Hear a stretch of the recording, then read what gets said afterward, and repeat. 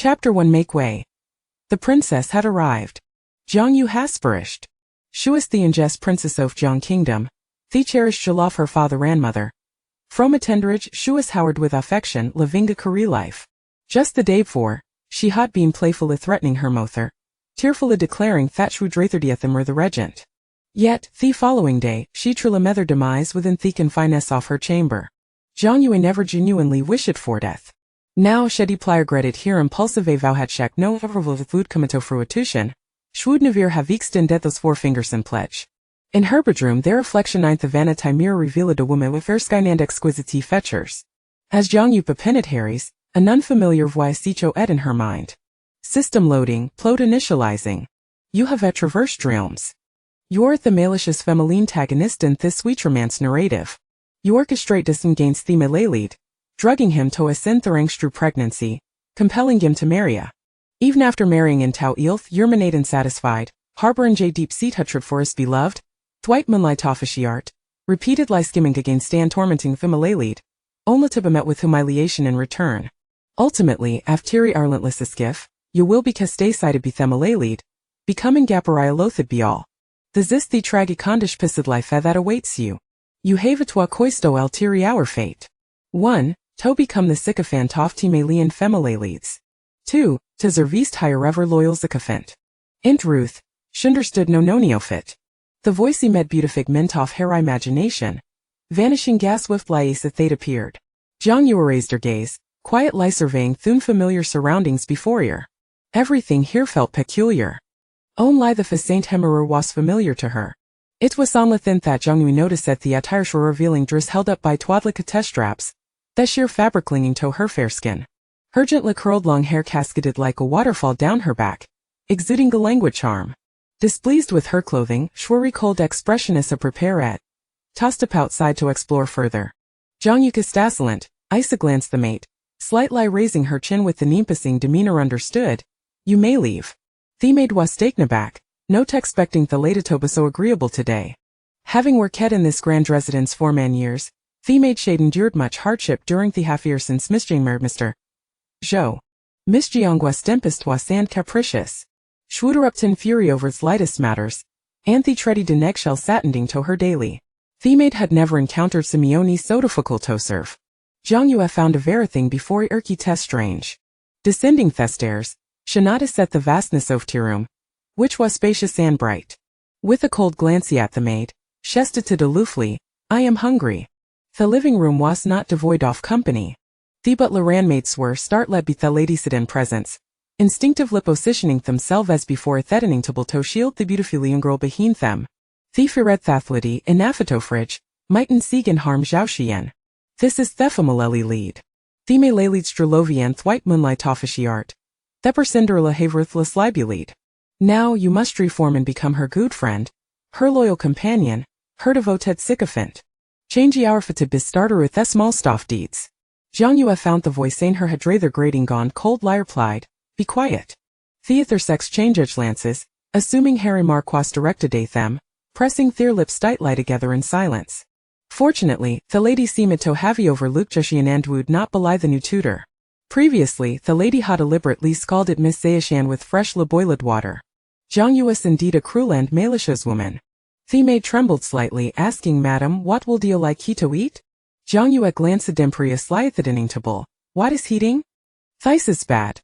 Has the lattice at their sights in Miss Zawagain? The maid's body shook with fear. Miss Zawa shaving steak. Jiang Yue had never heard of it before. Oh, then I shall have ethitus well.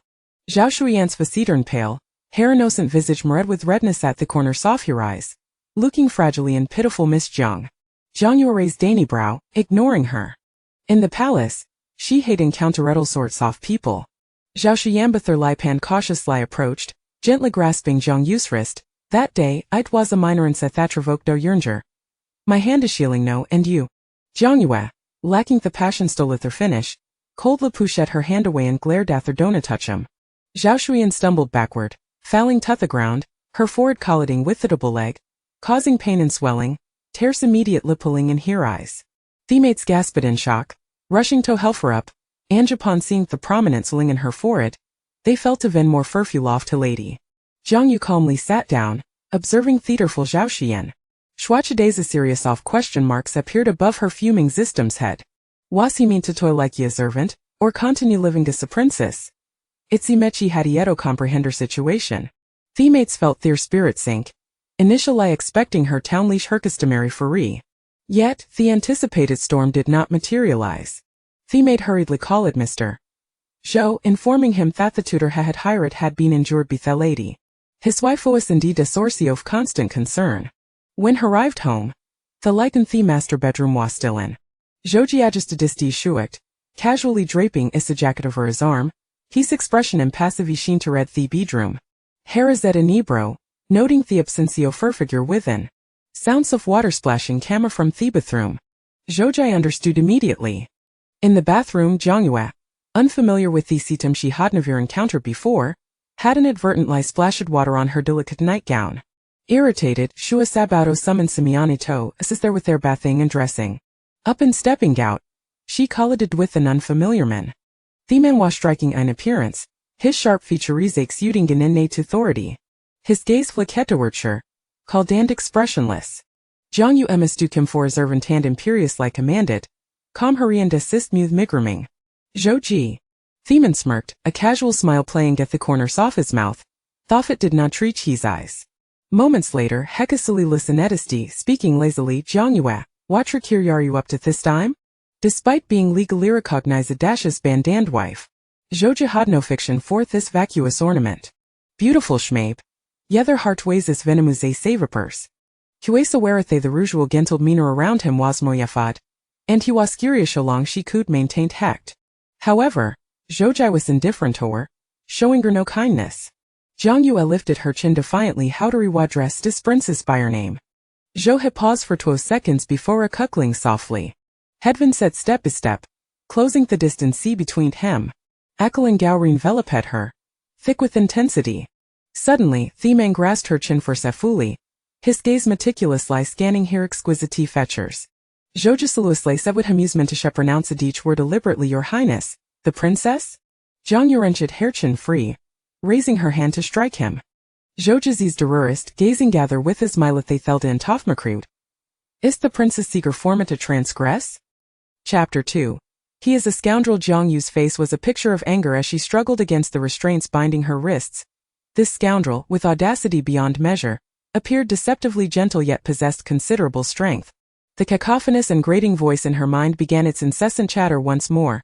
Speaking of the male lead, of a husband, Jiang Yue gradually discerned the identity of the man before her. He was the husband of the owner of this body. What a wretched perspective to be wed to such a rogue.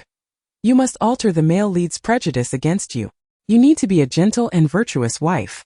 You cannot continue to be as arrogant and domineering as before. Otherwise, you will meet a tragic end. As the system delivered its directives, Jiang Yue pressed her lips together, warning him, "I advise you to release me at once, or I shall ensure you suffer a fate worse than death." The system promptly malfunctioned. Zhouji, controlling her wrist, deftly twisted her arm behind her back, pressing her into the pillows. He casually seized a tie, effortlessly binding her wrists, his long thumb pressed against her chin. The delicate skin of her face yielding to his touch, leaving an imprint. He gazed into her eyes and asked, "Jiang Yue, have you developed an addiction?" Jiang Yue fell silent for a while, slowly realizing that her threats were ineffectual against this man. Zhouji found her flustered expression oddly endearing. He harbored no expectations that this ornamental wife would behave herself, yet he was equally displeased by her occasional antics. He tightened his grip slightly. "Jiang Yue, I sincerely advise you to play your part as the decorative vase." He harbored no love for her. She was merely a tool, easily discarded when no longer useful. A modicum of intelligence would have guided her to avoid provoking him at such a moment. A strange pang of pain pierced her heart, a dull ache that rendered her breathless. It must be the owner of this body, who harbored deep feelings for this indifferent man, causing such discomfort. She loathed the sensation of being governed by another's emotions. After all, she was a noble princess. Jiang Yue with a blank expression regarded him, adapting well to her new identity. "I would also advise you not to be so presumptuous." Zhouji paused for a few seconds, quickly regaining his composure, raising an eyebrow. "Very well." Jiang Yue was unaccustomed to being so close to a man, their breaths mingling in an ambiguous entanglement. She turned her face away. "Leave." Zhouji clicked his tongue and released her. For the past 2 months, Jiang Yue had diligently portrayed the image of a devoted wife in his presence. gentle, considerate and understanding, while secretly lashing out at others. She had even hired someone to crash into Zhaoxuan. Zhou Ji doubted her sudden change in demeanor. Perhaps this was yet another performance. His attire remained impeccably arranged, while Jiang Yue's dress was somewhat wrinkled, its hem riding up to her thighs, revealing her long, straight, and exceptionally fair legs. Zhou Ji observed her quietly, his gaze darkening. The aura of a man exuded an aggressive dominance, a palpable pressure enveloping her. Jiang Yue was on the verge of losing her temper. This scoundrel had no regard for his own mortality. She felt like a tiger fallen into the plains, prey to dogs. "What do you intend to do?" she demanded, her voice trembling with anger. The man's nose brushed against the delicate nape of her neck, his warm breath caressing her skin as his fingers stealthily unfastened the belt of her nightgown. His voice husky, "Are you not quite aware?" Jiang Yue, inexperienced in matters of intimacy, was nonetheless not naive. She was incensed and wished to pierce the man before her with a sword, but his strength proved insurmountable. "I would kindly remind you that it is wise to leave a thread of survival in all endeavors. To cut off all possibilities is to invite ruin." He chuckled softly. "What do you intend to do?" "Princess?" Through clenched teeth she retorted, "If you dare to bully me, I shall ensure you do not fare well in return." The man responded nonchalantly, "I await your efforts." Jiang Yue attempted to kick him, only for him to seize her ankle, yanking her forward with force. "Do not move." Regaining her composure, she adopted a haughty demeanor, as if truly a noble princess. "Do you harbor feelings for me?" As expected, Zhou Ji's interest promptly dissipated. He stroked her face. "You disappoint me. Do not make such unamusing jokes. Then do not touch me. Get away." Such a man was far from the prince she desired. Jiang Yue muttered under her breath, "Scoundrel. Such a person did not even deserve the privilege of washing her feet in the palace." Zhou Ji's gaze deepened as he regarded her for a moment, realizing he could never expect her to improve. Golden and jade on the outside, rotten within. Apart from her beautiful visage, she was utterly devoid of merit. He released her wrist and stood, casually adjusting his slightly wrinkled shirt.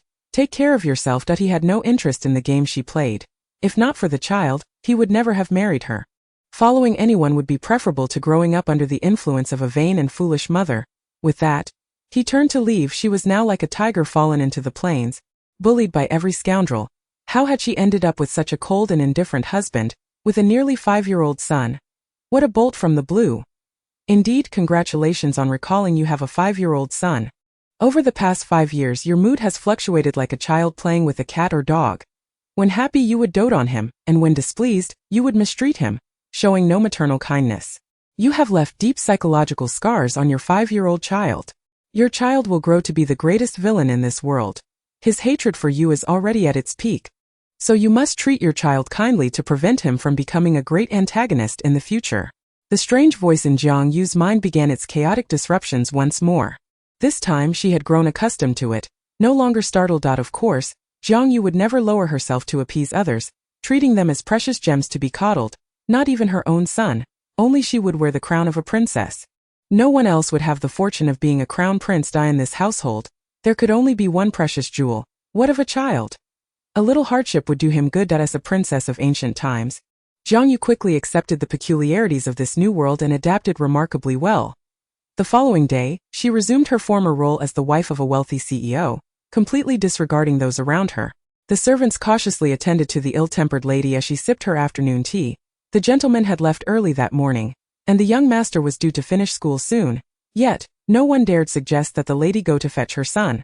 Jiang Yue took a sip of coffee, the taste barely palatable. Shortly after, footsteps echoed from the entrance. She set down her exquisite cup, her gaze drifting indifferently towards the door, where a strikingly beautiful young boy stumbled into her line of sight. The boy's complexion was pale, his dark eyes shadowed, and bruises were visible on his shins. Jiang Yue fell silent. This must be her SON. At the opportune moment, the system began its incessant chatter in her mind. "Princess, perform well and show concern for our future villain. Win him over with love." Zhou Zhengchu lifted his eyelids, gazing expressionlessly at his mother. Other children had warm mothers. His, however, was like a venomous snake. The blows he received felt painfully real. Whenever she faced defeat at the hands of his father, she would vent her frustrations on him. The little boy obediently approached her. Mothered, he understood that his father had left early that morning, and she would likely use him as a punching bag once more. Chapter 3. Wishing them a century of happiness. Jiang Yue cast a glance at her son, who appeared rather obedient. Even if he were to bring about the world's destruction, what concern would it be of hers? She regarded the exquisitely crafted little boy before her. He was fair-skinned and delicate, possessing a rather lovely face. Though his lashes hung low, concealing his thoughts, the system watched in disbelief as this temperamental princess looked down upon the character destined to be the antagonist. It kindly reminded her. You frequently resort to violence against him, often venting your frustrations by squeezing and hitting him, subjecting him to psychological torment, and neglecting his hunger. This is the future villain. He will torment you beyond recognition when he grows up. It is not too late to amend your ways. Jiang Yue feigned ignorance, lifting her teacup to take a delicate sip before beckoning her child closer. Come here. Zhou Zhengqu's lashes trembled as he silently clenched his small fists. He had grown accustomed to his mother's beatings and was prepared for the storm that would follow. He was adept at enduring. He could bear it, knowing it would eventually pass. He must not cry, must not scream, must not show any sign of weakness, lest she punish him even more severely. She did not love him. He understood that her affections were a mere fade. The little boy obediently stepped forward. Jiang Yue scrutinized him, noting that at just 4 or 5 years old, he was capable of concealing his emotions. She was about to speak when a servant timidly interposed himself before the young master. Fearful that the lady's mood might sour, leading to further torment, Madam, dinner will be ready soon. Understood. I won't starve if I wait a while. Upon hearing this, the servant dared not utter another word. Anxious that any misstep would provoke her wrath, the young master was indeed a pitiful child, used by his own mother as a tool to secure her position, yet the servant sensed that the boy still yearned for maternal love. Whenever the lady played the role of a caring mother before the gentleman, the young master would gladly allow himself to be held in her embrace, clinging to her neck and reluctant to let go. Jiang Yue approached her child, lowering herself to his eye level. She directly inquired, Do you hate me? The system fell silent, utterly confounded. Zhou Zhengqu lowered his eyelashes, shaking his head, his voice still soft and childlike. Devoid of hatred, Jiang Yue chose to believe him for the moment, yet whether a child harbored feelings of resentment was of little concern to her. She was, after all, a spoiled young lady, set in her ways. For her to stoop low was a task more daunting than death itself. Unbeknownst to her, she had no idea how the original host had treated the child, but she held little interest in raising him. For the sake of the future, she could only force herself to maintain a semblance of warmth towards him. Zhou Zhengqu anticipated his mother would scold him once more, yet the tempest he envisioned failed to materialize. As he drew close, he caught a whiff of her fragrance, subtle and delightful, which he cherished. The little boy dared not voice his affection, nor could he express his fondness for the unique aroma that enveloped his mother. He was, after all, a child who failed to win her favor. All right, let us eat, Jiang Yue declared lazily, her condescending demeanor resembling an act of charity. Zhou Zhengqu was taken aback. He had prepared himself for a night of hunger, assuming his mother would deny him sustenance, a common occurrence for him. Cautiously, he asked, Mother, may I? The obedient child evoked a twinge of pity. Even something as simple as a meal required his mother's approval. Of course, if you do not wish to eat, you need not, she added, seemingly indifferent. At the dining table, conversation between mother and child was scarce. Jiang Yue would never take the initiative to inquire about his experiences at kindergarten, nor would she offer him any warmth. Such gestures were beyond her capabilities. Once dinner concluded, she paid him no further attention. After all, the head of this household appeared to be quite affluent. While it may not rival the opulence of her former princess life, this residence was certainly adequate with servants to tend to the child. There was no need for her to fret. As darkness descended, the night grew thick, yet her son, rather clingy, brought his kindergarten homework to her, seeking her signature. Jiang Yue, of course, could make no sense of it. The act of writing was foreign to her. After a moment's thought, she elegantly inscribed her name in an archaic style. Zhou Zhengqu carefully put away his homework and, after a while, timidly asked, Mother, may I sleep with you tonight?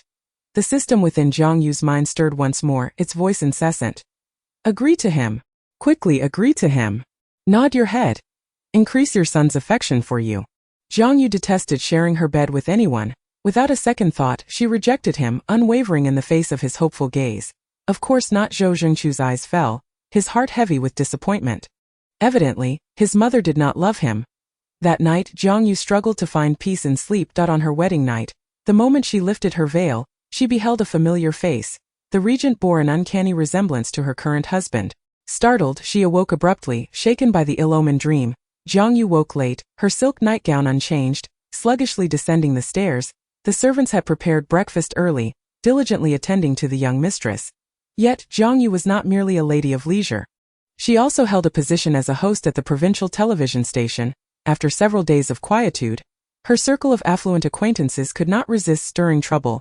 Notifications on her phone buzzed incessantly. Yeah, have you seen today's news? Your Mr. Zhou seems to be getting quite close to a beautiful student from the media school. To be wary of a fire in your backyard. Your status may be at stake. They taunted. I've seen plenty of such little harlots. Indeed, we cannot let this slide. These women were hardly sincere. They sought to incite discord, eagerly anticipating her confrontation with Zhou Ji, hoping it would result in his displeasure and her subsequent dismissal. They had long grown weary of Jiang Yue's ostentatious nature. Relishing in her misfortune, Jiang Yue, however, found amusement in her phone. As she read their messages, she felt a flicker of joy. She wished for her husband to indulge in several affairs, thereby leaving her in peace. She had only recently learned to type, her speed still slow. Very well, did Tio appear more approachable. She had even adopted cute emoticons. I wish them a lifetime of happiness. In Chapter 4, maxing out his card, the women in the affluent group were taken aback by Jiang Yue's message, their expressions akin to having tasted something foul. They had anticipated her to break down, to erupt in fury, to create a grand spectacle.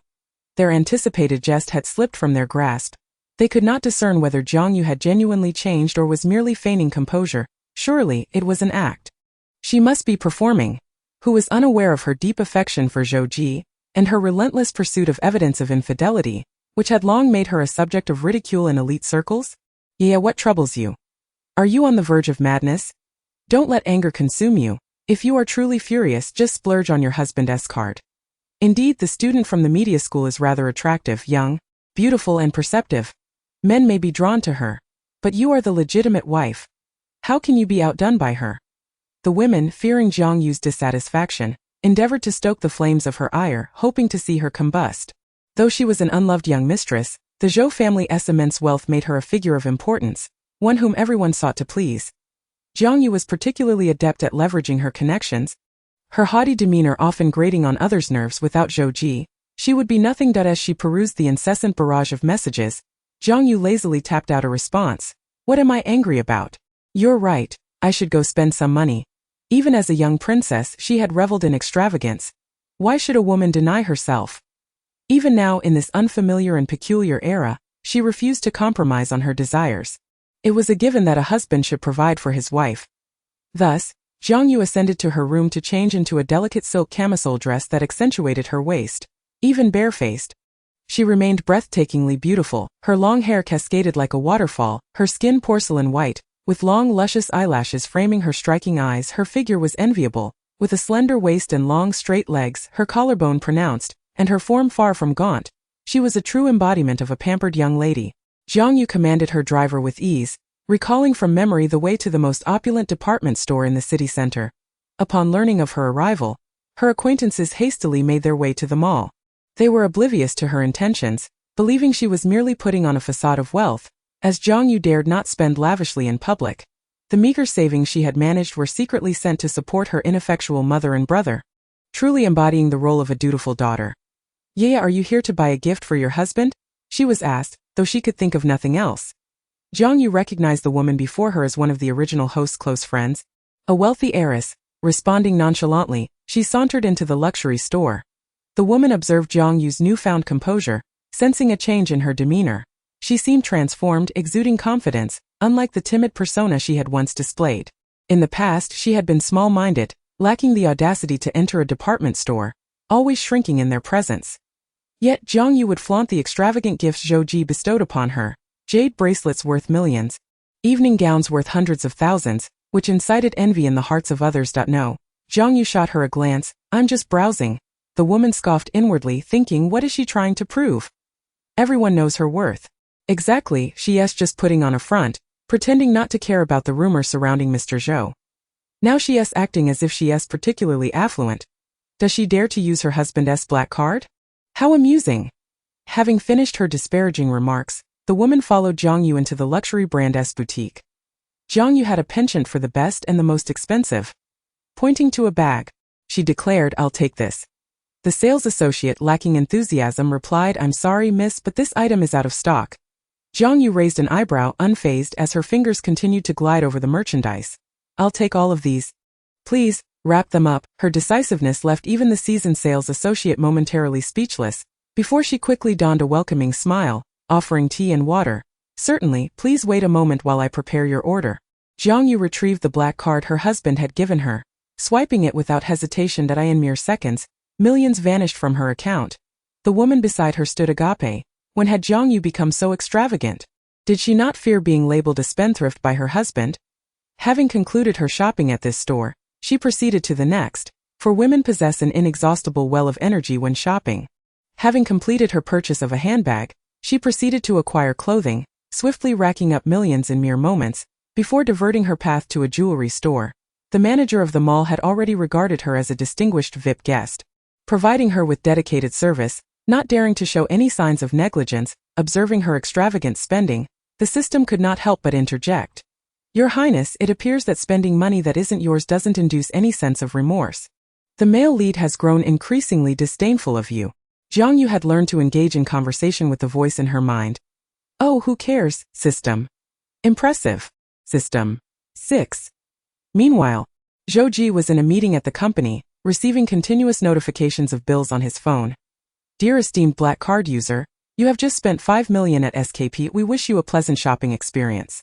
Dear esteemed black card user, you have just spent 3 million at SKP. We wish you a pleasant shopping experience. Dear esteemed black card user, you have just spent 20 million at SKP. We wish you a pleasant shopping experience. Chapter 5. Unworthy of this princess's favor, Zhou Ji recalled that he had long given this card to Jiang Yue. It seemed his wife was in a good mood that afternoon. Having purchased quite a number of items, the notifications on his phone persisted, ringing incessantly. After a series of notifications, they finally ceased. After the meeting, Zhou Ji summoned his assistant to inquire about his wife's whereabouts. The assistant found it strange, as the president had never shown concern for his wife's whereabouts, nor had he ever inquired about her movements. The relationship between the president and his wife was not particularly harmonious. Over the years, the wife had been known to cause some laughable troubles, even resorting to tugging at others' hair on occasion.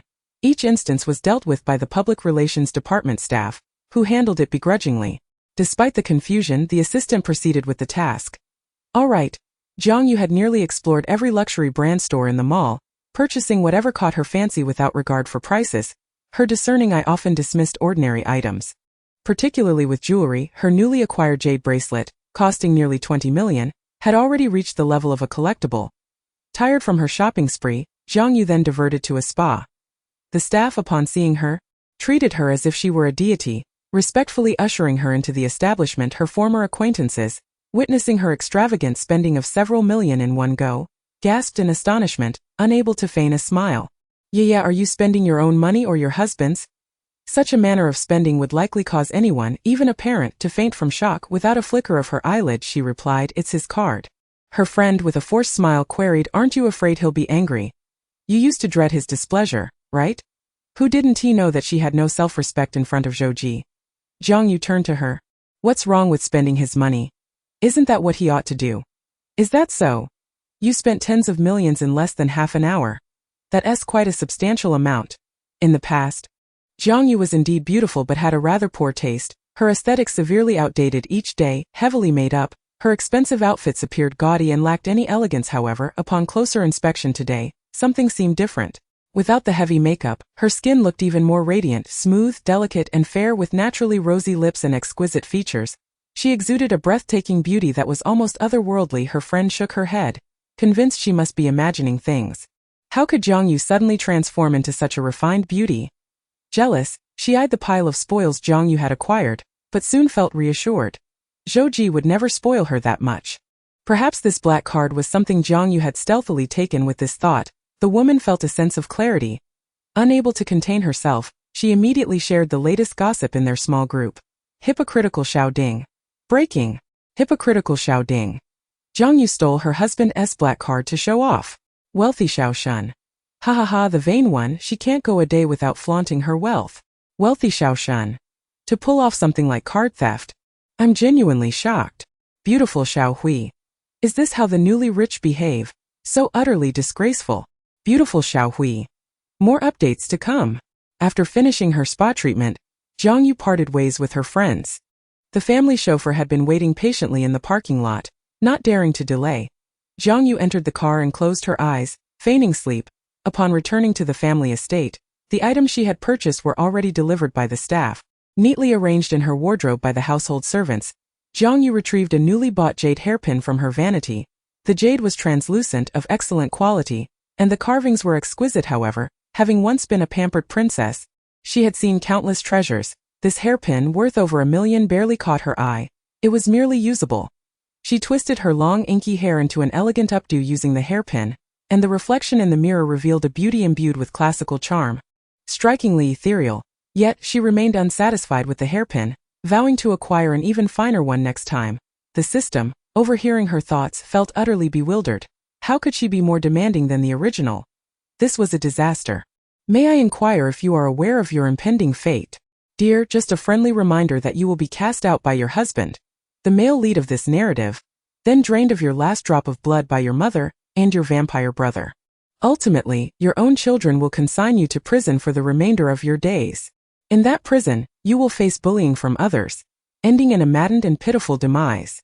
Jiang Yue listened intently, her expression turning cold. How dare they treat me this way? With a bitter smile she retorted fiercely, since they intend to bully me, why should I treat them kindly? System. What sort of twisted logic is this? I was almost swayed. A true contemporary master of manipulation, Jiang Yue continued, they are unworthy of this princess's favor.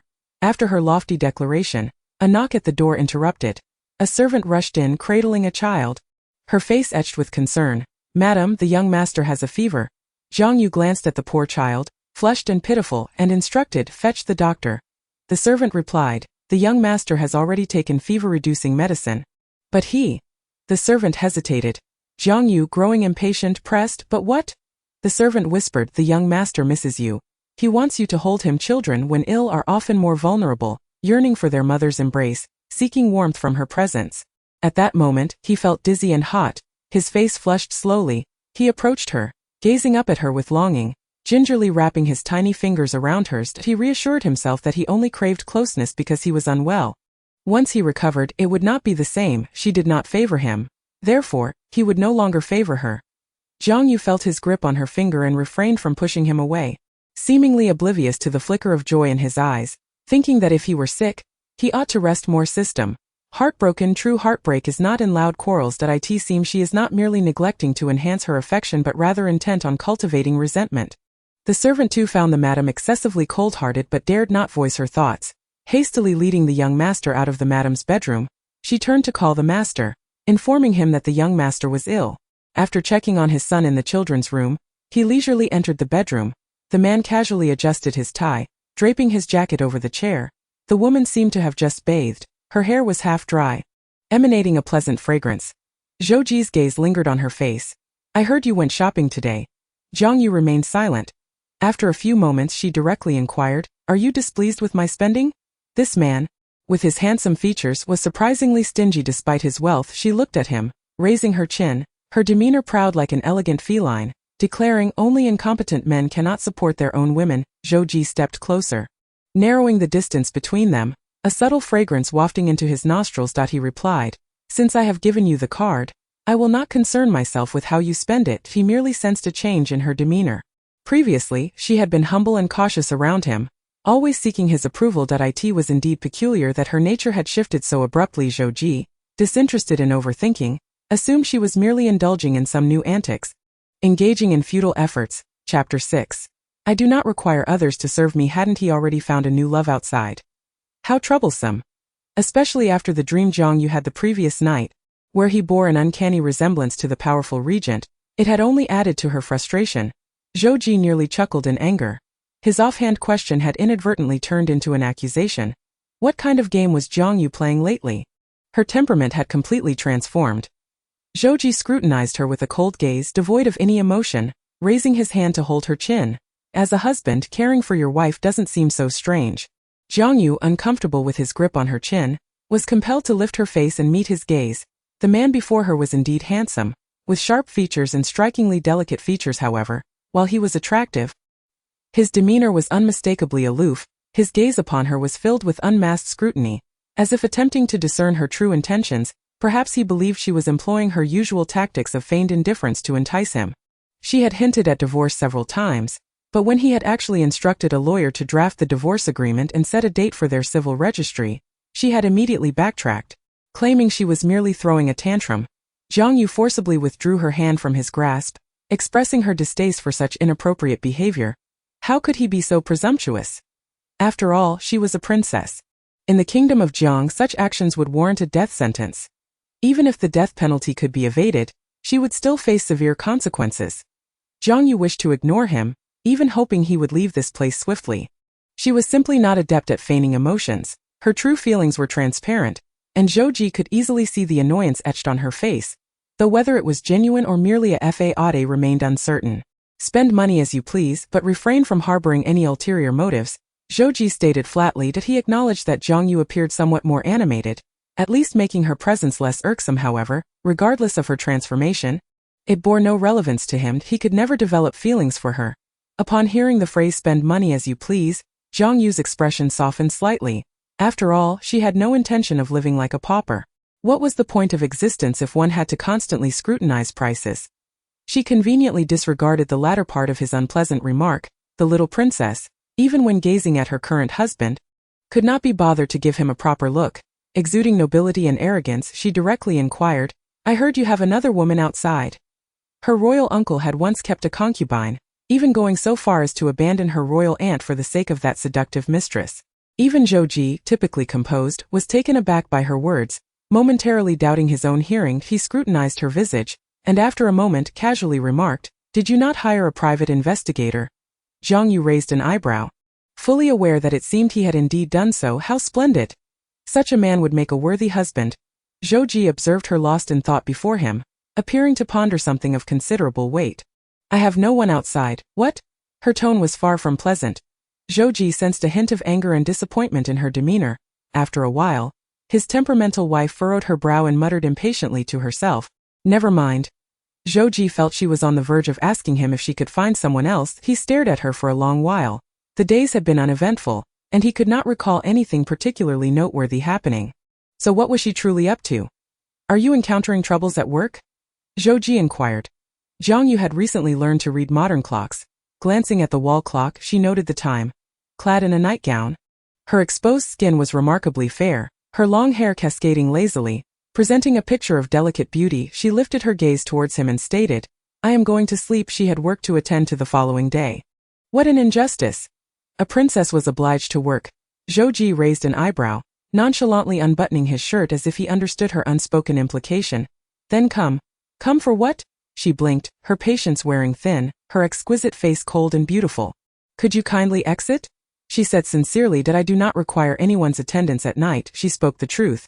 She was unaccustomed to having someone wait on her at night. Even her personal maid slept in the outer chamber. Zhou Ji, rather amused than angered, found it somewhat humorous. He was there to attend to her. To some extent, that was not entirely incorrect. After a moment of silence, he reflected that despite her current peculiar manner of speaking, it was slightly more endearing than before. The man deliberately stepped closer, inching towards her. She retreated step by step until she had no space left, sitting down on the bed. Zhou Ji spoke in a flat tone. "Are you certain?" Jiang Yue clenched the bedsheet beneath her. Why was he drawing so near? She was acutely aware of her unparalleled beauty, yet her noble status rendered her untouchable by someone of his humble standing. Could he not recognize his own limitations? Did he not consider her status compared to his? Truly, it was akin to a toad aspiring to consume swan flesh. What a dream! The young lady nodded condescendingly. Unhesitating, Zhou Ji, already possessing a somewhat haughty disposition, was impervious to the tactic of feigned withdrawal. He replied indifferently, "Suit yourself." In a few days, when she realized this ploy was ineffective, she would likely abandon it. The following day, Jiang Yue was awakened by her alarm clock at 8 in the morning. Her irritation upon rising surpassed that of a ghost. After a brief wash, she stepped out. A dedicated driver was there to escort her. Driving the luxurious 30 million yuan vehicle she typically requested to the television station. Previously, the original owner had been mercilessly criticized online for bullying a female star backstage, and to this day Jiang Yue's name was synonymous with countless derogatory comments beneath her Weibo account. Some demanded her expulsion from the television station, while others wished her dead. The internet was in an uproar. Netizen: "Why does she, a talentless and unscrupulous bimbo, continue as a host?" Netizen B: "Hilarious. The television station is the one to be embarrassed. She can barely articulate a sentence and often mispronounces words, yet she still receives support. Ridiculous." Netizen C: It's because her husband is wealthy and influential. She can obtain resources others toil a lifetime for just by sleeping with him. Netizen D. Just wait and see. This arrogant, bullying bimbo will soon become a forsaken wife of the affluent. Jiang Yue was oblivious to the storm brewing online and remained unaware that many were mocking her behind her back. Upon entering the office, her colleagues avoided her as if she were a plague. The station director summoned her to his office, his expression far from pleasant. As he had long wished to dismiss this troublemaker, her hosting skills were virtually non-existent, and her educational background was so dubious that one could question whether she had ever attended university. Were it not for her husband Zhou Ji's influence, she would not even have been allowed through the station's doors. In the office, before everyone, the director spoke, wary of her potentially causing a scene like a shrew. Signaling to his assistant to have security on standby. Jiang Yue blinked in surprise. Was this truly happening? The director had not anticipated that Jiang Yue would defy expectations, exhibiting such nonchalance. How splendid! Who would enjoy working? She was there to indulge, not to endure hardship. Chapter 7. The forsaken wife of wealth. After making her statement, Jiang Yue elegantly left. Donning sunglasses, the sound of her high heels clicking against the ground resonated like a drumbeat in the hearts of those around her. The security guards stationed at the door exchanged bewildered glances. The station director was equally perplexed, caught off guard by her unexpected ease. When had she become so agreeable? In the past, she would have caused a ruckus for days on end, throwing tantrums and hurling insults to vent her frustrations. Something was amiss. She must have been concealing some nefarious scheme. Once Jiang Yue was out of earshot, the director could no longer contain his curiosity and called his assistant over. Did she truly leave? The assistant nodded. I personally witnessed her board that 30 million yuan Bentley. The director felt a pang of envy at the mention of the Bentley, unable to suppress his feelings. You need not emphasize the 30 million. He grumbled, his brow furrowing as his expression remained stern. What do you think prompted her behavior today? I feel uneasy, fearing she might return tonight while we are absent and attempt to blow up the station. To be frank, Jiang Yue was indeed capable of such antics. She had long wielded her connections to her advantage, and those working with her had expressed their grievances. No one wished to serve this wealthy lady. The assistant pondered. I cannot quite decipher her intentions. She likely isn't one to easily let things go. The director's expression grew grave. They would have to take things as they came. The assistant continued, however, they say that the Zhou family seems to be planning to divorce her. The recent scandals have not been denied. The director's eyes widened in shock. Really? The assistant touched his nose. That's the word on the street. It cannot be entirely unfounded. Those around Jiang Yue would eagerly anticipate her being cast aside. Without her backing, no one would tolerate her whims any longer. It was likely that the news of her impending divorce had spurred her unusual behavior. Inside the vehicle, Jiang Yue removed her sunglasses and finally had the leisure to inspect the small phone in her hand. The notifications were few, indicating that the original owner was not well connected. Her social media was filled with ostentatious displays of wealth. Everything from bags to jewelry, and the cars parked in her garage. It was evident that the original owner had a penchant for treasures. And one could only wonder how corrupt a person driven by the love of money could be.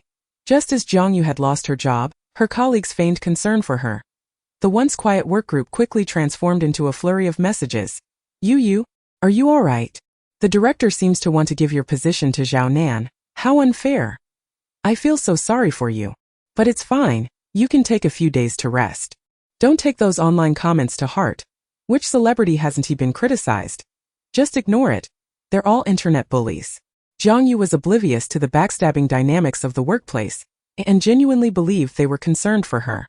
The young lady, adorned with her newly manicured nails, tapped on her phone screen. I haven't seen it. Online comments? Criticism? What were those? Why should she bother to look? That would surely exhaust her.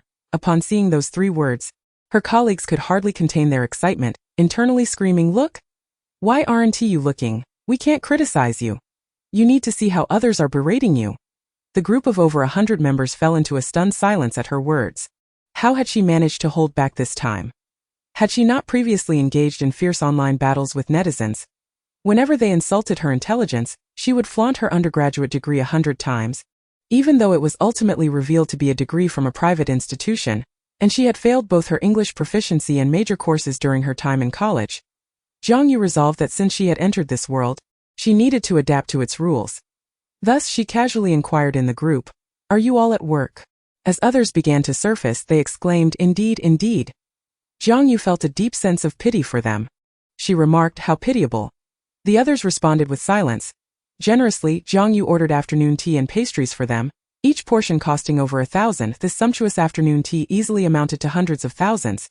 The staff from the television station gazed in astonishment at the delivery of afternoon tea from the dessert shop. Unable to comprehend Jiang Yue's sudden kindness, that it struck them as odd.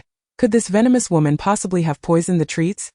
After all, the petite cakes from Ji family were priced at a staggering $19.99 each. Regardless, they thought, let us indulge first and worry later.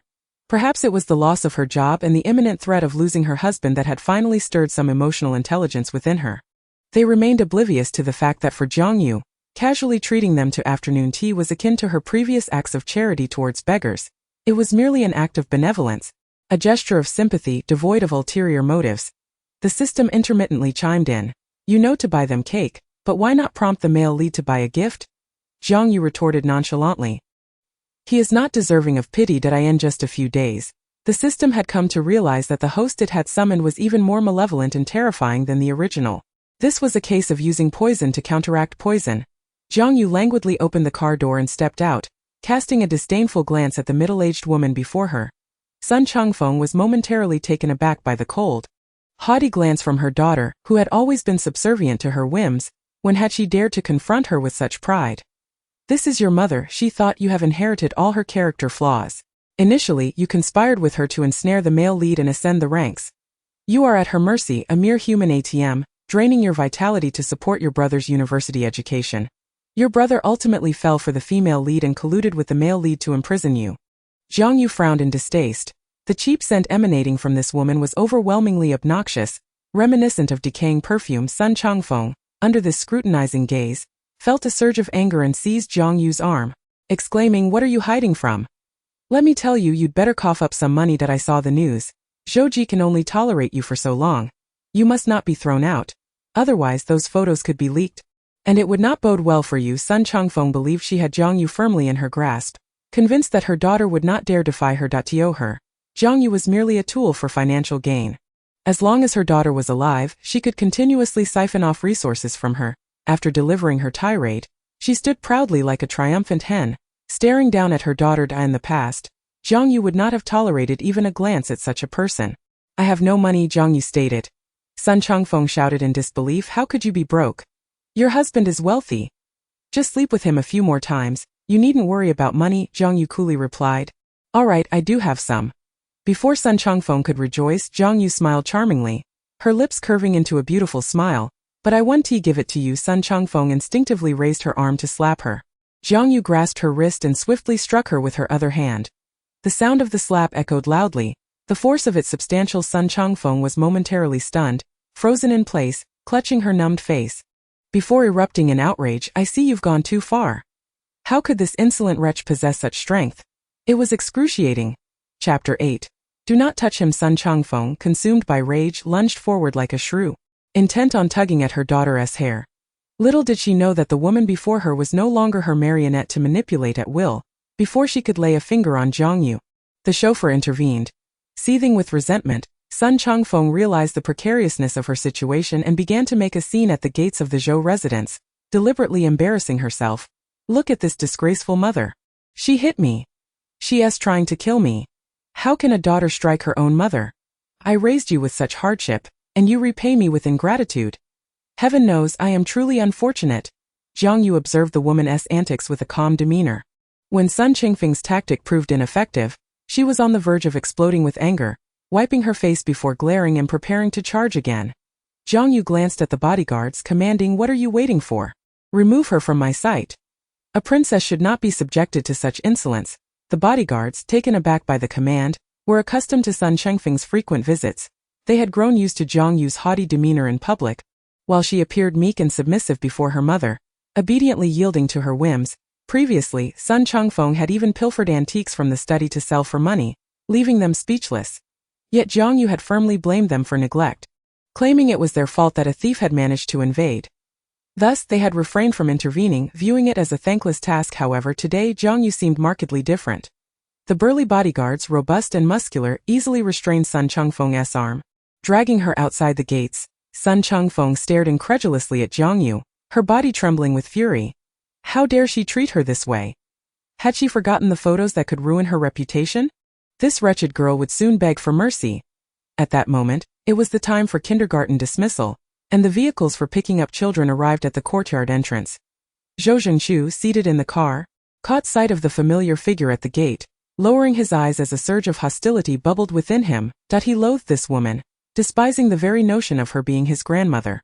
The Jiang family had never shown him any affection, feigning kindness while secretly ridiculing and sabotaging him. Zhou Zhengqiu had nearly frozen to death on 2 occasions when inadvertently left in the cold storage. His grandmother would not hesitate to kick his knee and mock him as a worthless child when no one else was around. Stepping out of the car, he clenched his fists tightly. Struggling to control the rage that boiled within him, he did not wish to approach her.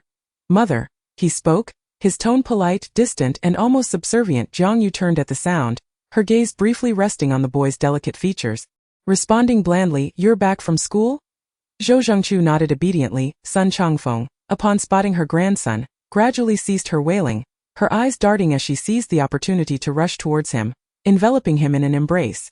The overpowering, cheap scent from her was nauseating to him. The boy stood rigid, allowing his grandmother to hold him, his expression blank, his face pale and taut. He detested being in her grasp, repulsed by her overpowering fragrance.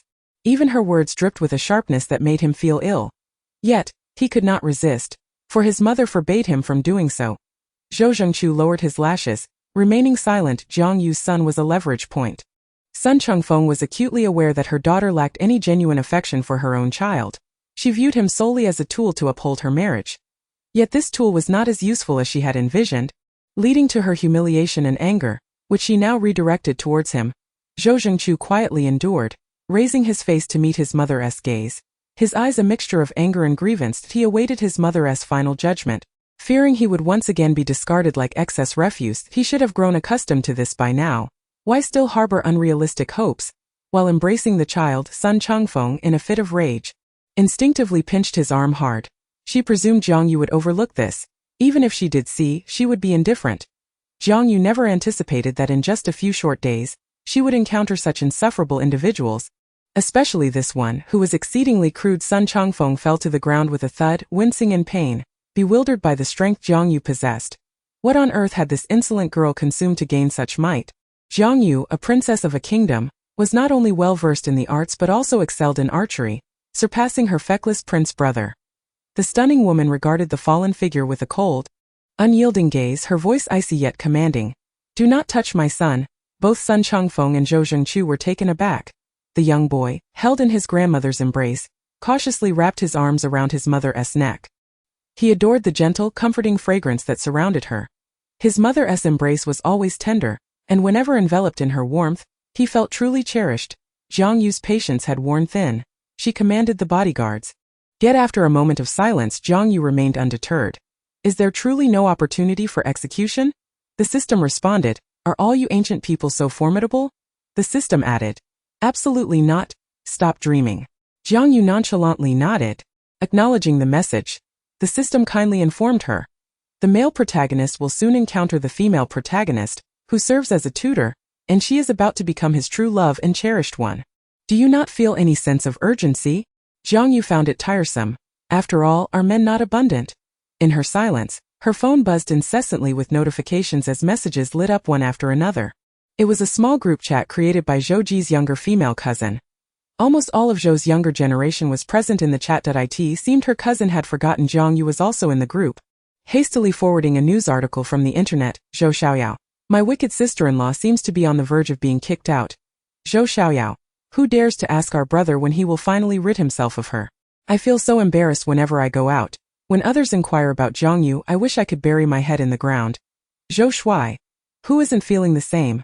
They referred to her with derogatory terms, a stark contrast to their demeanor in her presence. Chapter 9.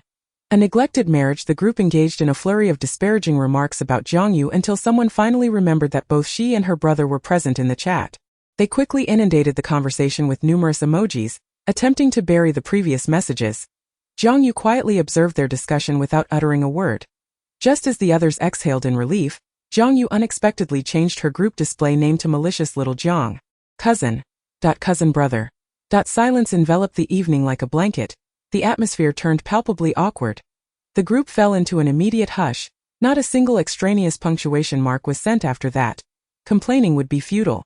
After changing her name, Jiang Yue ceased to check the group chat, indifferent to their discussions about her. She still could not comprehend why she had arrived in this world. Had the body of Jiang Yue in the Jiang kingdom perished? She neither harbored disdain nor affection for this era yet. She yearned for her doting father, the emperor, and her ever-obedient mother, not to mention that useless but compliant younger brother, the prince, who could only lower his tail before her. In her moment of distraction, her son had already approached her. The young boy had changed out of his school uniform.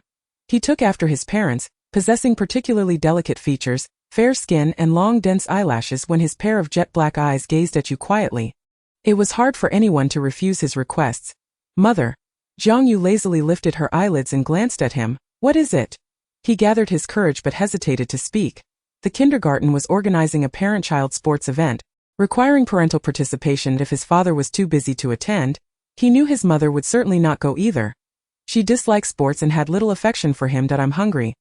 Zhou Zhengqiu still did not voice his thoughts. His mother had been treating him rather well these past few days, and it had been a long time since she had hit him or looked at him with that utterly disdainful gaze. Jiang Yue gazed at the boy's snow-white face, admiring his rosy lips and white teeth, particularly charming and beautiful after he softly expressed his hunger. He lowered his head as if afraid to speak up further. "Understood." Jiang Yue summoned a servant inquiring, "Is dinner prepared?" The servant, exceedingly cautious in front of the madam, promptly nodded. Jiang Yue, feeling not particularly hungry at the moment, gestured with her chin. "He is hungry. Take him to eat." The servant quickly obliged, feeling a mix of trepidation and astonishment. The madam seldom displayed such consideration, especially towards the young master, and it was an understatement to say she was strict. It was common for her to deny him meals when he was hungry. Venting her grievances about not being favored by his father onto the child, the servant dared not disobey. Hastily nodding in agreement, the young master was taken to the ancestral home, where he would reside after school.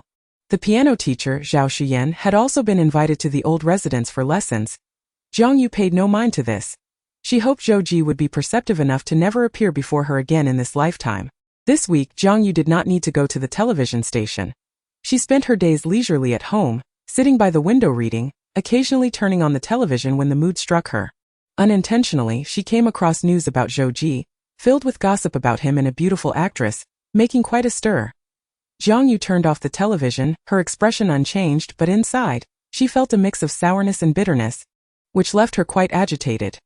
The original owner's emotional attachments ran deep, still influencing the subconscious reactions of this body. The kindergarten teacher called her, speaking courteously, reminding her not to forget the parent-child sports event scheduled for this week. After hanging up, Jiang Yue suddenly recalled how her son had hesitated to speak a few days ago. It was most likely about this.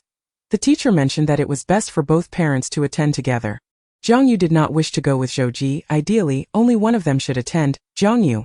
How outrageous. What does he think he is? Jiang Yue suppressed her anger and dialed his number twice, only to have it rejected each time. She let out a cold laugh and instructed her driver to prepare the car, coldly commanding, "Take me to my husband's company." The driver dared not utter a word. He obediently brought the madam to the building of the group company, respectfully opening the car door. "Madam, we have arrived." Jiang Yue stepped out of the car, wearing a light pink waist-fitted long dress. Her ebony hair casually pinned up with a hairpin, her face was exquisite, her striking features softened beautifully. Upon entering the lobby, she was stopped by the receptionist. The receptionist, recognizing the madam, still obstructed her. "Madam, I have not received any notification from the assistant. Perhaps you should call your husband first." Jiang Yue replied truthfully. He won't answer. She had come to settle the score, and no one had ever dared to treat her this way. The system had initially thought Jiang Yue had come to her senses, eagerly seeking to please the male protagonist. Little did it expect she was here to cause a scene. Our motto is, to become the #1 sycophant for the main couple. Get your positioning right. Dear. We are working with the script of a malicious female antagonist seeking redemption. Jiang Yue silently muttered in her heart. You're so annoying, the system. What? An indiscriminate attack, is it? Truly, a leopard cannot change its spots. The receptionist, hearing Jiang Yue's words, was momentarily taken aback. The rumors outside were indeed true. The news reported that Zhou had already discussed divorce with Jiang Yue, and they all felt Zhou had been remarkably tolerant of such a wife for 5 years. Jiang Yue, in such a hurry to see Zhou, was perceived as someone who would cling desperately, making her appear quite pitiful. The receptionist cleared her throat, her tone turning coldly formal. her gaze laced with subtle mockery. Without prior notice, we cannot assist you, madam. This is company policy. Jiang Yue lifted her dark eyes, coldly gazing at the woman. Are you implying that I cannot go up? Those with self-respect would have long since left. Knowing she was unwelcome yet still coming here was rather pathetic. I'm dying of laughter. Since the president won't take her calls, she runs to the company to beg for reconciliation.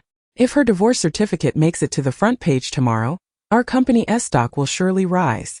Seriously, how can she still be so shameless? I thought she had settled down. Soon to be a discarded wife of a wealthy family.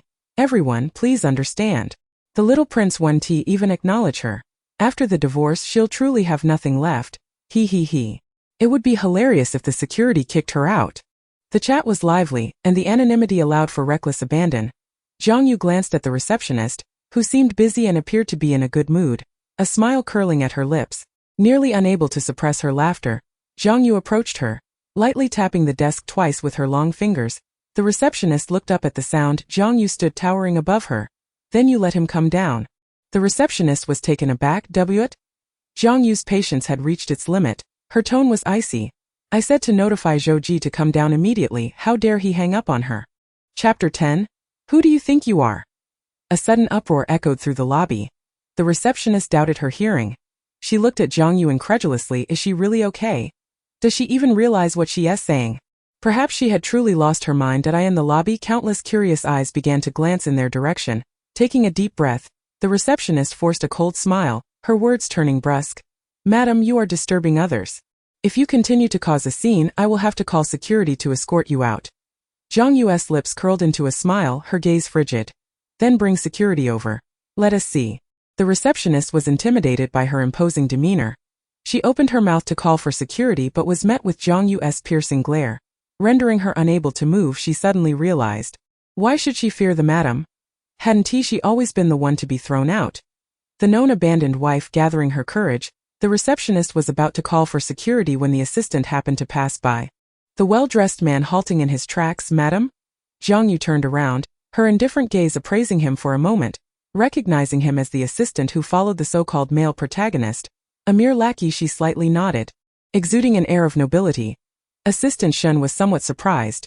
Jiang Yue was not particularly astute and had a knack for offending people. However, her demeanor towards men working with her husband was not excessively hostile, always pestering them for information about his schedule. Have you come today? I'm looking for Zhou Ji. Jiang Yue raised her hand, her slender, fair fingers pointing at him, commanding you take me upstairs. Assistant Shen was momentarily taken aback. Truly, he was a well-informed and astute individual. After a brief pause, he said, Sir is in a meeting this afternoon. As his words settled, Assistant Shen's gaze met the lady's dark, enigmatic eyes, causing his heart to flutter slightly. Her expression was cool and aloof, imbued with an innate sense of pride. He swallowed hard and had to amend his statement. I will escort you upstairs. That he feared that the lady might cause a scene in public, which would ultimately reflect poorly on the gentleman. Jiang Yue followed Assistant Shen into the elevator of the towering edifice, which exuded an air of grandeur. Each staff member inside appeared serious and tense. Upon the arrival of Jiang Yue, the employees on the 52nd floor widened their eyes in astonishment, peering down the corridor. They were all too aware of the recent commotion that had unfolded downstairs. The lady had come once again. Previously, she had created a ruckus. Today, she seemed intent on reconciliation. However, she appeared markedly more radiant than before, with luminous fair skin and long, lustrous black hair elegantly secured with a jade hairpin. Her slender neck was adorned with an exquisite and costly necklace, exuding grace from within. She was a sight to behold. Although her face remained unchanged, her demeanor seemed transformed. The office staff whispered among themselves. She seems to have become more beautiful. Indeed, she's stunning. Just moments ago when she turned to glance our way, I was utterly captivated. Has she undergone cosmetic surgery? Her aura is entirely different now. It's hard to reconcile this with the memory of her berating Secretary Wu and calling her a wretched creature. Their chatter continued as they wished they could see into the CEO's office to witness the unfolding drama. Meanwhile, Assistant Shen led Jiang Yue to the CEO's office, gently knocking on the door. A calm voice called from within. Enter. He slowly pushed the door open. Upon seeing Jiang Yue behind him, Zhou Ji raised an eyebrow, his surprise quickly dissipating. After a moment, he instructed Assistant Shen, you may leave and close the door. Understood. The office door clicked shut once more. The man tapped his fingers rhythmically on the desk, appearing patient. As there's something you wish to discuss? Zhou Ji had just terminated their previous phone conversation, and was well aware of the reason behind her call. He understood that she was in trouble at work, a fact that did not surprise him, having witnessed her brazenly slapping a celebrity in a backstage video, completely disregarding the consequences. With someone recording, she had arrogantly seized the other person's phone. Such behavior would inevitably lead to job loss. Zhou Ji was aware but chose to feign ignorance, having no intention of intervening. Jiang Yue gazed at the man's exquisitely fair face. His features striking and his nose elegantly defined, she fixed her gaze on him and coldly smirked with a slight elevation of her chin. She regarded him with an air of superiority, her dark eyes glimmering with an indignant fire. "You hung up on me." Zhou Ji responded with a hint of amusement. "Is that what this is about?" Jiang Yue found his tone dismissive. "What is your attitude?" He struggled to decipher her current demeanor. What was this all about? "I was in a meeting this afternoon and unable to take calls. On what grounds did you hang up on me? Who do you think you are?" Her calm yet forceful questions belied the underlying tension. Zhou Ji was reluctant to waste time on such matters, not wishing to expend unnecessary emotional energy on her. My apologies. He uttered the words lightly, lacking any genuine contrition, merely offering a perfunctory response. The man lazily lifted his gaze and continued, "If there's nothing else, I could have assistant Shen take you shopping for a few bags." If she had time to spend money, she certainly had no time to create trouble in front of him. Jiang Yue found him insincerely righteous, languidly reclining in her chair opposite him. "Did I have something to discuss?" Zhou Ji raised an eyebrow, not surprised. She always approached him with ulterior motives, either for more money or to resolve work-related issues. Chapter 11. The deserving scoundrel. Zhou Ji noticed that the woman who once displayed a hint of flattery before him now seemed markedly indifferent. She casually placed her bag on the desk. Sitting up straight, her long hair cascading down her back, her delicate features directed towards him with a slight lift of her chin, she stated, "I do not appreciate being hung up on." Her tone was not harsh, yet it carried an air of arrogance. When facing this man, Jiang Yue easily adopted the demeanor of a princess, unable to tolerate his defiance. After all, he bore a striking resemblance to the powerful regent. She was simply venting her frustrations. Growing up in opulence, she was accustomed to having everyone cater to her whims.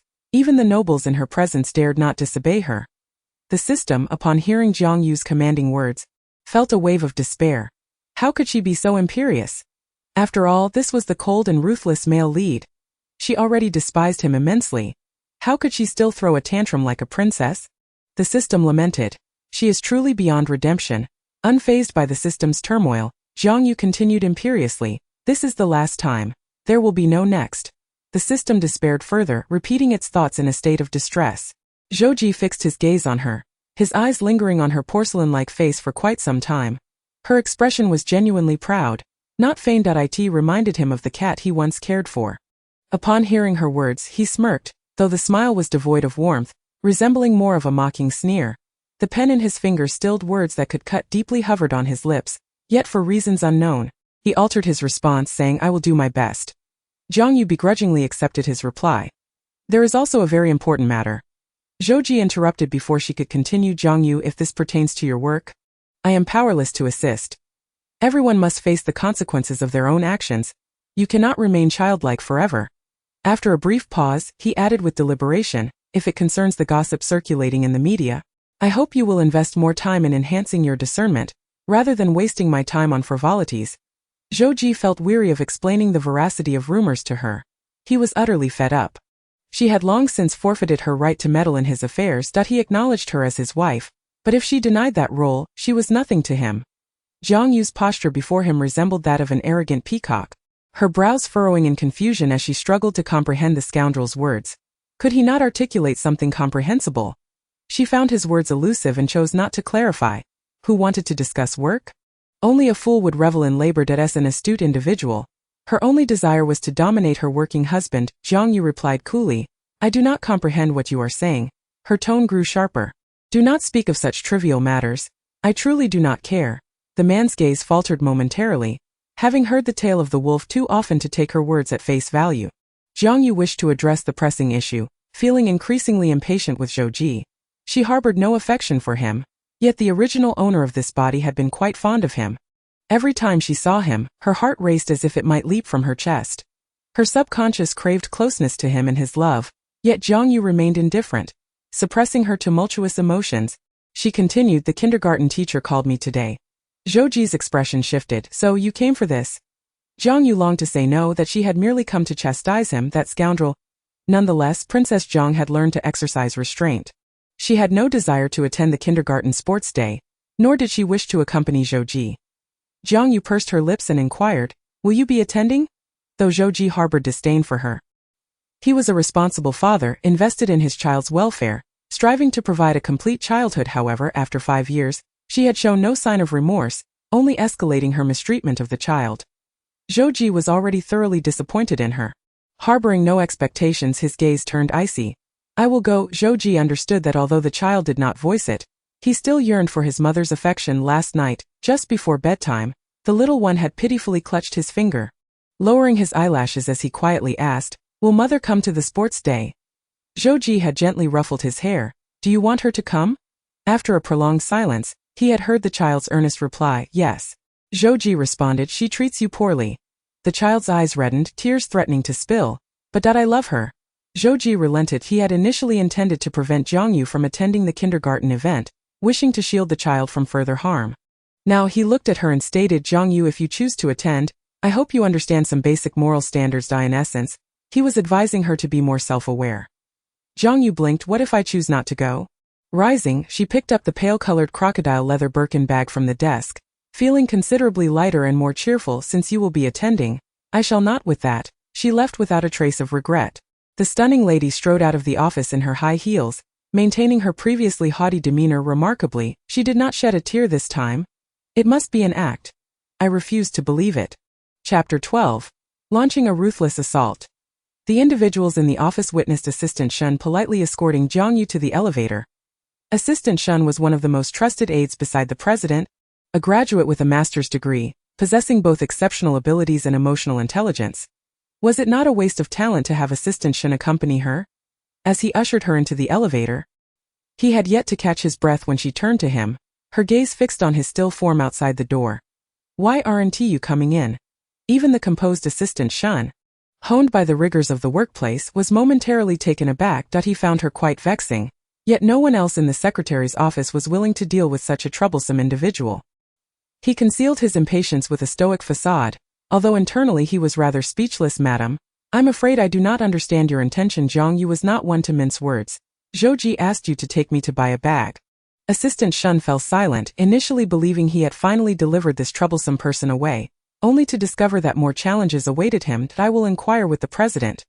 "What, do you think I am deceiving you?" "That was not my intention." "Then let us leave now. However, I cannot take leave without permission." Jiang Yue regarded him with a cold stare, her eyes exuding a noble and icy allure, the corners of her lips curling into a faint smile that seemed tinged with derision. As if she believed he was fabricating excuses, the cold smile made Assistant Shun feel a twinge of insecurity, a sensation he had never experienced before. Gritting his teeth, he called his employer. Zhou Ji was amenable to spending a little for peace of mind, stating, "Then you shall accompany her." Jiang Yue had become a major client of the H family. After spending 5 million in less than half an hour during her last visit, the sales associate had already classified her as a VIP customer.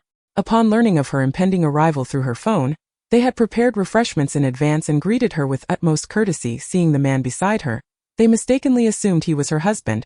Complimenting, "Miss Jiang, your husband is quite handsome." Jiang Yue was engrossed in selecting bags and had no time to clarify. Instead, it was Assistant Shun who felt a surge of anxiety. "You are mistaken. I am the assistant to the president." The sales associate offered an awkward smile. Jiang Yue was not entirely satisfied with her selections and inquired, "Bring me a few of the expensive ones." Since her husband was so wealthy, it was only fitting for her to assist him in spending a little, as it was her duty as his nominal wife. Surely he would not mind. After a brief pause, Jiang Yue emphasized, "I want those that others do not have." The sales associate appeared troubled. "I will do my best to arrange the inventory for you."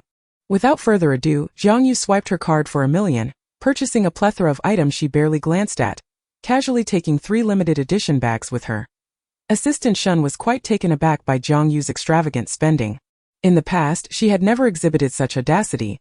She had seemed timid and lacking confidence in such places. Yet today, her air of indifference made her surprisingly more appealing rather than repulsive. As Jiang Yue exited the luxury store, the staff could not help but whisper amongst themselves about her retreating figure. "Do you know who she is?" "I don't know," a girl replied truthfully. Another remarked, "She's a host at C Station. I hear she has quite a temper and seems to have married a very wealthy husband." Her reputation is rather poor that I can't tell. I find her quite charming. Her family is very poor. She really has risen from rags to riches. Who knows how she acquired her wealth? You think her husband would give her so much money to spend if he didn't like her? Could it be? The host's world is chaotic, filled with all sorts of messy relationships. Perhaps she is merely entertaining someone outside. The sales associate who had just attended to Jiang Yue was displeased. Stop spreading baseless rumors. She possesses such grace and elegance. It is apparent she would not demean herself for anyone. Someone scoffed. If you don't believe it, just wait and see if she can still bring you such large orders. A person whose reputation has long been tarnished, what's there to maintain? As their conversation grew more outlandish, someone hastily interrupted. All right, enough chatter. We're at work. After her shopping spree, Jiang Yue dismissed Zhou Ji's assistant. Assistant Shen regarded the few bills in his hand, feeling an array of conflicting emotions. It was quite peculiar. Upon arriving home, she indulged in a luxurious milk bath. After her bath, she emerged from the bathroom wrapped in a robe. The voice in her mind resurfaced. Today marks the day the male and female leads meet. In just a few months, the female lead will become the male lead's eternally cherished white moonlight. And you, in a few months, will lose everything, left with nothing. Jiang Yue meticulously applied her skincare products, letting out a cold laugh. I have already lost everything and am left with nothing by coming here. She had once been the most esteemed princess of the Jiang family system. Why is this person so difficult to manipulate? Jiang Yue continued, who he likes and who he is with has nothing to do with me. I do not care. System gently prodded. Then you won't be able to spend lavishly later on. Jiang Yue replied, even in a divorce, he must share half his assets with me. That will suffice for a few days of spending. The system had never encountered such obstinacy. Truly, she was a princess. Is it so difficult to lower her head? Would being a sycophant kill her? Moreover, this princess is adored by all. I fear that this dog of a man will not let go. And I must surely confront him. The system took a deep breath of non-existent air. The male and female leads were destined to be together, and the male lead could not possibly fall for anyone else. He would undoubtedly follow the script. Jiang Yue. Oh, she still showed no sign of wanting to change, stubbornly resolute from her husband, the male lead, to her brother, the male supporting character, and even to her own son. The main antagonist. It was a full-scale assault. No one would have it easy with her. That day, a discreet photograph of Jiang Yue appearing at the group headquarters was posted online by the paparazzi who had been lurking for her. The headline was bold and conspicuous. Suspected to have suffered a temporary ban from the television station. Jiang Yue makes her first appearance, but is it too late for enlightenment? Awakening from a dream. Life in the affluent circle is not easy. Jiang Yue appears haggard. In the evening, at the Zhou family's old residence, the sound of melodious piano music filled the air. Zhao Xian patiently taught the child at the piano, putting in her utmost effort, yet the little master of the employer's family seemed utterly disinterested. His delicate face set in a cold, refined expression that exuded a sense of pressure typically seen in adults. As the last note faded, the handsome little boy stood up and said, Teacher, please come again tomorrow. Zhao Xian felt an inexplicable sense of anxiety. She desperately needed this job as the pay was 10 times that of other places. All right. Suddenly, the sound of an engine echoed from the courtyard, followed by the opening and closing of a car door. As Zhou Ji entered the living room, he spotted the new teacher. Sir, this is the young master's piano teacher. The man responded with a nonchalant tone. He then casually asked, is the lesson over? The butler nodded. It just concluded. Zhao Xian's face inexplicably flushed, and she stammered, it should be. He didn't even remember her name. Very well, sir. Recalling the brief moment they locked eyes earlier, her face felt as if it were on fire. As Zhao Xian left the estate, she gazed absently out the window, her thoughts consumed by the man she had glimpsed. Clad in a perfectly tailored black suit, with an impressive stature and remarkable demeanor, it was hard to imagine that the domineering lady was so fortunate to have such a husband with seemingly superior qualities in every aspect. She bit her lip, feeling a twinge of jealousy. If only it were her. In the living room, Zhou Ji intentionally ignored the child. Daddy. What is it?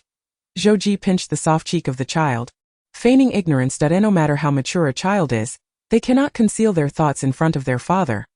The boy had to tilt his head to look up at his father, and seeing him struggle, the man effortlessly lifted him into his arms. Is mommy not coming today? The boy's voice was soft and somewhat apprehensive as he asked this question. Zhou Ji sometimes had to admit the magnitude of blood ties, replying, she is not coming.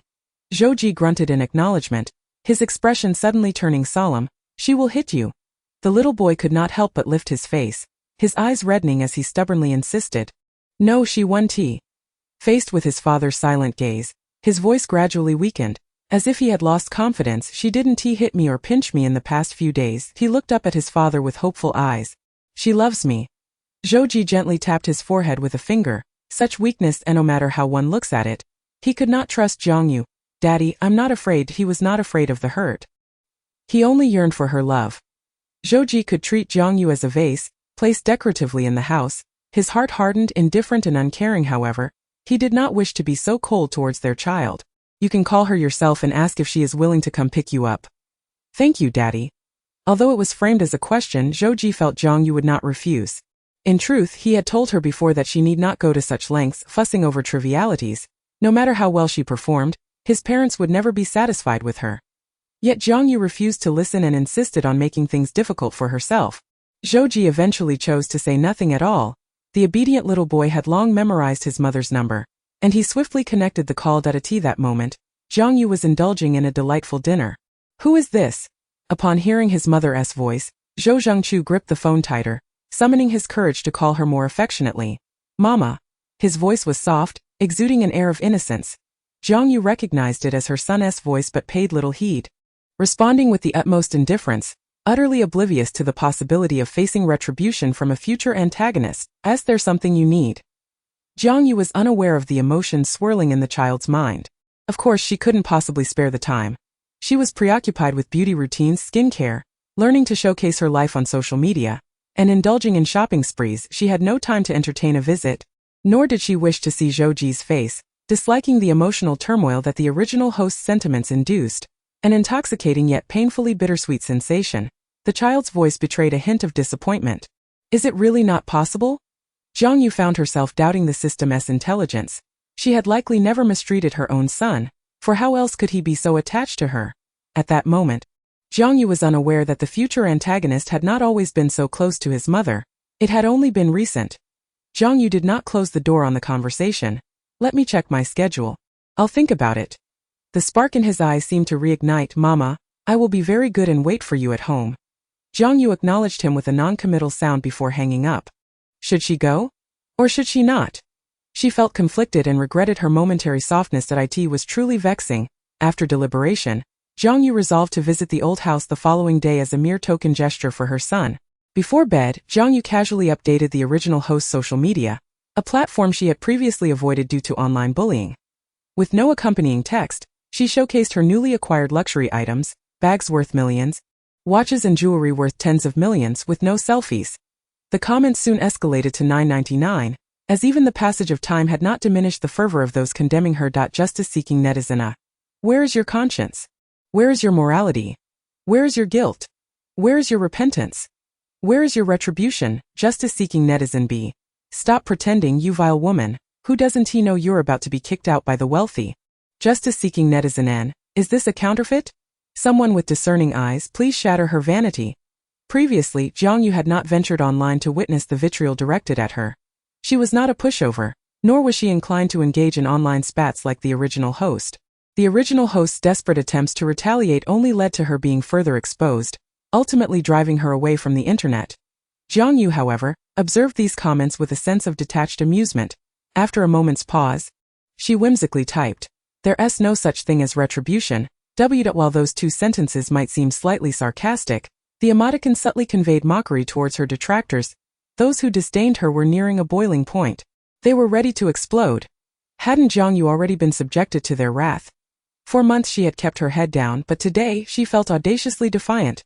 Chapter 13. The still arrogant Princess Jiang Yue cared little for her tarnished reputation online. Nor did she mind the multitude of insults hurled at her.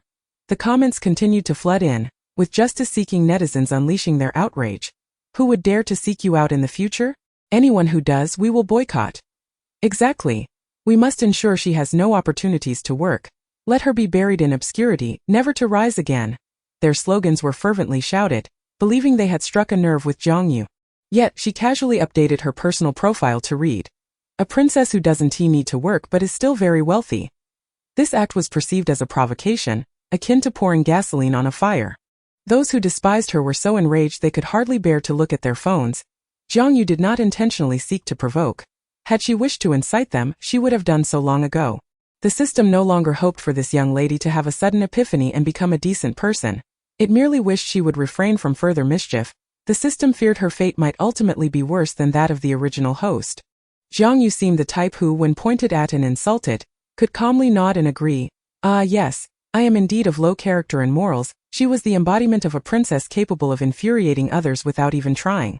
Meanwhile, at the Zhou residence, did you finish the call? Zhou Ji observed the boy's downcast demeanor, which belied any semblance of happiness. The child could maintain a stoic facade in front of outsiders, but with his father, his emotions were laid bare. With his head lowered, eyelashes fluttering with suppressed tears, he struggled to hold back his disappointment. Yes? Zhou Ji gently poked his forehead. What's wrong? Didn't you call your mom? Jiang Yue would inevitably come to the old house.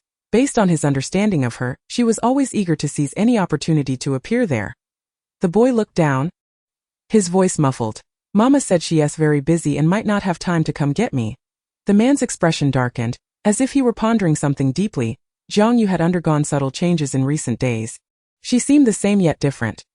Zhou Ji could hardly recall how she had appeared the last time they met. It seemed she had abandoned her former gaudy and ostentatious makeup for a more natural look, presenting herself as a clean, dignified individual, almost like a normal person. Then you can stay here for now. But, Daddy, I miss her. The boy's tender voice carried a note of pitiful longing, his eyes welling with tears as he murmured, Mama has been very good to me lately. She doesn't intentionally starve me anymore. When she looks at me, she's very gentle. Even if his mother's kindness was motivated by ulterior motives, he accepted it willingly. Zhou Ji fell silent for a moment, glancing down at his son. You really like her that much? The boy nodded, then shook his head, burying his pale face into his father's embrace, falling silent again. That night, Zhou Ji took the initiative to call Jiang Yue. Jiang Yue was luxuriating in a milk bath when she wiped her hands clean and answered the phone without haste. She had previously changed the contact name from husband to ATM. What is it? You mentioned you wouldn't attend the parent-child sports day at the kindergarten. Yes. Jiang Yue's patience with Zhou Ji typically lasted only 3 seconds. She had no desire to engage in conversation with a fool. Get to the point. Zhou Ji's voice conveyed a coldness akin to winter's chill. I will send someone to pick you up that day. Please prepare in advance. Jiang Yue's expression shifted instantly. On what grounds do you command me? Did he wish for his own demise by daring to issue orders to a princess? She finally understood why she so despised him. It was reminiscent of her previous engagement with the overbearing regent, who had half-forced, half-ordered her into submission. Upon hearing her question, Zhou Ji not only remained unfazed but chuckled softly, almost playfully. You are residing in my house, driving my luxury car, and having your needs met by my finances. If you desire to forfeit all this, there are plenty who would gladly take your place. He recalled her earlier bluster with amusement. Pausing deliberately, he added, Do you understand, princess? Jiang Yue comprehended that to spend lavishly with his money, she had to mind his moods. The princess was quite incensed, declaring, I want to go. If you have the ability, let me starve. She believed she could thrive without him in this world. Zhou Ji was not eager to argue with her. In most instances, he was quite willing to tolerate her foolishness and malice. Jiang Yue spoke her mind. I just don't want to see you. What more could there be? His presence irritated her. He lacked any self-awareness. Zhou Ji responded with a nonchalant, then endure it. Jiang Yue scoffed coldly, then decisively hung up the phone. After being abruptly disconnected, Zhou Ji remained unfazed, a smile creeping across his lips, surprisingly amused by the exchange. Moments later, his assistant cautiously called to report. Sir, Madam has once again started provoking netizens. Not only unrepentant, but rather intensifying. Assistant Shun felt that the Sir had been exceptionally patient with his wife. Even while thoroughly annoyed by her, he had still entertained the television station's director. Notable figures in the capital owed him favors, which he had leveraged to assist her with her work troubles. Who would have guessed she would return to her online antics? Zhou Ji murmured. Is she using particularly foul language? Assistant Shun was at a loss for words.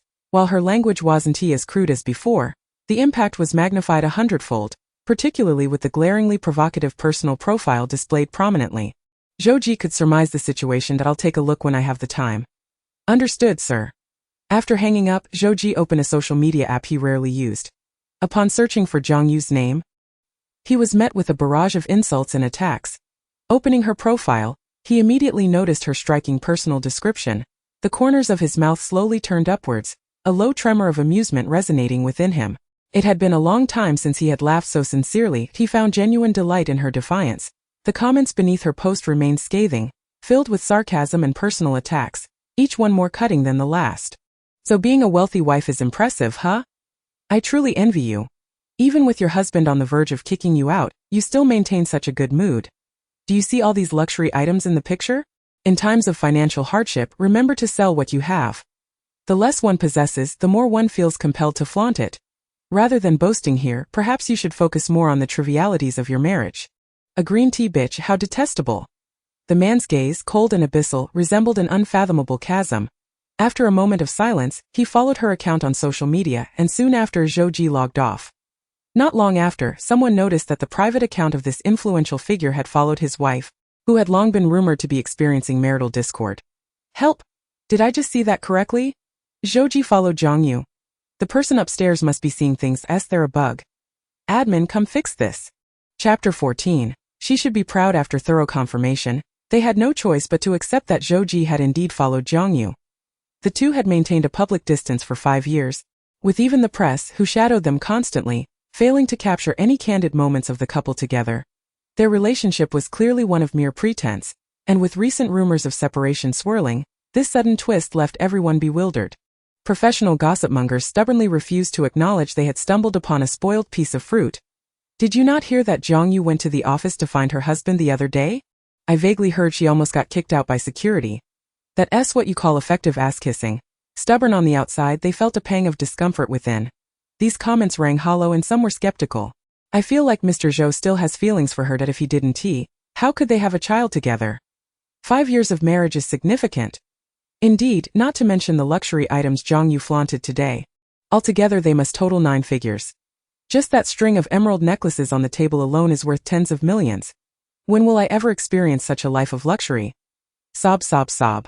If I were given that much money each year, I too could treat my husband with flattery, viewing him as a boss, regardless of who he might be seeing outside. My friend works at H&G's. Heard that this lady has been nonchalantly spending millions at the mall lately. While flaunting may invite envy, it undeniably garners admiration as well. Jiang Yue was not the type to constantly check her phone. She remained oblivious to Zhou's social media follow.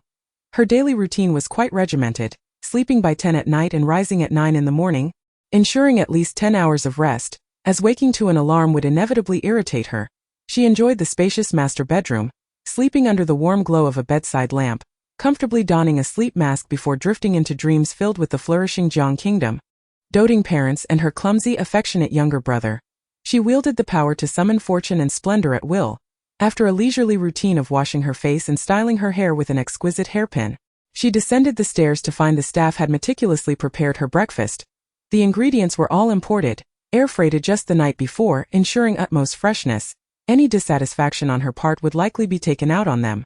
Fortunately, her mood was far more tranquil than they had anticipated, allowing their anxious hearts to ease. Jiang Yue's breakfast was modest. Half a glass of milk and half a steak. As soon as she finished, her phone rang. It was the director calling. Jiang Yue answered slowly, secretly hoping for a dismissal. This was a thunderbolt for her. What? However, since the divorce rumors were false, she remained Zhou's wife. She should take pride in that. Taking a deep breath, Jiang Yue thought, I don't want to go. This is outrageous. The director's expression was a mixture of green and red, a sight to behold. Jiang Yue, don't push your luck. After a moment of silence, he could only muster that one line, too timid to voice any further grievances. With that, he hung up, denying her any chance for rebuttal. Jiang Yue was decidedly displeased. Weren't there many people criticizing her? Weren't there many trying to sabotage her career? Just a bunch of useless fools. As she fumed, the system's voice unexpectedly chimed in. Working is great. Earn your own living. Be an independent woman. No longer rely on those worthless men. The system was clearly anxious about her potentially derailing the plot. Jiang Yue scoffed. Isn't it only natural to spend the money from that dog of a husband who humiliates me daily? The system. Truly impervious to reason. She was just a spoiled brat with an unyielding temperament.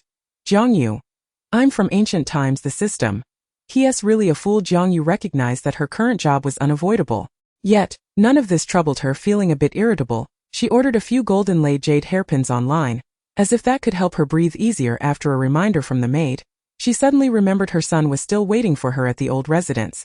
Reluctantly, she made her way to the Zhou family home. Assuming her cash cow would have already left for work. To her surprise, the man was still at home. Upon seeing him, she adopted a frosty demeanor, and Zhou Ji mirrored her indifference. They stood facing each other like a pair of pretentious spouses on the verge of a divorce, ready to contest their assets in court. Zhou Ji suddenly smiled, recalling her social media bio, which he found amusing. It was quite interesting. For the first time, Zhou Ji considered Jiang Yue to be an intriguing person. Could you stop laughing? Zhou Ji asked, surprisingly good-natured. Why? Jiang Yue replied. Because it's annoying. Zhou Ji scrutinized her intensely, then casually remarked, didn't you resolve your work issues? Why are you still unhappy? Ultimately, her visit to the office had the sole purpose of this. Everything else was merely a pretext. Having satisfied her, she continued to act ungrateful, throwing a tantrum like a spoiled princess. Chapter 15. The protagonist and the supporting role. Upon hearing his words, Jiang Yue acutely sensed something amiss. How could he know everything? Was he truly omniscient, or had he employed someone to spy on her? Contemplating the possibilities, she leaned towards the latter. How do you know I resolved my work issues? Zhou Ji appeared to find her question quite humorous, glancing at her dismissively. Because I helped you resolve them, Jiang Yue? Her anger flared even more. He was audacious beyond measure. He deserved the harshest punishment. Why was he always interfering with her life? The man's expression shifted slightly, his smile becoming more of a smirk, hinting at his displeasure. Zhou Ji indeed felt Jiang Yue was quite ungrateful. He had cleaned up after her messes numerous times, yet she continued to act pretentiously. Crossing her arms, she regarded him with disdain. Who asked you to meddle? Zhou Ji momentarily believed he had misheard. I meddled? Jiang Yue, with an air of arrogance, nodded. You acted on your own. She frowned at him, her beautiful eyes laced with reproach. Did I ask for your help? You just barged in. Zhou Ji, typically calm, had recently found himself amused by her antics. With a cold smile, he replied, fine, I want to intervene in the future. Just like that, he turned the tables, not knowing where he had picked up such behavior. Jiang Yue's expression faltered at his words. This time, I'll forgive you, but it won't happen again. Zhou Ji gazed into her dark, round eyes, noting her sincerity, which left no room for jest. He fell silent, feeling a mix of rage and amusement, unable to laugh. The couple sat beneath the same roof at that moment, devoid of conversation. Jiang Yue found this silence far from awkward. She calmly pulled out her phone, opened WeChat, and discovered she had been added to a group named Cultural Relics Through Time and Space. The group was sparsely populated, but thankfully each member had a note attached: producer, director, guest. To sum it up, this lady, the wife of a Beijing tycoon, was more of a hindrance than a help. She didn't even know the name of the city of Yanshan. During a live broadcast, she had embarrassingly mispronounced Chong as Chong. Director, let us welcome teacher Jiang Yue. The group fell silent, all feigning ignorance. After a while, several guests who had already confirmed their schedules offered perfunctory greetings. Hello, teacher Jiang. I've long heard of your name. Welcome, please take care of us, teacher Jiang. They exchanged pleasantries, for one cannot simply tear apart professional relationships. Instead, they opted for a backhanded compliment, showering praise on this so-called terrible person. They aimed to inflate her ego further. Knowing the larger the stage, the bigger the fall, little did they know that Jiang Yue had already undergone a transformation. If she were still the original, she might have indeed been an unread scholar. However, our princess had been tutored by the most prestigious grand tutor of the Jiang kingdom since childhood. Even if she hadn't studied diligently at the Imperial Academy, she always secured the top spot. Those princes and nobles could never outshine her. The grand tutor had praised her as exceptionally gifted, not particularly fond of mingling or engaging with unfamiliar faces. Jiang Yue remained silent, directly sending a generous red envelope in the group. The amount was staggering. Even those who had whispered criticisms behind her back fell silent after opening the envelope. After all, it was a casual gift that surpassed their annual salary. Jiang Yue, having dispatched the red envelope, ceased to monitor the group messages. She lifted her head, massaging her sore neck as sounds emanated from outside the door. The butler ushered Zhao Xuyan into the living room. Today, she too was there to give piano lessons to the young master of the Zhou family. Upon catching sight of the man lounging on the sofa, Zhao Xuyan's eyes visibly brightened, though she carefully concealed this flicker of joy deep within her heart. As her gaze shifted, she noticed the woman seated across from her, and the faint smile that had graced her lips slowly faded away. She had thought that Mr. Zhou was on the verge of divorcing his wife. How could Miss Jiang possibly be here? Zhao Xuyan forcibly suppressed her unwarranted sensitivity and greeted him with poise. Mr. Zhou.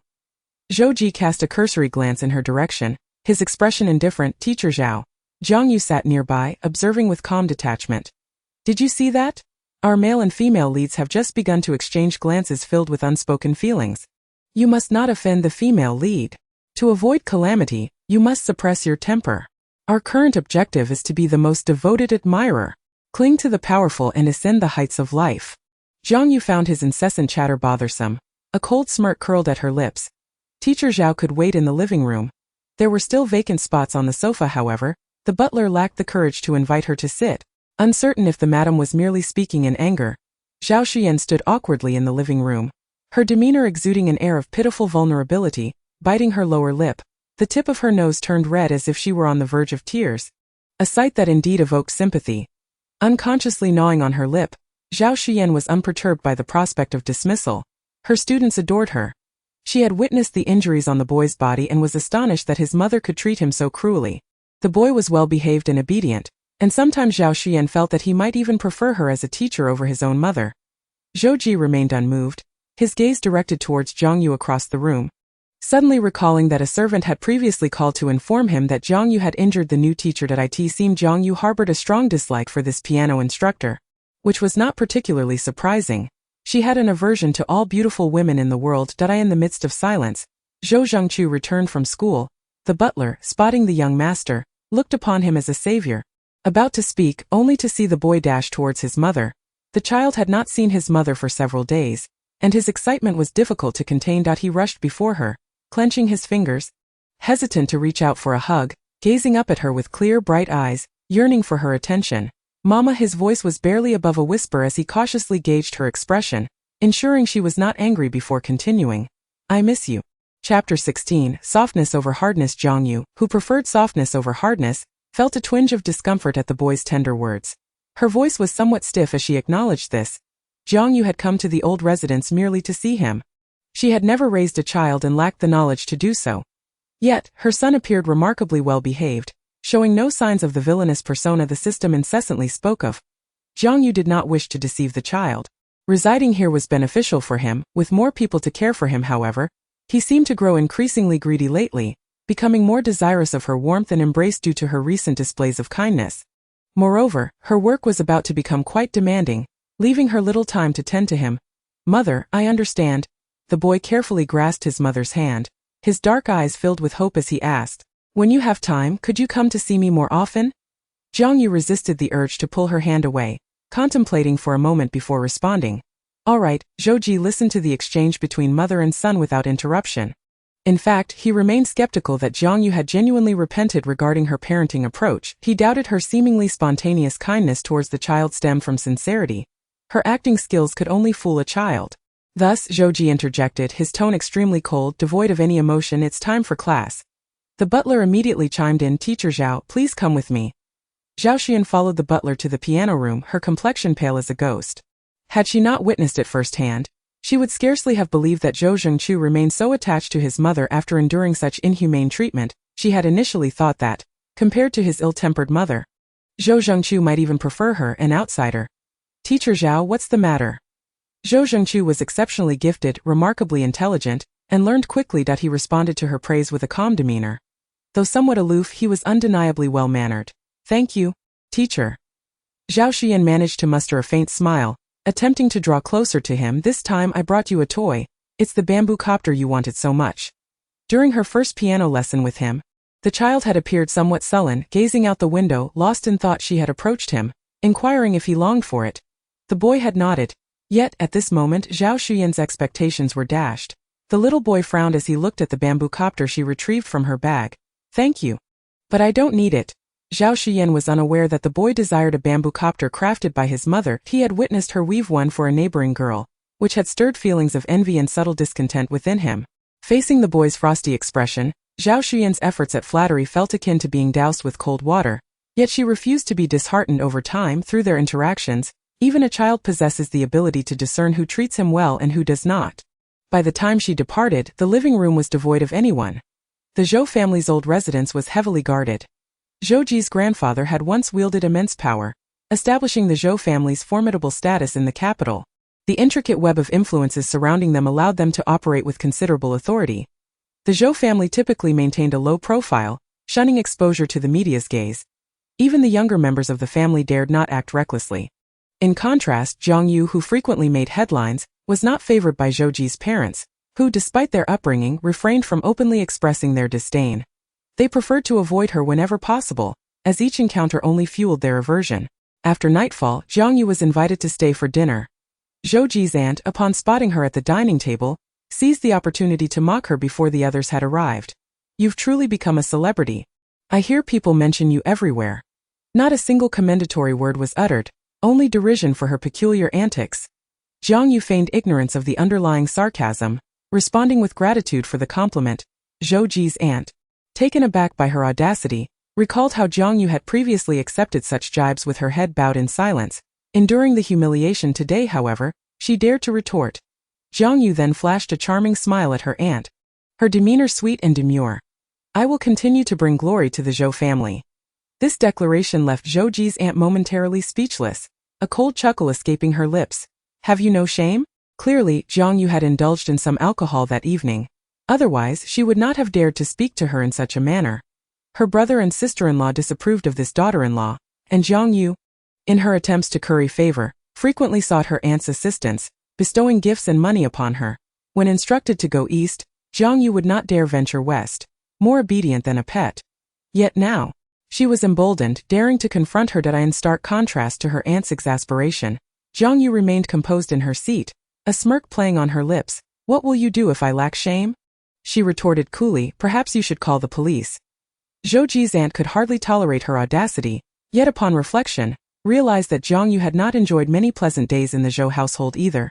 Swallowing her indignation, the discontent from her brother and sister-in-law was not a recent development. Most importantly was Zhou Ji's stance. For years, the outside world had perceived their relationship as ambiguous, while some claimed he loved her. He had never intervened in her affairs. Conversely, those who asserted he did not love her saw no divorce after 5 years. "You strut before me, yet in front of Zhou Ji, you must still act meek and beg for his affection." In the past, she might have spoken a few kind words on her behalf, but given Jiang Yue's attitude today, she could expect none from her in the future. Chapter 17. "I simply do not like him." Jiang Yue realized that it seemed everyone believed she was hopelessly in love with Zhou Ji, as if her very existence depended on him. Once she had looked down upon women who lived and died for a man. Naturally, her feelings remained unchanged. Her character was flawed and vile, having been raised in an environment that indulged her whims. The most detestable thing for her was to seek the approval of others. Since her birth, she had never sought anyone's favor, much less that of a man with a cold laugh. Her striking features became even more captivating. She was indifferent. The woman smiled faintly before uttering 3 words. Who cares? Who cared if she spoke well of Jiang Yue in front of Zhou Ji?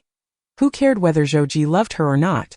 Zhou Ji's aunt was momentarily taken aback by her response, her gaze shifting to one of complex disbelief, mingled with coldness. It seemed she believed Jiang Yue was merely putting on a brave front to save face, spouting empty threats that anyone could utter. Yet Jiang Yue had never been able to uphold such bravado. Every time she faced neglect, she had always acquiesced, enduring in silence. Zhou Ji's aunt, initially intending to disengage, could not help but add, "You had better be telling the truth." Jiang Yue chose not to respond further. During dinner, Jiang Yue was almost treated as though she were invisible. It was evident that she held little status within the Zhou family. Zhou Ji's parents maintained a distinctly aloof demeanor towards her, their disdain not overt, but rather a deliberate effort to keep their distance. Their attitude was far from that typically afforded to a daughter-in-law. Jiang Yue, however, carried herself with unexpected poise as she savored her meal, neither attempting to curry favor with those at the table nor appearing overly submissive.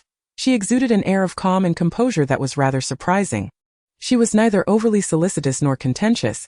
The others at the table harbored their own ulterior motives, particularly the few younger relatives who had spoken ill of her in the family group chat. Unable to resist stealing furtive glances in her direction. It had been a while since they had seen this sister-in-law, and she seemed transformed, polite and quiet. Her dining etiquette had improved significantly since their last encounter. The timidity and sycophancy that once characterized her demeanor had vanished entirely, which struck them as quite unusual. What was she plotting now? Jiang Yue sensed the intent gazes of these individuals and set down her porcelain bowl, lifting her eyes to meet those of the young people seated opposite her. Upon locking eyes with her, their expressions turned distinctly awkward, as if they were burdened by guilt. What were they feeling guilty about? Was it merely a few honest words spoken? Yet, her gaze held a palpable intensity, reminiscent of their cold and distant cousin in some respects. It was clear that these two were indeed a couple. Once dinner concluded, Jiang Yue intended to leave without taking the children with her. Leaving them there seemed more convenient, however. She was halted by her younger cousin, who, having just entered his freshman year of college, stood tall with an uneasy expression. Sister-in-law, he began. Jiang Yue raised her chin slightly and replied nonchalantly, reluctantly. Her cousin continued, we didn't mean what we said in the group chat that day. We just commented on the news out of curiosity. Please don't take it to heart. In truth, they were still quite afraid that Jiang Yue might report them to Zhou Ji.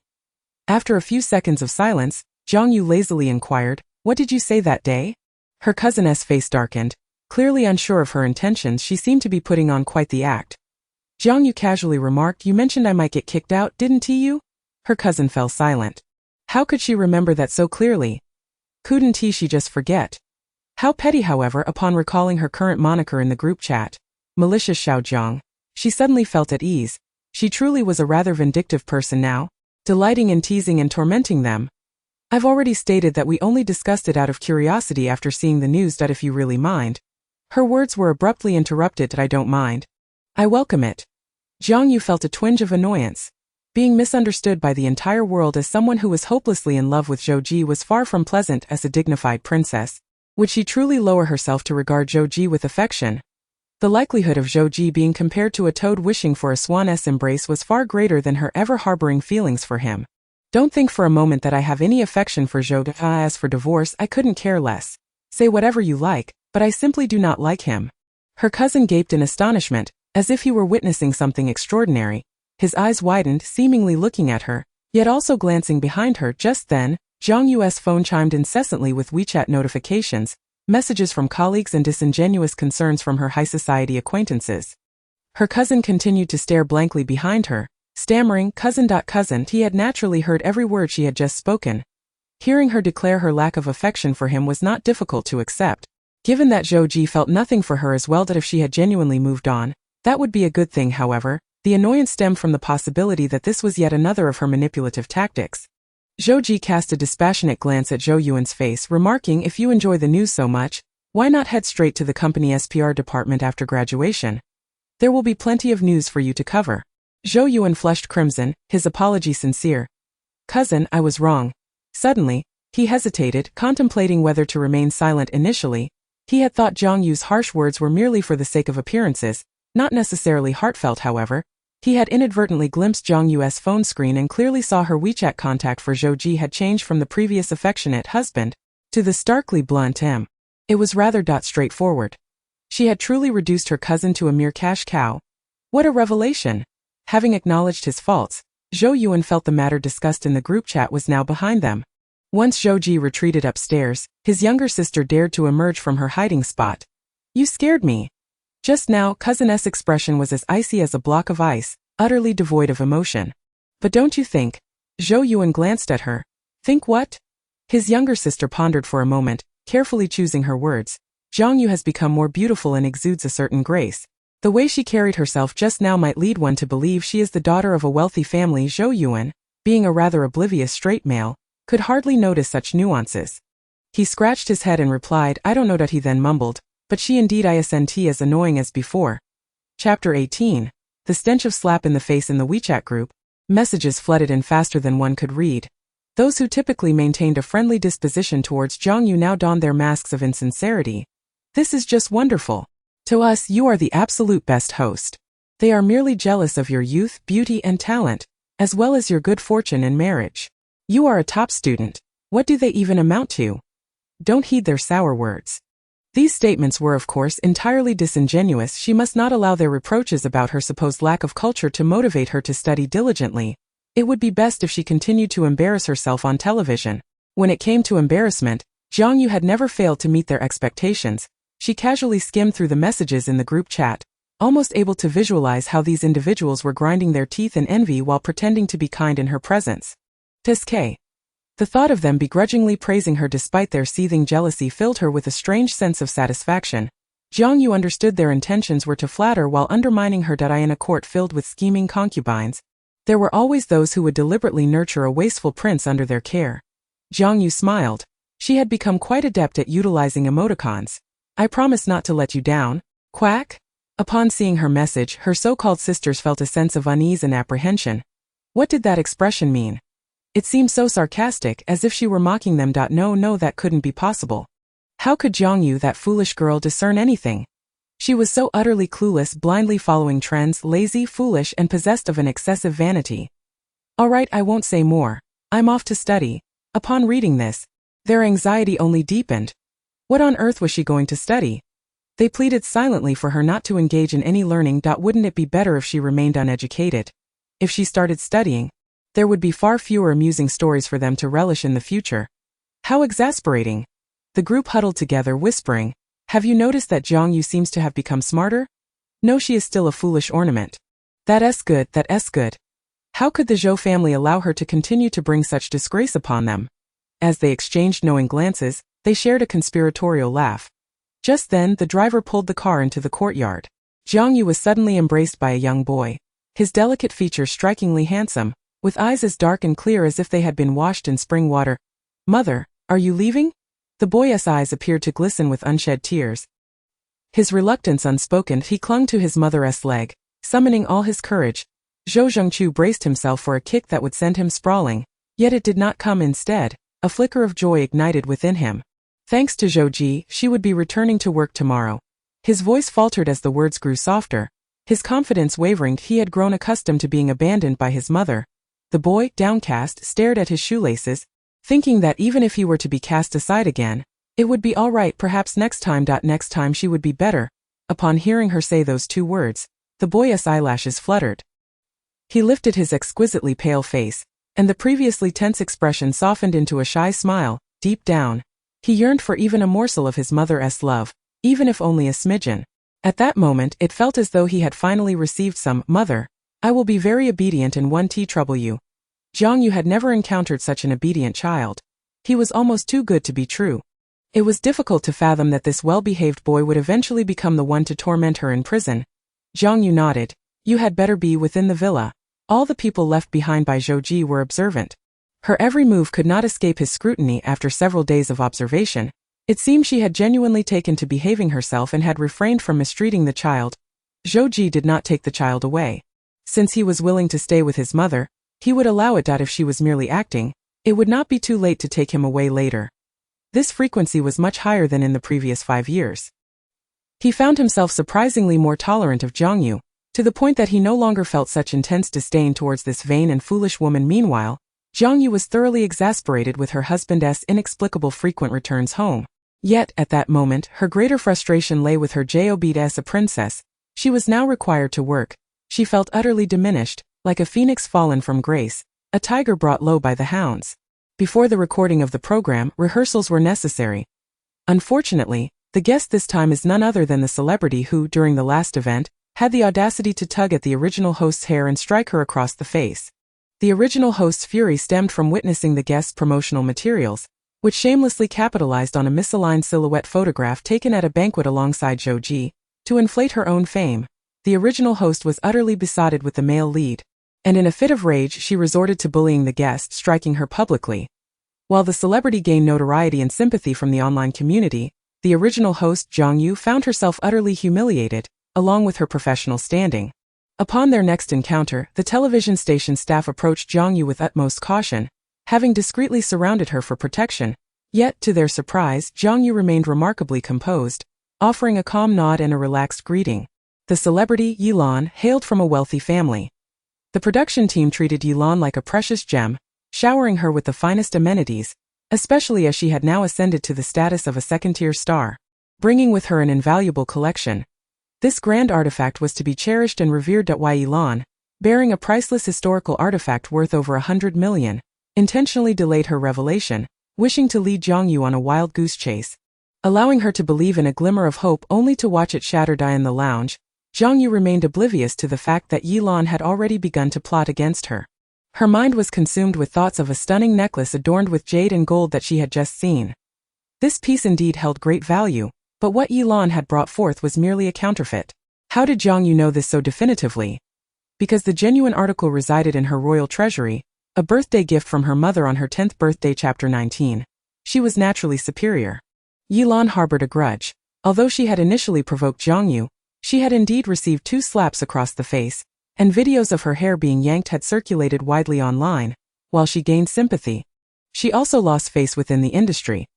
Today Yilan felt audacious, having heard rumors that the Zhou family's patriarch had taken a new lover and was privately initiating divorce proceedings.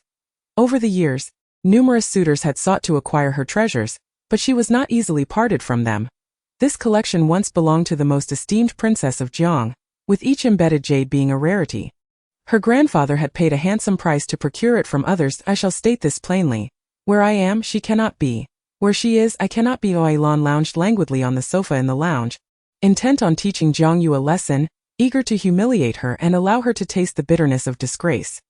The producer was genuinely distressed, feeling caught between 2 formidable women. However, compared to Yilan's temperament, her behavior was somewhat understandable. Had Jiang Yue not struck her backstage last time, she would not have been so dismissive today. In contrast, Jiang Yue's temper was far more volatile.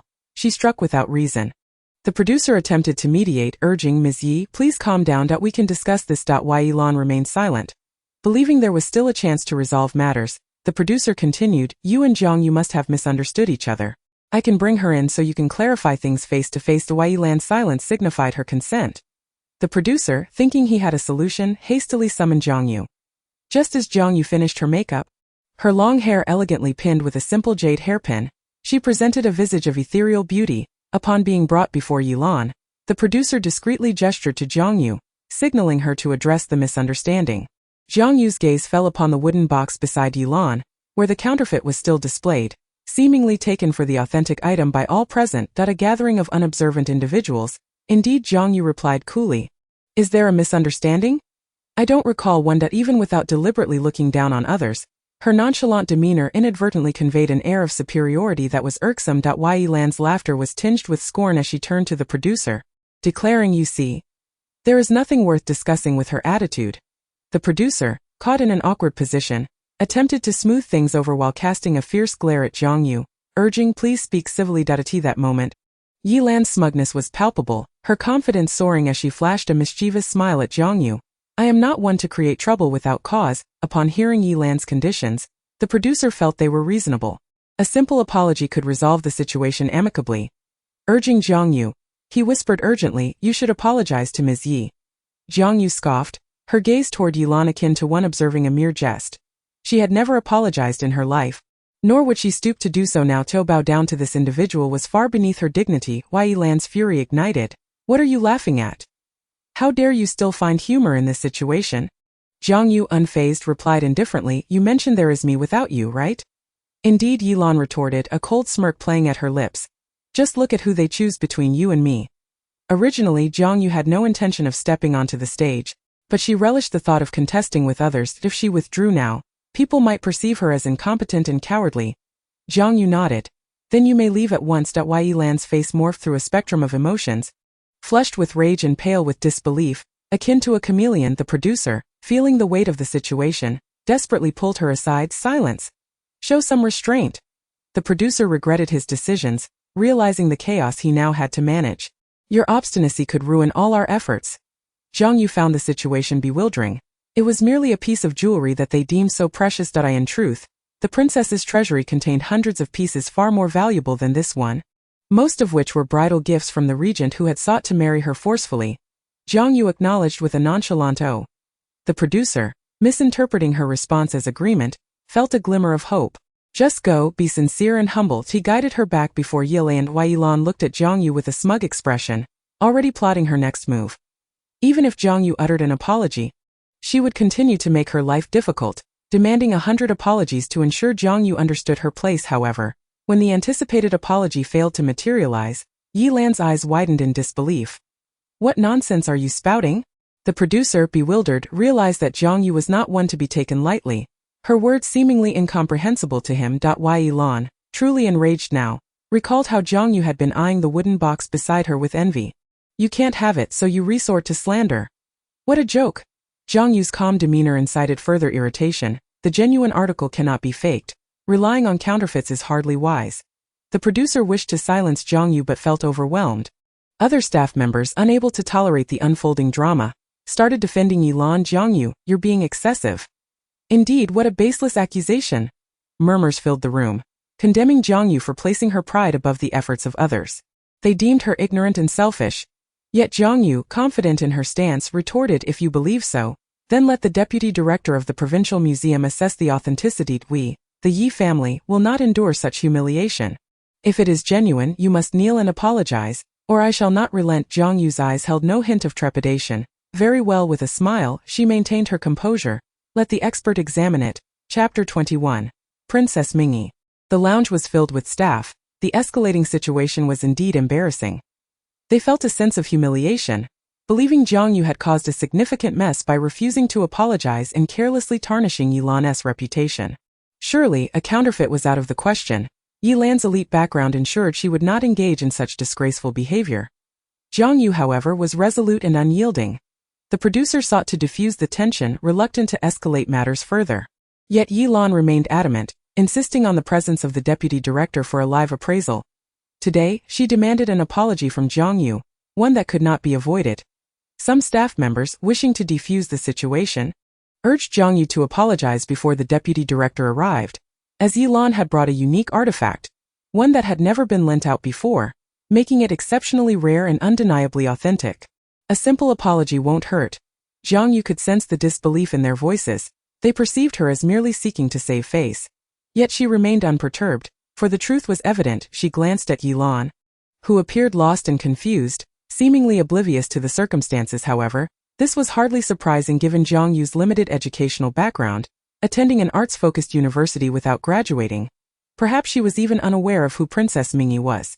This princess was a figure of great renown, having enjoyed a life of luxury, yet tragically passing away at the tender age of 16. Her fame did not solely rest on her opulent existence but also on her illustrious husband, the regent of Jiang, who wielded unparalleled power.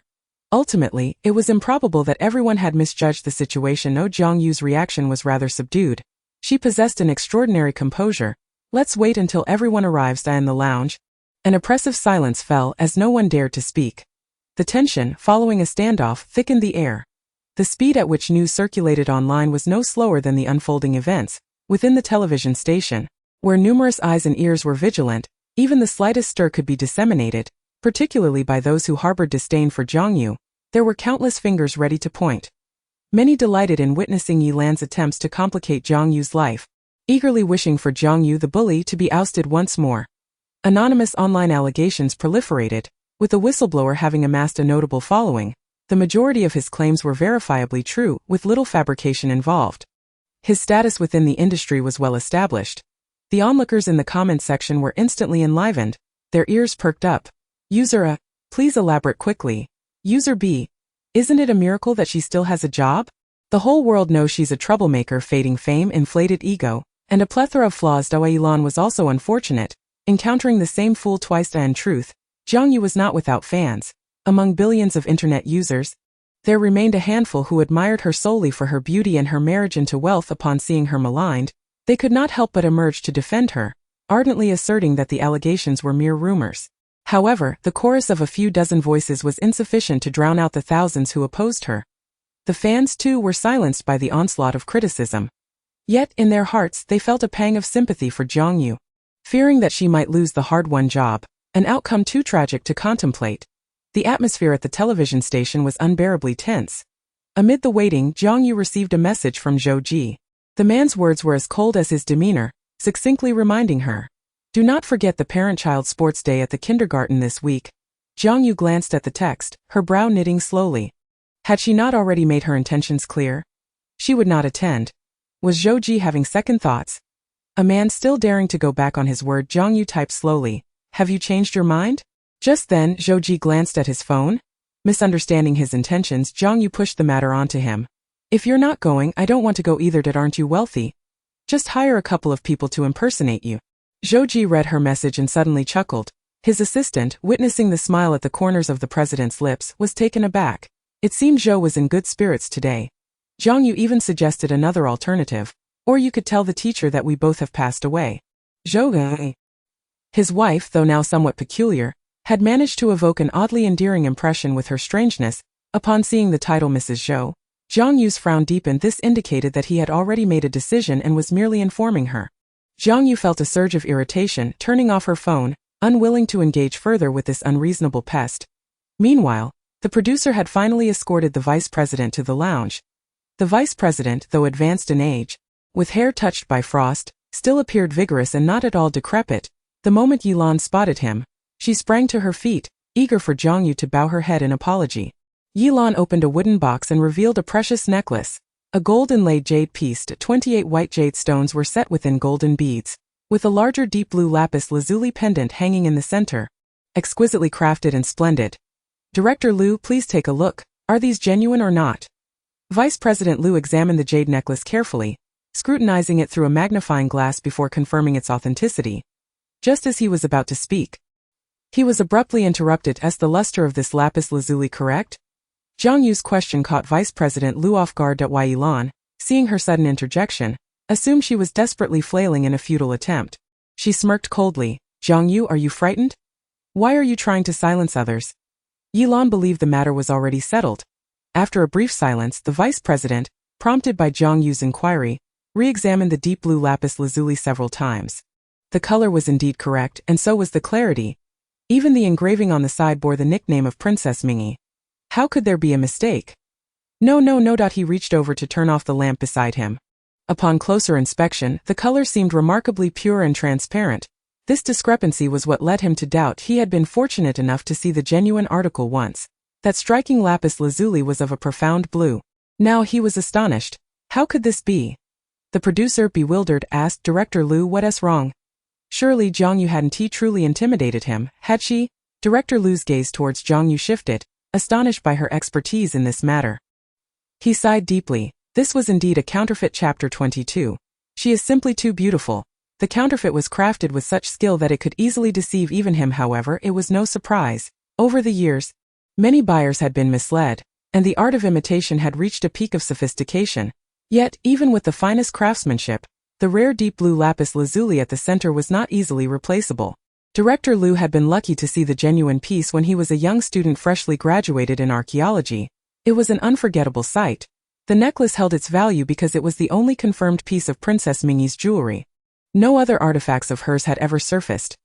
Even archaeologists over the years had tried to reconstruct the tale of Princess Mingy and the regent, but had no leads.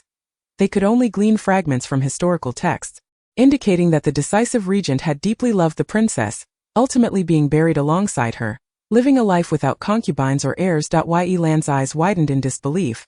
She even suspected that Jiang Yue had bribed Vice President Liu.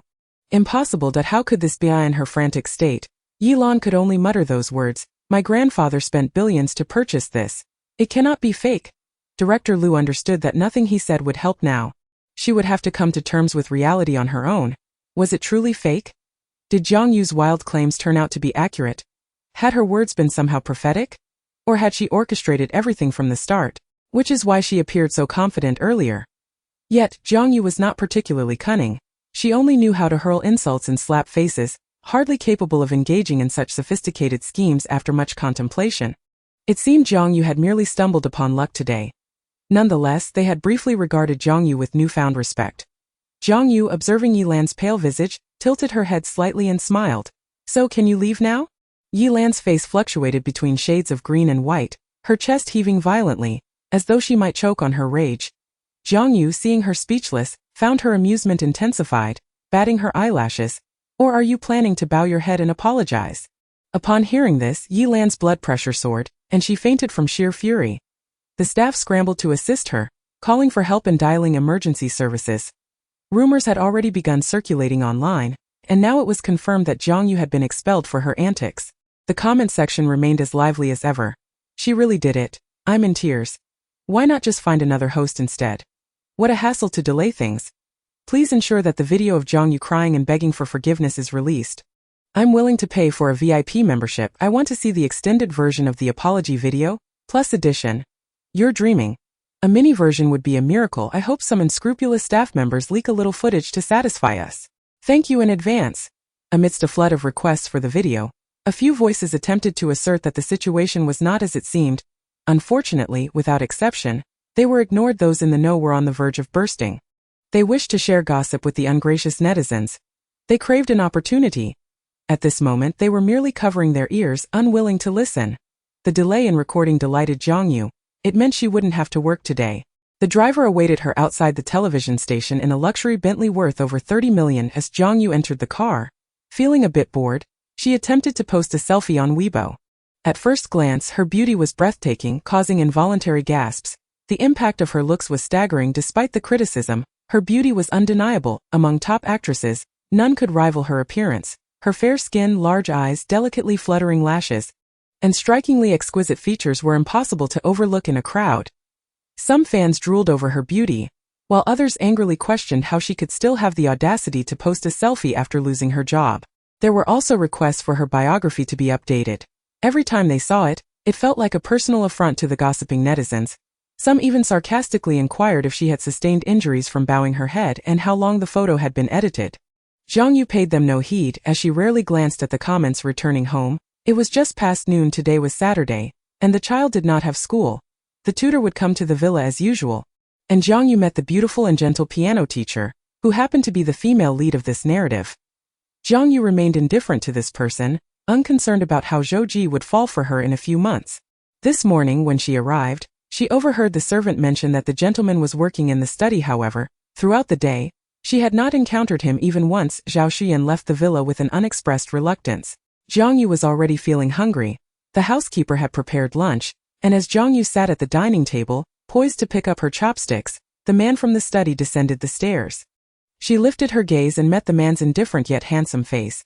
Even in loose home attire, his presence remained imposing. Jiang Yue was taken aback to find him still at home. To be honest, facing that cold expression and those dark eyes sometimes left her feeling an uncomfortable sense of pressure. The sight of him displeased her, and she found his words equally unpleasant. She coldly set down her utensils, choosing silence as she glared at him, displaying a particularly displeased expression, hoping he would read her mood, close his mouth, or just take his leave. Jiang Yue believed that her frosty demeanor might intimidate him. Yet in Zhou Ji's eyes she appeared utterly charming. Her beauty was undeniable. Stripped of any sharpness or malice, she radiated softness and allure. Her skin was a translucent white, her large eyes dark and glossy, with long thick lashes that trembled when she was anxious. At that moment, she gazed at him with those pearl-like black eyes, trying to feign fierceness despite lacking true conviction. When Zhou Ji met her clear, dark gaze, it felt as if her lashes brushed against his heart, causing it to tremble involuntarily. The man's deep black pupils lingered on her face for quite some time. Jiang Yue, under his unwavering gaze, surprisingly did not feel uncomfortable. Instead, she experienced a sense of intrusion. Even with his calm demeanor, the feeling of being overtaken was overwhelming. Irritated, Jiang Yue could not help but express her annoyance. "What are you staring at me for?" Her tone was rather ungracious, akin to a cat whose fur had been ruffled, as if she might threaten to gouge out his eyes for a dog to eat if he continued to look. In truth, Jiang Yue did wish to intimidate him in such a manner. However, she was gradually adapting to modern conventions. Since murder was illegal here, gouging out someone's eyes must also be a crime. Moreover, the noble princess believed that even if she did so, the dog would refuse to eat them. She saw no sign of remorse from him. Zhou Ji attributed his recent lapse to the instinctive allure that beautiful things hold for visual creatures, succinctly put as a fleeting moment of attraction. Now, having regained his composure, he pondered whether Jiang Yue had genuinely become more beautiful, or if he had simply never observed her closely before. Undeniably, she was now far more captivating than before. Yet, Zhou Ji considered himself above mere superficiality. He had not liked her for 5 years, and it could not be that a moment's glance would change his feelings. He was not one to fall for a mere pretty face devoid of substance. After a brief silence, Zhou Ji suddenly broke the stillness, earnestly and humbly inquiring, "Have you had work done recently?" Initially, Jiang Yue did not comprehend his words, unsure of what he meant by work done. After systematic reminders, she understood.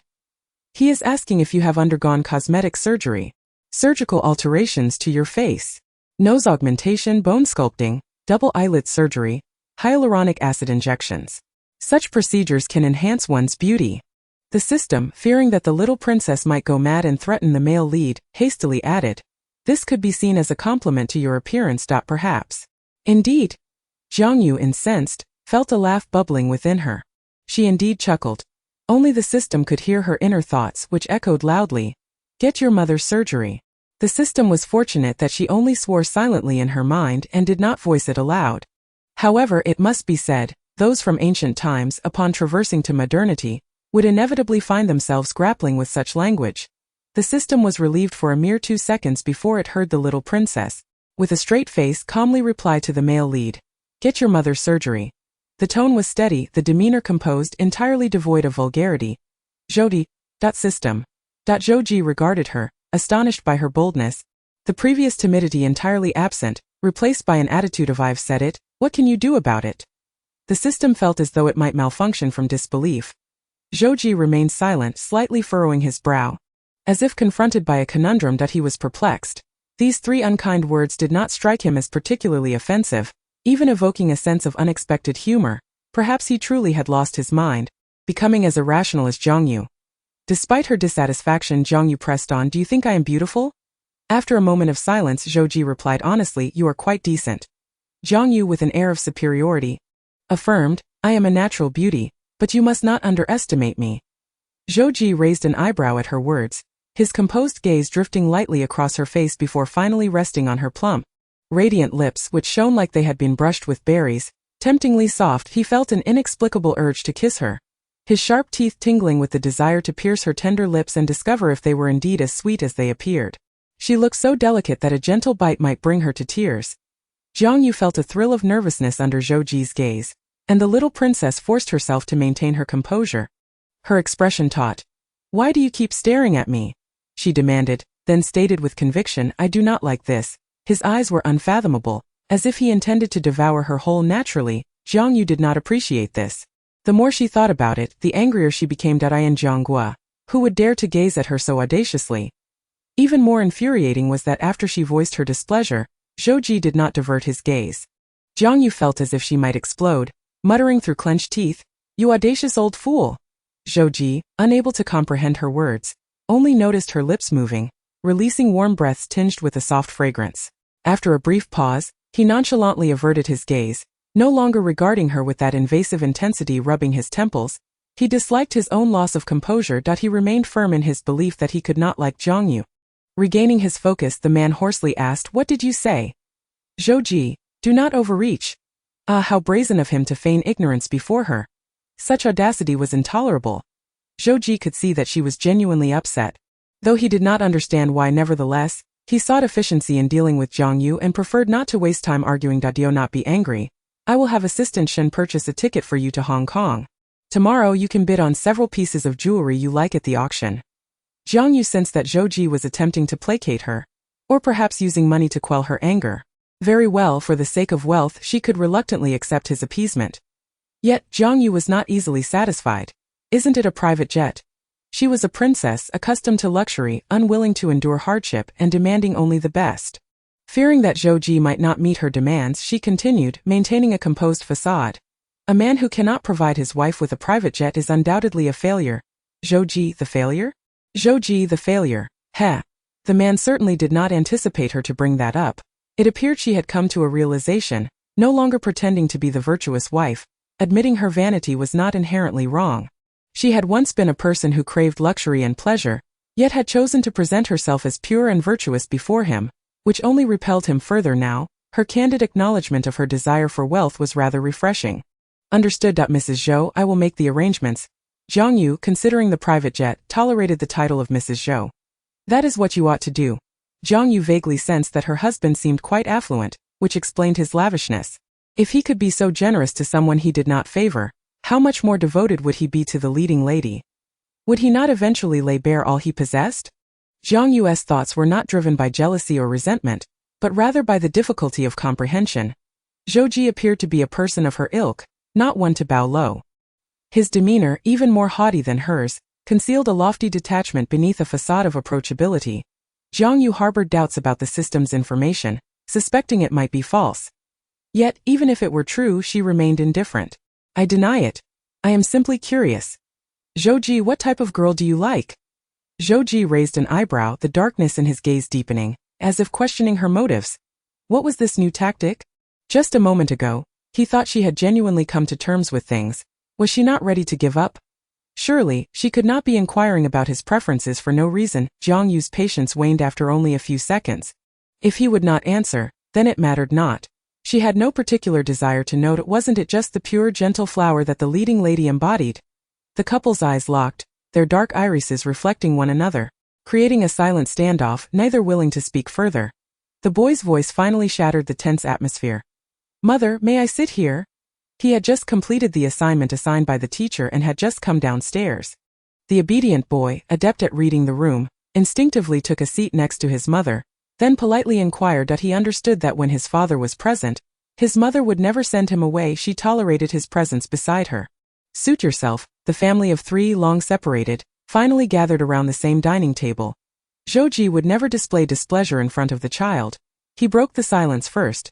"Let us eat." In front of Jiang Yue lay a portion of neatly sliced steak.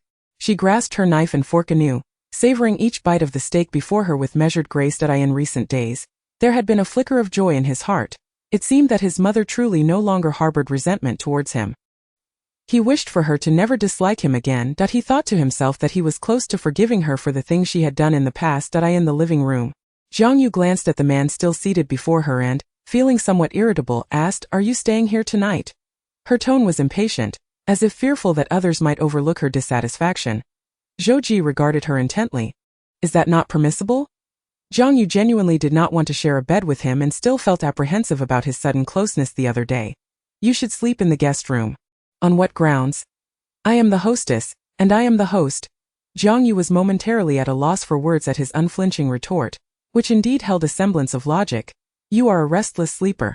Zhou, unfairly accused, replied with a chuckle, his tone seemingly light yet laced with irony. "Are you hiding someone in your room?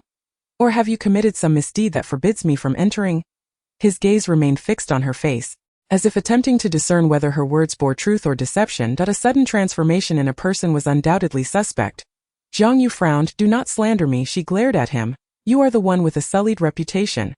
She was well aware of the news circulating about him. Discussing his impending divorce, his female companions were as numerous as the grains of sand, a fact she could not overlook. He was a man known for his infidelity, a libertine. Zhou had no intention of explaining himself. He believed her to be quite dim-witted, and any explanations would be a waste of breath. He had originally intended to stay the night, but for some reason, upon encountering her dark, pearl-like eyes, he felt compelled to remain. "This is my house. I will stay if I choose. Then I shall take the guest room. No, on what grounds can you refuse? You seem intent on crossing swords with me, do you not?" In her anger, she inadvertently referred to herself as this princess once more. After several instances, Zhou had surprisingly grown accustomed to her peculiar appellations. "Princess," he remarked, perhaps realizing that his tone had chilled somewhat. He paused, allowing his stern expression to soften gradually. Feigning a gentle demeanor that carried an undeniable authority, he gently reminded her, "You are my wife and must fulfill your matrimonial duties." Jiang Yue fell silent. She was uncertain of what constituted such duties. The princess was sometimes surprisingly enlightened, not at all resembling a figure from ancient times. When necessary, she would earnestly seek knowledge, pondering inwardly, "What does he mean? Does he want me to accompany him to bed?" The system replied. Jiang Yue nodded, coming to a realization. "I am truly fed up with this humiliating life. The system? Should she really listen to what she is saying?" The system repeatedly pinched its non-existent pressure point. Having not yet found the opportunity to advise her to calm down, Jiang Yue lifted her eyelashes, fixing her gaze unwaveringly on the man before her, and bluntly questioned him. "Do you want me to sleep with you?" Zhou raised an eyebrow. "Your interpretation is not incorrect. Marriage is marriage and desire is desire. There may be no love, yet desire still exists. Is it not a bit too late to pretend not to understand?" The unwilling expression she wore was almost convincing. Zhou sincerely complimented her. "Your acting skills have improved significantly of late." His tone was gentle, yet his eyes conveyed a sense of detachment. If his career in television faltered, he could always transition to acting. Jiang Yue was no fool. It was impossible for her not to detect his scorn. Did he think she was pretending? Jiang Yue was already on the verge of exploding with rage, and his continued laughter only fanned the flames. This man, with his arrogant demeanor, dared to covet her purity? To ask her to share a bed? Such audacity! Unashamed, deserving of the gravest punishment. Jiang Yue's tolerance for Zhou had long since dwindled to a mere flicker. She abruptly stood, her face flushed with anger, demanding more than she should. The young girl, brimming with indignation, confronted him with a fierce glare that lacked any real intimidation, her eyes betraying her naivety. "I will annihilate your entire clan." The system. Utterly speechless, helpless and despairing Zhou. Zhou was not one to smile often, and he typically reserved his smiles for rare occasions. He was, after all, a man of considerable coldness. Yet in recent days he had found himself amused on 5 separate occasions by Jiang Yue's spontaneous remarks. He had initially intended to refrain from laughter, but he simply could not help himself, letting out a low chuckle in her presence. Jiang Yue, hearing his laughter, blinked in confusion. Was he unwell? How could he still find amusement in this situation? Chapter 25. Judging a man by his appearance, Jiang Yue genuinely felt humiliated by his laughter. Why was he still laughing? Did he not fear her threat to annihilate his clan? Oh, it took her a moment to realize that she could no longer threaten anyone. But did Zhou Ji not fear such intimidation? She was genuinely trying to frighten him. How could he laugh so freely, so dismissively? Jiang Yue's expression remained impassive. Have you had your fill of laughter? Zhou Ji's lips curled slightly, forming an almost perfect arc. He laughed until he nearly lost control, watching her struggle to maintain a serious face. As his laughter subsided, it began to resurface. You laugh as if you intend to annihilate my clan? Jiang Yue was not so foolish as to miss his ridicule. Zhou Ji, in a good mood, did not deny it, pausing before he even had the patience to indulge her, saying, if you truly wish to annihilate my clan, you would not escape unscathed. He looked into her eyes. We are both on the same household register now. Jiang Yue had calmed down somewhat, no longer as impulsive as before. She did not wish to further embarrass herself or provide Zhou Ji with unnecessary amusement. She silently clenched her fists, feeling anxious, yet her voice remained steady. In any case, I will not sleep in the same bed as you.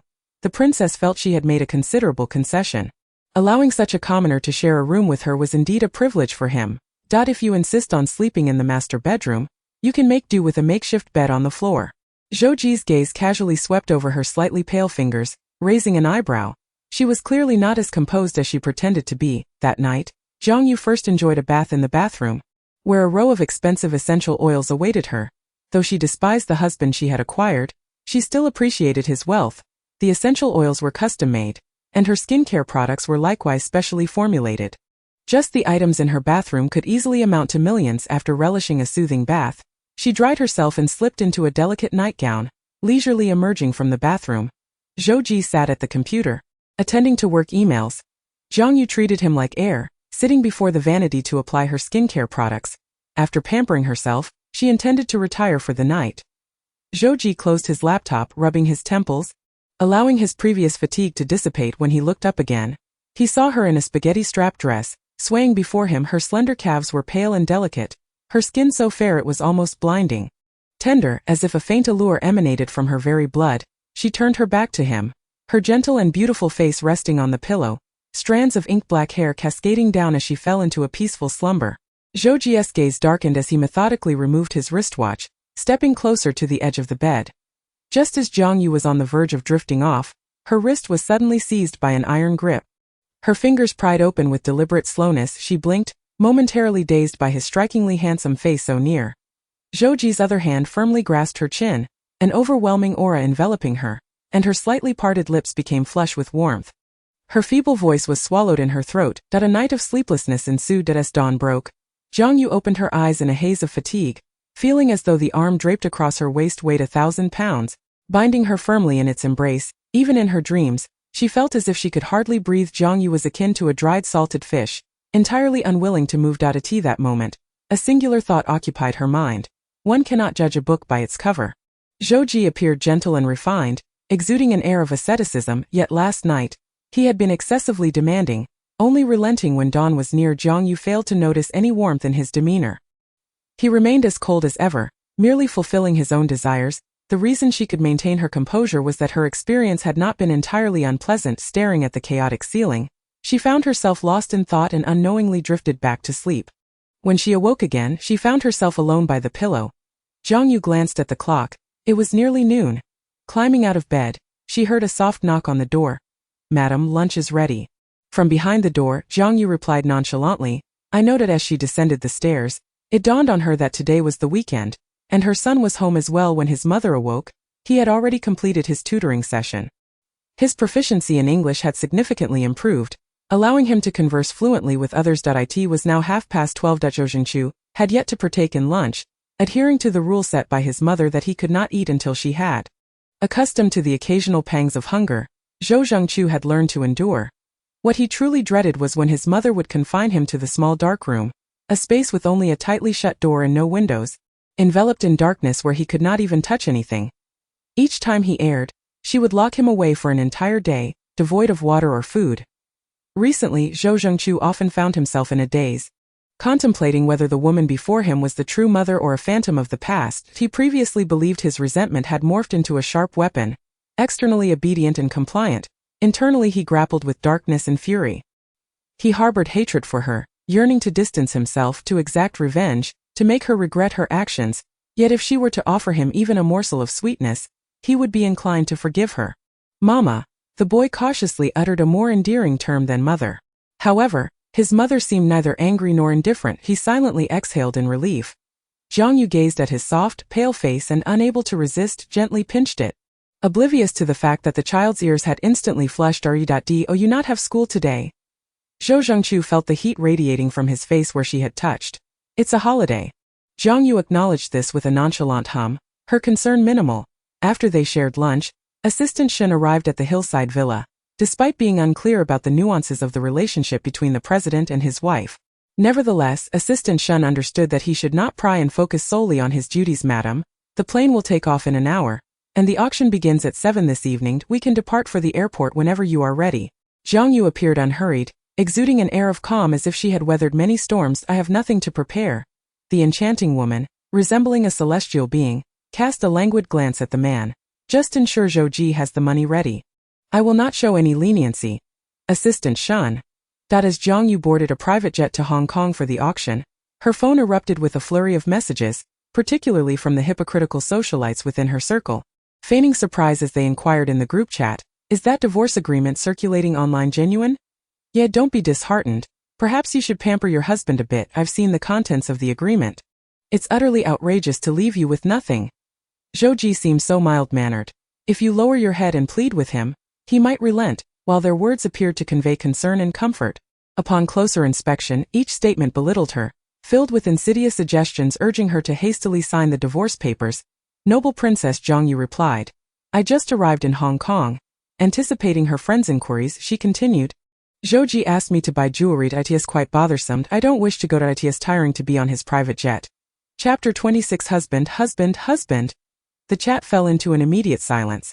This group was filled with affluent ladies and young heiresses, none of whom could rival the Zhou family in wealth and power. Zhou Ji's father held a prestigious position and was rumored to be on the verge of an even greater ascent. A tiger begets no dog, and Zhou Ji was indeed a figure of considerable influence in the capital. Though typically understated and gentle, he possessed a shrewd mind and a wealth of experience. Thus, Jiang Yue's marriage to Zhou Ji had garnered envy and jealousy from many. Over the years, however, Jiang Yue had shown no signs of curbing her behavior, continually drawing ire, and recently, her antics had escalated, fueled by newfound cleverness that only heightened the jealousy.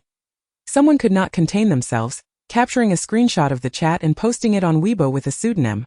Oh, I don't know what she is pretending. She is so green tea, it's infuriating. This young lady frequently shared glimpses of her glamorous life on social media, amassing a modest following and establishing herself as a minor influencer.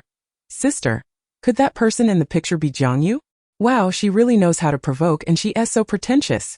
How can anyone believe she is on a private jet? It must be fake. She has a history. Didn't she often lie about how blissful her marriage was? Prompted by the comments, Dingru regained her composure.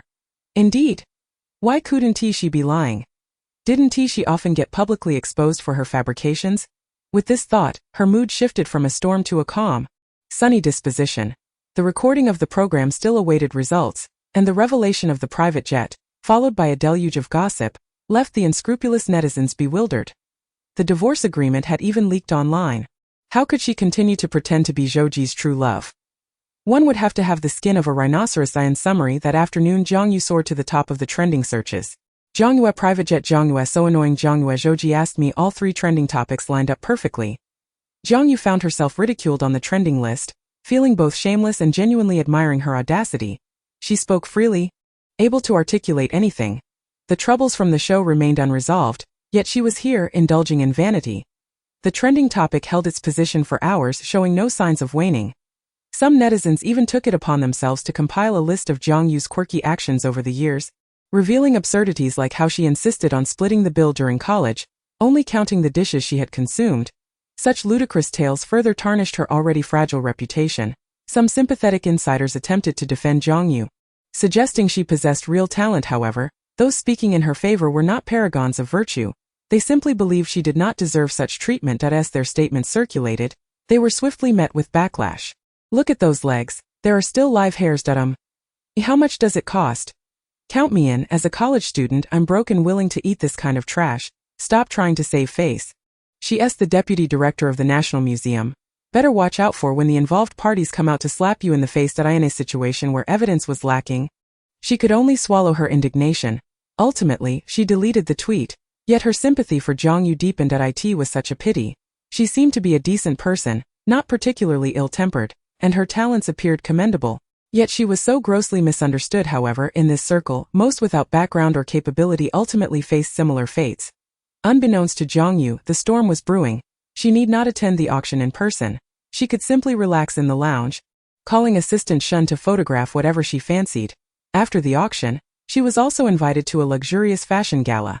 Though she was only begrudgingly accommodating, she agreed. The upcoming jewelry auction indeed featured rare treasures. Jiang Yue had set her sights on a jade green necklace, with a starting bid of 60 million, and faced numerous competitors. Once she coveted something, she was determined to obtain it. Of course, her desires were always for the finest items. This had been her nature since childhood, a trait that remained unaltered. Assistant Shun, astonished as the price soared to 150 million, watched as she continued to raise the bid, compelling him to call Zhou Ji in the capital.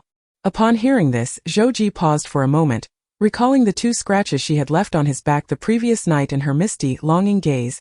Unable to suppress a smile, her thirst for vengeance was palpable. The man remained indifferent, stating coolly, if she likes it, let her have it. It was merely a way to appease her after he had indeed lost control the night before.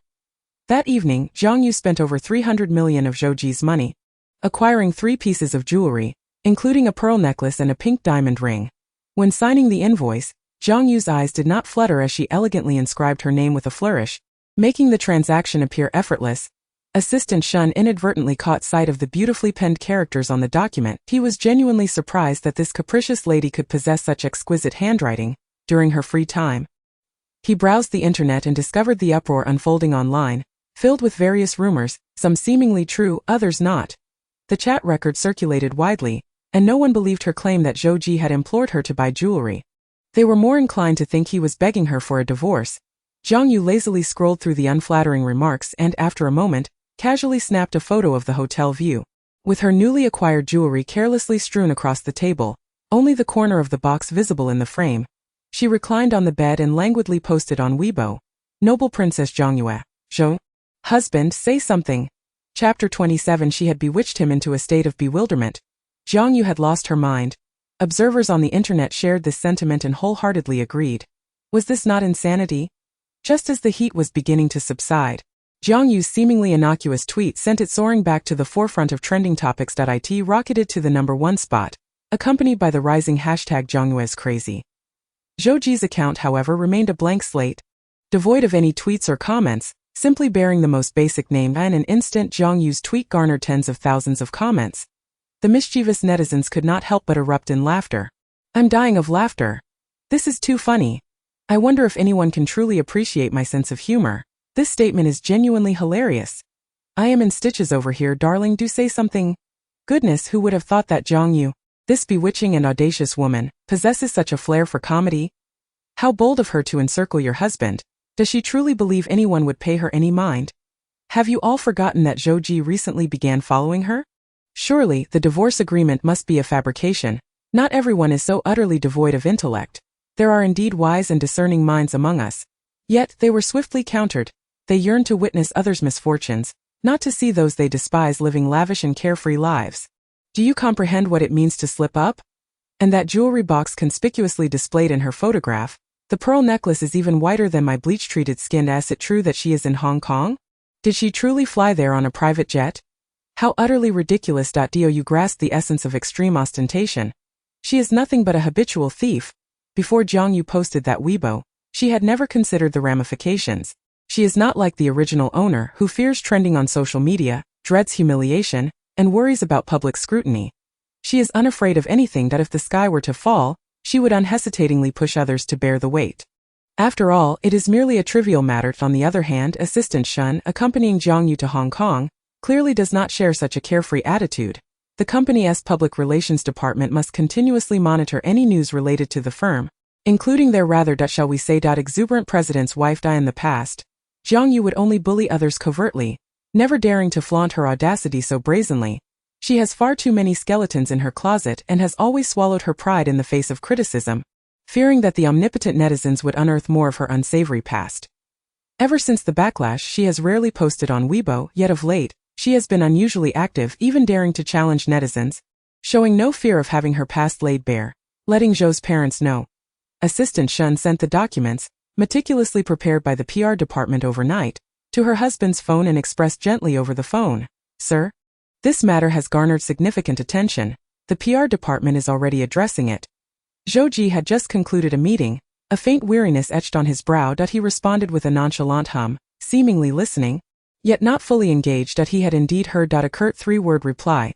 Not particularly concerned, Assistant Shun felt a twinge of confusion, expecting her employer to be displeased, yet detecting no hint of discontent, rather an air of indulgent affection. After ending the call, Zhou Ji resumed his work. Approximately half an hour later, he shut down his computer and took a shower. The man possessed an enviable physique, clad only in loose-fitting shorts, his upper body bare, showcasing a sculpted torso with smooth muscle contours. Fresh from his shower, his hair was damp, neither wet nor dry. Approaching the bedside, he picked up his phone, suddenly recalling Assistant Shun's words, and opened the seldom-used social media app. Thousands of message notifications bombarded him, all of which he disregarded. He lazily opened Jiang Yue's profile, where he was greeted by her latest Weibo post. "Zhou Ji, darling, say something." Unconsciously, a smile began to tug at his lips, warmth spreading from his eyes, a slight tremor in his chest. He could vividly imagine her expression while typing those words, certainly laced with a mocking smirk, accompanied by an air of nonchalance, akin to an indignant, regal cat. Difficult to please indeed. After a brief moment of contemplation, Zhou Ji retweeted her post. "Understood, we'll take care of it." A succinct 6-character message, consistent with his usual approach. No superfluous words, only pertinent information. She had spent over 3 billion of his money, feeling quite elated, and no more aching back, no more tired legs, and the redness in her eyes has vanished. Observing the group, who sat in silence, their tails wagging high in the air, Jiang Yue could empathize with their sentiments.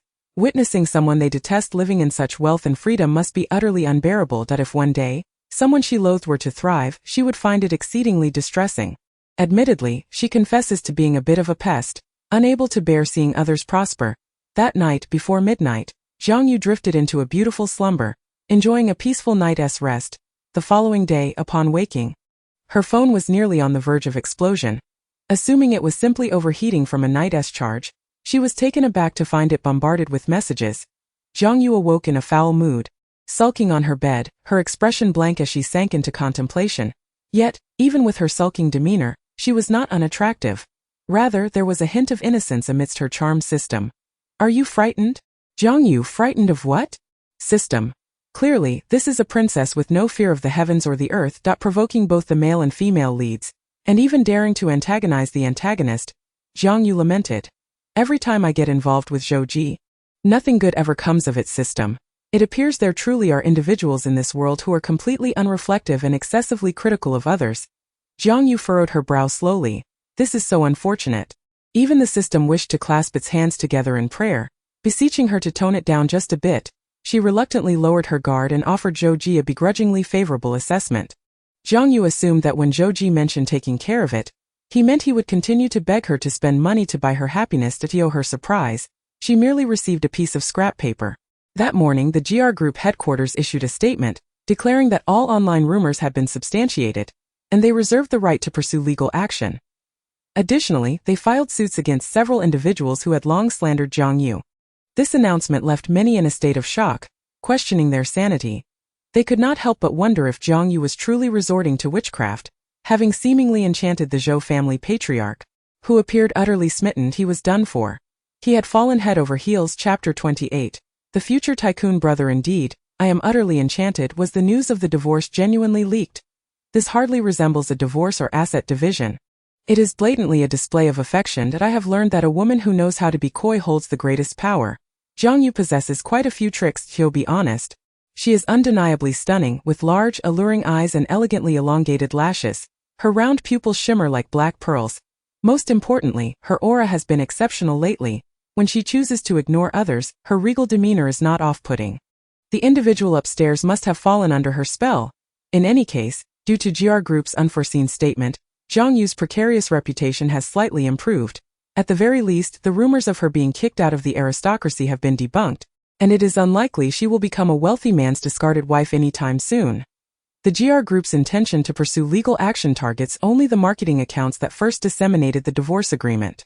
The rest received nothing more than verbal warnings. Onlookers could not help but indulge in the drama. I am in tears. He truly loves her. They can slander everyone else, but I will sue you for claiming I am divorcing my wife. The real-life couple of Jiang Yue and Zhou Ji swiftly gained traction, with their fan club quickly expanding to over 5,000 members in a single day, surpassing Jiang Yue's active followers by nearly 4,900. Although Zhou Ji is not a figure from the entertainment industry, his striking looks, distinguished lineage and remarkable business acumen have garnered him numerous admirers, even with only a handful of profile shots captured by the media. The two factions clashed like celestial bodies colliding, erupting into a frenzy. Unable to restrain themselves, they even sought to cling to their own husbands. You did say he was your husband. What's wrong with that? You brainless fans indulging in fantasies, do you truly believe Zhou Ji harbors any affection for Jiang Yue? In reality, there is none. You can only rely on your imagination, which is utterly absurd. Then go ahead and report it. The fan club seems to have inherited Jiang Yue's knack for sarcasm, inciting their opponents to the point of fury, leaving them speechless. Meanwhile, Jiang Yue, having disembarked from the plane, was engulfed in a rage that defied description. Zhou Ji's sweet words of "I will take care of it" amounted to nothing more than a mere piece of paper. She was far from satisfied with Zhou Ji's clarification. Sooner or later, she would divorce him. What need was there for further explanations? A man unfaithful once is untrustworthy forever. Jiang Yue resolved to drain Zhou Ji of his wealth before decisively casting him aside, thereby facilitating his blissful union with the virtuous female lead. She willingly embraced the role of the wicked supporting character. Upon returning home, Jiang Yue took a nap, only to be awakened by the sounds of piano music drifting from below. Upon hearing the melody, she knew the female lead had arrived. Jiang Yue suspected that this female lead was not as innocent and virtuous as the system had depicted. A 1.5-hour lesson often extended to 2 hours. Moreover, this piano mistress, oh no, this future protagonist, seemed particularly attentive to her own son, exhibiting a level of concern that far exceeded that of a typical teacher for a student. She would bring homemade pastries each time she visited. Treating the child as if he were her own, Jiang Yue was not oblivious to her intentions but chose to feign ignorance. Not only did Jiang Yue dismiss the female lead's attempts to encroach upon her territory, but she also slightly resented that the woman was not more aggressive in her pursuits, as it would allow her to rid herself of a clingy son and a cold-hearted husband. By the time Jiang Yue descended the stairs, the piano music had ceased. The woman casually donned a long dress, exuding a languid charm, her porcelain skin delicate and fair, her long hair cascading lazily over her chest. As if she had just awakened and was still somewhat drowsy upon noticing her mistress descending the stairs, the servant stood with utmost respect. Yet, despite encountering such a beautiful visage daily, there were moments when they were still awestruck by her exquisite beauty. Jiang Yue approached Zhao Shuyan, casting a condescending gaze upon her. With a pale complexion and raven-black hair, her delicate demeanor evoked a sense of protectiveness in others. Jiang Yue sensed that men seemed to favor such fragility, as if these women were meant to rely solely upon them. Zhao Shuyan, under the scrutiny of Jiang Yue's gaze, felt her heart race, simultaneously gripped by fear and a tinge of anticipation. She expected Jiang Yue to deliver a fierce reprimand, reminiscent of their first encounter. The fragile woman lowered her eyelids, unperturbed by potential conflict. Instead, Mother, Zhou Zhengqiu, lifting his cherubic face, instinctively took a step closer to his awakened mother. Jiang Yue had grown accustomed to his clinginess. She was always willing to show leniency towards the charming and obedient boy, responding with a languid, "Have you finished your class?" Zhou Zhengqiu nodded eagerly, exclaiming, "Yes, Mama, I have finished my class. The teacher praised me for my quick learning and talent." Sensitive to the nuances around him, Zhou Zhengqiu sensed the teacher's excessive flattery. Having encountered many who ingratiated themselves with him for his father's sake, he could always perceive such insincerity, breeding a sense of aversion within him.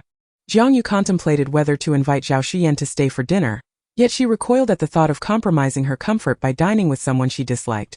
Forget it. She can leave early? Jiang Yue thought. Before she could voice her sentiments, the butler entered the living room, hesitating momentarily before finally speaking. "Madam, your brother has arrived." Jiang Yue raised an eyebrow. almost forgetting her vampire-like brother. It seemed this useless sibling of hers had become quite remarkable in the future, wealthy and powerful, capable of crushing her like an ant. Jiang Yue's expression remained impassive as she articulated clearly, "Tell him to leave." The butler opened his mouth to respond but was interrupted by Jiang Yue's irritation. "Seeing that useless creature annoys me." The butler coughed awkwardly. He has already entered. Jiang Ji stepped through the door. Immediately confronted by his sister's disdainful remark, he let out a cold laugh, pondering how Jiang Yue dared to call him a waste. If it weren't for his concern over the girl, he liked being bullied by Jiang Yue, who seemed to view everyone as a potential seducer of her husband, he would not have come to the Zhou household.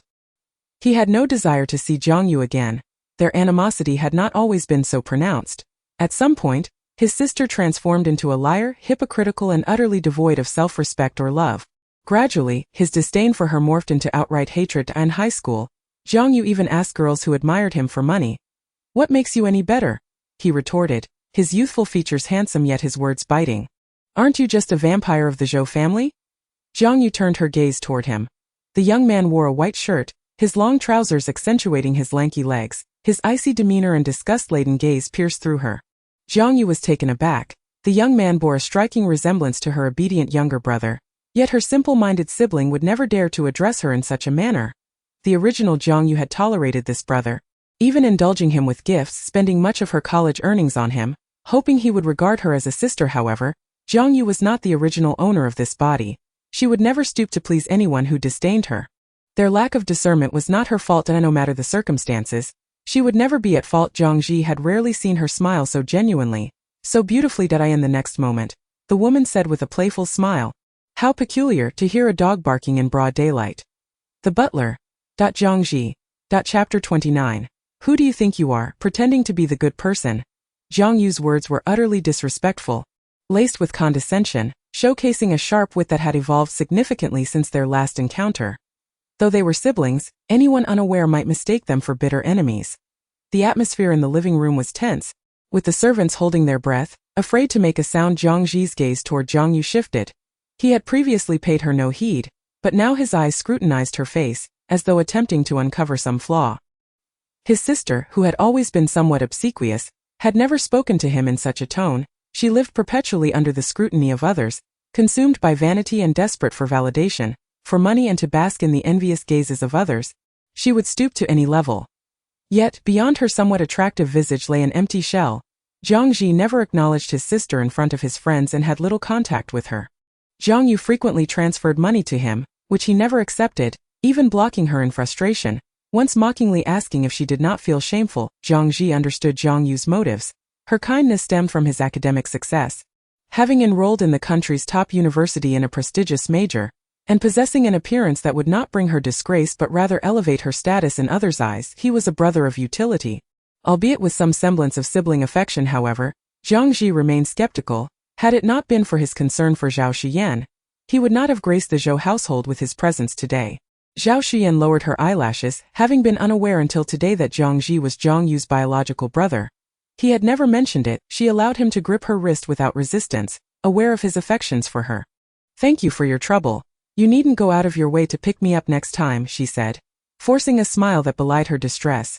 Jiang Ji instinctively tightened his hold on her wrist, his preconceived notions leading him to believe Jiang Yue must have bullied her. "Not at all. It was on my way," he replied. Jiang Yue, arms crossed, watched the two with amusement, particularly after hearing Jiang Ji's remark, which prompted a derisive laugh from her. She regarded them with disdain, pursing her red lips. "Do you live around here then? How is it on your way?" Though the system had long ceased to struggle, it could not resist reminding her at critical moments that this impoverished young man, this college student, this biological brother, would one day rise to prominence. Did she truly understand the implications? The system lamented. "Your Highness, this is your biological brother.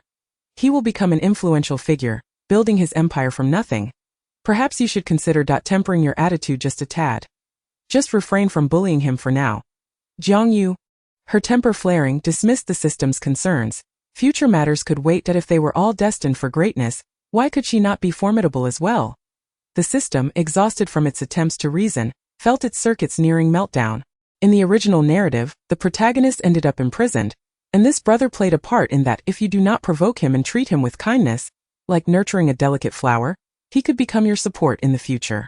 Jiang Yue contemplated this seriously, musing, if he will torment me in the future, why not eliminate him now? A little money, a hired hand, a car to run him down, wouldn't that solve everything? The princess felt a surge of pride in her cunning, believing this to be a preemptive strike. The system. Do as you wish, explode, destroy.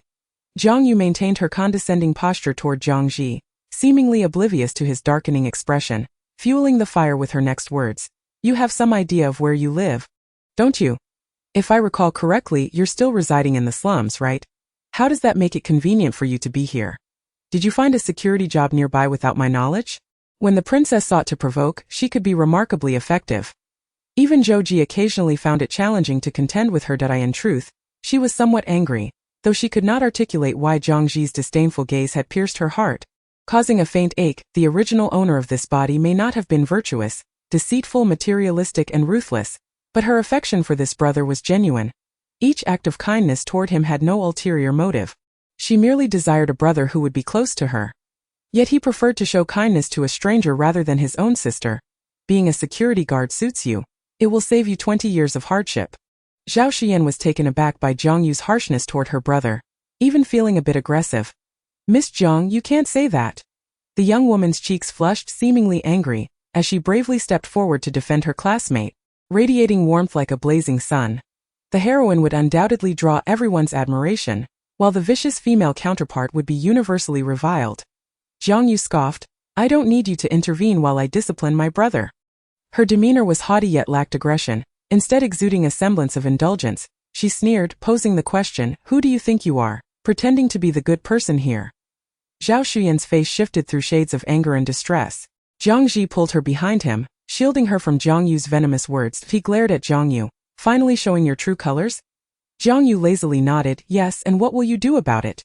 She stood in the sunlight, the golden rays cascading over her entire being, rendering her skin even more radiant. A pristine whiteness that seemed almost ethereal. Her jet-black eyes, pure and translucent, were untouched by any speck of dust, exuding an extraordinary clarity. Jiang Ji had thought he would find her aggressive demeanor quite off-putting. However, when he lifted his gaze to meet her beautifully clean eyes, he was suddenly struck by the realization that it was not as bothersome as he had anticipated. For a brief moment, Jiang Ji appeared somewhat dazed. The noble young lady's patience had reached its limit. Butler, show him out. He is not to be allowed in here again. If Jiang Ji intended to protect an outsider, he should not act like her brother. The exquisitely featured youth stood his ground, unwilling to depart, a flicker of madness glimmering in his eyes. He struggled to suppress an inexplicable discontent that welled up within him. He was undeniably handsome, even with the faintest hint of anger adorning his face. Just days prior, she had persistently messaged him, yearning to see him, yet now she was dismissing him as if he were a mere dog. Jiang Ji maintained a cold expression, his fists clenched tightly, his voice wavering slightly. Are you trying to send me away? Chapter 30. A humiliation of epic proportions. The young man gazed at her, bloodshot veins creeping into his eyes, as if he had suffered a grave insult. The fingers he had clenched so tightly turned pale, and his complexion mirrored that pallor. A tempest of unexpressed fury swirled within Jiang Ji's chest. This situation should have delighted him, yet he found himself exceptionally displeased. Jiang Yue found his sullen visage rather amusing. Was it truly remarkable to send him away? Without hesitation she nodded, yes, leave at once, preferably go far away. Jiang Ji appeared taken aback by her calm indifference. She had never spoken to him in such a manner before. He inhaled deeply, reminding himself that it was nothing to concern himself with. If she wished him to leave, so be it. He had never been keen on visiting anyway, eager to distance himself from this embarrassing sister. Yet he could not deceive others, nor could he deceive himself. To care was to care. He was not just concerned. He was profoundly concerned. Jiang Yue was growing increasingly impatient, sensing that he lingered with ulterior motives. Surely, he did not feel any reluctance to part with her. For he had no affection for this sister. She cast a glance at the girl he protectively shielded behind him, and it seemed evident that he indeed held some affection. Otherwise, he would not be so fiercely protective. In this ludicrous tale, every male character harbored deep feelings for the female lead. Undoubtedly, Jiang Ji was infatuated with her as well. Jiang Yue raised her chin, her demeanor haughty. Have the security guards become so deaf to human speech? Jiang Ji remained silent after sending the two away. Jiang Yue's mood did not improve. The princess sat on the couch in the living room, her face clouded with displeasure. In truth, she had felt no fear towards the young man, whose face bore an uncanny resemblance to her younger brother from childhood. Her brother had always obeyed her every command, delivering any treasures directly to her palace, never like that insolent young man who had mocked her for the sake of an outsider. The more she thought about it, the angrier she became, contemplating rising to chase after Jiang Yue and scold him to relieve her frustration. The butler seemed to sense her intentions and quickly intervened. "Madam, it's time for dinner." Jiang Yue acknowledged him with a reluctant hum, forcing the previous encounter from her mind. Perhaps today was simply not a fortuitous day. Just as she settled down in the dining room, her phone vibrated twice, an unknown caller. Jiang Yue answered, and a voice, both unfamiliar yet vaguely familiar, emerged. Sun Changfeng had been unable to approach her daughter for days. Upon calling, she discovered she had been blocked. Now she was using someone else's phone. "Jiang Yue, did you see the photos I sent you? If you wish to avoid disgrace, transfer the money to me on time." Sun Changfeng's teeth ground together as she threatened her daughter through the phone. A woman blinded by rage had long since lost her rationality, and this daughter was nothing more than an endless source of nourishment for her insatiable greed. Jiang Yue's phone automatically filtered out junk messages. She opened the spam folder to glance through it, finding merely a few photos of her in ambiguous positions with men. The images were somewhat unclear. It was no wonder Sun Changfeng had been so brazen in her threats. Treating her like a mere dog, she vaguely recalled that these social gatherings had been orchestrated by Sun Changfeng, who had half-heartedly coaxed the original owner into accompanying men for drinks, selling her daughter and then resorting to threats. Such a vicious heart. Seeing her daughter's silence, Sun Changfeng assumed she had been thoroughly intimidated and sneered, continuing her threats. "Do you really think you've gained the upper hand? Do you believe you can cast me aside? Dream on. Transfer the money to me obediently. That if I point you east, do not dare venture west. Consider your own weight. I let you off once before, but this time you better behave and listen to me." Jiang Yue, upon hearing this, asked nonchalantly, "Do you think I care if others see these photos?" Sun Changfeng recalled the recent news, where Jiang Yue had acted like a madwoman online, utterly unconcerned with her reputation. She had completely shed her previous shyness. Now she did not care how others perceived her or what they thought. Sun Changfeng was momentarily taken aback but remained unperturbed. "That I know you have no shame. I will send these photos to your husband, your in-laws, and other relatives on his side. That if you don't let me have a good life, don't think you can continue living as a rich man's wife." The princess was one who did not respond well to threats. That if spoken to with kindness, perhaps a few tears might soften her heart, but if one attempted to intimidate her, she would never yield. "Do as you wish.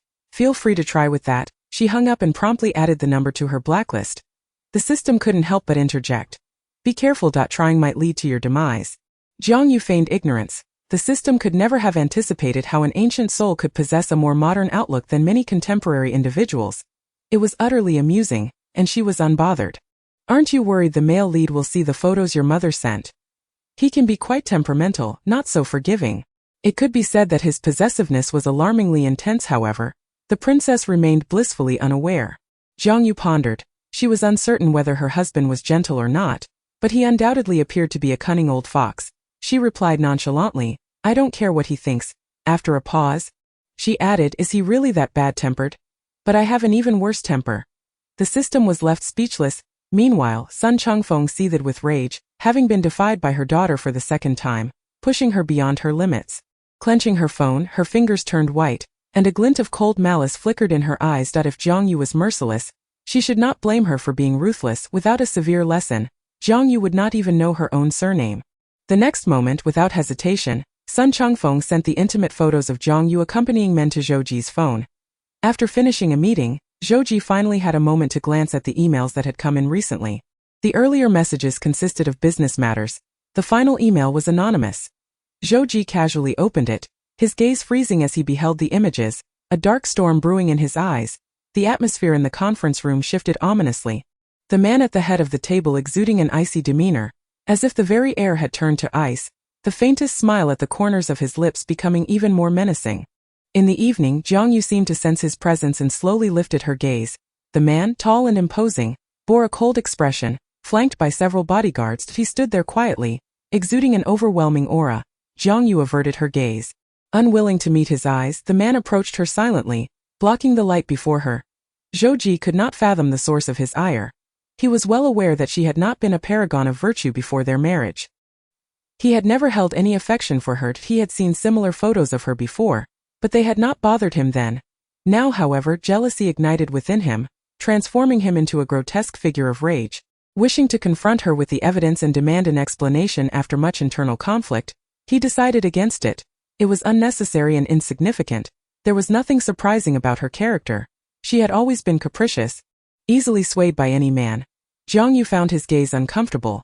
Had it not been for the matter at hand, she would have walked away. Jiang Yue opened her chat history on her phone and presented it to him. Zhou Ji glanced at it briefly, not examining the details, and raised an eyebrow. What is it? Jiang Yue stated directly, someone is threatening me. I do not care about these matters. If you are concerned, handle it for me. If not, then leave it be. Chapter 31. In a flurry of panic, Zhou Ji picked up the phone. His thick, inky lashes lowering, he seemed to be examining each photo with great care, pretending to know nothing. To be unconcerned, Zhou Ji had not anticipated that Jiang Yue would voluntarily disclose such matters to him. He assumed she held no trust in him, believing she would never think he was indifferent. Since she was so forthright, perhaps nothing had transpired. It was merely a few meals shared. She was undeniably beautiful, albeit somewhat naïve, often falling victim to those with ulterior motives. This could not be blamed on her. Zhou Ji returned the phone to her, his tone casual as he asked, "Did he threaten you for money?" Since it was an anonymous email, Zhou Ji presumed she was unaware of who was behind the threats. "Yes," Jiang Yue replied promptly, "I do not wish to give her anything." Zhou Ji acknowledged her with a non-committal Jiang Yue found it strange that her scheming husband was so composed today. But it had little to do with her. She continued, "I do not care whether these photos are exposed. I am merely informing you. You can decide how to handle it." Sun Chongfeng attempted to manipulate her in the same manner as the original owner did with these photographs. What a dream. She was certainly not intimidated by those empty titles. Even if they were truly sent to Zhou Ji or other members of the Zhou family, so what? Zhou Ji divorced her, and she found herself yearning for him. There are plenty of men in the world, and Her Highness sincerely believed that with her beauty and intelligence, she was deserving of a far better end. As for being exposed online, she cared even less. What impact could those online disputes possibly have on her? Besides, she was not the slightest bit afraid of being criticized. It couldn't harm her in the least. Having said this, she turned and ascended the stairs. Suddenly, her slender wrist was clasped in a man's palm, who carelessly held onto her, asking where she was off to. Rather than disliking physical contact with Zhou Ji, Jiang Yue felt a twinge of fear. The skin he touched seemed to ignite. She averted her eyes, her long lashes casting a small shadow, and tried to withdraw her wrist, but the disparity in strength between them was too great. In Zhou Ji's presence, her feeble attempts felt like those of a little kitten. Jiang Yue felt a flicker of annoyance. It was only because she had fallen on hard times that Zhou Ji had the opportunity to touch someone like her. "A precious flower. I'm going upstairs to rest together," the man replied with a casualness that belied the depth of his dark, tranquil gaze. Jiang Yue felt uneasy under his scrutiny, recalling that fateful night that still haunted her. She truly did not wish to be with him. Finding a flimsy excuse, she said, "I need to tell my son a story." Zhou Ji seemed puzzled by her sudden transformation into a nurturing mother. His gaze sweeping over her, recalling how she had often pretended to care for their child in the past, rather than for any ulterior motive, and his moment of distraction, she seized the opportunity to push his hand away. Being looked at by Zhou Ji felt akin to being targeted by a famished, cold beast. Beneath the calmness lay a terrifying dominance. The moment the man entered the room, he shed his suit jacket, revealing a finely crafted shirt that clung to the taut muscles of his torso. She had personally experienced the power of this body. It appeared lean yet was inherently wild. Jiang Yue fled to a safe distance, hastily darting into her son's room as if escaping. It was not too late yet. The child had obediently changed into his pajamas, completed his homework, and was ready for bed. He blinked in bewilderment, his dark eyes fixed on his mother as she abruptly entered. Jiang Yue felt stiff under his innocent gaze and awkwardly asked, "Are you ready for bed?" The boy, always compliant in front of his mother, nodded and then softly called out to her, "Mom." He did not inquire why she had come to find him. The handsome boy was deep in thought, contemplating whether he had done anything wrong today. He had been well behaved lately, avoiding actions that displeased his mother or uttering words she did not wish to hear. Moreover, it had been a long time since she had punished him, locking him in the little dark room. There was a hint of anxiety as the boy clenched his hands, and after a moment of silence, he quietly asked, "Mom, did I do something wrong?" He might be unable to endure it any longer. He feared pain, but he dreaded the absence of her love even more. He did not ask for much. Just a little would suffice. No. Jiang Yue sat at the edge of the bed, pondering for a moment before saying, "I'm here to tell you a story." Of course, Jiang Yue was not adept at storytelling. Her son appeared eager, gazing at her with wide eyes, his ears turning slightly pink. "Thank you, Mom." Jiang Yue steeled herself and narrated a few rather uninspiring tales, all beginning with Once Upon a Time. Once upon a time there was a noble princess, unparalleled in beauty and endowed with wisdom, cherished by thousands. Yet, a vile and despicable villain had long coveted her, coercing the pitiful princess into marriage through threats and enticements. At this point, Jiang Yue found herself unable to continue. Zhou Zhengchu looked at his seemingly dazed mother and asked, "Mom, what happened next?" Jiang Yue, who was not skilled at storytelling, offered a rather dull conclusion. Then he died. The villain received his just punishment. Jiang Yue fabricated the ending, nodding emphatically. Indeed, he died. Such a bloody and violent tale seemed rather unsuitable for a child. Meeting her son's dark eyes, she said, "I don't want to continue. Close your eyes and sleep." When Zhou Zhengchu closed his eyes, he thought he might be dreaming. His mother had never told him a bedtime story before. Even if he did not fully comprehend it, he was still delighted. This genuine joy was not pre-programmed but stemmed from a true sense of happiness. Just before sleeping, the little boy shyly whispered, "Thank you, Mom."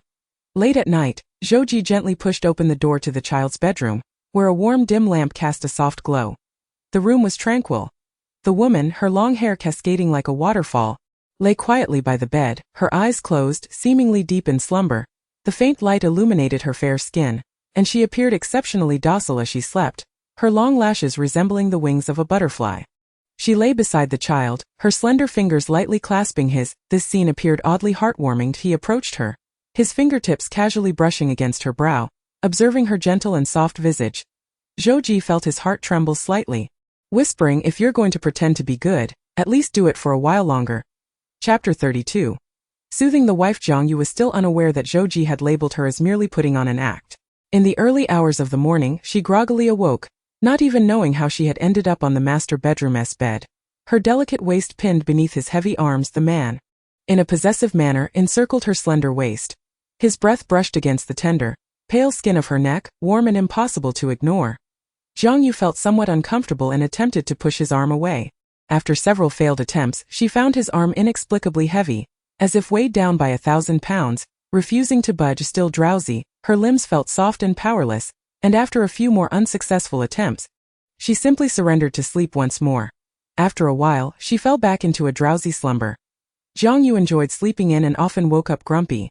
The next day, she awoke close to noon, and no one in the house dared to come upstairs to wake her, especially since her husband had specifically instructed them not to disturb her before he left that morning. They were particularly cautious in their tasks. After getting up, Jiang Yue quickly washed up and tied her long hair into a loose bun with a beautiful hair tie, a few strands of dark hair lazily cascading down her pale neck. Descending the stairs, she noticed that both her husband and child were absent, one at work, the other at school. After having lunch, the housekeeper approached her, gently reminding, "Madam, today is the day of the parent-child sports day at the kindergarten, starting at 2 in the afternoon. The sir has already sent a driver to pick you up." Jiang Yue almost forgot about this event.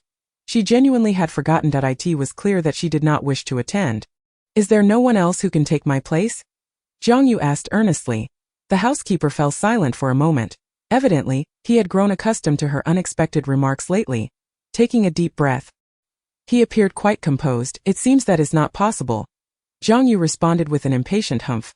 The driver was already waiting outside, and glancing at the time, she realized there was still an hour left. There was no need to rush. Besides, even if she arrived late, so what? Jiang Yue boarded the car heading to the kindergarten and halfway there, could not help but call Zhou Ji, clearly expressing her reluctance to attend the parent-child sports day. However, her husband acted like a dictatorial monarch, playing deaf and unyielding. Finally, unable to restrain herself, Jiang Yue asked, "Can't you just tell the teacher that I died?" Zhou Ji coldly interrupted, "Don't say such things." His tone was frigid, as if he were somewhat annoyed. Jiang Yue thought to herself, could he be so superstitious? One could not even utter a single word of ill fortune upon arriving at the school. Jiang Yue was undoubtedly the center of attention among the parents for various reasons. Firstly, her exquisite appearance was striking. One might say that the Creator had favored her, making her look like a celestial being who had accidentally fallen to earth, noble, ethereal and untainted by worldly affairs. Secondly, Jiang Yue had never attended any of the kindergarten's events before, so the other parents had never seen her in person. However, they had seen a plethora of sensational news about her. Now, witnessing her in person, they felt she did not resemble the unsavory figure depicted in those articles. Despite the hushed tones around her, whispers still reached Jiang Yue's ears. Is she really the wife of that Zhou? She's even more beautiful than on TV. I was too shy to look her in the eye, that I used to think the rumors were true. What rumors? About Zhou wanting to divorce her. Haven't you heard? Just because she's pretty doesn't mean she's not a petty person. She's done a lot of trivial things that I read the news. She's involved in degree fraud and has bullied her colleagues. She's truly despicable. Since she hasn't shown up before, I reckon her relationship with that Zhou must really be in trouble. The child isn't close to her, and at times like this, she's even more eager to put on a brave front. With no background, no status, and no ability, she'll eventually be discarded. If it weren't for her having drugged someone and being extraordinarily lucky to have given birth to a child, how could she have entered the Zhou family?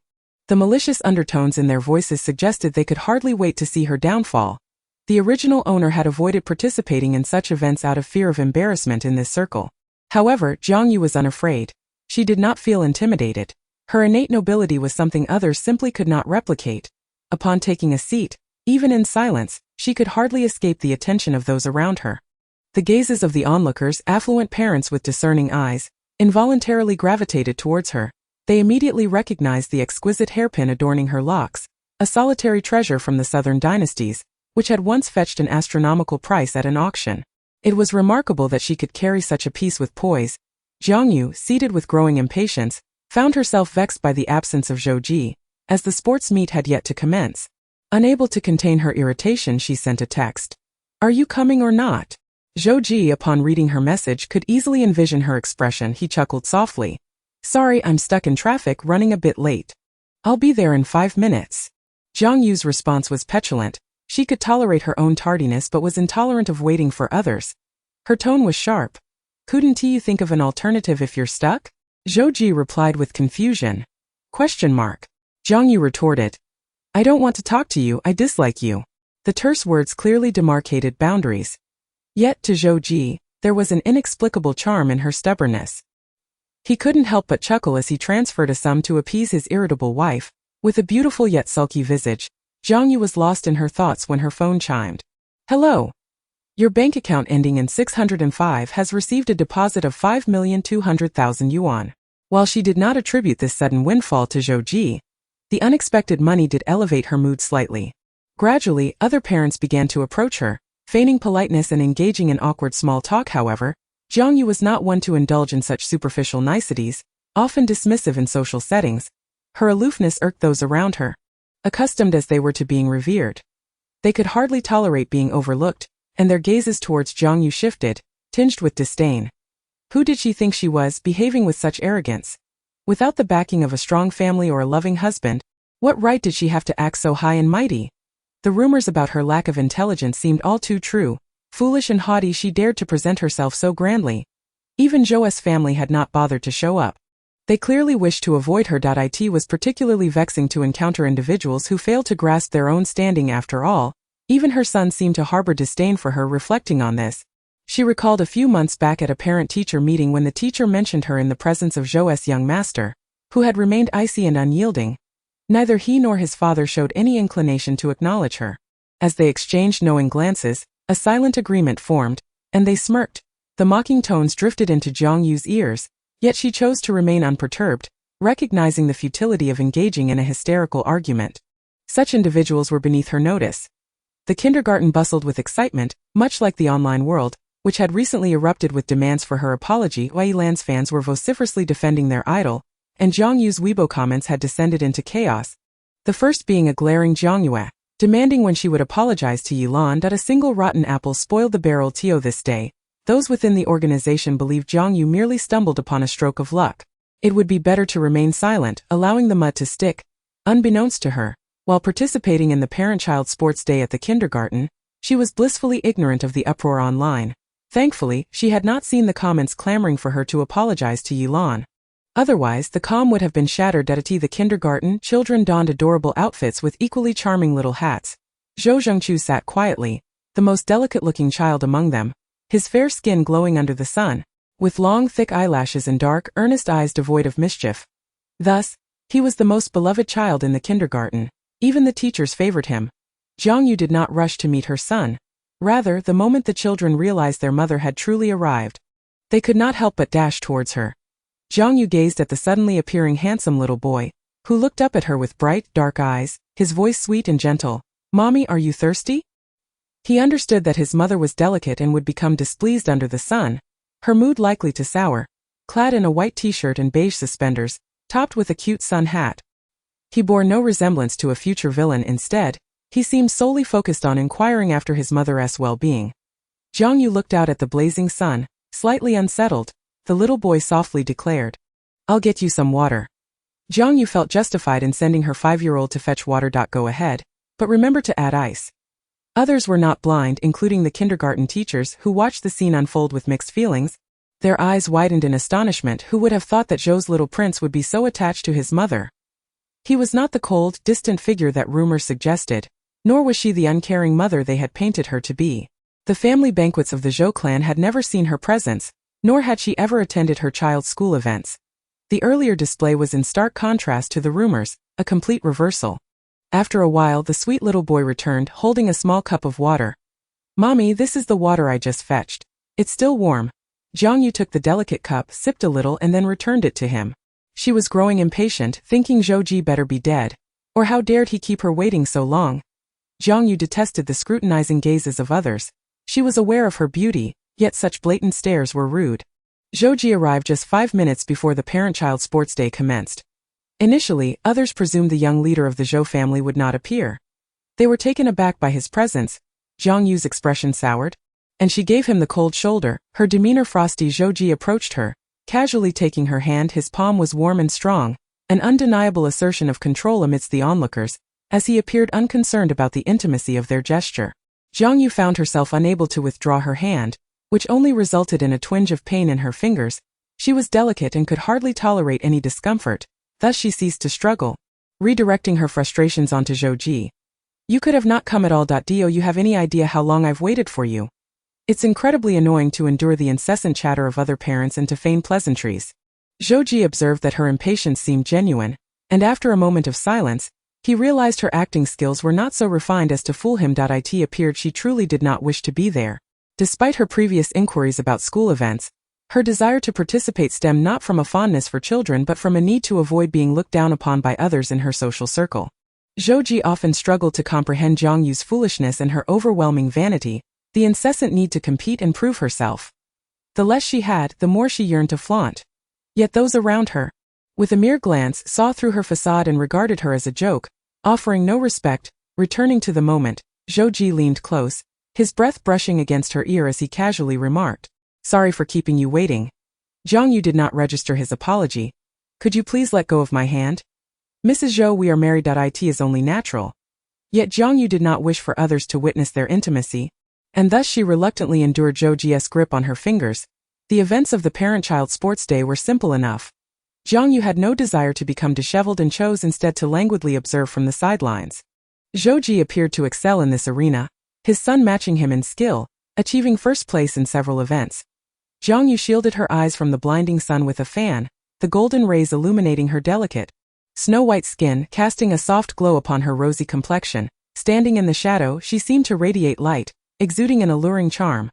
Unable to resist, Zhou Ji approached her, leaning down to place a casual kiss on her cheek. Cool and gentle, he then wrapped his arm around her slender waist, murmuring, "Almost done. It won't be hot for much longer." Jiang Yue lifted her chin slightly, responding lazily, "You two seem to be performing quite well." Zhou Ji raised an eyebrow, feigning modesty. "It's all right." His palm rested on her delicate waist, an unspoken claim upon her. The scent of her presence was comforting to him. Zhou Ji did not equate this closeness with love or affection. He acknowledged his desire for Jiang Yue, but it was not love. Jiang Yue was photogenic, and Zhou Ji was strikingly handsome. Together they formed a visually stunning pair, one radiant, the other stoic, perfectly matched in their juxtaposition. In the embrace of a man, there lies a boy, whose exquisite features are a perfect testament to his parents' genes, exceptionally pleasing to the eye. The photograph includes others as well, yet in comparison, they appear rather dull and lackluster. There is no deliberate concealment in the image, and it swiftly made its way onto the internet through the social circles of other parents. At this moment, Jiang Yue finds herself at the epicenter of attention. Just moments ago, netizens who vehemently demanded her apology now find themselves entranced by her beauty captured in the photo, utterly bewildered and disoriented. Each one of them cannot help but exclaim, "How has she become so stunning?" They recall a time when she did not possess such allure, and it strikes them as peculiar. Chapter 34. A suggestion to alter the plot in the photograph. Jiang Yue seems a different person altogether. Though her face remains familiar, her aura is entirely transformed. The woman in the image gazes nonchalantly at the camera, and even while standing beside the tall, stoic man, there is an air of superiority that exudes from her being. She embodies refinement and delicate nurturing from within to without. Has she undergone cosmetic surgery? How has she become so much more beautiful after such a long absence? Setting aside her irksome personality, the family of three appears remarkably well matched. Her husband is undeniably handsome, and her son is adorable. One can understand why she has stubbornly clung to her marriage, refusing to divorce. If my husband were Zhou Ji, I too would be reluctant to part ways. Are you also easily beguiled by her appearance? Have you forgotten the incident where she made her assistant sleep on the balcony during a frigid winter night? A vixen truly venomous. How close was I to being enchanted by her? What is the current situation with the Zhou family? Is the husband also bewildered by his wife's charms? Do you understand the theatrics of the affluent? It is merely a performance. Apologize. Demand her apology swiftly. This photograph briefly trended on social media but was soon retracted by the PR department of the GR Group. It vanished from the online realm in the blink of an eye. Few possess the capability to wield such influence in the capital. The elite indeed are not to be trifled with by ordinary folk. Among those enchanted by Jiang Yue's beauty, the most delighted are undoubtedly the fans of the Zhou Ji and Jiang Yue couple. They are utterly immersed in their obsession, akin to bees that have fallen into a jar of honey, nearly succumbing to sweetness. His gaze still holds affection for her. The last time rumors of divorce were dispelled, he tightly embraced his wife, proclaiming, "This is love." His eyes brim with possessiveness. The most genuine connection in the world is ours alone. We proudly wave the banner of affluent couples. With my 360-degree magnifying glass, I can discern the smile at the corner of Zhou Ji's lips. He truly loves her. The eyes of couple fans are blinded in their fervor. They seem to have lost their senses. Gradually, voices began to emerge beneath her Weibo posts advocating for her. Some expressed discontent as clashes between the two factions invariably led to chaos. The couple's fanbase appears irredeemable. Perhaps their parents should consider having another child. With my 18K sniper rifle, I shall obliterate your delusions. Where is the love? You are merely fantasizing here. Unethical super talk. I shall report you. The clamor does not hinder the continuous rise of Jiang Yue's fanbase, compelling onlookers to reassess her significance in Zhou Ji's heart. After all, the way he gazes at her cannot be deemed innocent. Returning home, she finds herself uncomfortably seated in Zhou Ji's private car. Proximity to him unsettles her. Jiang Yue clearly wishes to avoid conversation. Reclining her seat and closing her eyes lazily, exhausted, signaling, "I need rest. Do not speak to me." Zhou Ji has not encountered anyone speaking to him in such a commanding tone for many years. Yet he has heard quite a bit of it from Jiang Yue lately, which he finds amusing. She does nothing but sit beside him, her impatience evident. How could she be so fatigued? Wasn't she sleeping soundly just last night? After a pause, his later words carry a deeper meaning. "I did not disturb your rest. You should be feeling quite well today." Jiang Yue is, of course, feigning her fatigue. His calm demeanor and words exude a gentle warmth, his features radiating an aloof charm, with an underlying chill that commands respect. Unpretentious in its authority, Jiang Yue pretends to doze against the pillow, muttering a few words. "You are noisy." With her eyes closed, she fabricates, "You are disturbing my peace." When Princess Jiang seriously admonishes others, even when at fault, there is an uncanny ability to make others feel culpable. She excels at offloading blame. Zhou Ji observes the woman beside him, seemingly asleep, and a softening occurs in his heart. Such trivial matters may as well be overlooked. Very well, I shall remain silent. Jiang Yue does not sleep well in the car, and in her hazy state, she experiences a nightmare. The sky is stained with blood, countless casualties in the palace, with a stream of crimson flowing down the steps. The emperor, disheveled, sits in the throne room in disarray. The once dignified empress appears equally disheveled, sitting vacantly beside him, as though her soul has been drained. The palace is surrounded by the menacing forces of the Black Army, leaving no escape. A man clad in black brocade, his gaze icy and piercing, reflects in the dim light, his expression revealing a formidable coldness, his gentle eyes concealing a sharp malice. After a prolonged silence, the man coldly inquires, "Where is Princess Ming-yi?" The woman's face pales. She is dead. Suddenly, her emotions surge, her blood-red eyes locking onto the man's. "It is you, you had her killed. It must be you. The poison is undoubtedly from your treacherous hands. You shall meet a terrible end." Jiang Yue awakens with a start, startled by her mother's hoarse voice, still dazed, questioning why she is not dead from lightning but rather poisoned. How strange this dream is. Perhaps Zhou carried her from the car. Sitting on the bed, she drifts into thought, her heart heavy and uncomfortable. How coincidental. The system appears at the opportune moment. Tonight, the female lead will encounter the male lead at a charity gala, where she unwittingly falls victim to a nefarious plot, being drugged. The subsequent content is not suitable for minors, so I shall refrain from elaborating. Jiang Yue blinks slowly, regaining her composure. But I want to hear it. The system, blushing in embarrassment, shouts. Not suitable for minors? You cannot listen. I am still a baby. I understand nothing. You are utterly inappropriate. Jiang Yue calmly replies. Why does the female lead always fall victim to nefarious individuals? She seems to have poor social connections. After a moment of silence, the system responds. In the original narrative, that nefarious character is you.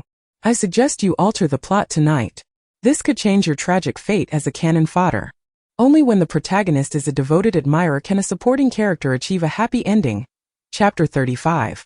A fated destiny. Jiang Yue harbors no interest in altering the plot. She is accustomed to living freely, and the thought of compromising herself is insurmountable. Perhaps the recent dream still lingers in her mind. She feels a persistent heaviness in her chest.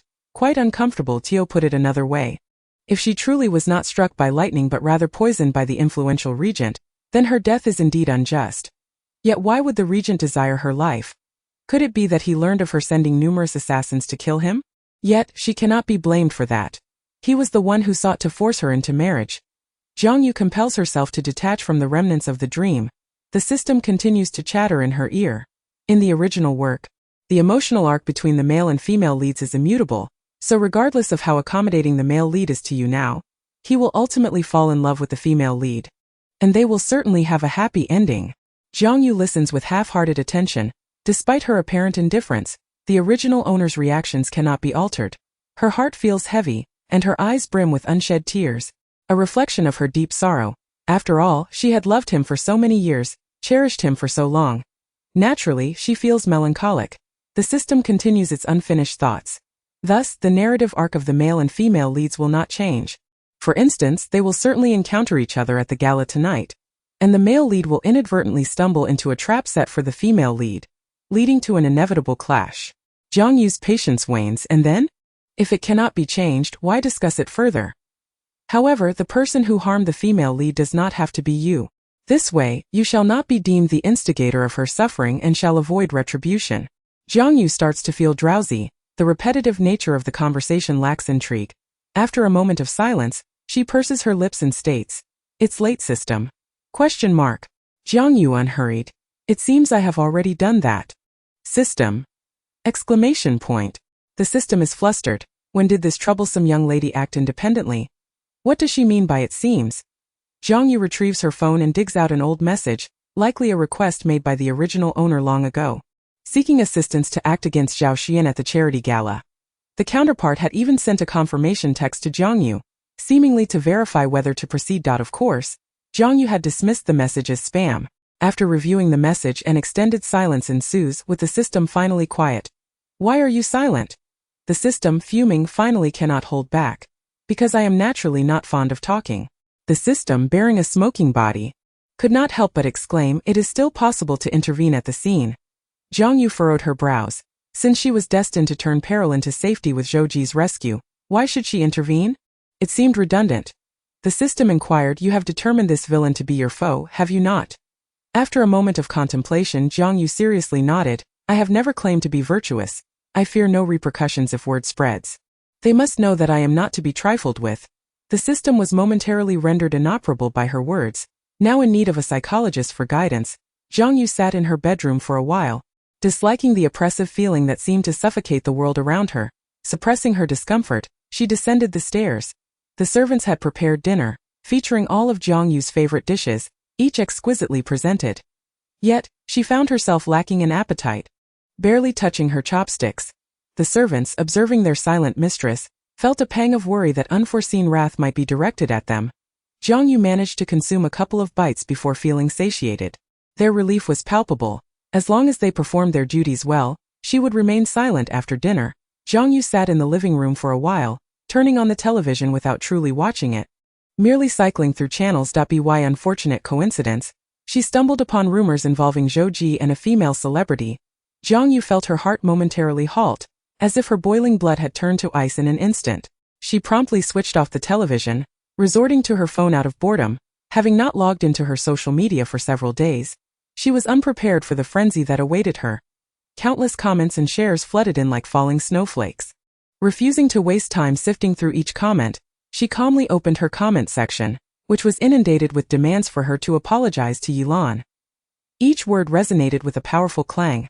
Deafening in its insistence online, Jiang Yue felt liberated, saying whatever she wished and posting whatever she desired, her typing speed having markedly improved since her earlier days. Absolutely not. What a brazen provocation. The sheer arrogance ignited the fury of onlookers. Initially, Jiang Yue faced aggression from a select few, but soon fans of others joined in the fray. I will curse you before the gods. You show no sign of remorse, your backing must be formidable. Teach us how to be as unrepentant as you. I can't believe it, this young lady's malice has upgraded to a plus version. I hope heaven has eyes to send someone to take her away. With that, the brothers rallied, calling for complaints and boycotts. Jiang Yue had almost forgotten about her wager with Yilan. If the item proved to be a counterfeit, Yilan would have to bow and apologize to her. The reminder sparked her memory, and without hesitation, she sent a message in the work group. Miss Yi, when do you intend to apologize? With a bow. After a moment to soften her approach, she added, it need not be in person. A video will suffice. She had no intention of letting this go. Yilan, already frazzled and bedridden, turned pale upon reading the messages in the group, nearly losing consciousness. Gripping the bedsheets tightly, she struggled to breathe. After a moment, she could only lash out at her manager beside her. You need to handle her for me. The Zhou family in the capital wielded immense power. Who would dare offend them? Adding to her troubles, a recording of the backstage dispute had been surreptitiously captured and subsequently leaked online. The deputy director's confirmation that it was indeed a counterfeit was clearly recorded. Chapter 36. Why is she harming me so? The video from backstage appeared to have been surreptitiously filmed, the image somewhat blurred. Despite the low resolution, Jiang Yue looked stunningly beautiful, her slightly curled, jet black hair resting gracefully on her chest, skin fairer than snow, lips shimmering. Upon the video's release, the online world fell momentarily silent. Yilan's fans, who had previously demanded an apology from Jiang Yue, fell utterly mute, their voices stifled in shock. This sudden turn of events caught them off guard. Yilan, typically portrayed as a gentle, wealthy heiress in front of her fans, appeared aggressive in the video, a stark contrast to her persona. Yet, despite this, Yilan's side refused to acknowledge the video, allowing her fans to claim it was edited and misleading.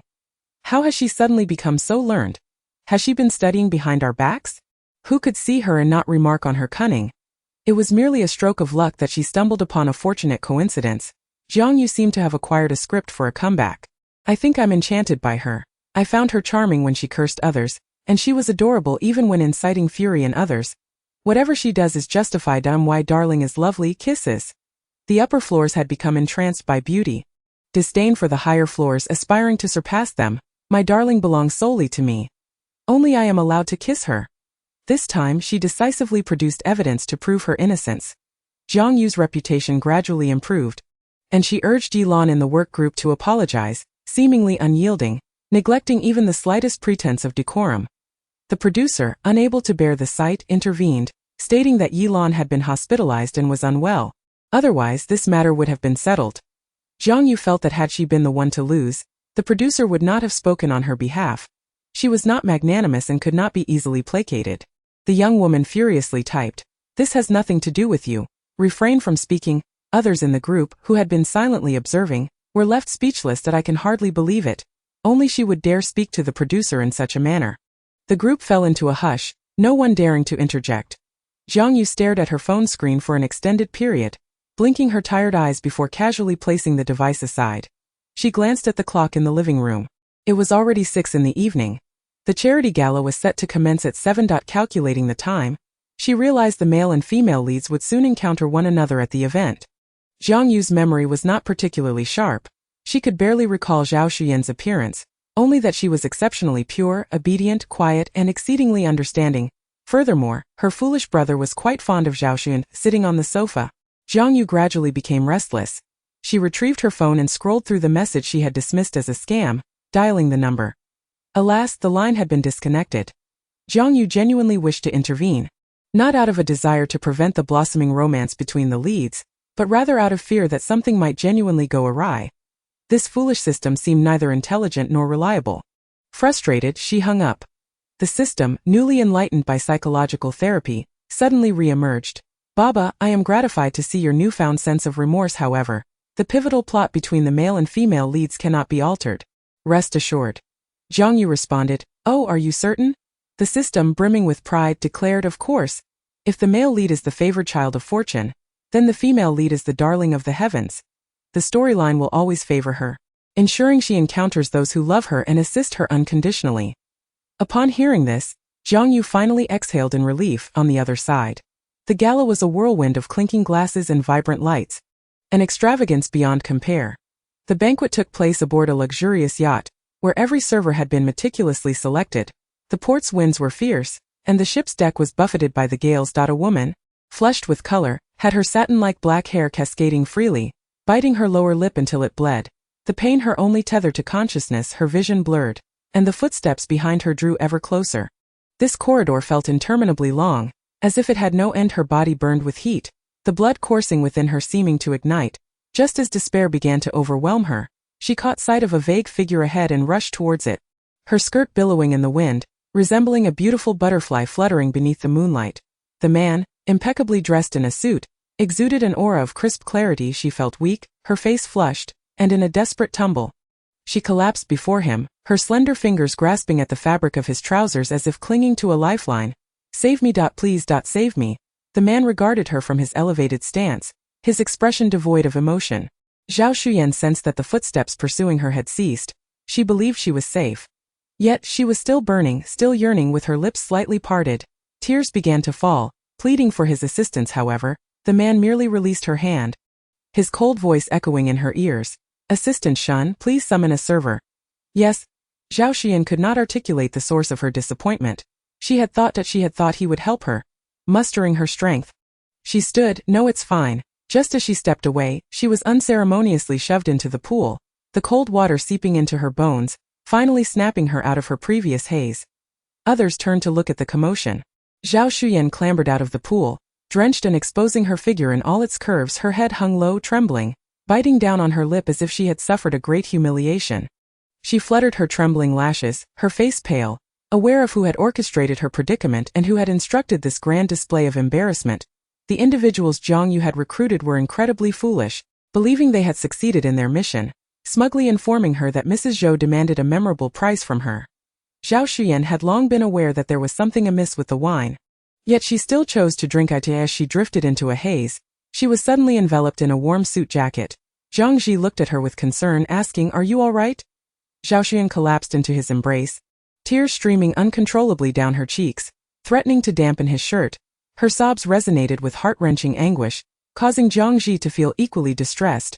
After she had cried enough to lift her face, her reddened eyes turned towards Zhou Ji, who stood a short distance away. In the profound darkness of the night, it was impossible to discern the expression on the man's face, nor could one fathom his thoughts. With a quivering voice, Zhao Xian stammered, Why would she want to harm me?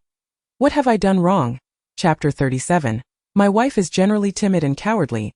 The pallid young woman choked on these words, her pitiful demeanor evoking sympathy from anyone who laid eyes upon her.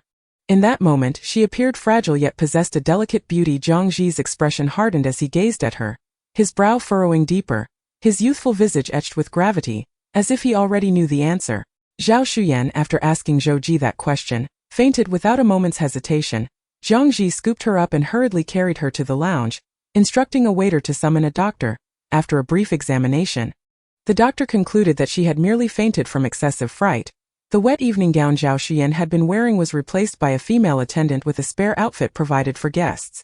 Now she lay feebly on the bed, appearing restless even in her slumber. Jiang Ji sat on the sofa, his expression icy, emanating a chill akin to ice, his fingers tightly gripping his phone. Moments later, he could no longer restrain himself and dialed Jiang Yue's number. At that moment, Jiang Yue was reclining in a bathtub, applying a facial mask. Her custom skincare products, though expensive, perfectly suited to her complexion. Not bothering to check the caller ID, she lazily answered, What is it? Hearing her nonchalant tone, Jiang Ji's anger simmered quietly, a sardonic smile forming on his lips as he spoke frostily. Jiang Yue, what are you pretending for? Recognizing her brother's voice, she sensed the barely suppressed fury behind each syllable, as if they were forced out from deep within his throat. Did you call just to interrogate me? Jiang Ji was baffled by her perpetual demeanor, how she could remain so unaffected despite committing such repugnant acts. Devoid of any remorse, he had much to say, yet his words dwindled to feeble inquiries. What is your heart made of? Do you even realize what you are doing? You make me feel profoundly nauseous. These words penetrated her ears with crystal clarity. Jiang Yue could feel the blood in her veins gradually chilling, as though it were solidifying, her heart sinking with oppressive, painful emotions swirling within her. She pressed her hand to her chest, which felt hollow yet still ached. She wanted to believe the original owner of this body genuinely cared for her brother. She could almost hear him say, "Sister, you should eat too." In the time that followed, under the same roof, the two rarely spoke. Back in middle school, after evening study sessions, he would silently follow behind her, quietly protecting her from the advances of students from vocational schools. Back then, he still called her sister. When did everything change? It seemed to have shifted in high school when Jiang Ji and Zhao Xuyan became classmates. She maintained a cold expression, her tone calm. Feel free to disgust me. Do you think I care? Get lost. Don't call me again. With that, Jiang Yue decisively hung up, removing the mask from her face, her cheeks flushed with anger, her eyes slightly red. At that moment, she resolved to block this foolish brother immediately. No matter how impressive he became in the future, it would not deter her from that decision. Upon hearing her retort, Jiang Ji felt a pang in his chest. His complexion growing paler, clutching his phone, he stared blankly, realizing she must be extremely angry. Yet what right did she have to be furious? The one in the wrong was undoubtedly her. Zhao Xuyan slowly sat up, her eyelashes fluttering as she surveyed her surroundings, not spotting the person she wished to see. That man was truly cold-hearted. She silently clutched the sheets and softly murmured, "I want to call the police." Before she could dial, Zhou Ji's assistant entered the lounge, having overheard Zhao Xuyan's words before she lost consciousness. This matter needed to be clarified. "Miss Zhao, Mr. Zhou is currently occupied but will be here shortly. If there are any misunderstandings, you can address them directly with him." Zhao Xuyan clenched her fingers, whispering, "It's not a misunderstanding." Assistant Shun pretended not to hear, disregarding her words entirely. Soon after, Zhao Xuyan was granted an audience with Zhou Ji, who entered clad in a tailored dark suit, his expression steeped in an air of profound indifference that he appeared unconcerned. His presence still commanding, Zhao Xuyan lowered her gaze and recounted the events of the evening, her face pale and her voice barely above a whisper. "That person said, Mrs. Zhou wants to teach me a lesson. There were many of them, and unable to finish her sentence, tears streamed down her face." Zhou Ji remained silent, maintaining an air of calm detachment, as if what Zhao Xuyan had just revealed was not as alarming as she believed. Jiang Ji's face hardened as he abruptly stood up. The usually stoic youth now seemed more fearsome than ever. Zhou Ji regarded Zhao Xuyan with a gentle tone. "Miss Zhao, one may indulge in a variety of meals, but one must not speak recklessly. My wife is generally timid and cowardly. She would not engage in such dreadful acts." Zhao Xuyan was taken aback by his defense of Jiang Yue. She lifted her face, her eyes reddened. "If you don't believe me, you can confront them. I am not lying." Zhou Ji met her gaze. "Then tell me, why would she do such a thing?" Without a moment's hesitation, Zhao Xuyan nearly blurted out that Jiang Yue was envious of her. But she knew that statement would lack credibility. What could Jiang Yue possibly be envious of? She possessed a husband of unparalleled beauty and a charming, obedient son. She was also more attractive than Zhao Xuyan. Why would she harbor jealousy? Zhao Xuyan fell silent, unable to articulate her thoughts. Observing her silence, Zhou Ji replied coolly, "I will inquire with my wife. Until the truth is revealed, I hope Miss Zhao can remain composed." A few seconds later, Zhao Xuyan quietly stated, "She will never admit it." How could anyone confess to their own malice? Zhou Ji rose, his patience exhausted, unwilling to squander any more time in this place. His tone distant. "I trust my wife." Chapter 38. He is willing to help her settle the trouble. Typically, Jiang Yue would have been asleep by this hour. However, tonight she found herself restless, tossing and turning in bed. After a while, she sat up and turned on the bedroom light. Jiang Yue attributed her insomnia to the cup of tea she had consumed earlier that evening. She donned an outer garment and made her way downstairs. The villa's servants were still awake, and upon seeing their mistress descending at such a late hour, they were compelled to be on high alert to attend to her needs. "Madam, please let us know if you require anything." Though she no longer unleashed her temper upon them, Jiang Yue remained quite particular, demanding high standards in her attire and possessions. If something did not suit her taste, She would not voice her discontent outright but would merely frown slightly, making her displeasure evident. The living room fell into a serene silence, illuminated by the soft moonlight streaming through the floor-to-ceiling windows. Jiang Yue retrieved a bottle of red wine from the cabinet, selecting a favored wine glass, pouring half a glass, and taking a few gentle sips. When Zhou Ji returned home, he was greeted by the sight of his wife, who appeared to be slightly inebriated. Dressed in a soft, silky slip dress, she lounged on the sofa, her complexion rosy, her fair skin radiating a delicate glow. Her eyes shimmered with moisture, the irises deep and clear, as she reclined lazily against the cushions, the hem of her dress inadvertently pooling at her thighs. Undoubtedly, she was beautiful. Zhou Ji casually placed his discarded black suit aside, loosening his tie as he scrutinized her with a penetrating gaze, one that seemed to delve into her very essence. Jiang Yue set down her wine glass, casting a fleeting glance at him before returning her attention to the television. Moments later, it dawned upon her that he should have been engrossed in an intimate rendezvous with Zhao Shuyan. Had it already concluded? Unable to resist, Jiang Yue's gaze flicked downward but quickly averted. She began to ponder. She recalled that Zhou Ji had once been, how should she put it? Quite the beast. Zhou Ji spoke softly. The dinner ended early. Jiang Yue feigned interest, expressing indifference towards the charity gala. However, she needed clarity on the events of the evening. She was unaware that her inability to conceal her emotions was evident in her shifty gaze. Jiang Yue attempted to appear nonchalant, though her inquiry came across as rather forced. Did anything happen tonight? This question nearly laid everything bare, as if she were blatantly confessing, I did something wrong. And now I feel guilty. I need to probe for information.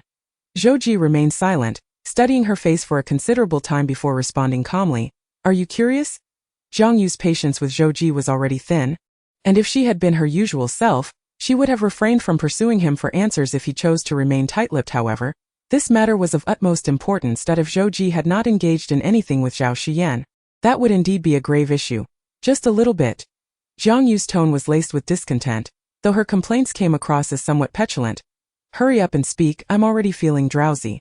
Zhou Ji curled the corner of his lips, a faint smile gracing his features. His wife, foolish as ever, engaged in wrongdoing yet wore her guilt plainly on her face, unable to conceal her transgressions. Her eagerness to learn the outcome, coupled with a mix of trepidation and curiosity, was indeed a source of amusement. After a brief silence, the man spoke in a calm voice. Nothing has happened. Although Zhou Ji harbored no feelings for Jiang Yue, he would not confront his wife over the actions of an outsider. Regardless of whether she was involved, the likelihood was substantial. This was not the first instance of her unwarranted jealousy and excessive reaction. Yet, up until now, Zhou Ji was still willing to smooth things over for her. Upon hearing his words, Jiang Yue's expression did not improve. She appeared particularly disappointed. Did you and Zhao Xuyan not do anything? I knew the system was utterly unreliable. It promised that the crucial plot between the male and female leads would never be altered. Yet here we are. Nevertheless, it seemed the female lead had not suffered any harm. Jiang Yue had been eagerly anticipating Zhou Ji to fall in love with the female lead, hoping it would allow her to enjoy a peaceful life of her own. Why was the progress so agonizingly slow? Was there no justice in the world? Zhou Ji fixed his gaze upon her, his expression inscrutable. Are you truly hoping for something to happen between us? The man appeared as tranquil as a placid lake. Yet instinctively, Jiang Yue sensed danger. A chill ran down her spine. Her intuition warned her that Zhou Ji's current mood was far from pleasant. The butler, bearing immense pressure, appeared before them, recalling Jiang Yue's previous directive to expel Jiang Ji upon sight. However, tonight it was evidently not so simple to dismiss him. Madam, your brother insists on entering. Jiang Yue scoffed coldly, instructing him to go away. The butler, sweating profusely, replied, he says he has matters to discuss with you in person. Zhou Ji raised an eyebrow. He remembered how fond Jiang Yue was of her brother and had never seen her so unhesitatingly dismiss him before. Zhou Ji could surmise that something had transpired. Thus he instructed the bodyguards to allow Jiang Ji to enter. In the living room, the atmosphere was tense. The handsome youth's eyes simmered with deep anger and resentment. Without preamble, he confronted her. Did you hire someone to drug Zhao Xuan's drink? His tone was frigid, as if he were addressing a foe rather than a family member. Jiang Yue's heart jolted painfully at the accusation. She despised this instinctive reaction, meeting his gaze without a desire to explain. For there was nothing to clarify. Perhaps it was me. What of it? Jiang Yue was not one to take the blame unjustly. Given the narrative's uncertainty, without irrefutable evidence, she refused to feel any anger. Jiang Ji had anticipated her to desperately deny any wrongdoing. Scrambling for excuses, he never expected her to utter such forthright, In different words, Jiang Yue's eyes reddened, yet she continued to gaze at him coldly. Her icy demeanor nearly scorching him, he felt as though a heavy stone pressed against his chest. His lungs suffocated by an overwhelming tide, rendering him breathless, and the next moment, he heard her say, "Can you leave now? You melodramatic fool." Chapter 39. In light of the narrative's uncertainty, Jiang Ji felt the searing anger gradually subside until it fell into a profound silence, as if his innermost being had been encased in a chilling frost. He had previously believed that completely severing ties with her was a desirable outcome. Yet, facing the unfiltered rejection from her, he found himself overwhelmed by a dense ache in his heart, akin to the sting of a bee's tail, brief yet sharp. Jiang Ji gazed at her, his eyes reddening, unsure if it was due to his anger. His piercing glare made her seem like a notorious tyrant. He pressed his lips together, his voice stiff. Those who commit wrongs will surely face retribution. The proud youth had yet to learn to bend his rigid will. After delivering his statement, he turned decisively and walked away. His back resolute. Jiang Yue, angered to the point of laughter, felt her eyes welling up.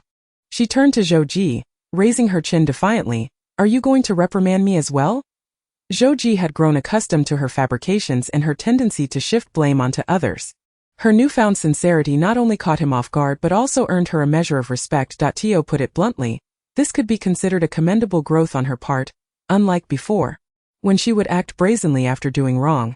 Now she was merely irksome. "Very well, I shall retire for the night." Jiang Yue, having indulged in alcohol, felt drowsy. She stifled a yawn and ascended the stairs. Zhou Ji followed her upstairs. After taking a shower, he emerged to find her nestled under the covers, fast asleep. Her petite face lay adorably on the pillow, her thick lashes forming delicate arcs. Zhou Ji reached out to turn off the light. In the darkness, he easily wrapped his arms around her waist, intertwining their fingers. The night enveloped them like a gentle tide, flowing around them. Subsequently, he mentally chastised himself profusely, deeming himself a creature lower than beasts. Jiang Yue had barely risen from slumber when she was forced to confront dreadful news. Only 3 or 4 days remained before the weekend. In the workgroup, aside from the director sending out the schedule, no one uttered a word. Jiang Yue's nickname in each group was Malicious Little Jiang. Anyone who saw it would undoubtedly commend its accuracy. Before anything else, Jiang Yue needed to swiftly address the troubles from the previous night. If it was indeed a mess left by the original owner, she would have to shoulder it, but if it was merely a smear, she had no reason to accept it. The video of the pitiful girl, tearfully questioning her why she had harmed her, had already circulated within their circle.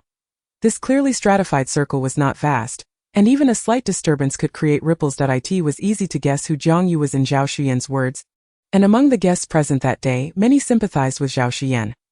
Once it became known that Zhao Xuyan was merely the piano teacher invited by the Zhou family, Jiang Yue's actions were deemed exceptionally outrageous. To call her heartless would not be an exaggeration. Several younger members of the Zhou family, who had never cared much for this sister-in-law, could not help but bring it up in front of the elders. Zhou Mu immediately smashed a teacup, startling Zhou Ji's cousins into silence, while they secretly reveled, thinking Jiang Yue was truly doomed this time. To end the afternoon, as Jiang Yue prepared to leave, she received a call from Zhou Mu. "You need to come to the old residence right now." The commanding tone made Jiang Yue uncomfortable. To end the original story, this mother-in-law, who was the vice president of a law university, had never regarded her with any respect, fully aware that Zhou Ji would eventually divorce her. Mindful of her status as an elder, Jiang Yue maintained a relatively polite demeanor. "I'm sorry, I have something to attend to and will be a bit late." Zhou Mu was taken aback that Jiang Yue dared to refuse her.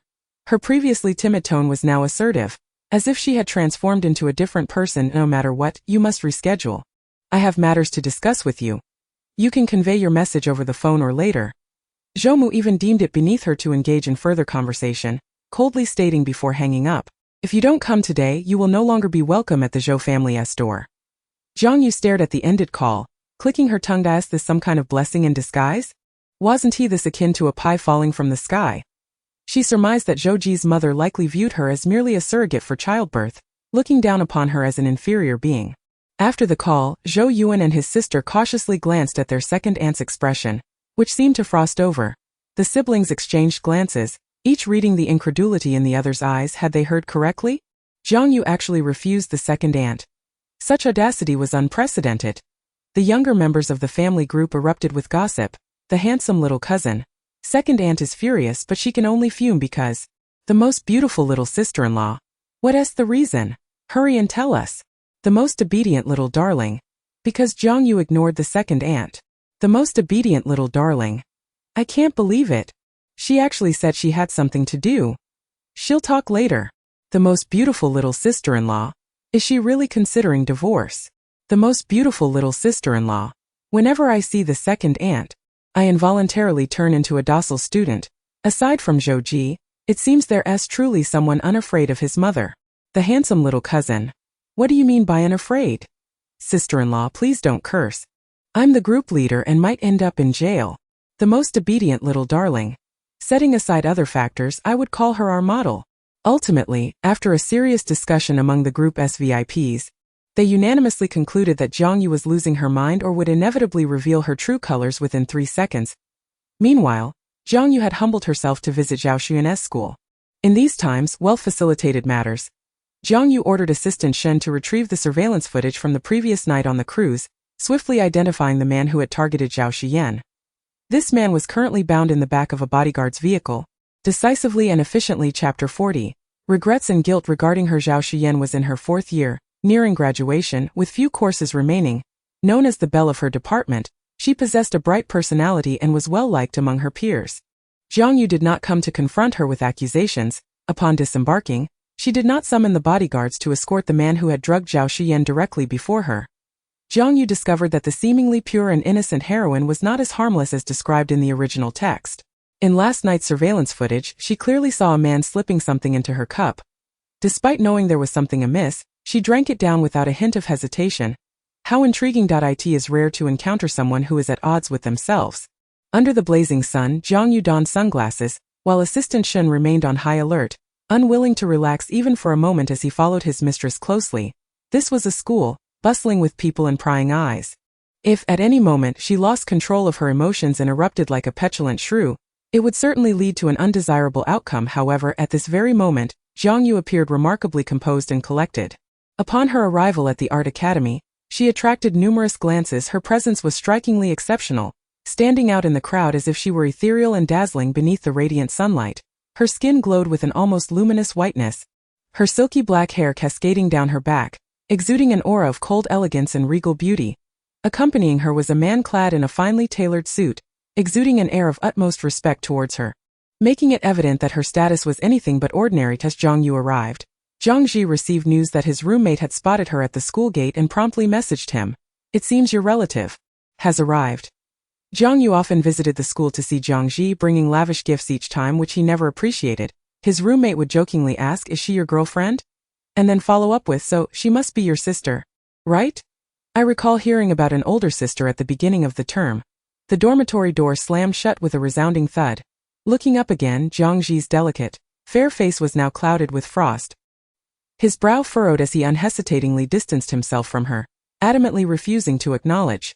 "No, she is not my sister." His roommate, driven by curiosity, insisted on probing further. Zhang Ji, growing impatient with the questioning, casually dismissed it with, "Distant relative."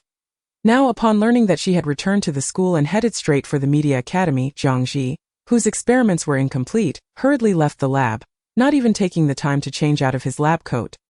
He rushed towards her direction. Soon, Jiang Yue encountered Zhao Xuan, who had just finished class. Spotting Jiang Yue at the entrance of the teaching building, she nearly thought she was mistaken. The surrounding students couldn't help but direct their gazes towards her, some in awe and others reluctant to look away. Whispers filled the air, accompanied by gasps of astonishment at her beauty, as students from the media academy recognized the hostess who had gained some fame online. Fellow students commented below, "I saw her too. She's the princess of the old servant." Under the glaring sun, which stung the skin, Jiang Yue, delicate and soft, did not wish to endure such discomfort in the heat. She approached Zhao Xuan directly, stating her purpose. "I heard you suspect that I was the one who set you up last night." Zhao Xuan, isolated and vulnerable, stood before her, head bowed in a display of helplessness, her lower lip bitten white. "It was that person who said so." Jiang Yue acknowledged with a nonchalant hum, casting a casual glance over her. Zhao appeared to tremble. Was she truly that furious or merely terrified? Jiang Yue mused, "I know." She then casually remarked, "However, I am not a philanthropist. I have no intention of acknowledging something I did not do." Before Jiang Yue could utter her next sentence, she was interrupted by the hurried arrival of Zhang Ji. The young man raced towards her, his breath slightly unsteady, his handsome face etched with frost. He grasped Jiang Yue's wrist tightly, pulling her aside to distance her from Zhao Shiyan, fearful that she might harm her. Do you even have the audacity to come to school and demand an explanation? Jiang Yue accused her without inquiry, instinctively assuming she was there to retaliate against Zhao Shiyan. Jiang Yue, with her delicate skin, felt the painful impression left on her wrist from his grip and was instantly enraged. Has this little brat gone too far? Jiang Yue coldly scoffed, raising her eyelids in discontent. He seems fond of being her dog rather than being my brother. Jiang Yue's expression turned icy. The once aloof and distant campus idol was now visibly irate in front of his sister. Say that again, Jiang Yue chuckled. What if I say it 10 more times? I am telling you, today we sever our sibling ties. Hearing her declaration of severing their relationship, Jiang Yue did not feel relieved. Her expression was unusually serious, devoid of any pretense. The young man pressed his lips together, the sunlight illuminating his pale face. Almost devoid of color, he felt an unbearable heaviness in his heart, as if the air had been squeezed from his chest. That if she had not come to the school to bully others, why would he have spoken to her so harshly? She was in the wrong yet remained unyielding. Jiang Yue noticed the red mark around her wrist, initially wanting to apologize, yet the circumstances held him back. The young man lapsed into silence, seemingly rebelling against her. Jiang Yue then turned her gaze towards Zhao Shiyan. I have extracted the surveillance footage from last night. I have brought the man who harmed you. And he is right at your school gate. You can confront him directly now. Or alternatively, she could take him to the police. However, Zhao, in the future, if you encounter any incidents, refrain from hastily accusing others without clarity. I have been wronged here. Zhao Shiyan froze in place, unable to believe that Jiang Yue had managed to retrieve last night's footage, which she had specifically observed to be a blind spot.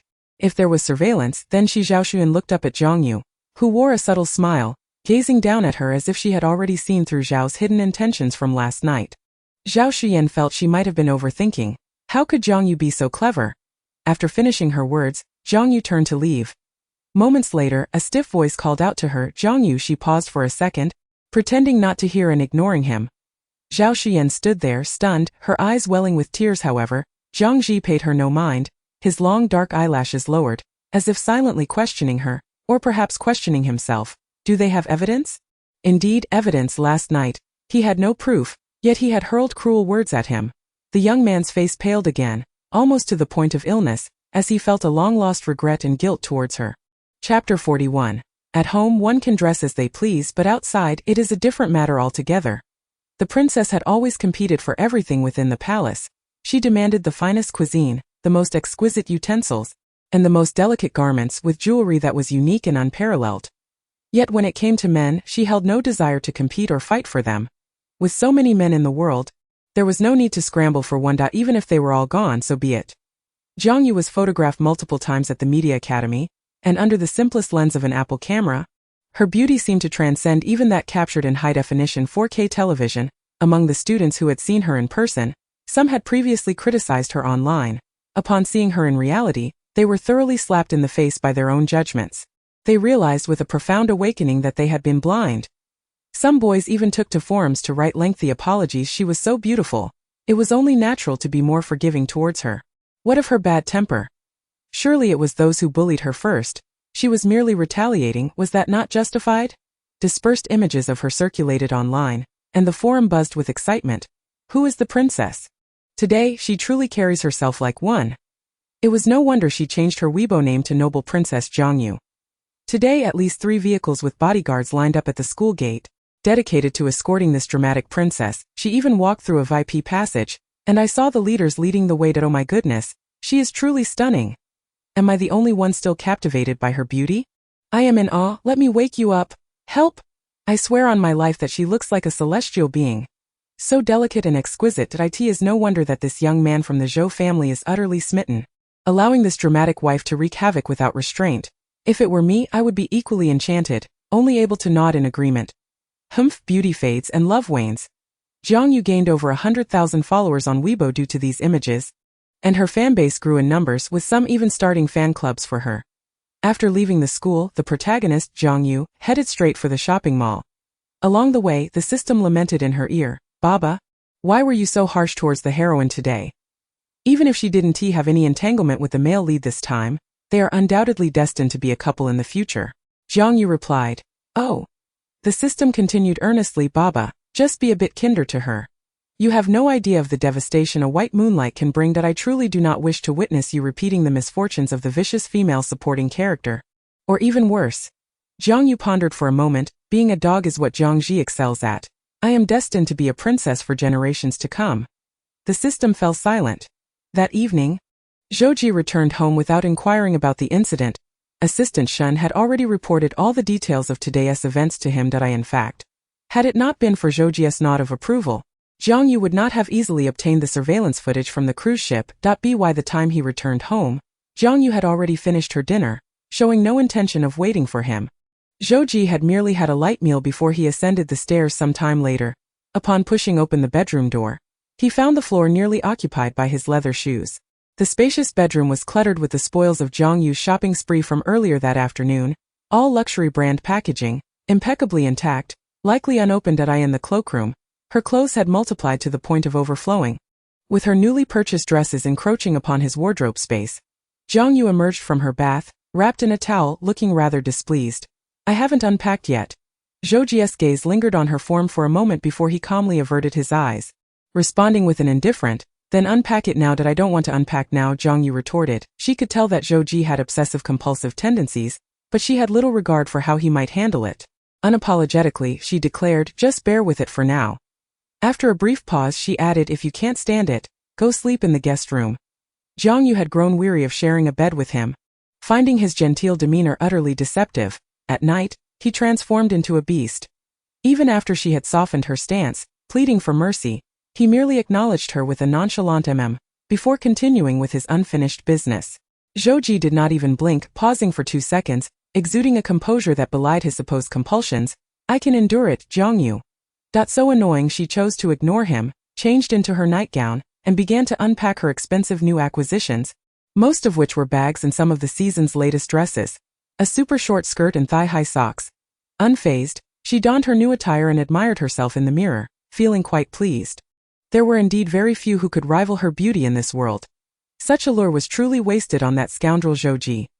Zhou Ji watched her parade around in her short skirt and stockings, his gaze darkening, his breath seemingly heavier. She truly had no sense of self-preservation. After unpacking half of her purchases, she grew fatigued, stifling a yawn and deciding to leave the rest for tomorrow. Suddenly, her mute husband spoke. You are not allowed to wear that dress. Jiang Yue's anger flared up at his words, her round eyes glaring at him. Who do you think you are to dictate what I wear? Her persona had long crumbled before Zhou Ji, and she no longer cared. The man fell silent for a moment, pressed his thin lips together, and made a concession. You can wear it at home, but not outside. Jiang Yue dismissed his words as if they were mere background noise. Enunciating with disdain, antiquated, she considered herself far more progressive than this relic. Zhou Ji did not engage in an argument. He always had other means that night, even with the bedside lamp left on. She dreamt of her hands being shackled in silver handcuffs, pushed to the defendant's stand surrounded by media and unavoidable cameras. She spotted Zhou Ji, Jiang Ji, Zhao Shiyan, her own son, and many familiar faces in the audience. Zhao Shiyan appeared like a carefully sheltered parasite, everyone around her offering words of comfort, their eyes filled with sympathy, but when their gazes fell upon Jiang Yue, it was filled with indifference and cold mockery, as if she were to pay a price. Simultaneously, she heard many voices. You deserve this, Jiang Yue, enjoy your time in prison. The gavel struck, and Jiang Yue abruptly awoke from her nightmare, drenched in cold sweat, her breath unsteady, thoroughly frightened. Zhou Ji awoke as well. Noticing her pallor and suspecting she had suffered from a nightmare, he gently patted her back, his voice hoarse. It's all right, I'm here. As Jiang Yue regained her composure, she thought, it's because you're here that I have more issues. How infuriating, a bunch of ingrates. The system chimed in with a mocking tone. Baba, if you don't strive to become a better person, this will be your fate. The system seemed to think she must be terrified. Did she finally understand fear? Then she should quickly learn to appease others. Jiang Yue pondered for a moment. Was the original owner's tragic end due to her maliciousness? Certainly not. The system replied. Jiang Yue earnestly stated. It was precisely because she was not malicious enough. Someone as ruthless as I am would ensure they never lived to see the day they could imprison me. The system exclaimed. That's utterly absurd. Chapter 42. He set to sleep a little longer. Due to this dream, Jiang Yue's mood the following day was far from pleasant. She awoke in Zhou Ji's embrace. His arm draped over her waist, his warm breath cascading over her nape, rendering her skin almost unbearably hot. Jiang Yue was still unaccustomed to waking up in his arms. She roused early, opened her eyes to clear her thoughts, and then gently removed his heavy arm. The man beside her had also awakened at some point. His voice was husky, imbued with a deep magnetism. Sleep a little longer. Jiang Yue was far from tired. Imprisoned in his embrace, she felt a sense of despair. His arm was robust and unyielding, and no amount of struggling could free her. The nightgown she wore became wrinkled in her attempts to escape, the soft hem cascading in layers to her thighs, inadvertently exposing her fair skin. After her futile struggles, she snapped, "I can't sleep. I'm getting up. Don't force me to sleep." Zhou tightened his grip around her waist. She was so slender that he could easily hold her with one hand. "It's still early." Jiang Yue sensed his rising irritation, his voice already tinged with impatience. She glanced at the clock on the wall, noting it was only 7 in the morning, indeed quite early. They both dozed off again when Jiang Yue awoke once more. She found herself alone rising from bed. She descended the stairs and discovered her son had not yet left for school. The little boy was seated at the dining table, diligently consuming breakfast, a meticulously prepared sandwich, and a cup of warmed milk. Jiang Yue approached and sat across from him, accepting the milk the maid had brought and taking a gentle sip. "Why haven't you gone to kindergarten yet?" she inquired. Zhou Zhengqiu lowered his head, appearing somewhat guilty. "I'm sorry, Mommy. I accidentally overslept today." Unlike the original owner, who harbored disdain for this child who seemed useless in her marriage, Jiang Yue did not impose harsh expectations on him. She neither sought to establish her authority through force nor vented her frustrations with cruel words. "Tio Jiang Yue, the little boy was merely a child, albeit a relatively well-behaved one. So you overslept," she remarked nonchalantly. In truth, during her time at the Guozijian, she too often found it difficult to rise, waking up before dawn to the calls of the maid. A truly arduous existence. Zhou Zhengqiu braced himself for a scolding, as his mother typically detested his tardiness, viewing it as a sign of his lack of diligence last winter, when he fell ill and overslept due to a high fever. His mother had been furious upon learning he had missed school, striking him hard and accusing him of laziness and an inability to endure hardship. That was when he first felt resentment. Had his wish to the divine been granted? Did his mother now harbor even a tiny bit of affection for him? It didn't matter. Even if her recent kindness was merely an act, a means to exploit him, it was of no consequence. "Mommy," he ventured cautiously, his pretty little face taut with tension, "will you take me to kindergarten today?" The little boy had gathered his courage before speaking. Preparing himself for rejection, he envied the other children in class who were dropped off at the school gate by their mothers daily, some even daring to ask for a kiss in the courtyard. The driver had been waiting for some time. The butler carried the young master's backpack to the front seat, then respectfully opened the car door for the lady and her son. Throughout the journey, mother and son exchanged very few words. Zhou Zhengqiu was cradled in his mother's arms, cautiously wrapping his arms around her neck, reluctant to let go even upon arriving at the kindergarten. Before exiting the vehicle, he boldly placed a kiss on her cheek. Jiang Yue said nothing, handing him over to the teacher waiting at the entrance. The little boy's ears turned a bright shade of red. And once inside the kindergarten, his typically aloof demeanor gave way to excitement as he boasted to his classmates, "Today my mommy brought me to school."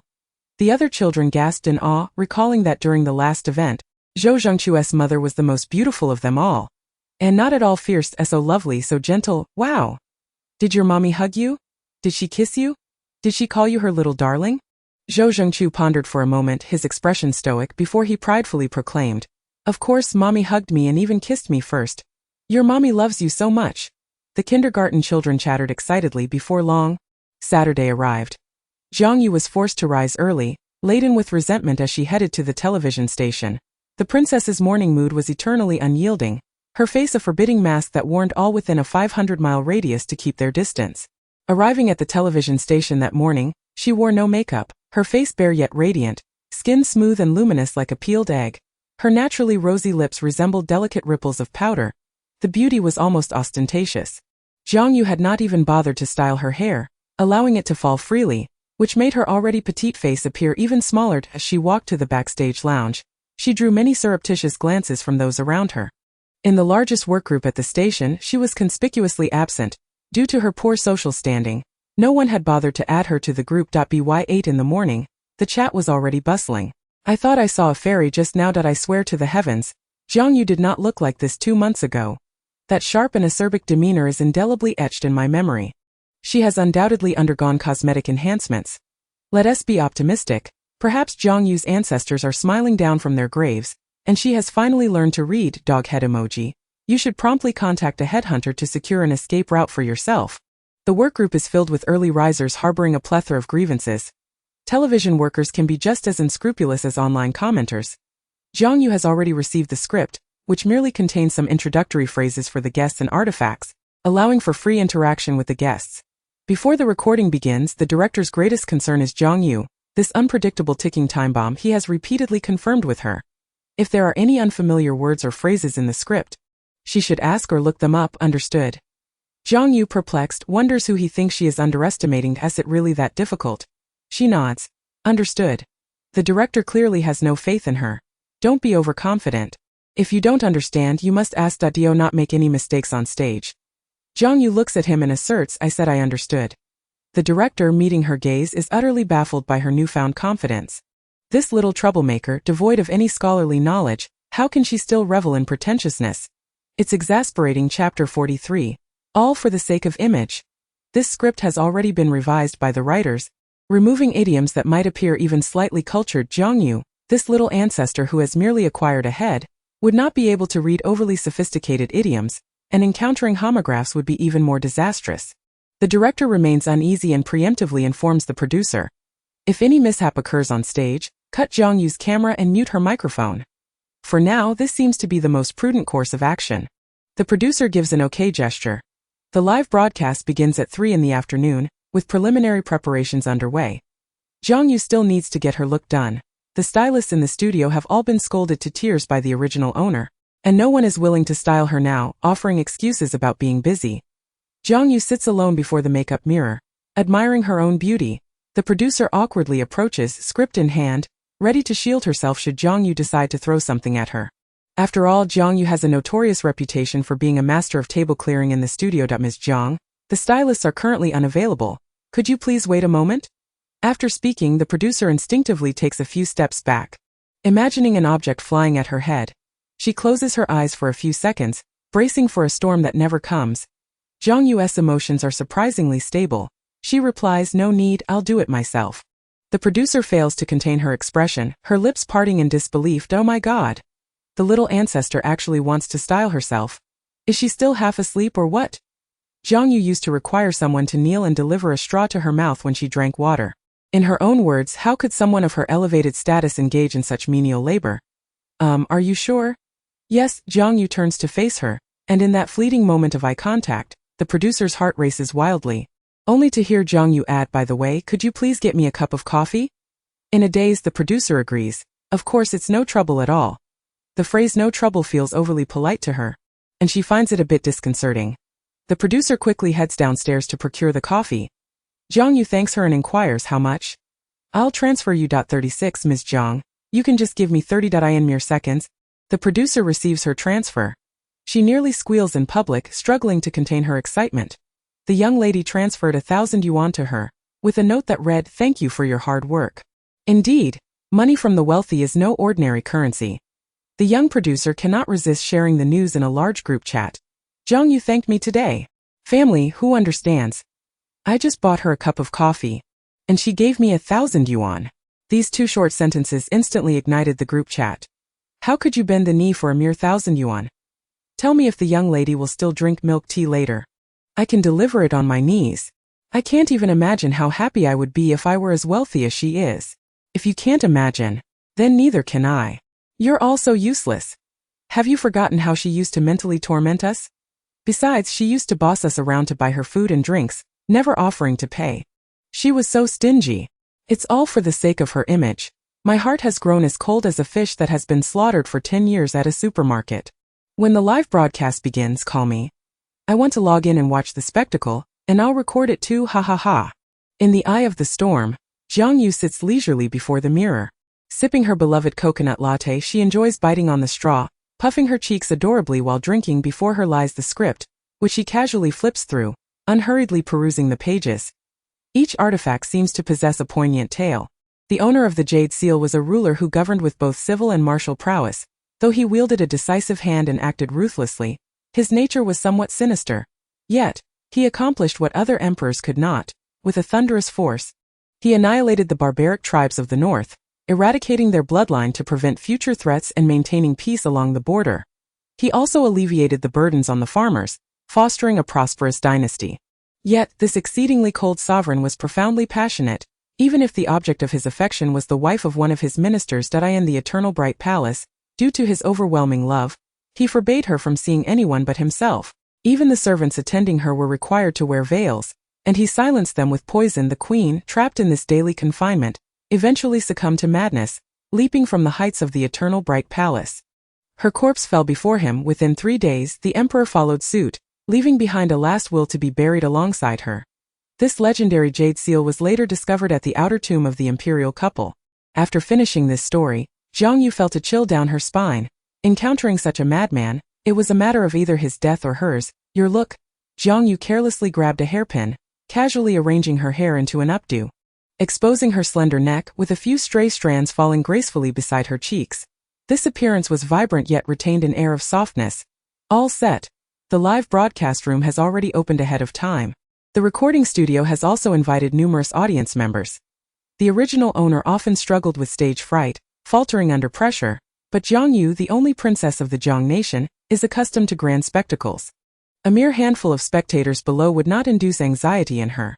Facing the camera is akin to addressing the subjects of the Jiang nation.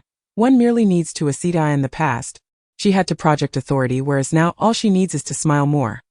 The live broadcast room's comments are already bustling with activity. Is she really daring to go live? If the director has any leverage over Jiang Yue, he should just spill it. Get lost, let her get lost. This is so embarrassing. Can she please refrain from claiming to be a graduate of Jing University during interviews? Our fellow students can't hold their heads high in public. It's starting. Who is today's guest? Word from the audience. There's a teleprompter on site. But don't worry, no opinion. Jiang Yue takes the microphone and steps onto the stage. Her back straight, her expression calm. The high-definition camera vividly captures her beauty. The princess gazes languidly into the lens, causing the hearts of both on-site and online viewers to momentarily halt, followed by a frenzied drumroll of applause. No way, she is stunning beyond compare. How can I continue to criticize? To be honest, even the director is momentarily taken aback. He doesn't find himself as resistant to Jiang Yue as he once was, yet that he cannot quite endorse her professionalism. Alas, what a pity. The director feels a sense of despair, pondering that no contingency plan could prevent her from making a mistake. Chapter 44. The real husband has arrived.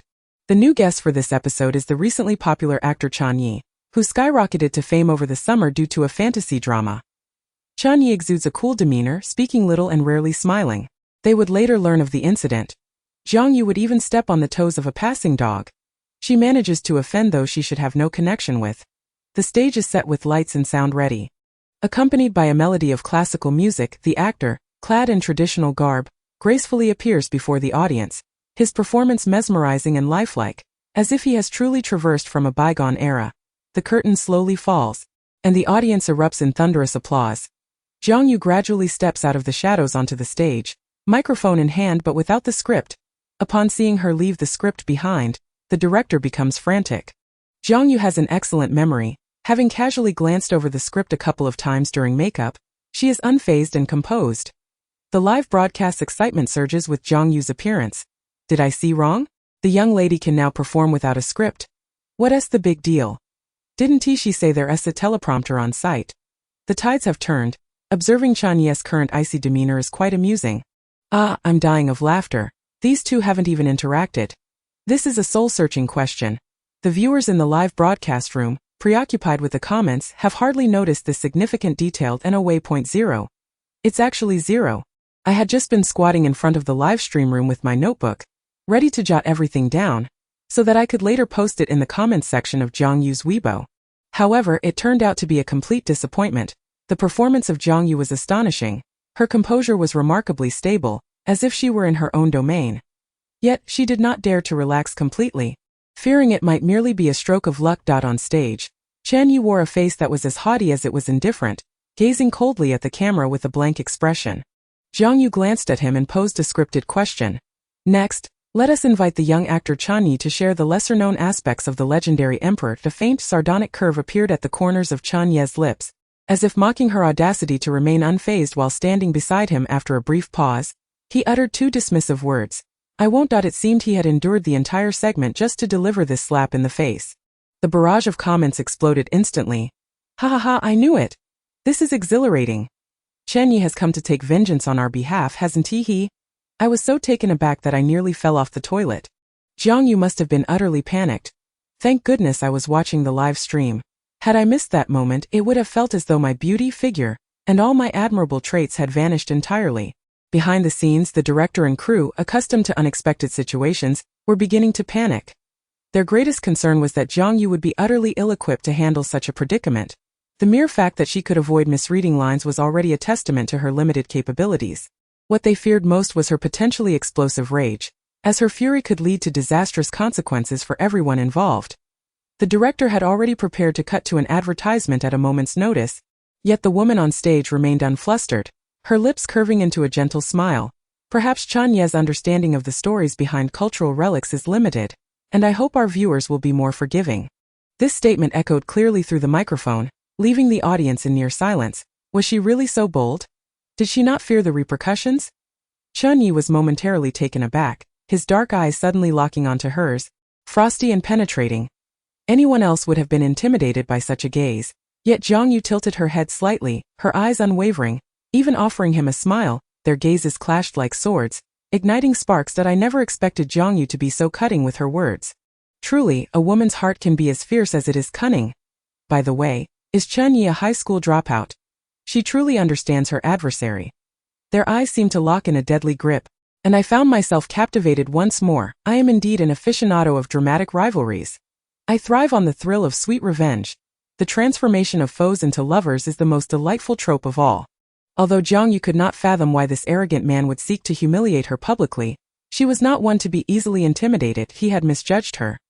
Jiang Yue was the kind of person who would rather see both parties perish than sacrifice herself.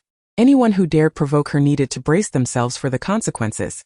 She could articulate even the most obscure references, making them easy to comprehend. The number of viewers in the live stream soared to unprecedented heights, with ratings and popularity skyrocketing. Goodness, this dog emperor is quite twisted. Is love merely an extreme form of possession? Were they truly listening? Jiang Yue had something special about her. She had changed. She was not like this before. Wife, wife, wife. Embrace me, kiss me, mine, mine, mine. The comments flooded in with excitement. What a fiery wife. I'm breathless. I'm losing my pants. Shameless old bai dang. My pants flew off into my face. Don't you have a wife of your own? Are you trying to steal mine? The program was drawing to a close, not only smoothly but with astonishing results. Even the director and crew were entranced by Jiang Yue's calm demeanor, as if transported into a prosperous era, delving into the heart of a cold-blooded emperor. The director, stunned, felt the same shock as anyone else, observing the screen filled with an avalanche of gifs, which felt surreal. In the final minutes, a viewer, having just entered the live stream, showered over 1 million in gifts, seemingly a newly registered account. Upon closer inspection, the name of this affluent individual was straightforward and succinct. Zhou Aomai, her legitimate husband, had actually arrived. Chapter 45. Losing one's mind upon seeing one's wife. The gift effects in the livestream were relentless, with fireworks, sports cars, and castles flooding the screen as if money were of no consequence. The audience was dazzled by the sheer volume of gifts. The screen was filled with a chorus of 666. I felt as if I had lost all sense of money. Calm down, brother. Seeing his wife has driven him completely insane. Why did it seem that Zhou was feeling possessive? Was he unable to bear our calling her wife? Was he here to assert his claim? Upstairs, the CP fans were hopelessly delusional. It wasn't even certain that this person was Zhou Ji. Anyone could change their nickname to Zhou Ji. For all we know, the one behind the screen could be a lascivious old man with a beer belly. Open your eyes and see clearly. He has already spent nearly 10 million. In this world, who besides Zhou Ji would be so willing to shower his wife with money? Oh dear, do they need a nanny at home? I can do it. I truly can. Sir, madam, how could you forget your loyal servant outside? Seeing the couple so affectionate warmed my heart. I simply cannot endure the sight of people groveling before the wealthy. I am different, and I typically address them as father and mother. Immediately claiming my place, I never imagined Jiang Yue's skills would have progressed to such an impressive level. Assistant Shun watched as his boss showered over 10 million in gifts, increasingly baffled by the mind of his superior that he was still young, with his memories intact. Not long ago, the CEO had seemingly neglected the fact that he had a wife, showing little interest beyond transferring money periodically. Regardless of the myriad of ludicrous antics she had engaged in, she had embarrassed herself and even gotten into serious trouble, yet the CEO remained indifferent, his cold demeanor chilling to the bone. The people he arranged to be near her seemed to know everything about her affairs, and during meetings, he would feign concern by calling her to ask what she was doing that day. Just moments ago, he had even re-downloaded a video software he had never used before, registering a brand new account. Due to the low level, he had initially been unable to recharge the account to send gifts. Ultimately, he had to call the software developers to resolve this minor inconvenience. Zhou lazily glanced at the rapidly scrolling comments, his eyes narrowing slightly, clearly displeased that he asked, "Why do they think it couldn't be me? Is there someone impersonating me?" Assistant Shun was taken aback that the CEO would be so particular about such trivial matters. The comments from netizens were utterly foolish, however. He could not express this in front of the CEO. After a moment of hesitation, he had yet to formulate a response when he heard the CEO calmly say, "Have them authenticate my identity later." Assistant Shun nodded, understood. After the program concluded, Zhou exited the live stream and did not reopen the application. He hadn't even finished watching. He had entered midway and casually glanced at Jiang Yue's impressive performance. Though her makeup was subtle, it did not detract from her vibrant beauty. The references she made seemed effortless, not the result of hasty cramming, but rather as if her knowledge was ingrained within her very being. When Zhou saw her exchange glances with the male actor on stage, he felt an unfamiliar discomfort for the first time, an unsettling sensation that he could not shake. Why was there a need for such eye contact? It was entirely unnecessary. He attributed this feeling of discomfort to a man's inherent possessiveness over his partner rather than any other emotion. Meanwhile, back at the television station, Jiang Yue passed by Chen Yi with a cold demeanor, not even sparing him a glance, as if he were completely inconsequential. There was no indication that she intended to settle the score for their earlier confrontation. Chen Yi, with his hands shoved into his pockets, wore an equally frosty expression, matching hers in an open display of discord today. He had not succeeded in establishing his dominance. Instead, he had inadvertently ceded the spotlight. "Jiang Yue," Chen Yi called out. "What do you have to say?" Hearing her eloquent words, Chen Yi found them laughable. A year prior, in the same backstage environment, her speech had been utterly crude. He could recall every word she had said that day. "What makes you think you can stand beside me? A talentless hack wishing for fame? How tiresome. I find you insufferable. Don't ever invite him again. He lowers my standing." Now in the present, Chen Yi stepped forward, his manager and assistant cautiously tugging at his arm. Fearing he might lash out at Jiang Yue, he retorted with cold sarcasm, "Your script memorization was commendable, and your acting was decent. Do you think being a host is a waste of talent?" Jiang Yue had long since noticed this slightly attractive man who harbored deep animosity toward her. Indeed, the world is not kind to the cruel femme fatale. Jiang Yue is not the kind of person who stands idly by to be ridiculed. The atmosphere backstage has turned tense, and someone has already slipped away to seek out the director, fearing that a violent incident might occur. When provoked, Jiang Yue could very well resort to hurling an ashtray at someone's head. "Thank you for the compliment," she remarked, "but should I decide to pursue acting, you would find yourself quite redundant. I would bestow upon you a meager meal." A sharp intake of breath was heard from the onlookers. Her words were nothing short of crushing. A disdain for work, a loathing for work, a desire to annihilate work.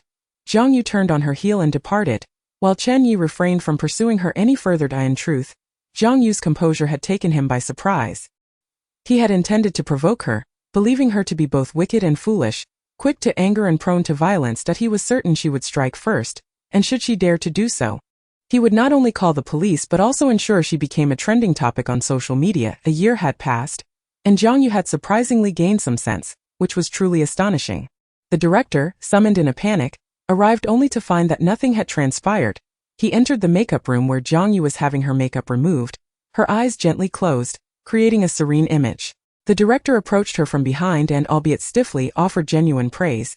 "You performed quite admirably today." He then added earnestly, "Though today's success may be attributed to good fortune, if you commit to diligent study from this moment forward, you could consistently excel as you did today, and perhaps escape criticism." The director felt that her display of professionalism today was merely a stroke of luck born from last-minute efforts. Chapter 46. A rather plastic marital relationship. Jiang Yue found the director's incessant admonitions wearisome, as if he were endlessly preaching the importance of education. "I know you haven't even obtained your undergraduate diploma," he continued, "so heed my advice. Learning is paramount. You should take the time to diligently rewrite your thesis and prepare for your defense. At the very least, secure your degree. When it comes to education, one need not be exceptionally clever. Diligence can compensate for a lack of talent. You were fortunate this time, what about the next or the one after that? I am genuinely looking out for your best interests. Jiang Yue leaned back against the cushion of her chair, her eyes heavy with sleep, her mind a muddled haze, barely grasping what he was saying. She responded with a nonchalant yes, yes, her insincerity glaringly apparent. The director was left speechless. Jiang Yue, meanwhile, believed herself to be quite earnest, insisting, you are absolutely right. The director felt as though she were mocking him. Perhaps it would be better to find another opportunity to discuss this matter. Her manager hesitated, words unspoken. Meanwhile, Yilan scrolled through Weibo, searching for Jiang Yue's name, exclaiming, her audacity is astounding. I refuse to believe that after facing widespread criticism multiple times, she can shamelessly remain in the entertainment industry. Yilan's words fell short. Clearly, the content she discovered was not what she had expected. The moment Jiang Yue appeared on stage today, it was as if I had fallen head over heels in love. A little gem seemingly plucked from a different time. Did you not notice? She no longer falters. Her confidence is truly captivating. Perhaps everyone grows, and I am willing to grant Jiang Yue some opportunity for growth. The top 3 comments garnered thousands of likes. The ward fell into a profound silence as Yilan continued to scroll, her fingers moving with increasing haste, until finally, she slammed her phone down onto the table. Gritting her teeth, she muttered, she truly is fortunate. Her manager, aware of her resentment, recognized that witnessing someone she despised thrive was indeed disheartening. Lan, do not dwell on it. There will be plenty of time ahead. It is unlikely she will always enjoy such fortune. A fleeting triumph does not guarantee a lifetime of glory. Yilan's expression softened slightly as she clenched the bedspread, nodding in agreement. You are right. There are still many days ahead. I wonder how long she can maintain this facade. As Jiang Yue departed the television station, she instructed her driver to take her to a spa, yearning for a full-body treatment to unwind. Just as the car began to move, she received a call from the kindergarten. The teacher's voice was fraught with urgency. Mrs. Zhou, I apologize for the disturbance, but if you are free, please come to the school as soon as possible. Jiang Yue furrowed her brow. What has happened? The teacher replied, little Zhou Zhengchu was involved in a fight with other children. It is quite serious. You should come to handle it promptly. Jiang Yue, listening to the teacher's grave tone, felt as though a monumental crisis had arisen. Was it merely children fighting? Could it be that alarming? She instructed the driver to redirect to the kindergarten and the car. She contemplated informing Zhou Ji that their son had been involved in an altercation at school and he should come to support him. However, even if she pinched her nose, she could not muster the courage to reach out to Zhou Ji. Fine. She would go alone to support her child. Upon arriving at the kindergarten, she found the delicate and beautiful child sitting silently in a corner. His face pale and averted from her gaze, Jiang Yue approached him, and the teacher informed her, you fought with another child. The boy's face seemed to pale further, his dark eyes glistening with unshed tears as he nodded. His voice barely a whisper. Yes, that he did not wish for his mother to think ill of him. After all, she had never been particularly fond of him. If she found out he had hurt another child, she would surely despise him. No, that could not happen. The teacher, astonished that usually obedient Zhou Zhengchu had resorted to violence, explained how he had pushed his classmate to the ground, resulting in injury. She stressed the seriousness of the situation, insisting that the parents be informed. Zhou Zhengchu frowned slightly, his voice low and pitiful. Teacher, could you please not call my mother? He feared being labeled a bad child.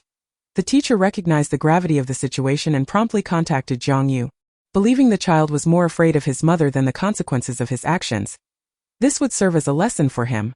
When Jiang Yue arrived at the school, she found her son slumped in a corner, his face ashen and unwilling to meet her gaze. Jiang Yue walked over, and the teacher stated, you were involved in a fight with another child.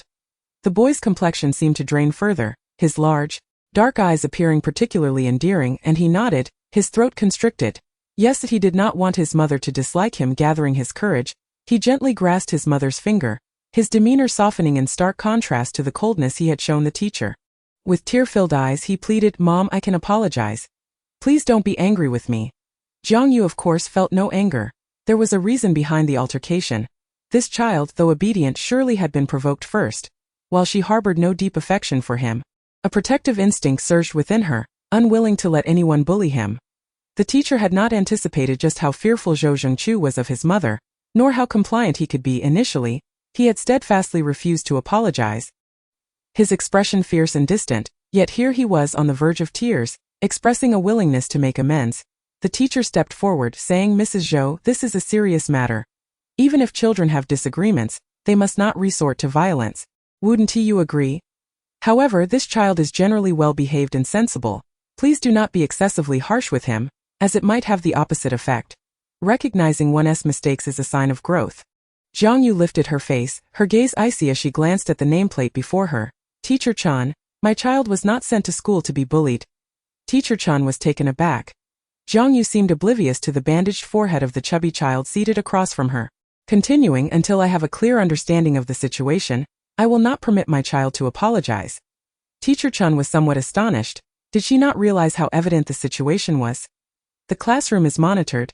After all, thus, this lady was not there to educate her child but rather to defend him.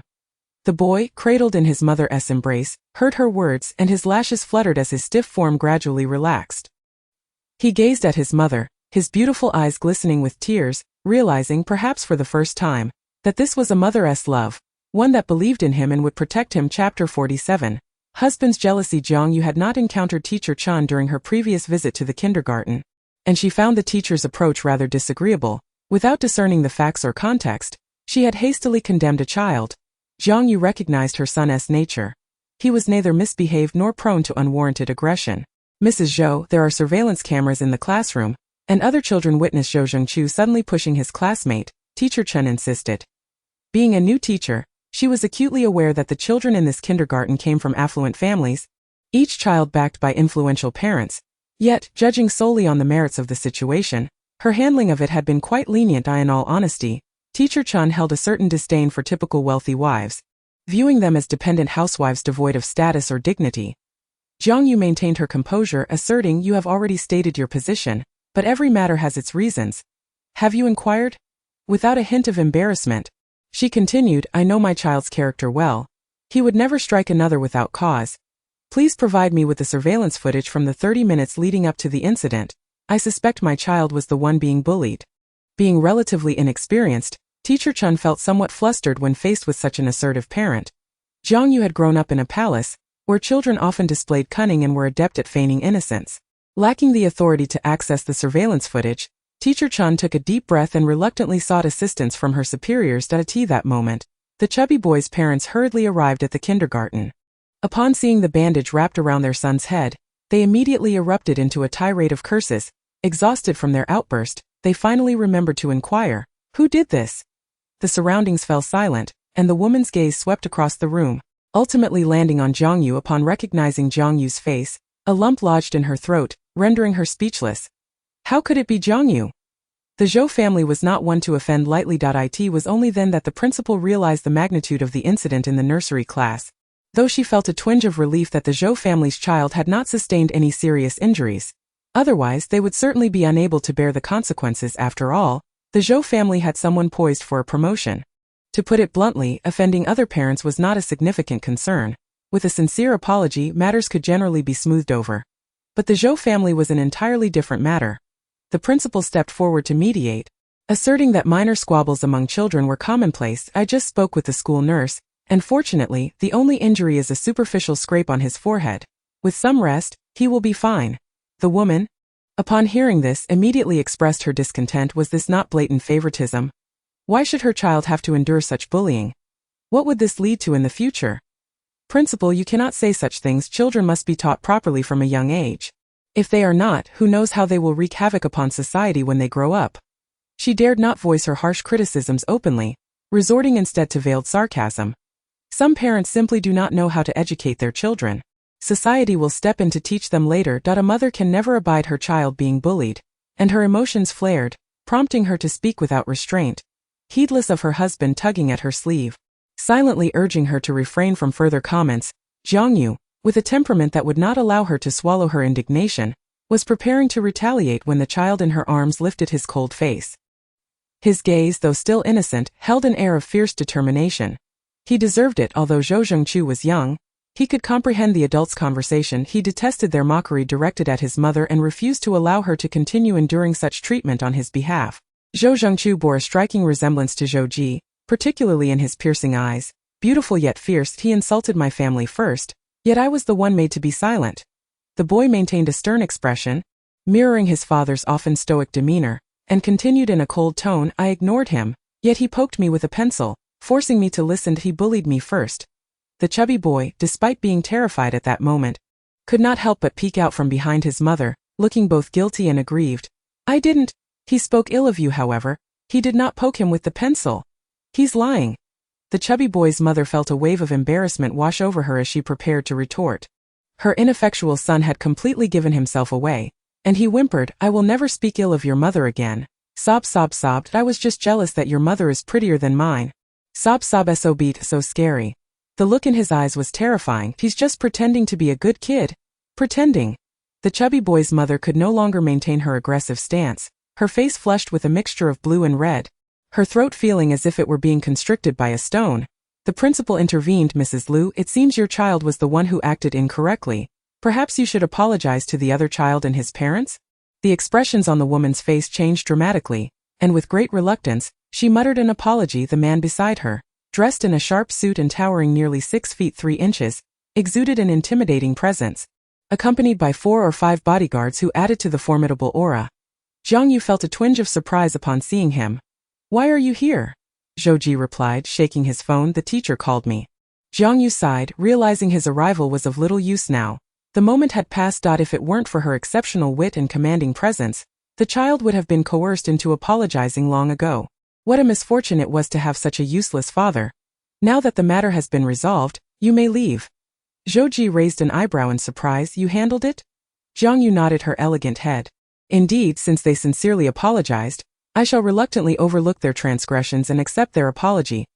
Zhou Ji, perplexed, recalled that the teacher had stated over the phone that his son had injured his classmate and that his wife was en route to the school. However, he was more concerned about Jiang Yue's potential anger towards their child. Yet, it seemed his worries were unfounded. Jiang Yue appeared genuinely concerned for the child.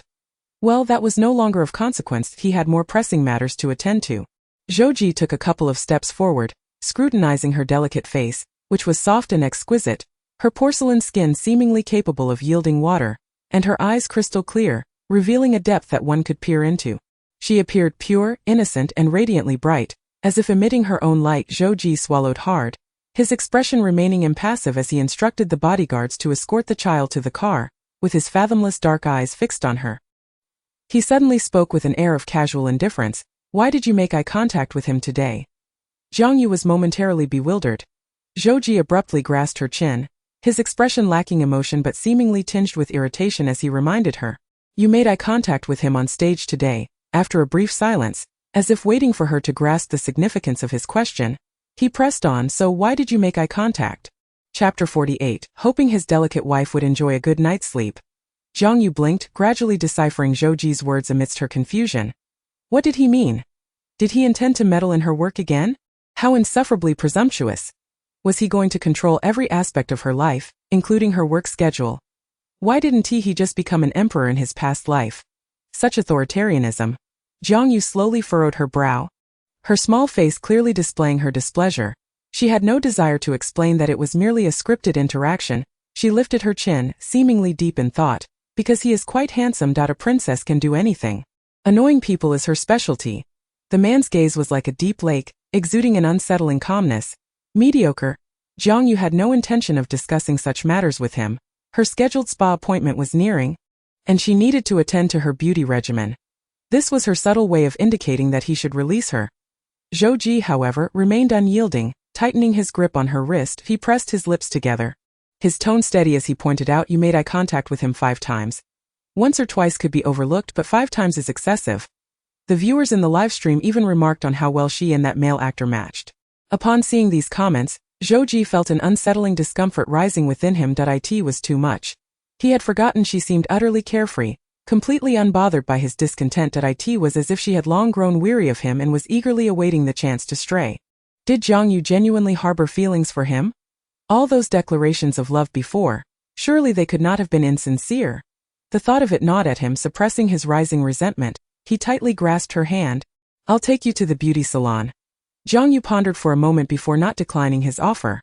After all, a free chauffeur was too good to pass up. Jiang Yue was a frequent patron of the beauty salon, generous in her spending and kind to the staff. Consequently, the doctors and nurses at the salon were always eager to serve her, treating her as their most valued client. Jiang Yue was taken aback to find Zhou Ji following her upstairs. Did he also wish to indulge in some self-care? To be honest, Zhou Ji possessed a certain charm, his features finely sculpted, his demeanor austere, and both his brows and eyes strikingly attractive. Driven by an uncontainable curiosity, Jiang Yue lowered herself to inquire, "What treatment do you wish to have?" Zhou Ji raised an eyebrow, bemused Jiang Yue with her keen ears, caught the soft sound of his laughter. "What was so amusing? You need not be shy. Everyone has a desire to look their best. Thank you for your concern, but I have no such plans at the moment." Jiang Yue, sensing that she could extract no further information, quickly shifted her demeanor, ignoring him entirely. The salon staff warmly welcomed Jiang Yue, recognizing the man beside her immediately. Without thinking, one of them complimented, "Miss Jiang, you and your husband seem to have such a good relationship. Having worked there long enough, they had seldom seen husbands willing to wait idly in the lounge." Jiang Yue, however, was extremely reluctant to acknowledge her marital status with Zhou Ji in public.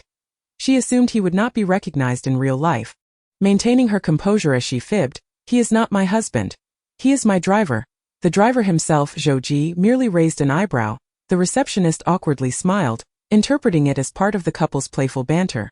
Zhou Ji played along, affirming, "I am merely the madam's driver."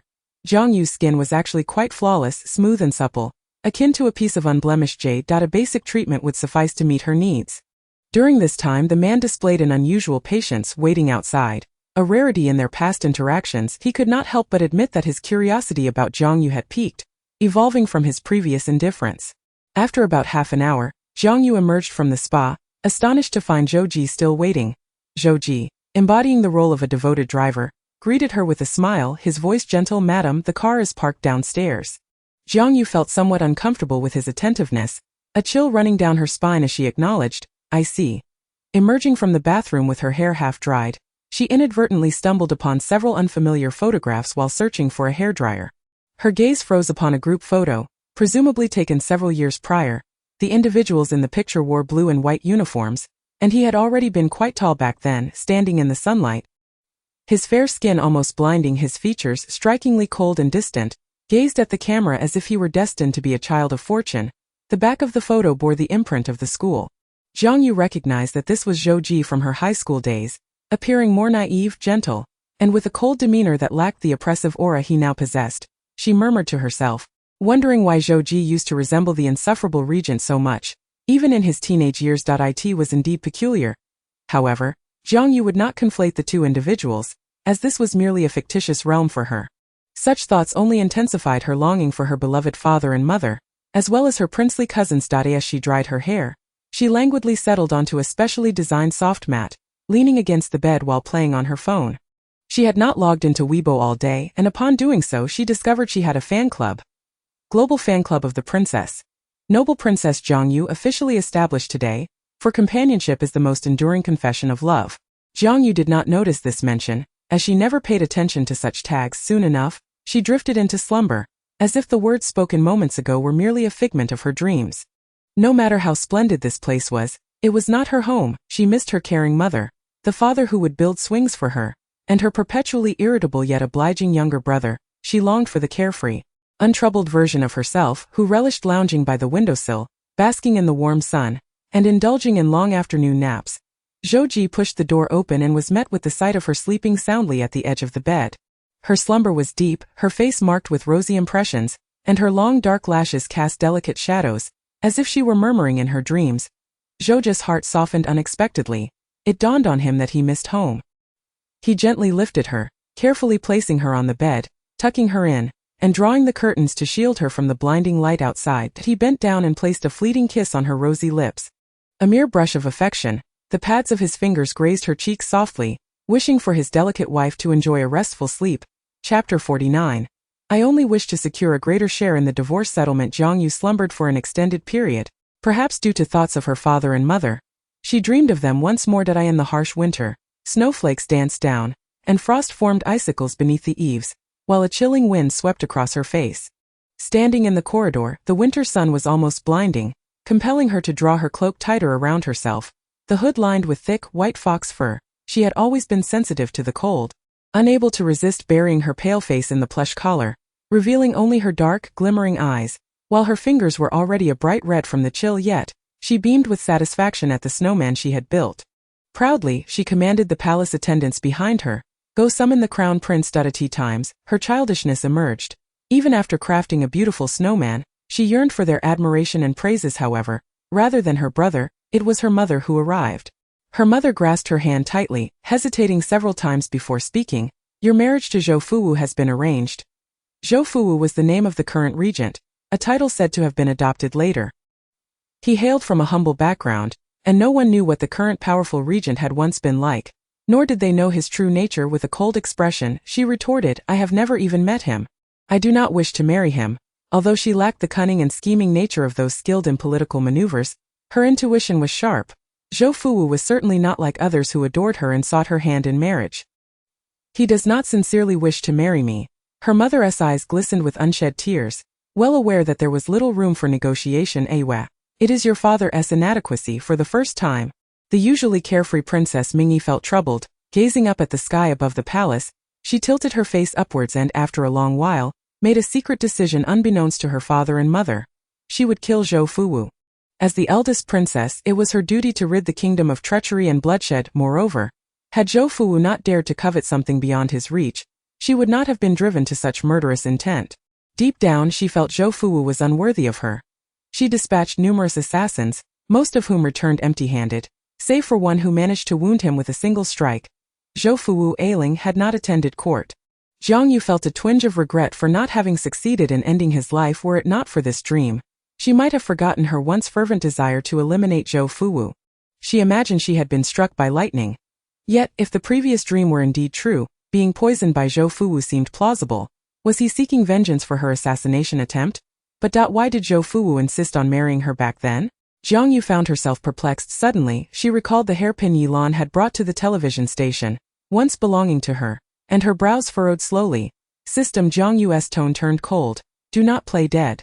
Upon hearing her tone, the system hesitated, timidly emerging. The system is currently under maintenance. Please try again later. Ignoring it, Jiang Yue continued, did you not say that this world is a book? Why do I see remnants of my past belongings? The system stammered for a long while, racking its brain because every author references historical documents. Perhaps the author used you as a reference while writing this book. Jiang Yue was skeptical. Is that true?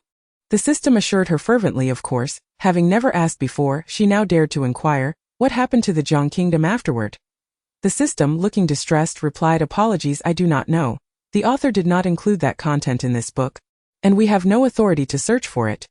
Jiang Yue felt increasingly disenchanted with the ineptitude of the system. It knew nothing and offered only foolish suggestions. After a moment of silence, the door suddenly swung open. Jiang Yue turned her gaze towards the sound, and the man appeared surprised to see her awake, having anticipated she would sleep longer. You're awake. The sky outside had only just darkened. It was barely 7 o'clock.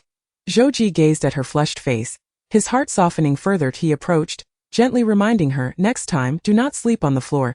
Typically, he spoke to his employees with an authoritative tone, and such plain words sounded somewhat stiff. After a pause, Zhou Ji added, your health is fragile. You are prone to illness. Though Zhou Ji had never witnessed her ill, he had gleaned enough from their interactions to believe she would not take kindly to medication, likely finding it bitter. Jiang Yue had dozed off inadvertently. She usually did not favor sleeping at the edge of the bed. She disliked being admonished as if she were still a child.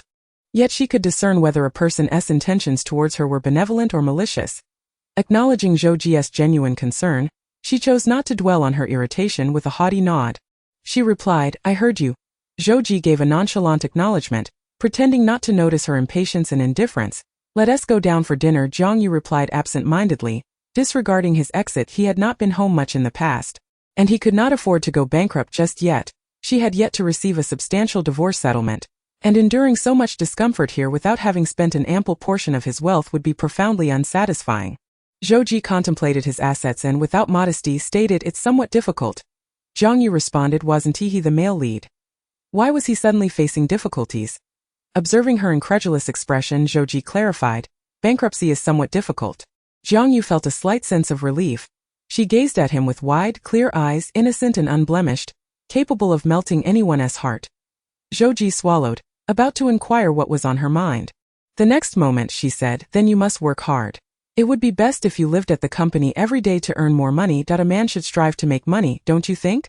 Just be a workhorse. Zhou Ji's lips curved slightly upward, and after a murmur of agreement, he deliberately misconstrued her words. Madame Zhou, it seems you are rather concerned about me. There's nothing to say. Zhou was doomed if that were the case. Chapter 50. Sucking his blood-dry divorce? Zhou articulated the word slowly, falling into silence for a moment as his handsome brows furrowed. I have not considered this matter recently. In the past, he had, even when marrying her and obtaining their certificate, he was acutely aware that they would eventually part ways. However, recently, he had not given it much thought. Last week, the lawyer had presented a pre-drafted divorce agreement on his desk. Zhou stared at the divorce papers for a long time, ultimately consigning them to the shredder in silence. For the first time, he realized he was unwilling. At least for now, he did not wish to divorce her.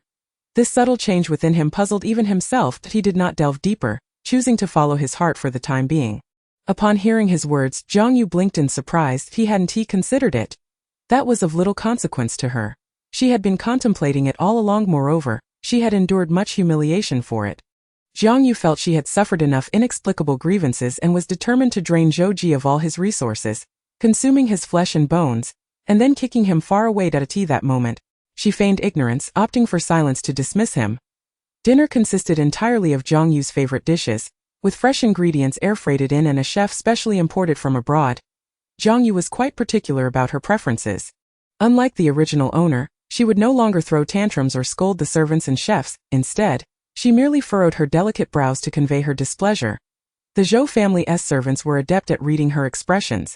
After a few instances, they had discerned her likes and dislikes, becoming even more cautious in their service. It was evident to all that the master had recently been treating the lady quite differently. One must inquire meticulously about the materials of the carpet, ensuring it possesses sufficient softness. Otherwise, stepping upon it would be quite uncomfortable. They dare not neglect the lady, adopting an even more cautious demeanor than before. After several days of encountering Zhou frequently, Jiang Yue found herself weary of his constant presence. Yet, Zhou appeared entirely oblivious to her irritation, patiently enduring her occasional temper.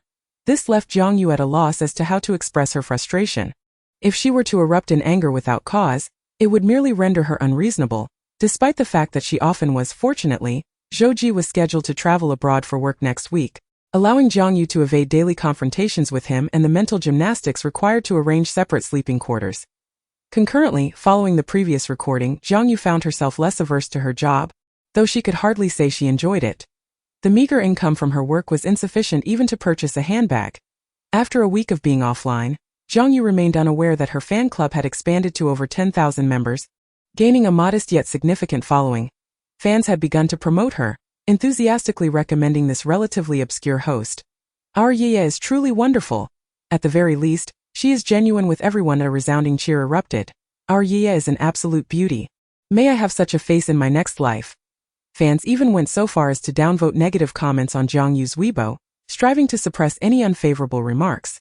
When Jiang Yue logged onto Weibo, she habitually checked her comments, only to find an abundance of affectionate messages. She couldn't help but exclaim in surprise. Feeling a tinge of shyness, she relished the compliments directed at her and, with a touch of bravado, liked her fans' comments, pushing down the negative ones. Unsurprisingly, this act quickly caught the attention of detractors, who vociferously questioned her audacity, exclaiming, "Who does such a thing? No one with any self-respect would behave this way." They labeled her arrogant, pairing it with a derisive emoji, suggesting she was cute yet insufferably smug. To be honest, upon seeing that emoji, she seemed less detestable. Some netizens, to their astonishment, discovered they harbored a slight fondness for Jiang Yue. Had they been subtly manipulated? They gradually recognized that Jiang Yue appeared to be living quite freely, unafraid to speak her mind, seemingly emboldened by an innate confidence. Forget it, let's not criticize her. We can't call the authorities every day. Oh dear, I must say, one day as I passed by the villa area where the Zhou family resides, I saw her feeding stray kittens at her doorstep. A person who treats animals kindly cannot be all bad. The observer continued amidst the chaos. She crouched at the steps, sunlight seemingly kissing her fair nose, her slightly pouting lips glistening with a dewy sheen that I cannot quite articulate the sensation. The scene was so enchanting that it left me in a daze, as though I were intoxicated. This individual did not disclose their identity but casually dropped a tidbit of gossip. Some believed it, while others were skeptical. Stop trying to whitewash her. She can't be that kind-hearted. Such clumsy tactics would never fool me. In the past, no one would have defended Jiang Yue, but times have changed. Her fans, brimming with protective instincts, immediately sprang to her defense. Who dares to defend these insidious critics? Keep your distance. If you're nothing but a maggot in the gutter, You have no faith in a world of truth, goodness, and beauty. Our sister, I cannot claim she is perfect, but she is certainly not bad. They rushed to her comment section to express their support. Naturally, they wished for the continued success of someone they admired.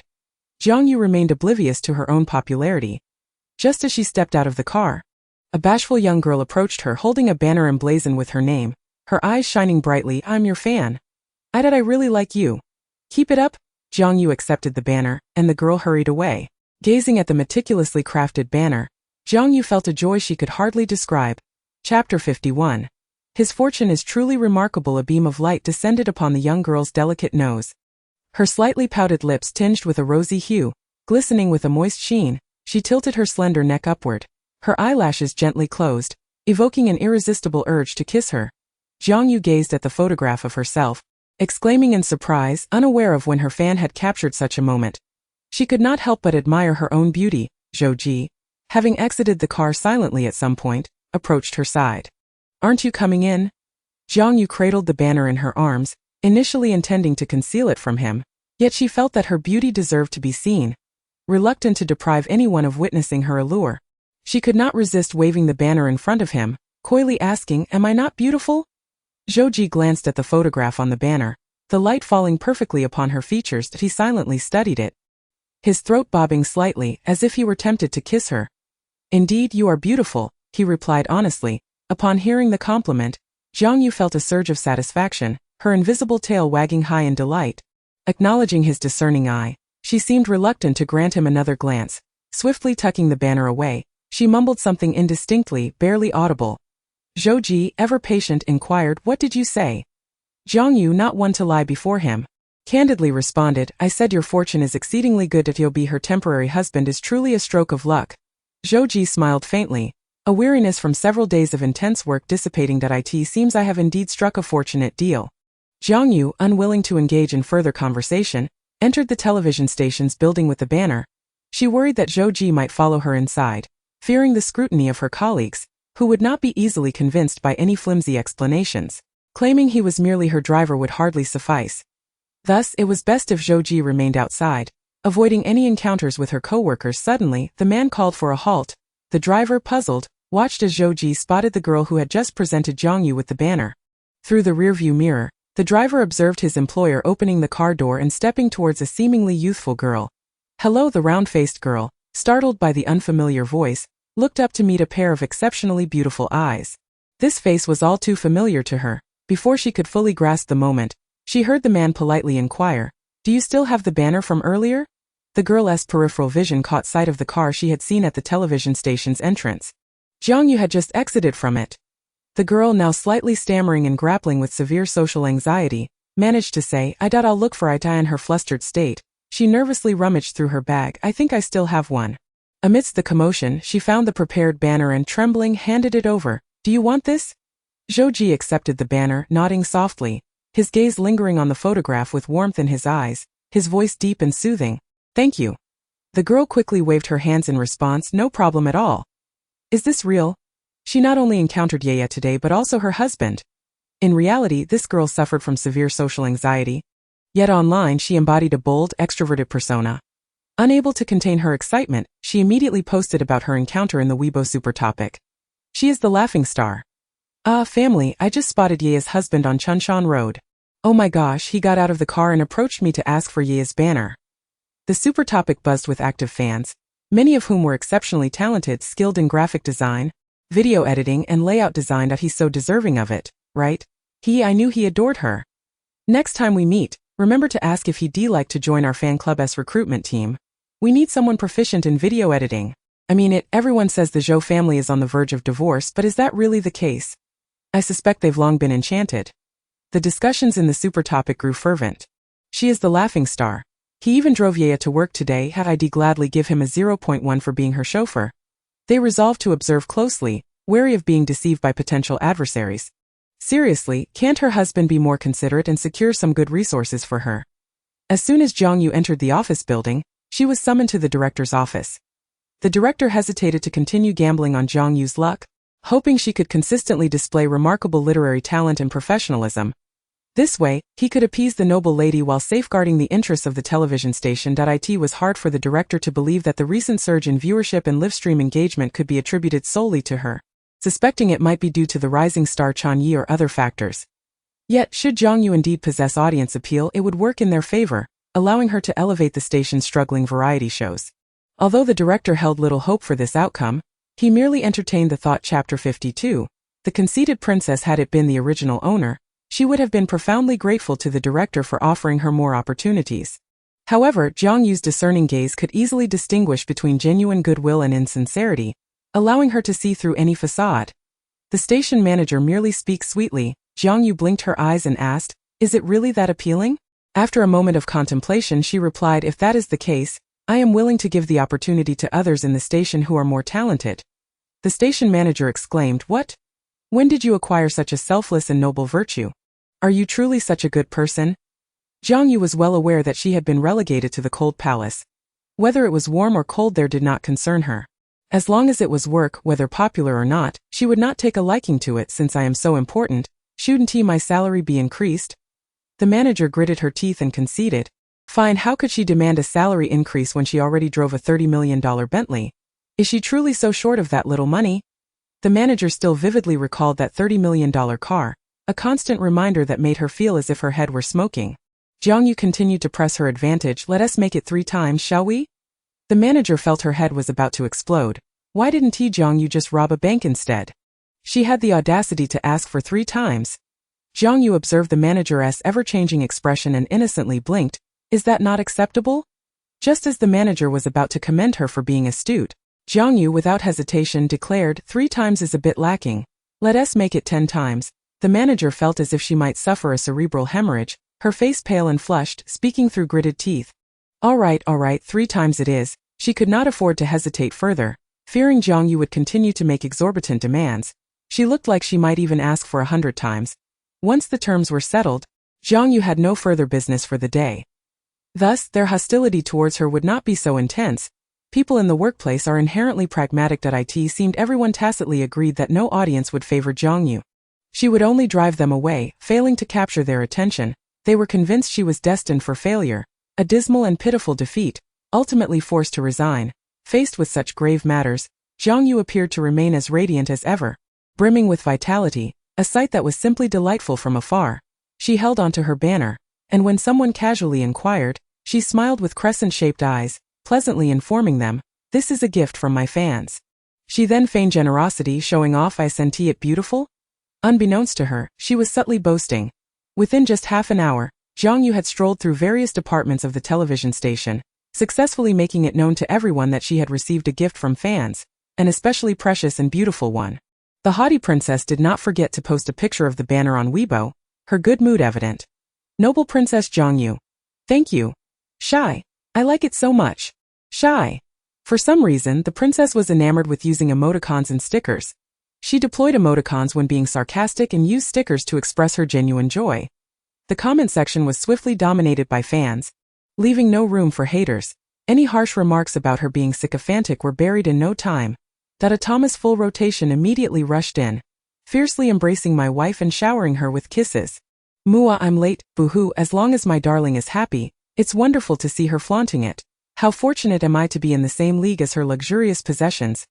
Nowadays, few genuinely cherish the love of their fans, and openly sharing it can significantly enhance public perception.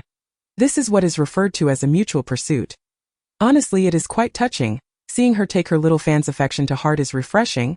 Unlike some who, before gaining fame, would scorn their fans as if looking down on them. Across the screen, one can feel Jiang Yue's happiness. She must genuinely be overjoyed. Who wouldn't be accustomed to heartfelt affection? I almost want to be her fan. Boo-hoo. So many people are ashamed to express their love, as if it were a disgraceful act. Jiang Yue appears to be a truly unique presence in this industry. She adores luxury items yet does not disdain a banner that costs mere cents. In fact, it seems that, in her heart, the latter is even more precious than her invaluable luxury goods. Of course, Zhou Ji noticed this Weibo post and recognized her fondness for it, though he hadn't anticipated her enthusiasm would be so profound. And the president's office, Assistant Shen concluded his report on recent itineraries and, after a long wait, his superior suddenly remarked, "That Weibo post of hers is quite adorable, Assistant Shen. usually as steady as a mountain, nearly faltered in the past. When his wife flaunted her limited edition bags, he would consider her excessively vain. Now the same act of boasting had transformed into something cute. Indeed, Assistant Shun steeled himself to comply. Shortly thereafter, he received alarming news. His superior casually inquired, "Assistant Shun, can you design and produce this?" "Sir, I'm not particularly skilled at that." The man replied nonchalantly, "Then remember to learn." Assistant Shun could only respond, "Understood." The atmosphere was light and cheerful, with a soft, slightly sticky voice that was immensely pleasant to hear. The servants also sensed that when the master was away, the mistress's patience seemed to overflow beyond the usual. It was as if she had come to terms with something. She truly did not care anymore. Jiang Yue informed them, "I want steak tonight. And open a bottle of red wine for me." After giving her orders, she continued humming a little tune as she ascended to her bedroom. The system's arrival interrupted her melody. Key plot loading. The teaching building donated by the male lead is about to be completed, and the school is holding an inauguration ceremony. The female lead is the tour guide arranged by the school leaders. The two meet again, and through a day together, they deepen their understanding of each other and nurture budding feelings. Yet upon learning of this, you are consumed by jealousy and, in front of everyone, push the female lead down the stairs from the second floor.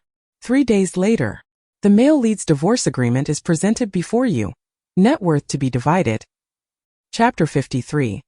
His malicious intent. Jiang Yue had been waiting for Zhou Ji to, as in the original plot, decisively demand a divorce, with the condition that he must provide her with sufficient compensation, emotional distress fees, and lifelong alimony. Although she had a delicate temperament, she was not a fool who only knew to maintain her pride. In this current unbalanced situation, if she were to initiate the divorce and resolutely insist on it, the benefits she could obtain would be minimal. She had not yet established a solid footing and would not be foolish enough to kick away her stepping stone. It sounded utterly tragic, heart-wrenching for listeners that if Zhou Ji were a decent person, he should do everything in his power to compensate her. However, Jiang Yue had always harbored doubts about Zhou Ji's humanity. At this moment, upon learning that Zhou Ji intended to leave her with nothing, her anger ignited like a blazing fire. She had long known he was no good, but had not expected him to be this despicable. Jiang Yue could not help but ask the system, "Are you only capable of speaking in my mind? Are you of no other use? For instance, can you transfer Zhou Ji's assets to me?" The system responded with a pitiful expression. "Sorry dear, we cannot interfere with the plot's direction." In simple terms, it could only chatter away, utterly useless otherwise. After contemplating the upcoming plot for a long time, Jiang Yue concluded that if Zhou Ji wanted a divorce, she would welcome it. However, he could not simply have everything handed to him without consequence. How could such a good fortune fall into his lap? The system, noticing her silence, inquired, "Have you thought about what to do?" Jiang Yue candidly replied, "Not yet." The system then began to offer suggestions. "Let me give you a spoiler. The male lead will ultimately initiate the divorce. I recommend you remain passive this time. As long as you don't create trouble for the female lead, the male lead won't get angry, nor will he insist on you leaving with nothing." Jiang Yue immediately discerned the system's intention. Each time this useless system prematurely informed her of future plot developments, it either suggested she act as a sycophantic fence-sitter, ingratiating herself with people she disliked, or advised her to remain passive and avoid wrongdoing. The system was incapable of proposing any clever strategies. It was not just a useless system, it was a foolish one. Jiang Yue lazily replied, "Stop giving me advice. It's painful to listen to. You're so inept yet still trying so hard to suggest bad ideas." The system. Ultimately, it was a miscalculation. The system had not anticipated that, after informing Princess Jiang Yue of the crucial upcoming plot, she would storm into the company, exuding an air of confrontation as if she were there to question the male lead. However, the front desk's attitude had more than doubled, respectfully escorting her into the elevator and even pressing the button for her floor. The president's wife had graced them with her presence once more.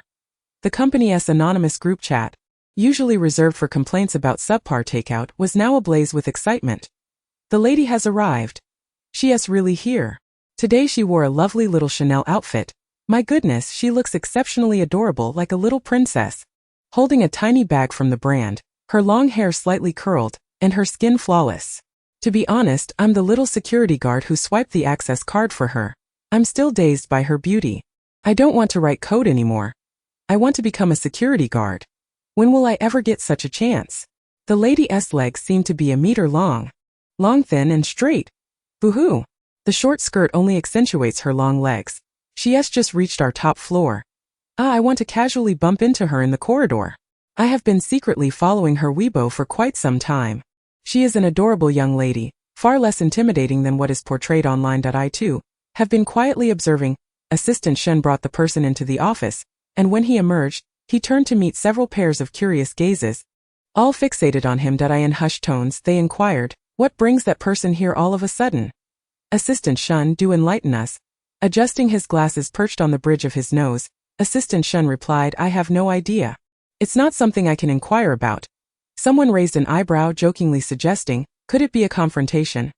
After all, President Zhou is a young talent, quite charming and often the subject of romantic rumors, making it difficult to discern whether they stem from celebrity hype or truth. With his current understanding of his wife, he could confidently assert that it is not the case. Assistant Shen had an unsettling feeling that his wife no longer harbored any love for her husband. A lack of affection would naturally preclude jealousy. She had not pursued his phone number for several months, nor shown any interest in his private engagements, remaining indifferent to the news surrounding him. On the other hand, as Jiang Yue entered the office, she placed her handbag on Zhou Ji's desk. Standing before him, she looked down at the composed man seated at the table, her face taut with displeasure, fearful he might not perceive her discontent. Zhou Ji was indeed aware of her feelings. Whatever thoughts crossed her mind were clearly reflected in her expression.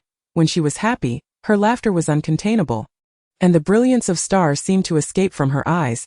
Conversely, when she was displeased, her delicate features would harden, lips pressed tight, and she would fixate on him until he acknowledged her dissatisfaction. Earlier that morning, when she visited the television station and received gifts from fans, she was quite elated. Could it be that he hadn't shared that Weibo post? Yet he had liked it. The intricacies of a woman's heart are perpetually elusive. The man, adept in business, felt like a headless fly lost in a whirlwind of thought. Zhou Ji gazed at her, his tone laced with an unintentional tenderness. "What troubles you now, my dear?" Jiang Yue scrutinized his face, noting its attractiveness. Cold and striking, she had not anticipated that beneath such beauty lay a heart so dark.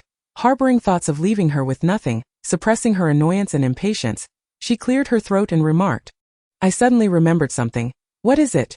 Jiang Yue maintained her composure, unrepentant. "You're not exactly young anymore. Have you written your will?" "A will?"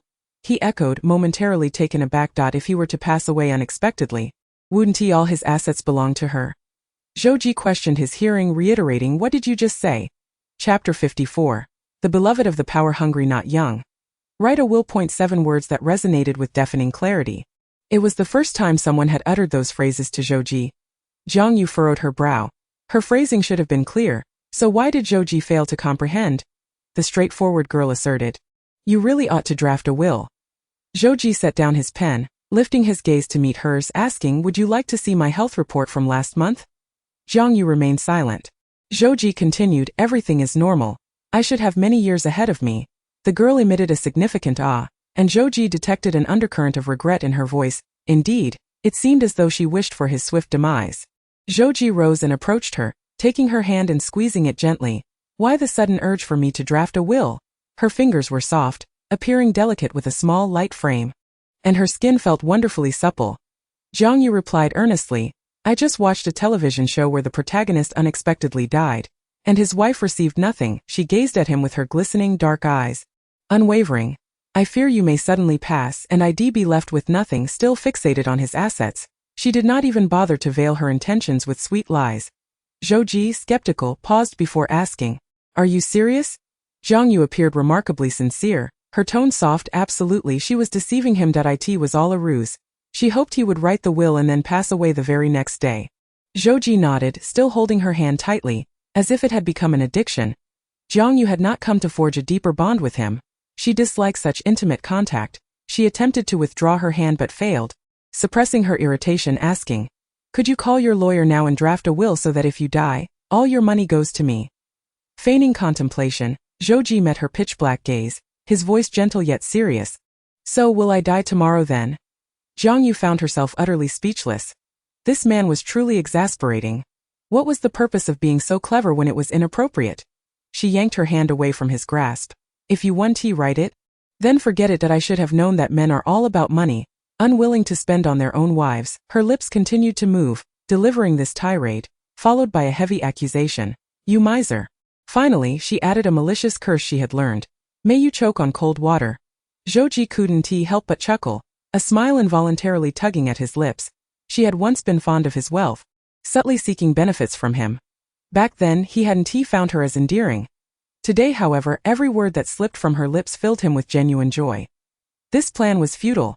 Jiang Yue, disinterested in devising another strategy, turned to leave but was halted by Zhouji, who grasped her wrist. It was noon, and they should have lunch together. With a forced smile, Jiang Yue replied, "I'm not in the mood, I can't eat."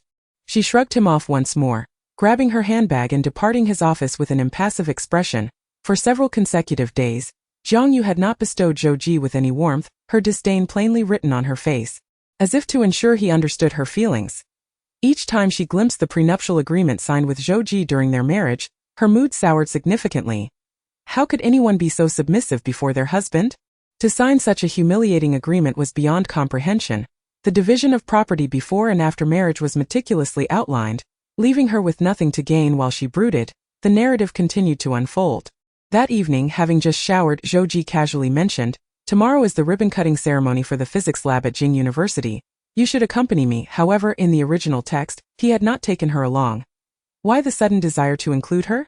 Jiang Yue pondered this but did not immediately agree, whimsically dismissing the plot.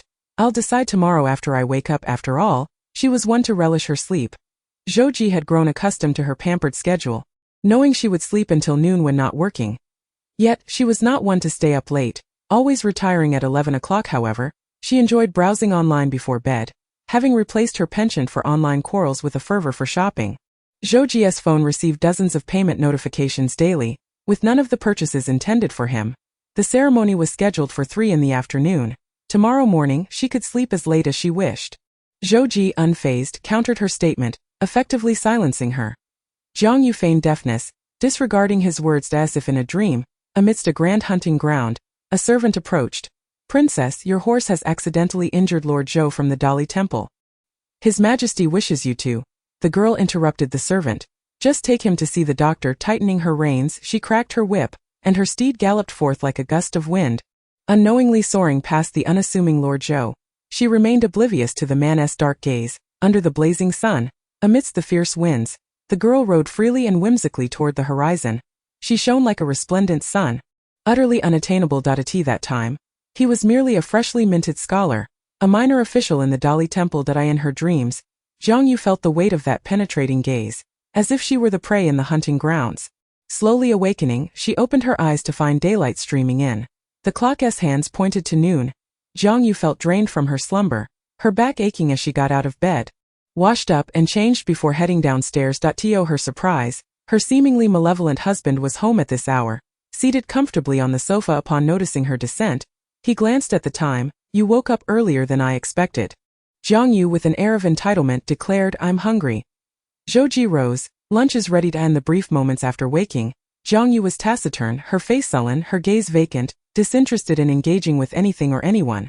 After finishing her meal, she nestled into the sofa. Her phone buzzed incessantly with messages, and she was, remarkably, one of the most prominent figures among them. Glancing at the group messages, she promptly turned off her phone. The television was broadcasting the news, the host's voice melodious. "We are all aware of the legendary power-hungry official Zhou Fuwei, whose one true love was Princess Ming-yi. However, the cause of her death remains shrouded in mystery. The historical records regarding this princess are scarce. Given the information we currently possess, what do you believe to be the most likely cause of Princess Ming-yi's demise?" Some speculated that it was Zhou Fuwei, who took his own life 3 years later at her tomb. There are also speculations suggesting that it may be the doing of His Highness, the Crown Prince. Additionally, there are whispers that it could be the resentful son of a marquis, who harbors unrequited love. What do you think? Jiang Yue gazed in a daze, acutely aware of her ignorance that if she truly understood, she would undoubtedly haunt her adversary even in death. Chapter 55. He seemed oblivious to her indifference towards him. Zhouji observed her as she stared blankly at the television. Lost in its allure, he approached, gently extracting the remote from her palm. Following her gaze, he noticed that the screen had transitioned to a commercial break. She resembled a balloon, deflated of all air, lazily curled up on the sofa, occasionally furrowing her brow or biting her lip, wholly absorbed in her own reverie, completely disregarding his presence. Zhouji ruffled her hair. Yet she offered no response. On ordinary days, even a slight touch would elicit her impatience, akin to a cat that huffs in annoyance. What was being said on the television that captivated her so?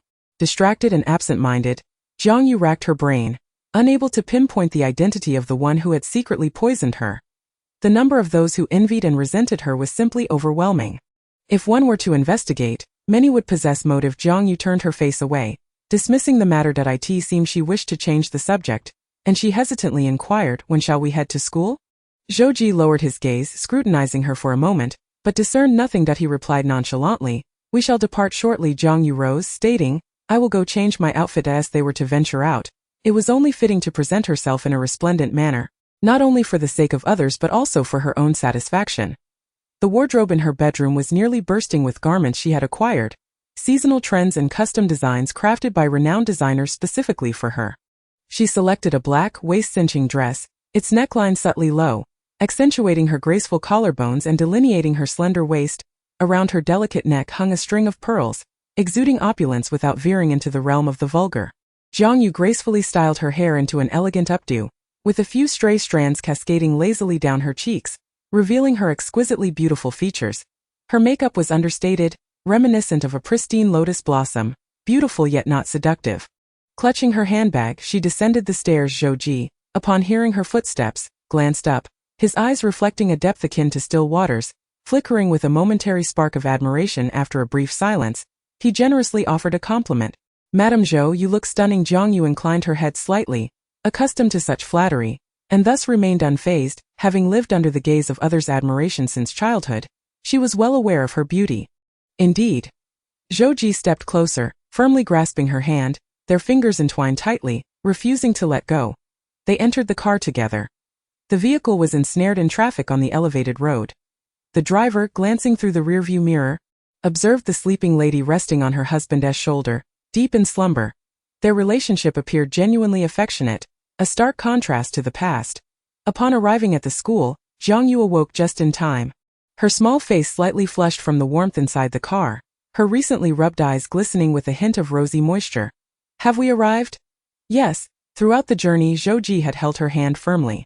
The school administration had prepared in advance to welcome this esteemed guest. Exercising great caution, they had never before encountered the woman accompanying Mr. Zhou.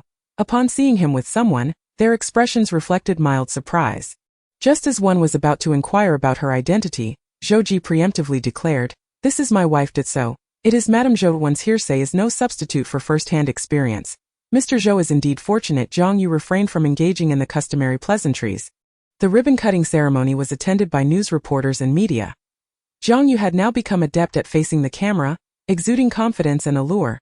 She linked her arm with Zhou Ji's, even without a smile. Her presence was not unappealing. The ceremony attracted the attention of several students from Jing University. Crowds gathered, unable to resist stealing glances at the couple standing in the center. They were a perfect match. What a combination of handsome and beautiful! Both radiated a powerful aura, and even from a distance one could sense the air of affluence surrounding them. This set of photographs soon went viral online, with fans celebrating as if it were a festival. When there's sugar to be shared, the chatter in the forums was lively, even featuring insider revelations. For instance, a self-proclaimed security guard from GR Group and a newly hired receptionist shared vague yet suggestive tidbits about his affection for her. The haters could not bear to see Jiang Yue thrive, especially her former friends from the Plastic Sisterhood, who, upon witnessing her newfound popularity and admirers, felt as though they were living a nightmare. They couldn't tolerate it at all. The jealousy boiled over in their small group chat, prompting them to drag Yilan into their discussions. Dingru openly admitted her envy of Jiang Yue's beauty and her marriage to the man she adored. The hypocritical Xiao Ding exclaimed, "I swear. Jiang Yue used to be so submissive to us, believing everything we said. You all know her family background is poor, so she catered to us. Recently, I don't know who influenced her, but she has become incredibly charming." The beautiful Xiao Hui chimed in, Yes. But why is that? Zhou Ji used to ignore her entirely. I'm truly baffled. I just got reported by her fans for criticizing her on my alternate account. How absurd. The exclusive Yilan remarked, her fanbase is almost surpassing mine. The hypocritical Xiao Ding lamented, I want to tear off her facade. Why? Why can't I stand it? The hypocritical Xiao Ding declared, I've decided to expose her dark secrets on Weibo. I want to ruin her reputation. Let us see how long she can maintain her glory. In their small group, they passionately denigrated Jiang Yue. She had truly become remarkable. Just as she was purchasing a handbag, She had no time to check her phone. Just as she was admiring a new car, she was too preoccupied to glance at her device. Just as she was at a private jewelry exhibition, she felt no inclination to check her messages. It was infuriating to see her smiling and carefree. Jiang Yue was fully aware of their ill intentions. She relished the moments when she appeared resplendent before them, knowing they were seething with envy while forcing smiles to compliment her. Once the ribbon-cutting ceremony concluded, Jiang Yue promptly released Zhou Ji's hand. Too apathetic to pretend any longer, she felt her feelings had been made abundantly clear. She had never been adept at feigning emotions. Her affections were genuine, and her disinterest was equally real. She simply could not act. Yet her cruel husband seemed oblivious to her current indifference, mistakenly believing she still harbored deep feelings for him, as she once did. Chapter 56. A myriad of painful sensations following the ribbon-cutting ceremony. The school administration had originally arranged for students to accompany the Zhou family on a tour of the campus. However, they had not anticipated that Madame Zhou would also attend. Given her status as a former student of Jing University, such an arrangement was rendered unnecessary and was consequently cancelled. Zhou Ji once again took her hand, requesting, "Madame Zhou, would you kindly show me around your school?" With their fingers intertwined, Jiang Yue, however, was not wearing her wedding ring. Instead, Zhou Ji donned the ring they had purchased during their wedding.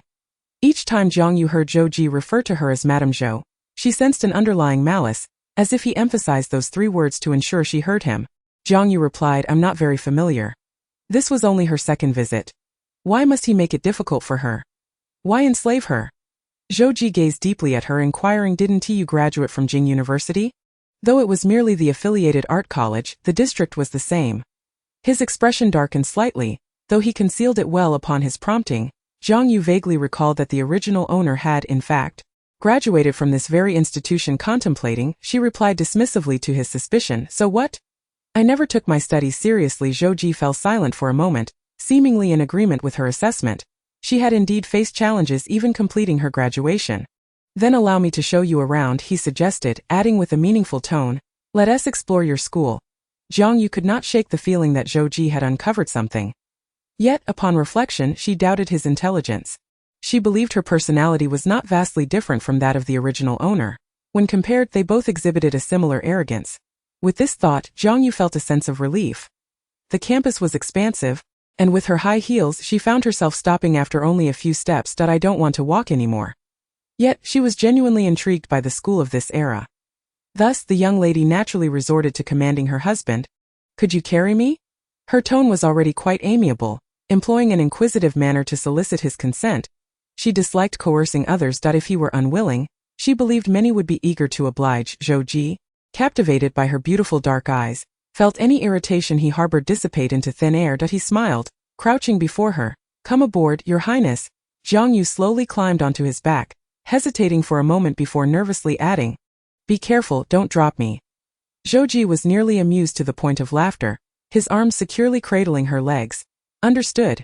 The campus was bustling with individuals, and their striking appearances made it difficult to go unnoticed. Jiang Yue, too, had a few admirers within the school. Candid snapshots taken by students soon circulated wildly in forums. In no time, the student forum of Jing University was inundated with posts about Jiang Yue, akin to a new skyscraper rising overnight, rapidly becoming a hot topic. The original poster commented, "Family, who understands? I just ran into my goddess while out for a meal. I almost thought I was still dreaming." Accompanying the post was a picture of Jiang Yue languidly resting on Zhou Ji's back, with the man holding her discarded high heels. "I just saw her near the library. She's absolutely stunning. I have to be honest, if I looked like that, I wouldn't even bother closing the door when I use the restroom." "How come all of you seem to be her fans? Since when did she gather so many admirers? How does one speak so casually upstairs?" "Jiang Yue is our senior, and it is everyone's duty to cherish her. Let's tidy up and head out to chance upon her. Isn't there a rumor that the heartthrob of the medical school is Jiang Yue's younger brother? Does anyone know if there's any truth to that?" The forum is unusually lively. 9 out of 10 posts are related to Jiang Yue, and a large wave of people is gearing up to encounter her. It is indeed unfortunate that in this vast campus, Jiang Yue has run into Jiang Ji. Ever since she blocked him on WeChat and his phone number, the siblings have not been in contact. Jiang Ji seemed to have just finished a class. Upon spotting Jiang Yue, a flicker of surprise crossed his eyes before he returned to normalcy. Zhou Ji made a non-committal sound. Offering no objections, Jiang Ji called out to her sister. Jiang Yue feigned deafness, pretending not to hear. Why call her sister now? Where was he when it mattered? Did he think that by merely calling her sister, he could erase all his previous reproaches? Dream on. Jiang Yue is someone who holds grudges. Seeing that she was ignoring him, Jiang Ji silently clenched his fists, pausing momentarily before catching up to her. He lowered his head and spoke softly. That day, I was in the wrong. He hadn't had a peaceful night's sleep in days. Whenever he closed his eyes, he envisioned her disappointed gaze and the resolute finality of her decision to sever ties with him. Each time he recalled the slight redness in her eyes and her expression of hurt yet unyielding pride. A sharp pain pierced his heart. I should not have blamed you before clarifying the matter. I'm sorry. Jiang Yue listened to his apology with an indifferent heart. A belated apology meant nothing to her. Did he owe her? This brother had become unworthy of trust. If there were to be another instance, he would surely choose to believe Zhao Xuyan over her without hesitation. Jiang Ji thought she would forgive him, just as she had done on countless occasions before. But this time there was no after. Chapter 57. The Tamed Canary. After she left, Jiang Ji stood there in a daze, a stark contrast to his usual composed demeanor. Utterly at a loss for what to do, the sun blazed, casting a harsh light upon the pale skin of the youth, rendering him almost ghostly. His roommate, spotting him lost in thought from afar, approached and gently tapped his shoulder. What's wrong? Accustomed to his taciturn nature, the roommate did not dwell on it. Yet he couldn't help but tease. Just now the campus bell from the literature department came asking for your phone number.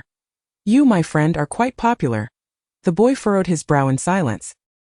He began to recount how many girls had approached him for his number over the past 4 years, only to realize that they were all seeking Jiang Ji's contact information. The roommate, noticing Jiang Ji's continued despondence, pressed, "What's wrong with you?" "I made a mistake," Jiang Ji replied, lowering his lashes, which formed a delicate arch. He said with a pale face, "She won't forgive me." The roommate had never seen Jiang Ji in such a state. He had always been indifferent to everything, never showing such concern for anyone. Not even for Zhao Xuyan, whom he had feelings for, had he displayed such care. "Who is it?"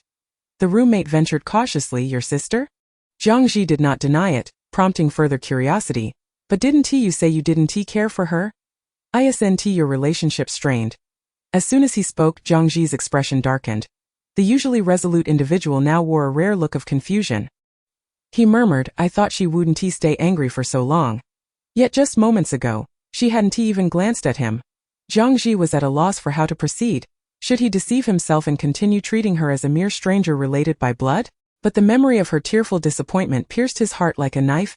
Meanwhile, Jiang Ji was in despair akin to Lin Daiyu, while Jiang Yue had already cast him from her mind, swiftly forgetting the apology from her unfilial brother before her departure. Upon returning home, Jiang Yue first indulged in a bath. Lying in a tub strewn with rose petals, the young lady felt so comfortable that she nearly drifted off to sleep. Emerging from the bathroom, she casually donned a nightgown and threw on a light outer garment. Her face, glistening with moisture from the steam, flushed a rosy hue, and droplets of water clung to her lashes. As she descended the stairs, the butler was just answering a call in the living room. "Yes, Teacher Zhao, I will inform the sir and madam. Please take care of yourself." After hanging up, the butler turned to her, preparing to convey the message. "Madam, Teacher Zhao just called to say she will be taking a 2-week leave. Unfortunately, the piano lessons for these 2 weeks will have to be cancelled. She had a minor fall down the stairs, nothing serious, but she will need about half a month to recuperate." Jiang Yue paused, certain she had not wished ill upon Zhao Xuyan. Composing herself quickly, she responded nonchalantly, indicating her awareness, "Then please find a new teacher." "Understood, madam." Jiang Yue settled onto the sofa, her interest in her favorite palace drama waning. An important plot twist is inevitably destined to occur. For instance, the last time the heroine and hero met aboard a cruise ship. Or this time, the heroine ultimately did fall down the stairs. Jiang Yue exclaimed, as if struck by a revelation. The system assumed she had finally come to terms with it, only to hear her ask the next moment, "So Zhou will end up loving Zhao Xuyan, right?" The system contemplated. "Logically speaking, that seems to be the case. You must be getting anxious." "Knowing that you're anxious is a good sign," Jiang Yue pondered. Somewhat dissatisfied. "The progress is too slow. I see no glimmer of hope." The system suddenly felt the urge to log off. Truly despondent. Yet she remained confident she would find a solution. In reality, Jiang Yue had searched for the history of Zhonggu online, only to find it largely blank, with scant relevant literature available. Information about Princess Mingyi was even scarcer. The few stories that had survived were particularly fabricated. Tales claimed that Zhou Fuwai, this powerful minister, was utterly devoted to her, and for 3 years after marrying her spirit tablet, he slept beside it every night. It read like a novel. Not to mention that she had never met Zhou Fuwei. How could outsiders know the intricacies of his private life so clearly? Furthermore, there were sensational historical accounts that stated Zhou Fuwei had sealed the princess's residence, covering it inside and out with yellow talismans, solely to trap her soul. Jiang Yue could only laugh at such absurdities. They were far too fictitious. The scant information she could find online was not much different from her own dreams. The television in the living room was playing a promotional trailer for Hello, My Roommate. Despite her delicate nature, Jiang Yue had never contemplated resigning. She relished the feeling of being adored. The affection from her fans was fervent and sincere. Lavishing Zhou Ji's money brought only fleeting joy. The luxury items were of little concern to her.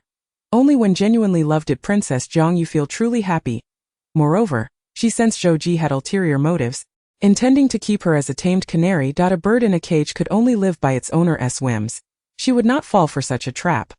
The first recording of Hello, My Roommate was set for 3 days. The official Weibo account of the production team barely amassed 1,000 likes, a large portion of which were from Jiang Yue's limited fanbase. What was there to anticipate? Would anyone really tune in at 8 in the morning or midnight? Mind your own business. I just love watching it. No other reason, my instincts tell me it will be a hit. Wait, why are Jiang Yue's fans daydreaming in broad daylight? Open your eyes and see the other mismatched contestants. The word hot has nothing to do with you. A dozen people were creating a scene as if they were 100 strong. On the day of filming, the crew arrived at the villa area at 9 in the morning, carrying equipment. After checking in and undergoing strict security checks, they were finally allowed inside. The staff cautiously opened the live stream, meticulously avoiding filming prohibited areas. The camera focused on Jiang Yue, who had just woken up and sat dazed in a chair, resembling a petulant animal that refused to interact. Zhou Ji, accustomed to her morning moodiness, went to pour her a glass of warm milk. Jiang Yue accepted the milk, still maintaining her sulky demeanor. The production crew watched in trepidation, astonished by their unusual dynamic. The director cautiously spoke up. "Teacher Jiang, have you packed your belongings? We'll be departing shortly." Just minutes into the live stream, the viewer count inexplicably surged from dozens to hundreds, and then quietly climbed into the thousands. So good to watch. Love it. Damn, she wakes up just like I do. Wait, Zhou Ji looks like a good husband, and no wonder Jiang Yue has such a foul temper. It's all his fault. In mere minutes, the live stream audience skyrocketed from thousands to tens of thousands, a turn of events no one had anticipated. Chapter 58. The affectionate couple of the aristocracy. Jiang Yue was completely unaware that the live stream had commenced. The young lady remained seated on the sofa, cradling a soft pillow, slowly savoring the warm milk in her cup. The milk has been completely consumed. She glanced up at Zhou Ji, her tone laced with an unconscious hint of reproach. "It's not sweet." A smudge of milk lingered at the corner of her lips, prompting the man to raise his hand and gently wipe it away with a tissue. After a brief pause, he elucidated, "I added sugar." Jiang Yue, still in the dazed state characteristic of just awakening, responded, "But it's still not sweet enough. I prefer it a bit sweeter." Zhou Ji remained silent for a couple of seconds, finally grasping her meaning. He apologized and then, in a good-natured manner, assured her, "I will be mindful of that tomorrow." She appeared satisfied with this answer. The surrounding staff moved about quietly, not understanding why they felt compelled to keep their breaths subdued. Over the years, numerous rumors have circulated regarding Jiang Yue and Zhou Ji. Even if the tales were exaggerated, the pervasive nature of the gossip was undeniable, with discussions revolving around Jiang Yue's unfortunate marriage. Devoid of both affection and familial warmth, the staff had prepared for this moment, never anticipating they would be inundated with such sweet interaction so early in the morning. Jiang Yue hardly resembled the image of a neglected wife from a wealthy family, and Zhou Ji's kindness towards her seemed far from mere pretense. He felt no need to perform for their benefit. The audience in the live stream was just as astonished as the staff, the barrage of comments refreshing at a dizzying pace, the excitement skyrocketing as if propelled by a rocket. "No one had informed me that this couple would be so endearing. Jiang Yue truly knows how to command her husband. We should all take notes. How could she be given milk that isn't sweet?"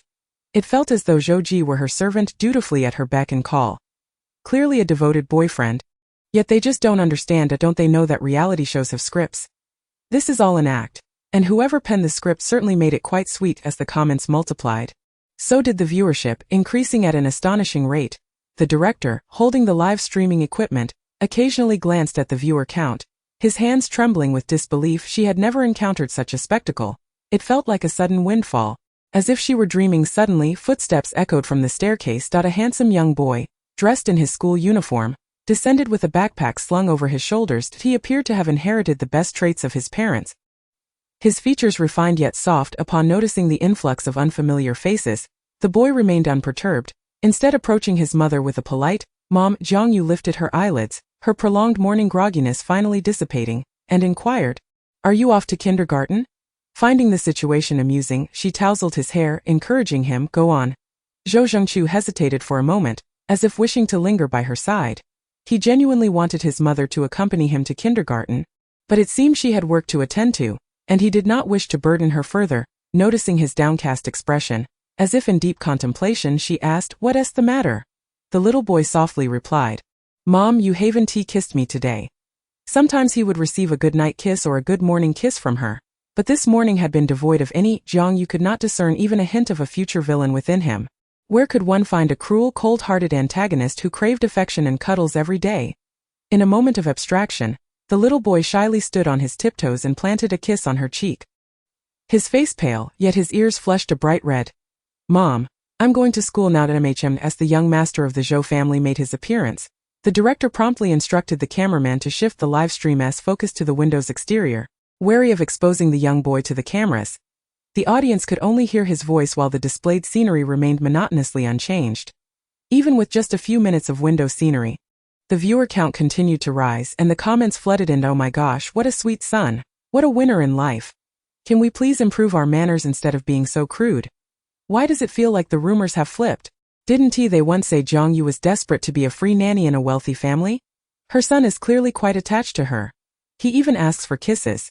He's such a little clingy one. No wonder Jiang Yue feels like a princess every day. Isn't this what a princess's life should be? Your Highness, I have arrived." All Jiang Yue knew was that she needed to take her luggage to another villa to share with others for a few days. Beyond that, she was completely unaware. Even without makeup, she looked breathtaking on camera, her skin as white as snow, her dark eyes clear and penetrating. The audience in the live stream was captivated by her beauty, entranced to the point of losing track of her words. "The butler has already helped me load the luggage into the car. Are we leaving now?"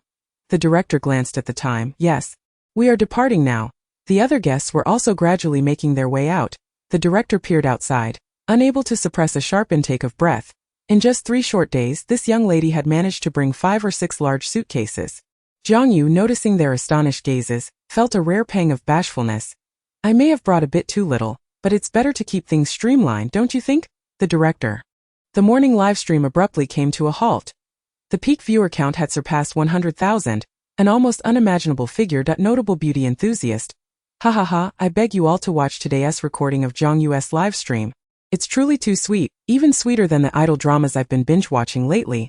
And she is so beautiful in real life that I've officially become her fan." After posting this, the million-follower blogger genuinely clicked to join Jiang Yue's fan club. The comment section was flooded with question marks. Didn't this used to be a hater? Now they've switched sides? Or are they just cashing in? Chapter 59. The lifelong dream of Her Highness the Princess. Many doubted the blogger had been swayed by Jiang Yue's wealth. There were those who firmly believed the blogger was merely selling out for money. However, when they clicked on the morning stream's recording out of curiosity, they found themselves genuinely captivated by its sweetness. Damn! It was infuriatingly sweet. The camera revealed the understated luxury of the grand house, the expansive courtyard beyond anything they could have imagined, and the security measures surpassed all expectations. Observant viewers noted that even a simple ornament in the living room was worth millions, indicating a wealth that far exceeded that of typical affluent families. And no wonder Jiang Yue had previously flaunted this mansion from every angle. Had they been in her shoes, they would have indulged in their vanity for a full 365 days, eager for the entire internet to witness her life as a wealthy lady. The journey was somewhat long. With a limited budget, the production team had rented a villa situated in the remote outskirts of Beijing, nearly on the verge of leaving the city. Upon exiting the vehicle, she turned to the director and asked, "Where is my bedroom?" The director chuckled awkwardly. "Zhang Laosher, the other guests haven't arrived yet. You'll need to wait for them to decide which room to share." Before saying this, he had been somewhat apprehensive about Jiang Yue's temperament, having heard whispers about her disposition. To his surprise, she merely nodded in response. Then, she casually found a spot in the living room, retrieved a neck massager from her suitcase, leaned against the sofa, and slowly closed her eyes for a moment of rest. The director. Wasn't she supposed to have a severe princess syndrome? She appeared to be quite manageable, not nearly as terrifying as the rumor suggested. After about 10 minutes, the guests began to arrive one after another. The 3 male guests were newcomers with little notoriety, youthful and quite handsome. Meekly huddled on the opposite end of the sofa, they had long admired Jiang Yue's reputation and dared not engage her. Like timid quails gathered together, they sat quietly, too frightened to speak. The director could hardly bear to witness this, lowering his voice. "You all should take the initiative to greet Teacher Jiang." All 3 shook their heads, utterly unwilling to approach her. The director felt powerless against their cowardice. They were even more timid than he was. Were they men at all? Truly useless. Jiang Yue, having alleviated the tension in her neck, slowly opened her eyes and upon raising her gaze encountered 3 unfamiliar faces. They stammered in unison, "Jiang Lauscher." Hello. Though proud and aloof, Jiang Yue was also a person of refinement. She nodded in acknowledgement. "Hello." The young men were taken aback by her gentle demeanor. Observing their shivering forms, she blinked in confusion. "Are you cold?" They hastily shook their heads. "Not cold." Jiang Yue found this all the more puzzling. "Then why are you trembling?" It seemed she suddenly realized. "Is it because you're afraid of me?" They honestly admitted. A little. Jiang Yue always held a fondness for those who spoke truthfully, and it was entirely normal for them to be apprehensive. Her noble bearing undoubtedly intimidated them. Understanding the need to reassure them, she smiled warmly, her eyes curving beautifully, and earnestly assured them, "Don't worry, I won bite." She was always accommodating toward those who had not offended her. The princess's current lifelong dream was merely to take Zhou Ji's wealth and then eliminate him altogether. The 3 men gradually relaxed their guard, but for a moment no one spoke. They awkwardly fidgeted with their hair, unsure of what to do next. The remaining 2 female guests arrived fashionably late. Both were faded actresses, typically cast in supporting roles lacking any significant fame. They exchanged awkward greetings, but no further conversation ensued. However, everyone treated Jiang Yue with great courtesy, their demeanor even bordering on cautiousness. Jiang Yue, along with another actress, was assigned to the master bedroom, which left the others inexplicably relieved, as they were at least spared the prospect of sharing a room with the young lady.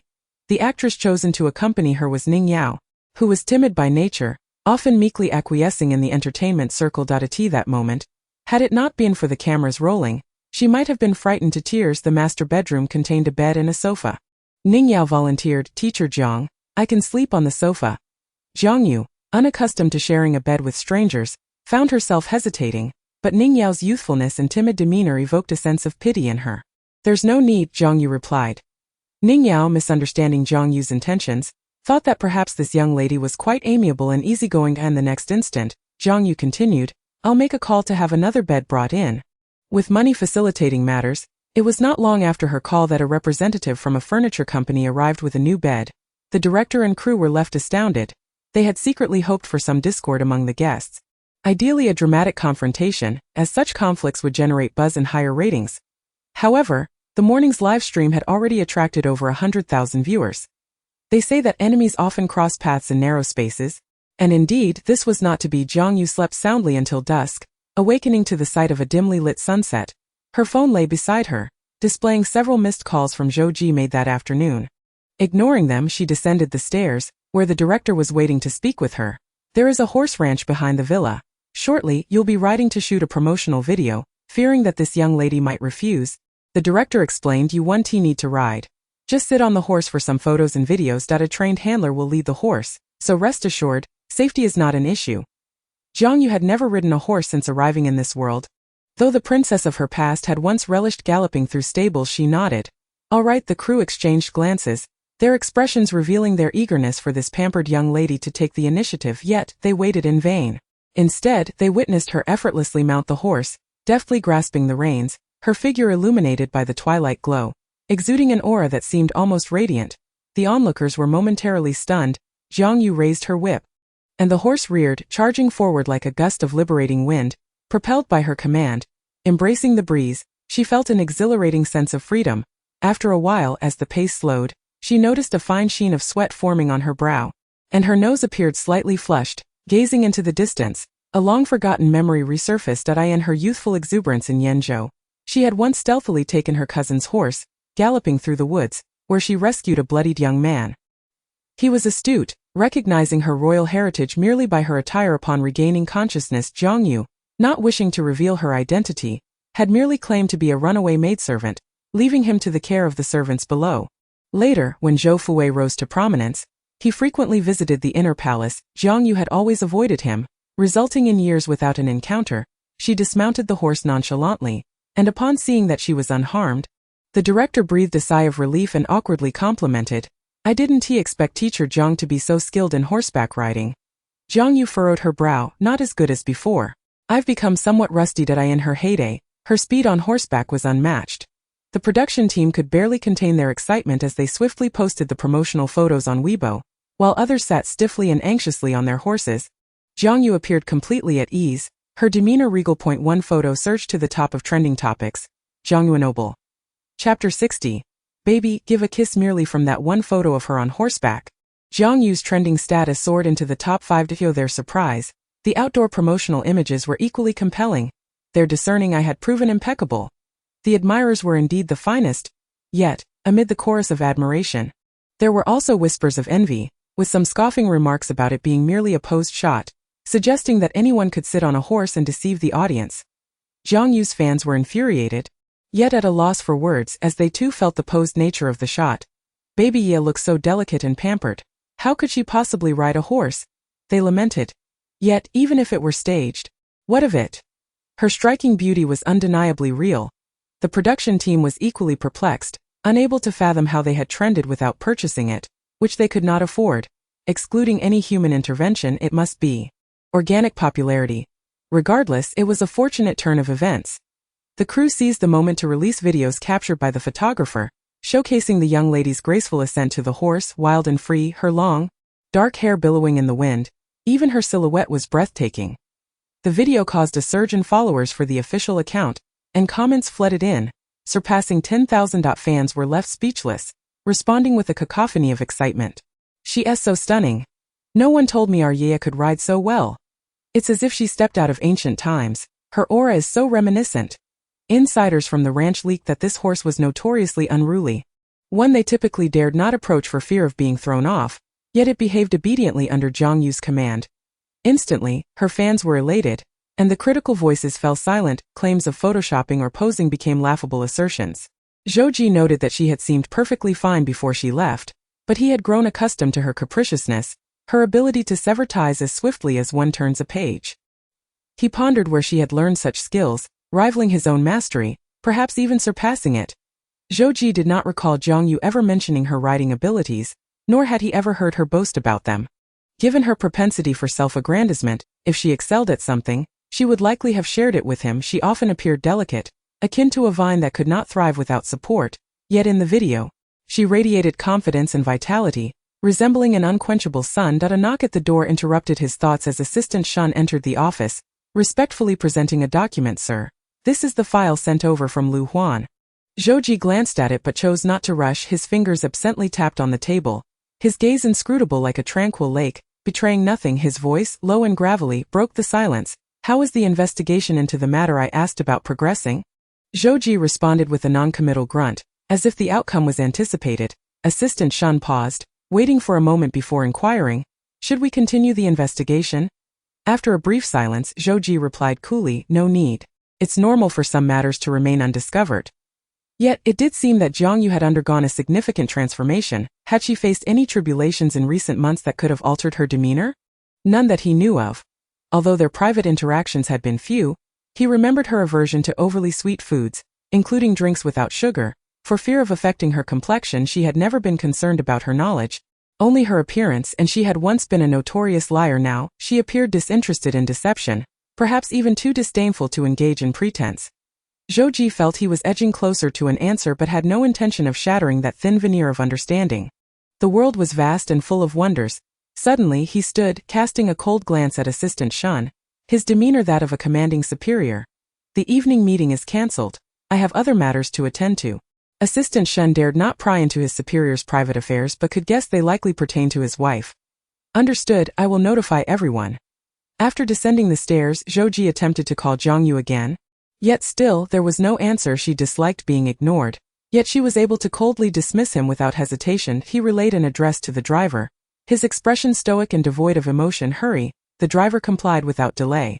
The journey was long, and with the evening rush hour upon them, they faced delays. It would be impossible to arrive before 8 o'clock on the forum, Users had already begun threads predicting which show would garner higher ratings. My Roommate versus Fairy Tales, take a wild guess.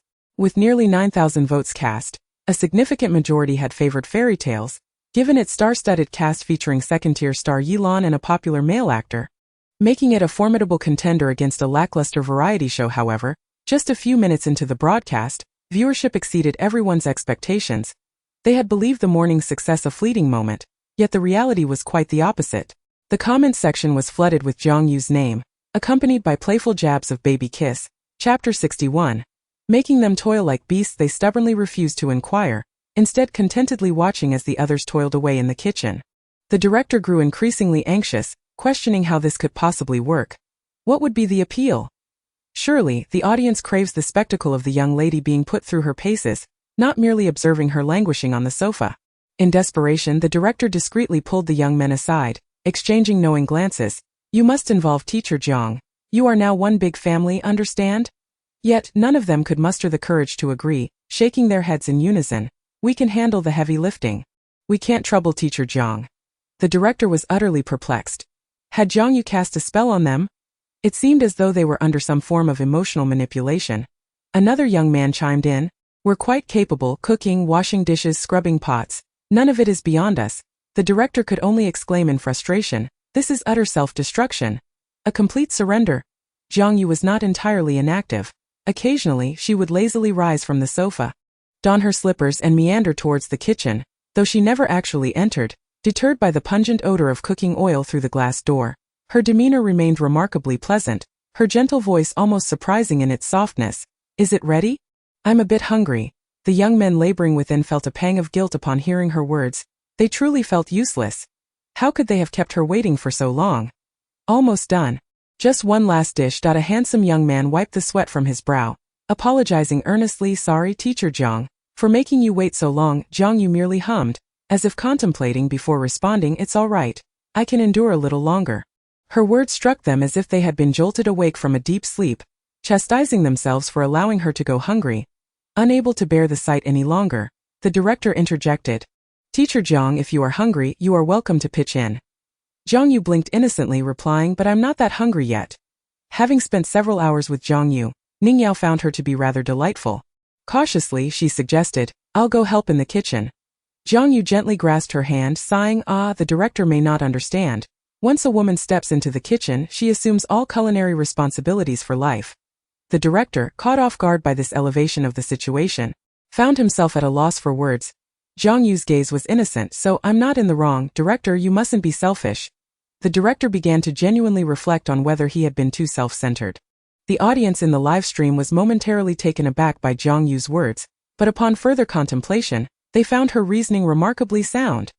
Thus, she could become a pampered lady of high society. So clever. After moving in with my boyfriend, I did housework once, and from then on all chores fell to me. Smiley face. Smiley face. Smiley face.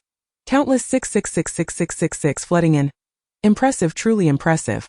The precious princess was never meant to do such tasks. It is the director who seeks to manipulate others. The darling is right. If one can enjoy life, why suffer? Viewership ratings were closing in on the neighboring fantasy drama. Those who had placed bets and fans of Yilan felt a surge of anxiety, fearing that they might indeed be surpassed, which would be immensely embarrassing. Dinner consisted of a few simple home-cooked dishes. For Jiang Yue, the food was a tad spicy. Despite taking a few bites and then setting down her chopsticks, she did not hesitate to praise it, declaring it delicious. Her smile was enchanting, and her soft-spoken manner left everyone spellbound. The inexperienced young men were so flattered by her compliments that they became flustered, blushing as they stood up with enthusiasm. If it's tasty, we'll cook for you every day. Jiang Yue's eyes crinkled with delight. Thank you for your hard work. Only naive young men could be so easily swayed. With a few flattering words, they were readily transformed into diligent workers. Was she not employing the same tactics to charm her husband at home? They had prepared a rather mischievous literacy game. Though they had the audacity, they dared not tread on Jiang Yue's sensitive spots, fearing the consequences of triggering her. As the director hesitated over whether to proceed with the post-dinner literacy game, his assistant suddenly poked him in the back. He shot a glare in her direction. What is it? The assistant's face flushed with excitement, her words tumbling out in a stutter. Our real-time ratings are almost at second place. We're just a fraction away, only a few tenths of a point. They had never witnessed such a momentous occasion, nor achieved such remarkable results that if only the ratings could climb just a bit higher. The director felt a mix of regret, while on the other side, Yilan and her fans breathed a sigh of relief. On the first day of the new drama's airing, they were constantly monitoring the data. Just moments ago they had nearly been overtaken by Jiang Yue's variety show, leaving them gasping for breath, feeling utterly embarrassed. Even as Jiang Yue's fans faced ridicule, they maintained their composure, having observed the trends. The interest in Xiantan was steadily declining, while Jiang Yue's variety show was gradually ascending, following a completely opposite trajectory. Tomorrow they would surely surpass. Having completed the recording, Jiang Yue felt no difference from her daily life. She had brought along an entire suitcase filled with books, ranging from ancient classics to contemporary discussions, a little of everything. Jiang Yue had always enjoyed perusing such eclectic literature, often lounging in a rocking chair on the porch, reading while basking in the sun. She casually picked up a book and headed to the terrace. The opened pages shielded her face as she unknowingly drifted into slumber in her deep dream. She found herself in a strange, unfamiliar setting, with two prison guards behind her. Separated by a thick glass pane, she looked down to see her slender wrists shackled, trembling with apprehension as she cautiously gazed at the figure across the glass. I know I was wrong. I shouldn't have harmed her. Please, let me go. When Zhou arrived at the suburban villa, it was precisely 9:30. Ascending the stairs, no one dared to impede him. Each individual present feigned ignorance, daunted by the cold, icy aura that surrounded him. Zhou pushed open the door, and the breeze stirred the sheer, pale curtains by the floor-to-ceiling windows. The woman lay with a book covering her face, seemingly asleep. Zhou closed the door quietly, locking it behind him, and approached her slowly, gently removing the book from her face. His gaze fell upon her features. There seemed to be tears at the corners of her eyes, and she curled up restlessly. It was evident she had endured a troubling nightmare, losing so many precious pearls in the process. Only the moonlight bore witness to this fleeting tenderness. Chapter 62. You die, I follow. This dream felt unnervingly real. So much so that Jiang Yue could vividly sense the humiliation of apologizing, akin to being crushed into the dirt, rendered utterly worthless. Not only was her dignity trampled, but she also had to endure the scornful gazes of those looking down upon her. Their eyes mocking. Jiang Yue jolted awake from her nightmare, her eyes still hazy, her back drenched in cold sweat. Instinctively, she clenched her fists, the thought of seeking revenge against them lingering in her mind. She resolved that even if she were to find herself in such a dire situation, she would never bow her head in surrender. She would rather perish than have her dignity trampled underfoot. Without backbone, one cannot hold their head high even in life. Did you have a nightmare? A familiar voice broke her reverie. She turned to see the man who had stealthily appeared, taking advantage of her slumber to intrude. Jiang Yue's mood was far from favorable, especially at this moment. Confronted by the very source of her nightmares, she hugged her blanket, projecting an air of disinterest. Zhou poured her a glass of warm water and handed it to her. Your throat seems hoarse.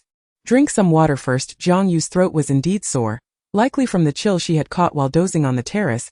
She had always been in good health, rarely suffering from colds. It was her brother who was often ailing. Holding the cup with both hands, Jiang Yue took small sips of the warm water, but her throat still ached. Noticing her furrowed brow, Zhou paused for a moment before sincerely asking, "Is the water too hot?"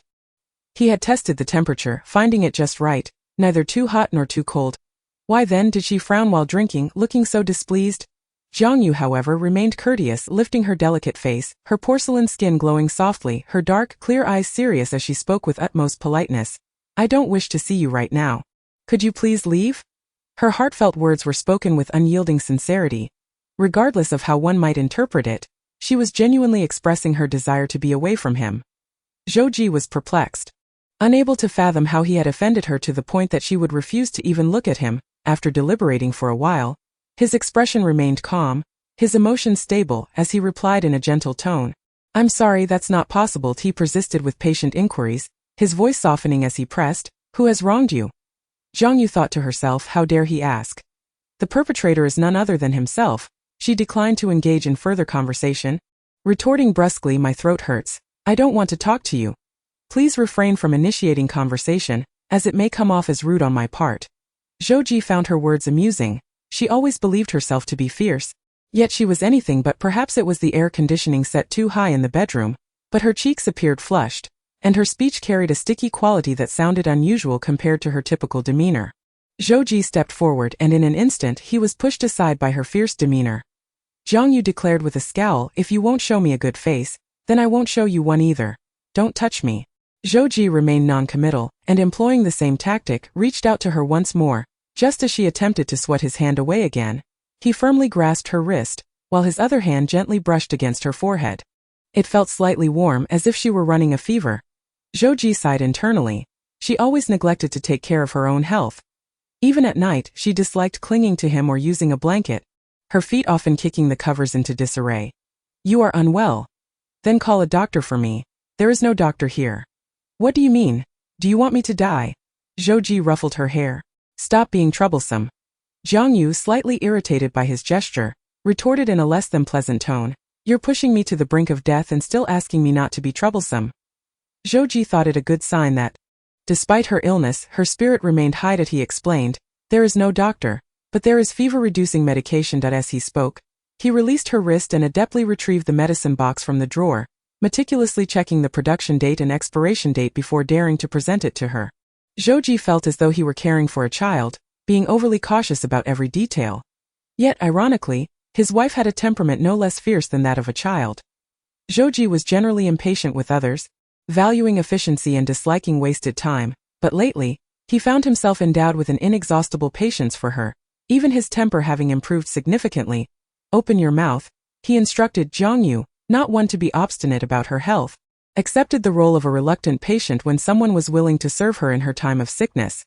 Slowly, she parted her lips, and the fever-reducing medication was placed on her tongue, followed by a cup of warm water. As she obediently swallowed the medicine, perhaps due to a psychological shadow, she foolishly asked, "It's not poison, is it?" Zhou Ji paused, leaned closer, and gazed intently into her eyes. His expression so earnest that it was impossible to discern if he was joking, perhaps. Jiang Yue felt uneasy under his penetrating gaze. Her cheeks flushing even more, she pushed him away, and he complied, stepping back 2 paces. What if you die? I'd follow you in death. Don't. She huffed, thinking she was speaking softly. Go to hell. Zhou Ji chuckled helplessly. What nightmare did you have? Chapter 63. Consumed by kisses. Jiang Yue did not believe his words. If she were foolish enough to take everything others said at face value, she would have been deceived long ago. Tilting her face slightly upwards, her expression somewhat demure, she spoke earnestly. It does not matter if you despise me. But if you harm me, I beg for mercy. I will only fight back to the bitter end. Thus, he should carefully consider his actions should he ever harm her for the sake of his beloved white moonlight. She would never bow her head in surrender. Zhou Ji, having done nothing wrong, found himself unexpectedly warned, and seeing her sulky expression only struck him as adorably fierce. She always believed herself to be a fierce little tiger. Yet her claws were hardly capable of inflicting real harm. It seemed she no longer trusted him, remaining on high alert as if he would one day hurt her. Understood, Your Highness. This was not the first time Jiang Yue had heard those 4 words from him. Each time delivered with a teasing tone, as if he were humorously indulging her little game of pretend, which felt rather childish. Jiang Yue grimaced. You're annoying. Zhou Ji couldn't help but pinch her slightly plump face. Don't like it? Jiang Yue didn't outright reject it, which implied she didn't mind. Changing the subject, she said, You should leave, I have a roommate. Furrowing her brow, Jiang Yue asked, Aren't there only 4 rooms? Zhou Ji began to casually unbutton his shirt in front of her, his long, elegant fingers moving to his belt as he replied, They lied to you, foolish girl. The entire villa has far more than just 4 rooms available. Jiang Yue's gaze inadvertently fell to his waist, and she quickly averted her eyes. So you're planning to shamelessly stay here tonight? The term shameless echoed in the air. Zhou Ji paused for a moment. Where do you suggest I sleep? Without missing a beat, Jiang Yue replied confidently, You can sleep by the door, or perhaps in the pet room. Zhou Ji's gaze remained fixed on her, calm and steady. You want me to sleep in the same room as a dog? Jiang Yue nodded, attempting to soften her stance with a few reluctant words. If you're willing. Zhou Ji replied earnestly, I'm afraid I only wish to sleep beside my wife. Jiang Yue stared at him with her dark eyes. But your wife doesn't want to? Zhou Ji contemplated for a moment. Kindly inform her to endure for one night. With that, he retreated to the bathroom to shower. After taking the medication, Jiang Yue was not in the best of spirits. When Zhou Ji emerged from the bathroom, he noticed the blanket sprawled across the bed, as if it were a barrier against him. He turned off the lights and climbed into bed, pulling her into his embrace while she slept. Jiang Yue's lips were slightly parted, her delicate tongue peeking out, surrounded by a fragrant softness that enveloped him. The warmth radiating from her body made his grip around her waist tighten involuntarily, and in the dead of night, Jiang Yue felt as if she couldn't breathe. her tongue tingling from the intensity of the kisses. She groggily woke to find herself completely ensnared in his embrace, pressed tightly against his solid form that as she opened her lips to speak, her words were swallowed by his kiss. Zhou Ji bore the marks of her nails on his back. A series of noticeable red lines. Jiang Yue, lacking the energy to argue, felt drenched in sweat. In her dazed state, it seemed someone had lifted her, and soon she was enveloped in the warm water of the bathtub. The following morning, Jiang Yue was stirred awake by the cacophony of the numerous alarms she had set. Her body felt weak, but upon touching her forehead, she noted it was no longer as feverish as the night before. On the bedside table lay a thermos filled with warm water, alongside the medication she had prepared in advance. Her voice was still somewhat muffled as she announced, "I'm awake." Her assistant sighed in relief. "Teacher Jiang, we've bought breakfast. You can come down to eat." Jiang Yue was indeed very hungry, but her bones felt weak and she was reluctant to move, saying, "I'll be down shortly." The young lady sat on the bed for quite some time in a daze before slowly getting up to wash and change out of her clean pajamas. She groggily descended the stairs. They had reserved a spot for her, while the others had soy milk. She was the only one drinking milk. After a few sips, she set down her cup, her expression resembling that of a satisfied glutton. "The milk is very sweet, I love it." The director mused, could it not be sweet? This morning as dawn broke, that person had specifically instructed them to add extra sugar to her milk, but not too much. He had hinted several times that she could express herself a little more, perhaps read a book or water some plants, but her favorite pastime remained napping lazily in the sun, nestled in the rocking chair in the yard. Soaking up the rays, her laziness seemed to elicit no complaints from others. If it had been a different guest, there would have been chaos by now. Fortunately, these particular individuals were soft-hearted and exceptionally accommodating towards her. When the director privately inquired, the few timid ones merely scratched their heads. "I can't quite say. I just can't bear to see her do the heavy lifting." The director thought, could it be that you've fallen for her? Ning Yao nodded in agreement. "She is truly so obedient and beautiful. I just love watching her sleep." Each of them appeared to be completely smitten. The director had no choice but to think positively. It was already commendable that this little princess hadn't slapped anyone. One could not expect her to do more. She hadn't been entirely idle these past few days, having taught Ning Yao how to write in classical style, as well as instructing a few handsome young men in horseback riding and archery. Jiang Yue had not drawn a bow in quite some time, but she hadn't lost her touch. Even atop a horse, her arrows found their mark with precision. As she sat on the grassland, resting her chin in her hands, she wondered what that carefree girl used to think about while feeling the cold wind from the border. She had naively and earnestly thought that she could join her uncle and the others in battle, that she could protect the people of Jiang State with her own flesh and blood. In truth, those years were not kind to Jiang State.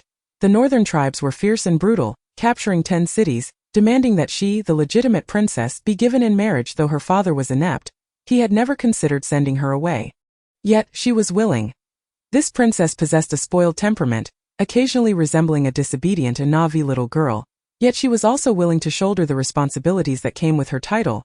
She had even resolved that if the northern tribes breached the imperial city, she would willingly sacrifice herself for her country, refusing to survive at any cost. Perhaps once the narrative of this story reached its conclusion, and the male and female leads achieved their happy ending. Chapter 64. She has butterfly wings. As they departed, the atmosphere was markedly less tense than on their first meeting, and no longer timid as mice, they dared to converse freely with Jiang Yue. And before leaving, they presented her with small gifts, handcrafted trinkets, modest yet filled with heartfelt sentiment. The agents of each guest arrived punctually to collect them.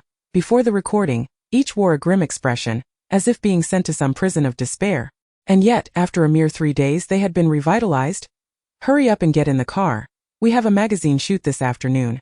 The agent regarded them with a hint of impatience, his voice rising slightly as he exclaimed, "What are you standing there for? Are you waiting for me to come in a grand procession to invite you?" This boy band comprised some of the most promising talents he had ever mentored, each one possessing both charisma and talent, alongside vibrant personalities. Their backgrounds were also commendable, enabling them to sustain the initial expenses of obscurity in the entertainment industry. Now, as the group began to make waves, the upcoming release of their new title track was certain to dominate the music scene. A few more days of waiting, and it would all culminate. They wished to bid farewell to teacher Jiang before departing. The tallest boy stepped forward, exhibiting no shyness before the agent, articulating his thoughts candidly. The agent, somewhat bewildered, pondered the nature of their relationship. Was it genuinely amicable, or were they compelled to show such deference due to workplace bullying? The latter seemed far more plausible. "Have you been bullied?" He inquired. No, the boy replied, furrowing his brows, his cold, sharp gaze glinting with frost. How could you think such a thing of teacher Jiang? The agent was taken aback. The handsome youth continued, she takes great care of us and is truly remarkable. She teaches us horseback riding and archery. He nodded to himself, affirming, indeed, teacher Jiang is extraordinary and kind, nothing like the arrogant, disdainful figure depicted online. The agent remained skeptical, convinced that goodness was a rarity in the entertainment industry. Where the hierarchy was starkly evident. One must always be wary of others. It was wise not to place too much trust in anyone. The chauffeur of the Zhou family had been waiting at the door since dawn. Jiang Yue's luggage was being handled by a dedicated staff member, placed in the trunk of the business Sierra as they departed. The sky was still dim, but the distant dawn light began to break, casting a golden hue that gradually pierced through the clouds and blanketed the earth. The chill in the air was increasingly palpable. Jiang Yue had already donned a sweater for the past couple of days, her inherent sensitivity to cold manifesting even in this new body. As the temperature dropped, her hands and feet grew icy. The butler hesitated momentarily, then replied, yes, young master.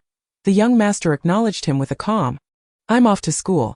The butler had no choice but to call him back, requesting the retrieval of his forgotten backpack from the living room. You left your backpack behind at it. Is peculiar how blood relations work. The adage blood is thicker than water holds a grain of truth. However, in the eyes of a child yearning for maternal affection, it suffices. It seems that all previous wounds could be disregarded in a moment, as if they never mattered. A mere gesture of kindness from her would be enough for him to overlook all past injustices. Upon arriving home, Jiang Yue's first course of action was to shower and change her attire. The temperature in her bedroom was just right, not too hot, not too cold, akin to a pleasantly warm and humid spring day. She had scarcely glanced at her phone in recent days. When she finally reopened the long-neglected social media app, a flood of messages nearly overwhelmed her device. Jiang Yue's Weibo account had been gaining followers steadily, though she remained perplexed as to why. Perhaps it was due to her settings that only allowed comments from those she followed?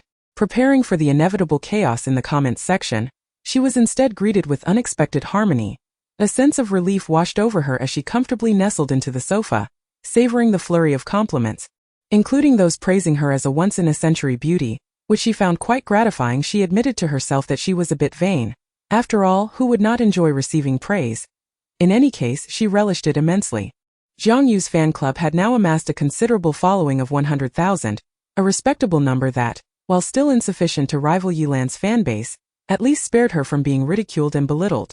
Yilan's recent fantasy drama had garnered lukewarm reception, with ratings resembling a stable ECG chart for several days, thus amplifying anticipation for the viewership of the upcoming Saturday's Roommates, hoping it would achieve remarkable success and overshadow her. I must say, Xiantan is utterly tedious. I would rather watch Jiang Yue scowl at me. Forgive me, I am a bit of a masochist. That I shall be tuning in as well, but I am more interested in my poor singer idols, curious to see how Jiang Yue will put them through the ringer. Jiang Yue liked the few flattering comments directed at her and subsequently logged off. This was not her first time engaging in such behavior. It was akin to broadcasting to the world that she was a rather easy-to-please vanity enthusiast. Yet, one could not help but wonder if this made her seem overly gullible, a cause for concern. After scrolling through her phone for a while, she exited the app, sharing a few long-overdue photos of herself on Weibo, seemingly captivated by distant vistas. Each picture captured her resting her chin on her hand, gazing into the horizon, as if she belonged to another realm. Her delicate shoulder blades appeared as though they might sprout magnificent wings at any moment, lifting her higher and higher. Chapter 65. Have you started liking me less? Zhou Ji had set special alerts for Jiang Yue's account. The moment she posted on Weibo, his phone screen lit up with notifications.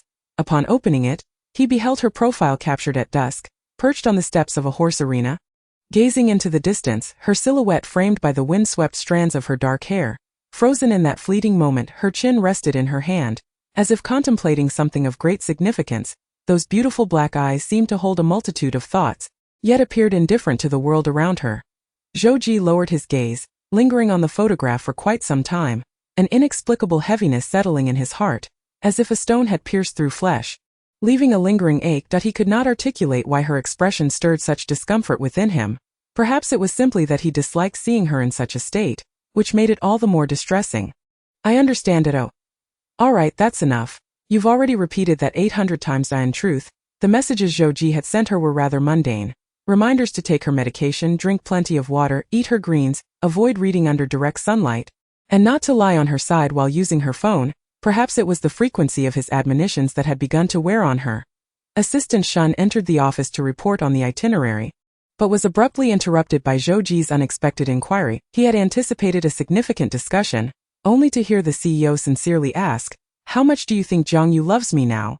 Assistant Shun froze, grappling with the difficult question. Cold sweat beaded on his brow as he contemplated his response.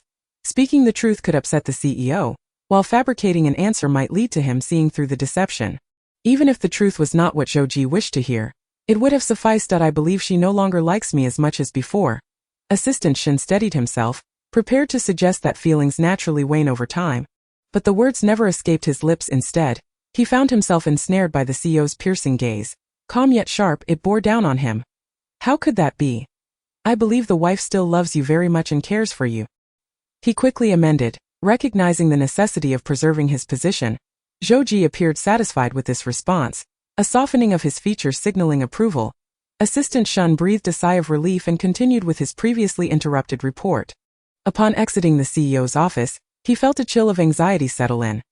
Zhou Ji dialed Jiang Yue's number, but as expected, it went unanswered. He retrieved his suit jacket draped over the sofa and left the office. When Zhou Ji arrived home, he found Jiang Yue in the yard, tending to her newly acquired flower seeds. The backyard housed a glass greenhouse dedicated to nurturing plants. Jiang Yue crouched down, a small trowel in hand, digging a hole in a flower pot to sow the seeds. Her once pale, pristine face unintentionally bore traces of dirt. She paid it no mind, wiping her cheek with her sleeve, only to smudge her face further. Zhou Ji could not suppress a chuckle at the sight of her resembling a little flower cat. Hearing footsteps behind her, she instinctively turned her head, and upon seeing his familiar face, resumed her task with calm determination. Without uttering a word, Zhou Ji grasped her wrist and gently used a handkerchief to meticulously clean her face. There.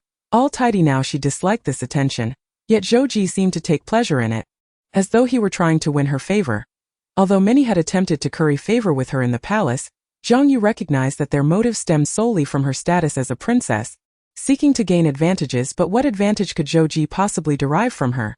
She had nothing to offer him, not even a pleasant demeanor. Zhou Ji, however, did not shadow her every move. Instead, he lingered to observe the flowers she had just planted. Realizing that she was likely not adept at such tasks, having forgotten to water the seeds after sowing. He took it upon himself to water her flowers before leaving, instructing the gardener responsible for the greenhouse in a mild tone. Do ensure that her flowers thrive. Otherwise, with her temperament, she will be disheartened for quite some time. Though Jiang Yue appeared outwardly aloof and unfeeling, she remained blissfully unaware of her own tender heart. Those with an excess of empathy often found themselves burdened with sorrow. On rainy days, encountering a few homeless kittens by the roadside, even if she bought them treats, she would remain gloomy for quite a while, as if she were the drenched stray. If her flowers were to wither, she would likely mourn their loss for an extended period. Sir, we will take great care that if she cannot keep them alive, replace them with a couple of healthy ones discreetly. Understood, sir. Jiang Yue had washed her hands and was now seated cross-legged on the living room sofa, engrossed in a palace drama that had recently piqued her interest. She watched with rapt attention, mindlessly devouring one bag of chips after another, until she had emptied the entire contents of her son's snack cupboard. As she became utterly engrossed in her viewing, the phone's ring intrusively shattered her concentration. With a hint of annoyance stemming from the interruption, she answered the call. It was the voice of an unfamiliar middle-aged woman, reminiscent of her aunt. I understand that you and your mother have been embroiled in some conflict recently, but isn't it true that a mother-daughter quarrel should not linger overnight? This presents a perfect opportunity for a heartfelt conversation between you two. Wouldn't you agree? The words of this aunt sounded well-meaning.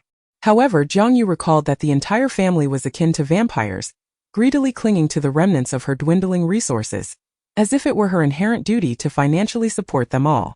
This was unacceptable.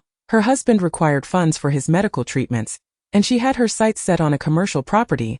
The money needed for these matters was not something others could easily provide. To Jiang Yue, who had married into wealth, it was hardly a concern. She felt a twinge of sympathy for the original owner of this body, realizing that not a single person around her had genuine feelings for her. Each was merely calculating their own interests. This was a classic case of the kind being taken advantage of. Jiang Yue inquired, "Did she send you to find me?" The aunt hesitated, neither confirming nor denying, which confirmed Jiang Yue's suspicions. With a light chuckle, Jiang Yue surmised that the original owner's mother was likely nearby. Pausing briefly, she smirked and said nonchalantly, I've preserved evidence of the last time she attempted to extort me through calls and messages. Do not provoke me, or next time, let her explain herself to the judge in court. After that, the other end fell into an eerie silence, as they could not withstand threats and feared the prospect of imprisonment. The aunt hurriedly ended the call, while Jiang Yue resumed watching her palace intrigue drama. She needed to devise more strategies to drive Zhou away. Zhou moved about silently, as if he never made a sound, and before she knew it, he had seated himself next to her. If he recalled correctly, she had already watched this drama numerous times. Was it truly that captivating? That aside, Zhou had something significant to discuss with her. I have replaced the piano teacher for the child. Teacher Zhao has recovered from her leg injury and will no longer be teaching currently. Mrs. Zhou was soft-hearted and thin-skinned, too embarrassed to dismiss someone she disliked. However, the cold-hearted Zhou showed no mercy. Occasionally, to win Mrs. Zhou's favor, he was willing to play the role of the villain. Chapter 66. P.S. Not delicious. Jiang Yue was momentarily taken aback. This was an unexpected turn of events. Why would Zhou dismiss Zhao Xiyan, who was perfectly capable of teaching their child? Even if Jiang Yue was not fond of Zhao, she had to acknowledge the latter's competence in imparting piano skills. Moreover, if Zhou terminated Zhao's employment, their encounters would diminish, and the progression of their relationship would slow to a crawl. How long would it take to reach the originally intended happy ending of this story?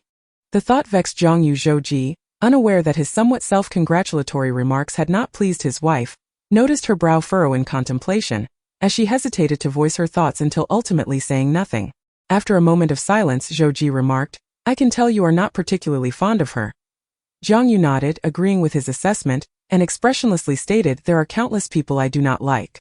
She emphasized the word countless, implying that only a select few in this world could earn her affection. Pausing, her expression turned serious, but I won't let every single one of them vanish from my sight. Zhou, listening to her blunt tone, seemed to grasp her underlying message. You don't wish to dismiss her, do you? With that question posed, Zhou already knew the answer. He did not feel elated by her magnanimity. Previously, while dealing with her laughable messes, he had hoped she would exhibit a bit more sensibility. Yet, now that she had become so understanding, his mood soured. Instead, men often exhibit such peculiar behavior. When he disregarded her, he expected her to remain indifferent as well.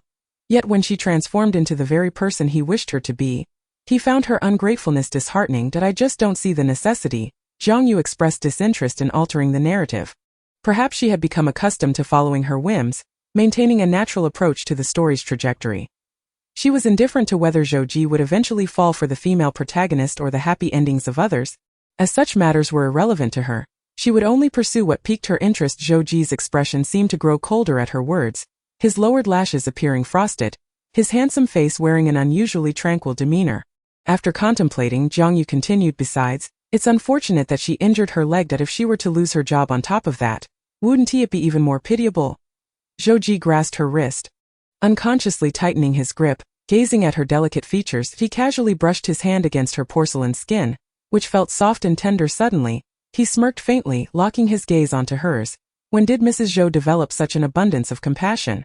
Her lustrous black hair was elegantly styled, and her features were undeniably captivating, especially when her eyes sparkled with innocence, conveying both purity and a carefree attitude that drove him to the brink of madness. His gaze traveled downward, resting on her flushed lips. He gently pinched her chin with his fingers, applying just enough pressure to leave a striking mark on her delicate skin. She was particularly vain, and if a fingerprint lingered, she would surely be upset with herself. Zhou's emotions seemed to teeter on the edge of calm yet unrestrained turmoil. Outwardly composed, yet his words and actions bore the hallmarks of a jealous partner.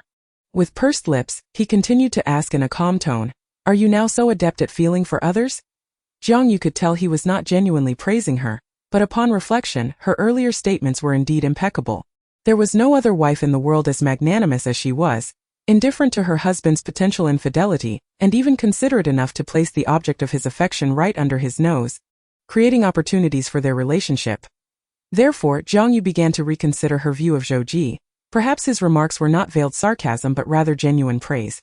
She nodded. So you should treat teacher Zhao well, considering how difficult her situation truly is. Zhou felt as if he were speaking to a brick wall. She seemed utterly oblivious to his irritation, even if he were to exhaust himself with frustration. He had no means to alter her perception. He sighed deeply, enveloped in silence once more. Jiang Yue found herself ensnared in his embrace, feeling uncomfortable and uneasy as she sat on his lap. Gradually, she pushed him away and earnestly said, "Could you refrain from bothering me for a moment? I haven't finished watching my show." Zhou Ji, unceremoniously pushed aside, felt his temper dissipate. It was infuriating yet amusing. Jiang Yue seized the remote control, returning to her unfinished palace drama, and Zhou Ji suspected that if she had paper and pen nearby, she might have taken notes. Zhou Ji's palm rested against her forehead, gently tilting her head back. "No matter how captivating it is, don't sit so close, it could damage your eyesight." Jiang Yue leaned back, appearing to comply. After a moment, she suddenly turned to the silent man beside her. "I feel like having potato chips." Zhou Ji did not even lift his eyelids. "There are no potato chips." Jiang Yue nodded, acknowledging that she had already devoured them all, then boldly declared, "So I want you to go buy some." Zhou Ji turned his face, his stern profile maintaining its exquisite contours. Zhou Ji that he was not in the mood to be her errand boy, and he pinched her cheek, never imagining he would find himself in such a childish competition. "Am I still less important than potato chips in your heart?" Jiang Yue blinked in confusion, utterly at a loss as to why Zhou Ji would pose such a question. Obviously, potato chips were far more significant at that moment. What could he possibly compare to delicious snacks? He was certainly not delectable. Zhou Ji had merely asked casually, not expecting that such a simple question would leave her speechless. Realizing the awkward silence, Jiang Yue offered a sincere explanation, convinced her words were particularly understanding. "Don't be disheartened. It's just that you're not appealing." Chapter 67. I am not sentimental, besides you there is no one else.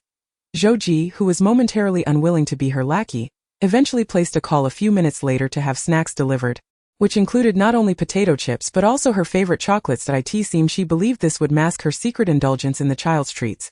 However, Zhou Ji did not remind her that the brands of the 2 bags of chips were different from those she previously consumed. Moreover, their son, who generally shunned snacks, would likely remain unaware of her little feast, as it would take him months to notice. Just as Jiang Yue finished stocking the snack cabinet, their son returned home from school. He possessed the exquisite features of both parents, a flawless creation of divine craftsmanship, a well-behaved child who rarely caused a ruckus, always endearing to those around him. During the past 3 days, he had refrained from calling his mother, understanding that she was working hard and should not be disturbed. Even after 3 days apart, despite his yearning for closeness, he held back, not daring to approach her too closely. A well-mannered child does not make many demands. "Mommy." Jiang Yue, feeling somewhat guilty for having secretly eaten his potato chips, swallowed hard, feeling slightly awkward. "You're back from school." The boy nodded in response. After a brief silence, he suddenly pulled out a handful of candies from his pocket, carefully placing the colorful confections in his mother's palm. "For you," he said. Jiang Yue gazed curiously at the vibrant assortment of sweets and asked, "Where did the candies come from?" "They're rewards from kindergarten.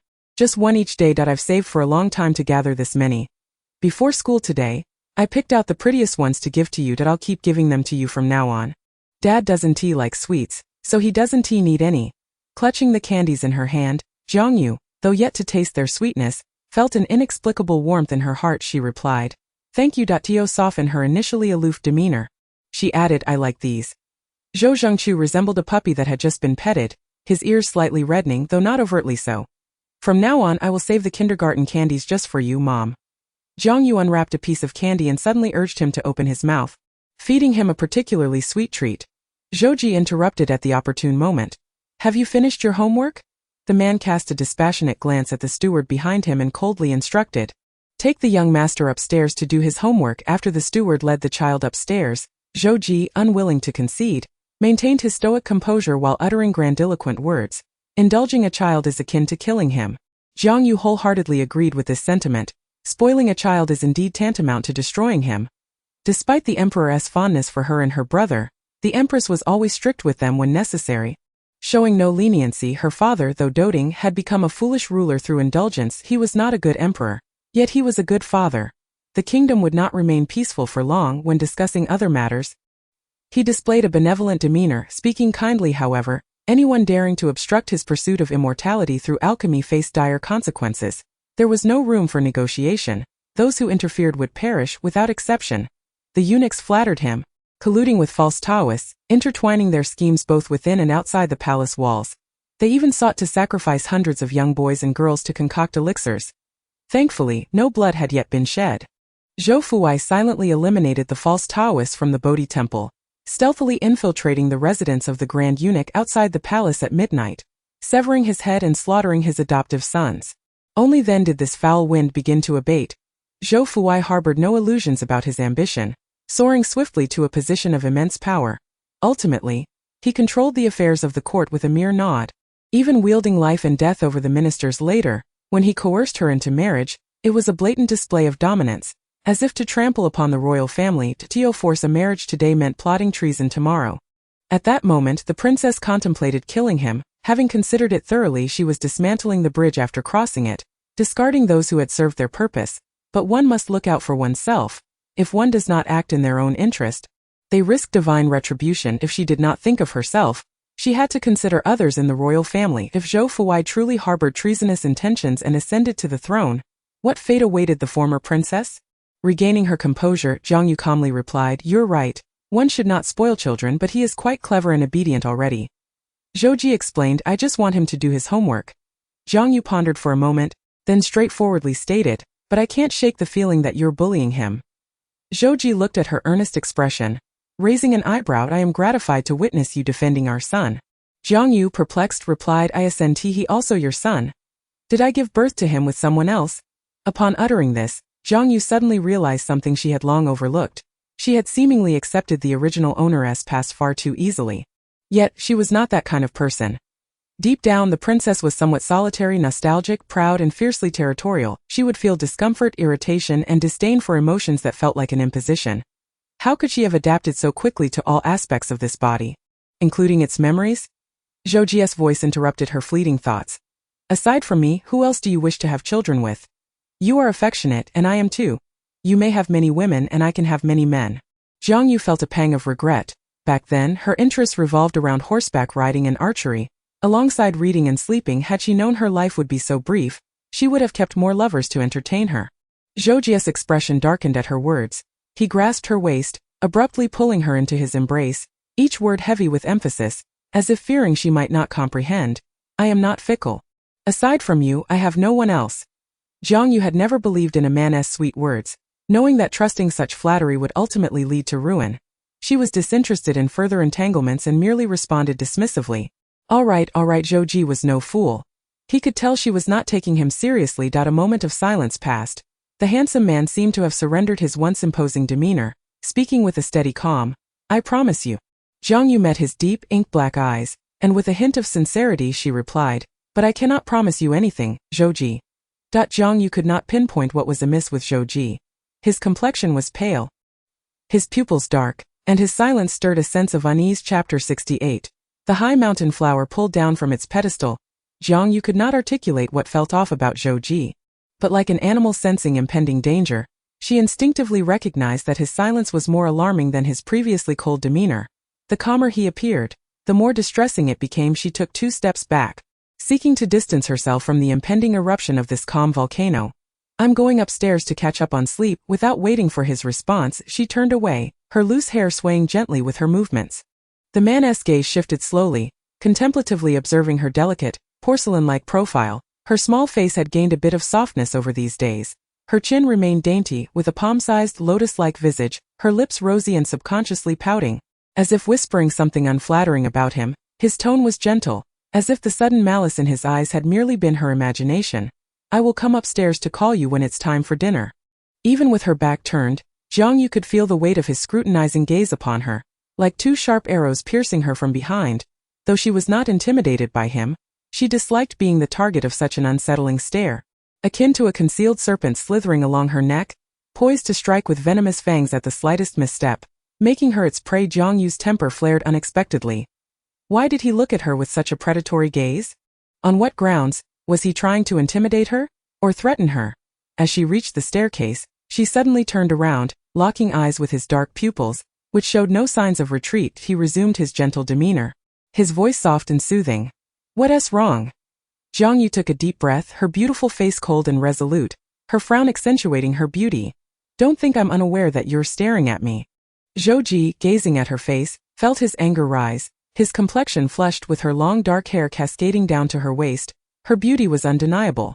Her fair skin and rosy lips made her appear even more vibrant. Even when angry, the man's throat moved silently, and he remarked, "Madame Zhou, you're quite fierce." Jiang Yue slowly furrowed her brows, indicating that she could be even fiercer. Finally, she voiced what she had long wanted to say.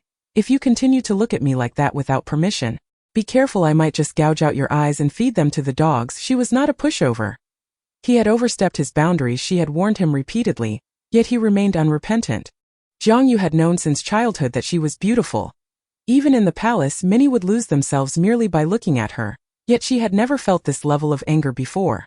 Ultimately, it was Zhou Ji's invasive gaze that made her uneasy.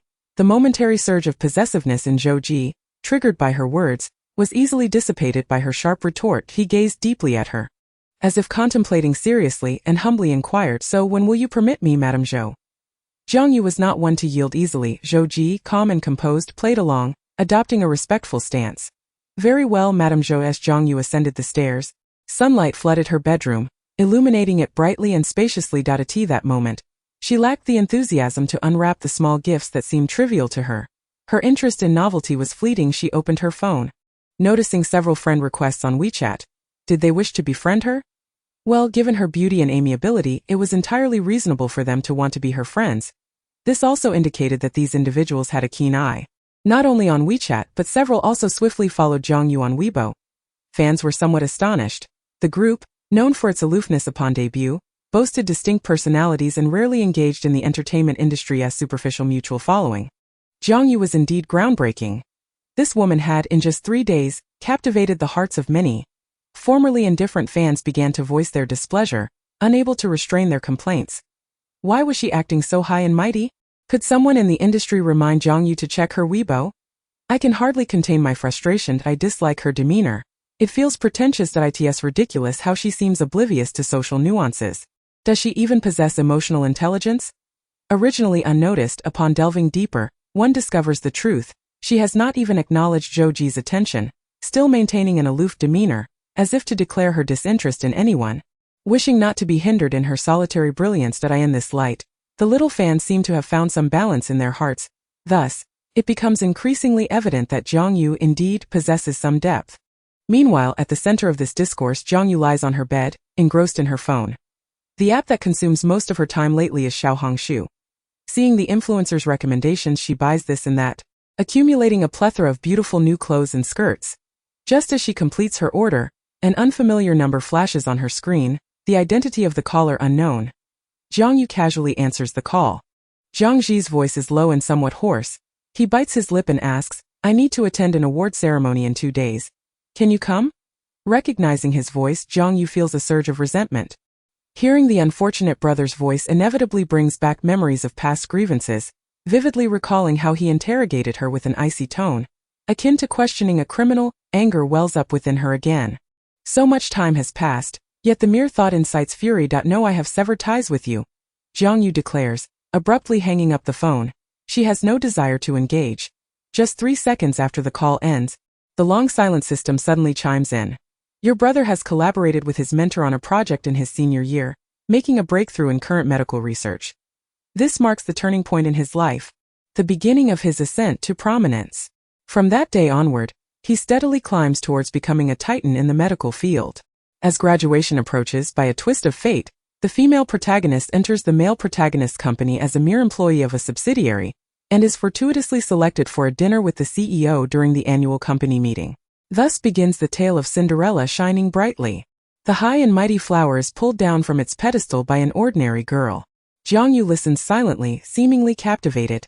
Chapter 69. The Stumbling Block on the Path of Love. The system, observing her engrossed expression, internally fractures. Wait, are you actually listening to a story? Jiang Yue retorts, isn't that the case? The system, having been battered repeatedly by her, has grown numb. Have you forgotten that you are the stumbling block on their path of love? You are the calamity in others' careers. Jiang Yue feigns realization, resting her chin on her hand. With an air of boredom, she replies, I am aware. The system sighs deeply. Fine, I merely wish to inform you that they are about to rise. Jiang Yue responds with a nonchalant feeling a twinge of pity for the system, softening her tone. Thank you. The system suddenly feels a surge of emotion, almost moved to tears. After all this time, she has finally recognized its worth. Yet, in the next moment, it scorns itself, wondering how it could be swayed by her mere words. It cannot fall for such tricks again. After holding back for an extended period, the system finally reveals its intention. Thus, I suggest you attend your brother's award ceremony to mend your sibling relationship. Clinging to the leg of a big shot will never lead you astray. Jiang Yue ponders for a moment, conceding that there is some truth in what you say. The system feels a moment of relief, but the princess lazily replies, however, I do not wish to go. The system is exasperated. Why not? What is the reason? The princess has often endured the mockery of others in noble circles. It is solely due to one's fortunate birth that one can lord over others, enjoying wealth and status. If you were not a princess, you would be nothing. The princess nods in agreement, acknowledging that being born into privilege is indeed a stroke of luck, though she speaks of it lightly. Even when wounded, she can rise unfazed. She continually gazes longingly at the sky above the royal city, yearning for the day she can truly soar, hoping to live well even then. Such musings do not deter the princess from enjoying her life of privilege. After all, what is rightfully hers should not be forsaken. Just as she does not fancy Zhou Ji and wishes to rid herself of him, she still unreservedly spends his money. This is her due. If Zhou Ji is willing to provide, she will accept. The system, unable to reason with her, finishes narrating the plot before logging off. Jiang Yue's phone rings several more times, all from that unfamiliar number. She glances at it, promptly hangs up, and expertly adds the number to her blacklist. Meanwhile, Jiang Ji's roommate observes his frostbitten expression and cautiously speaks. Did you use my phone? Jiang Ji's grip tightens until his knuckles whiten, lost in the reverie of the earlier call, seemingly oblivious to his roommate's inquiry. The roommate has been living under the oppressive atmosphere of Jiang Ji's despondency for days. Everyone in their dorm is extremely cautious, unsure of what troubles Jiang Ji, speculating it might be a conflict with the music department's bell that has left him so glum. After a moment, Jiang Ji approaches another roommate, maintaining his composure. Can I borrow your phone for a moment? The other, bewildered, scratches his head. Jiang Ji explains earnestly. Chan Zhao's number has been blocked by my sister, but yours hasn't. I'll give it another try. The other dorm members remain silent. The roommate assumed Jiang Ji had reconciled with his sister, only to find that they are still at odds. However, they are aware that Jiang Ji's sister is a celebrity, renowned for her beauty and often domineering, with a temper that leaves much to be desired. He hands over his phone. Is your sister still upset? Jiang Ji quietly affirms with a low taking the phone and dialing the number he has memorized. As the call connects, he pauses for 2 seconds before asking, Really? Can't you come? Just for a little while. The response is the sound of the call being disconnected. When he tries dialing again, it cannot connect. The roommate hears the system's voice on the phone, offering an awkward chuckle. Your sister has quite the temper. We thought you might be at odds with Zhaoshu. And Jiang Ji interrupts. I have nothing to do with her. But you liked her, didn't you? Well, I had a crush. And now? Nothing remains. No wonder you have known her for years and never confessed. It appears your feelings were never strong enough. This is a significant breakthrough in the medical field. An award of immense importance, with high-ranking officials from the political sphere in attendance, not to mention the flashing lights of television cameras, which are sure to be plentiful. It is strange that Jiang Ji's beautiful sister, who usually revels in the spotlight, is unwilling to attend this time. Jiang Ji's mood seems to darken. He mutters a low she won't come. The roommate calculates the days, unable to help but exclaim, Your sister really does have quite the temper. Jiang Ji furrows his brows in silence, neither affirming nor denying. She has not treated him this way before. Over the past 6 months, her attitude has changed drastically, and he has not seen her warmth in a long time. Her declaration of severing ties does not seem like an impulsive remark anymore. The roommate, noticing Jiang Ji's serious demeanor, comforts him. Your sister will eventually come around. After all, you are the genius of our academy. Who wouldn't like you? To speak frankly, family members can often be quite pragmatic. Everyone admires strength, often favoring and even currying favor with the more capable individuals. And the eyes of his roommate, Jiang Ji is a prodigy, and no family would dislike such a person. Jiang Ji remains silent, feeling lost. Will she ever reconcile with him? He cannot be sure. Chapter 70. I allow Madame Zhou to have her way. Jiang Yue truly cannot fathom why Jiang Ji, who clearly despises her, continues to persistently harass her. After blocking 4 or 5 numbers in one go, she finally finds peace. Habitually, she nestles in the lounge chair on her balcony, basking in the warm sunlight, quickly casting aside those unimportant figures from her mind. The autumn and winter months are not so glaring. They are warm and comfortable. She yawns, feeling genuinely drowsy. The woman curls up in her chair. A soft, cozy blanket draped over her, slowly closing her eyelids, and gradually drifts off to sleep. Her long eyelashes cast delicate, soft curves in the radiant sunlight, the tip of her nose adorned with a translucent, lovely glow, her fair skin seemingly growing even fairer under the sun. The slumbering woman appears warm and inviting, exuding a gentle, comforting fragrance. Zhou Zhengqiu quickly finishes his homework. Descending the stairs, he finds the living room devoid of anyone. With his mother absent and his father also away, the boy ponders for a moment before turning back and scampering upstairs on his short legs. His cheeks flushed from the exertion that he hesitates at the main bedroom door before pivoting to his father's study. Dad.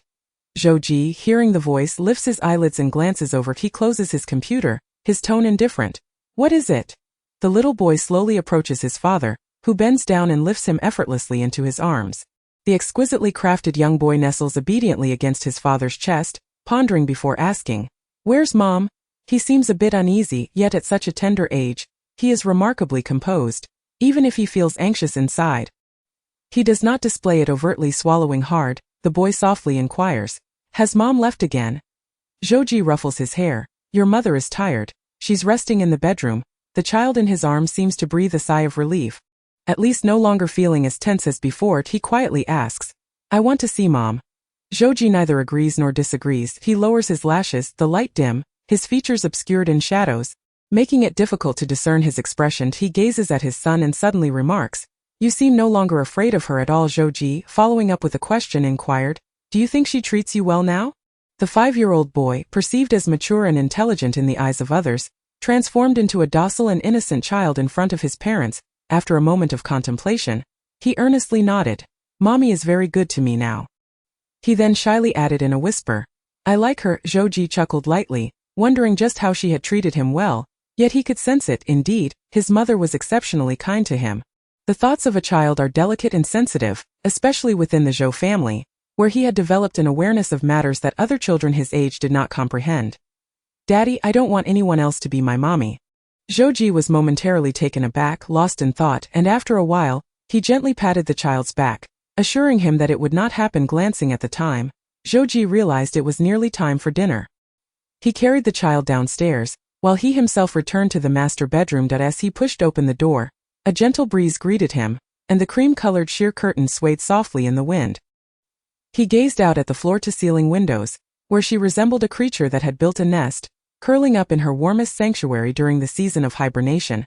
Her beautiful face was flushed with warmth, and her satin-like long hair cascaded slowly. The loose-fitting clothing she wore inadvertently revealed her delicate, fair shoulders and the alluring outline of her collarbone. Zhou Ji approached her quietly. His heart stirred as he looked upon her visage.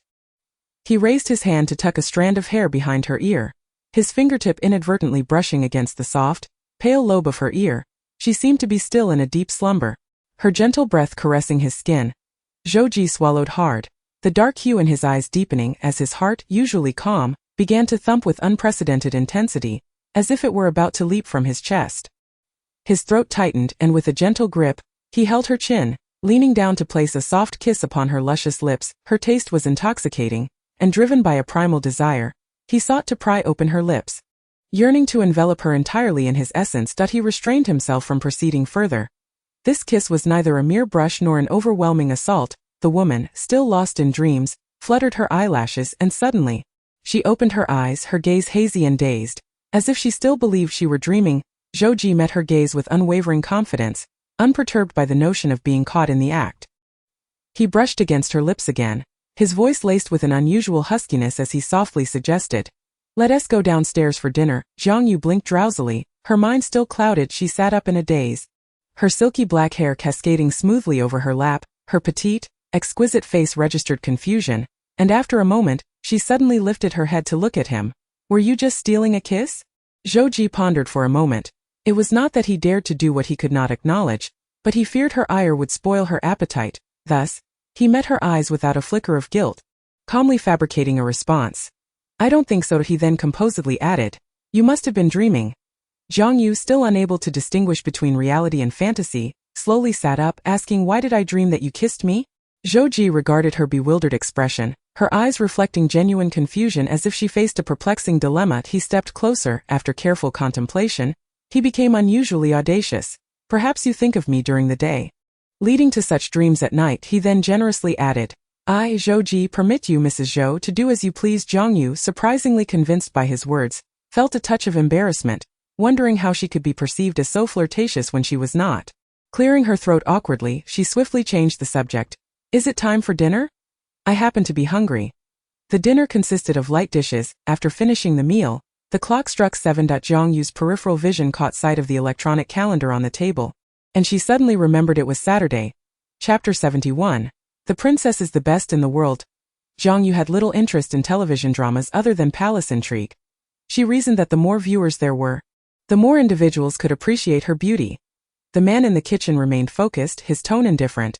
Change it to channel 30. Jiang Yue responded with an O, adjusting to channel 30. A few seconds later, feeling entitled, she commanded the man in the kitchen, I don't like carrots, don't add them or I won't drink it.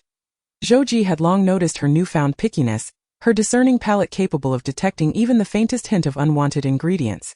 However, on this matter, Zhou Ji was unwilling to concede it. As he placed the chopped carrots and other fruits into the juicer, he remarked, being picky isn't good. Jiang Yue feigned ignorance, treating him as if he were mute. Deliberately ignoring his words, Zhou Ji recalled how she had nearly tripped in their courtyard the previous night. Her vision was not as keen in the dark, resembling symptoms of night blindness. Yet, when offered vitamin supplements, she adamantly refused, disliking medication. The only recourse was to bolster her nutrition through food. Jiang Yue's dismissal of his words effectively silenced him. The director urgently called out in the group chat, Jiang Yue, remember to promote on Weibo tonight. He had spent the entire afternoon sending her this message. She opted not to use the script given by the director, instead crafting her own. The comment section was swiftly flooded with affectionate messages, with several male fans securing prime spots, proclaiming their love for her. Jiang Yue's rising popularity was evident. Recent appearances had seen a significant decrease in criticism.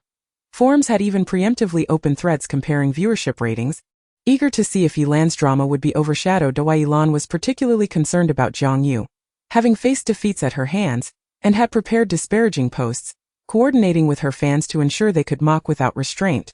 Recently, the ratings for Xian Tan had increased, allowing her to relish a sense of vindication.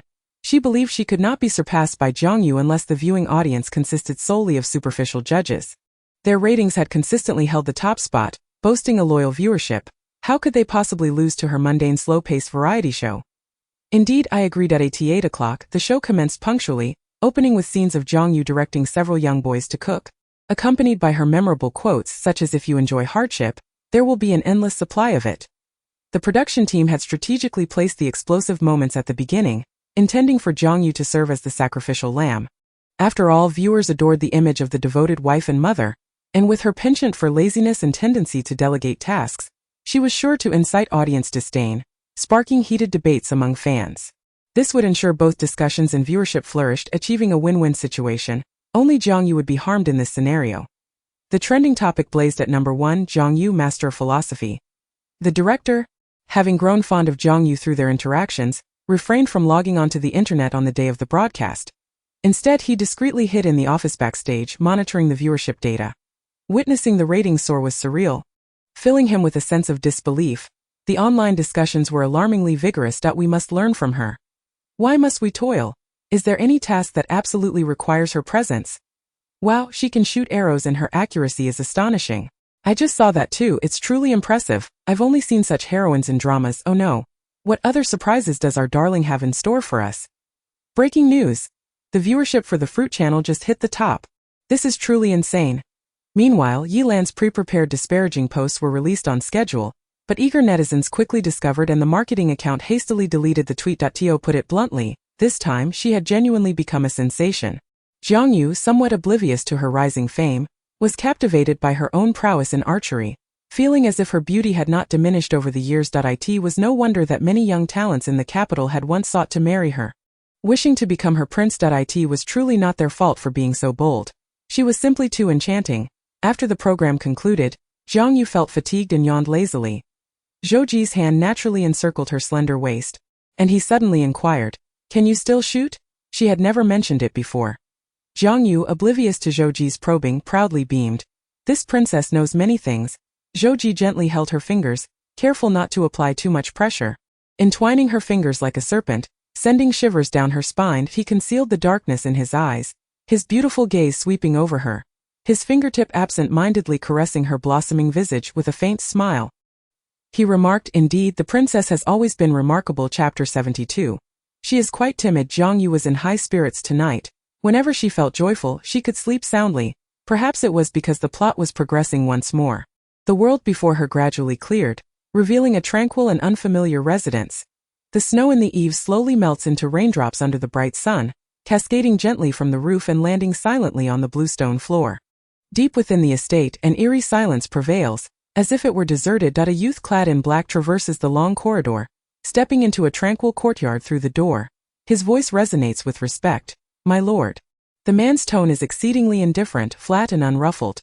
"Come in." The youth pushes open the heavy door, the dim light of day pressing down within the room, slanting into every corner.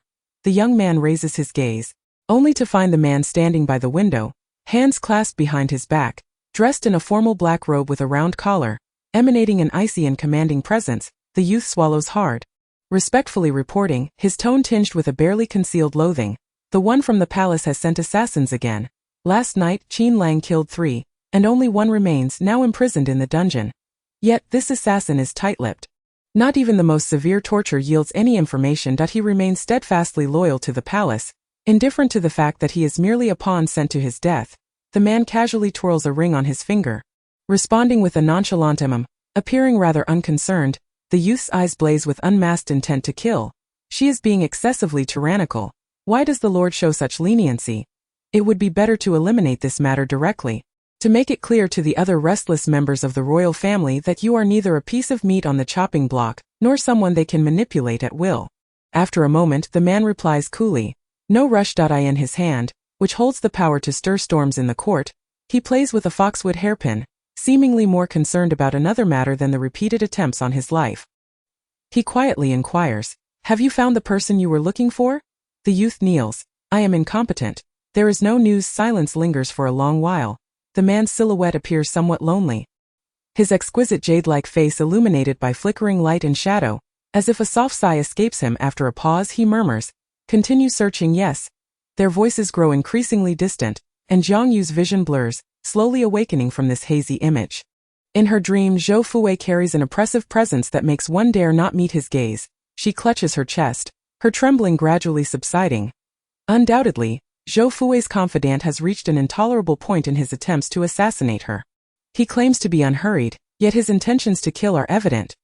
Zhou Fue appears to treat her assassination attempts as child's play, showing no signs of taking them to heart.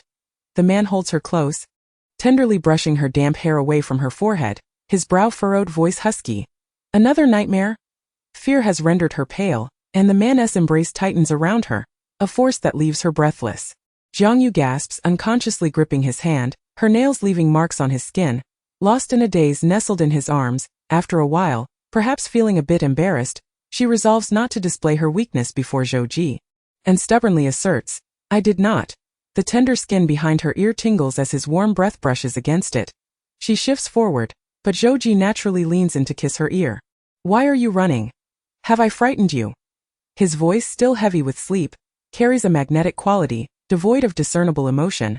Jiang Yue nudges him with her foot, having long realized that he particularly enjoys physical closeness with her. He often seeks to nuzzle against her or steal kisses, and even during sleep, he embraces her possessively. Zhou Ji, despite his seemingly ascetic demeanor, is in fact more lustful than she. His insatiable desires know no bounds. Initially, Jiang Yue could overlook this, as it was not entirely unpleasant. However, as it became a frequent affair, she found herself unwilling to comply. It's you. Zhou Ji, bearing the blame, finds it amusing, yet seeing her so frightened, he chooses not to argue further, always willing to indulge her in these trivial matters. Zhou Ji then inquires, "Am I so terrible in your dreams?" Jiang Yue ponders before responding earnestly, "You are not only terrible in my dreams, you are quite dreadful in reality as well." Does he not realize this? Why act like a big bad wolf? Not wishing to delve deeper into conversation, Jiang Yue curls further into herself, seeking comfort in her position. Although she dislikes Zhou Ji's forceful embrace, tonight it offers her a semblance of warmth. Rarely does she take the initiative to draw near him, but this time, he tightens his hold, allowing her to rest her head in his embrace. Pressing a gentle kiss to her brow, Jiang Yue, nestled against him, drowsily drifts back to sleep. The man, still not fully awake, sounds a bit hoarse, murmuring, "It's still early. Let's sleep a little longer." Jiang Yue senses that Zhou Ji is perhaps on the verge of bankruptcy. Hence his leisure in staying home to accompany her in bed. It is nearing noon, and she would never linger in bed this long on her days off. Zhouji's lack of ambition will surely lead to his downfall. Nonetheless, Jiang Yue does not mind indulging in a bit more rest, burying herself back under the covers, yawning and sleepily inquiring, "Don't you have to go to the company today?" Zhouji gently rubs his chin against her nape. His voice still laced with sleep. "I am the boss." Jiang Yue muses that being the boss must be quite delightful for him. "Then shouldn't you set an example?" She attempts to shift his hand from her body. But each time he merely tightens his grip with his eyes closed. He warns in a steady tone, "If you move again, I will kiss you, Jiang Yue." Mimicking his tone, she retorts, "Then go ahead and kiss me." After all, it is merely a matter of having thicker skin.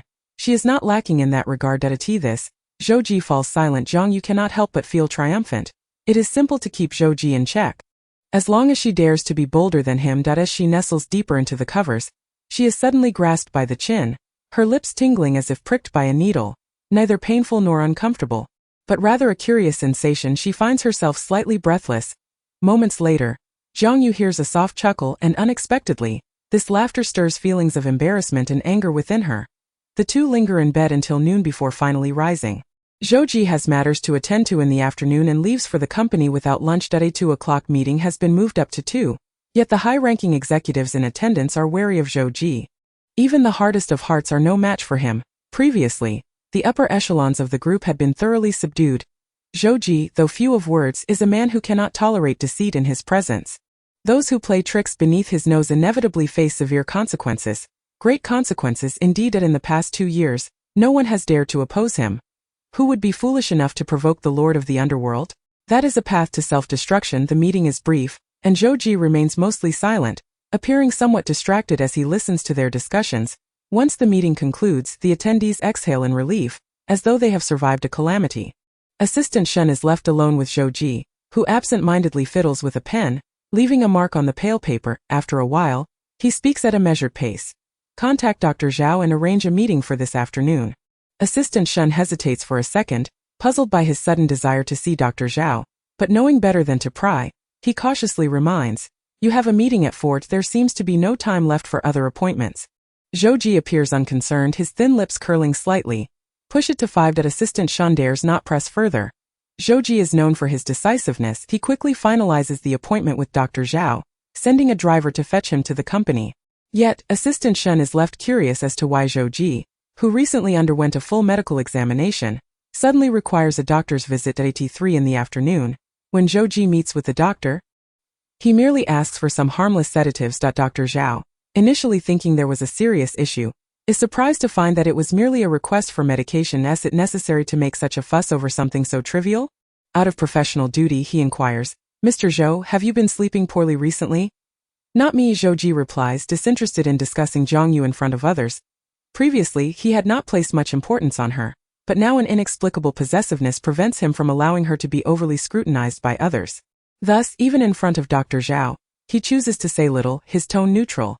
"My wife has not been sleeping well lately, often waking in the middle of the night. Frightened, she is usually bold, yet in her dreams, she appears pale and tearful." Dr. Zhao has been the Zhou family's physician for many years. He has never witnessed Zhouji exhibiting such humanity, nor did he expect to see him showing concern for another, particularly for his wife, who rarely makes a mark in the Zhou household. To put it bluntly, he has always seemed as cold as a heartless being, indifferent to any tears. Naturally, he possesses a heart of stone. Yet now, hearing him refer to her as "my wife" carries a hint of fondness and unprecedented tenderness, genuinely surprising him, sparking a curiosity about Mrs. Zhou. Dr. Zhao cannot recall Zhouji and his wife having such a close relationship. To him, they seem no different than strangers sharing the same roof. Were it not for their son, they might have forgotten that Zhouji is indeed married.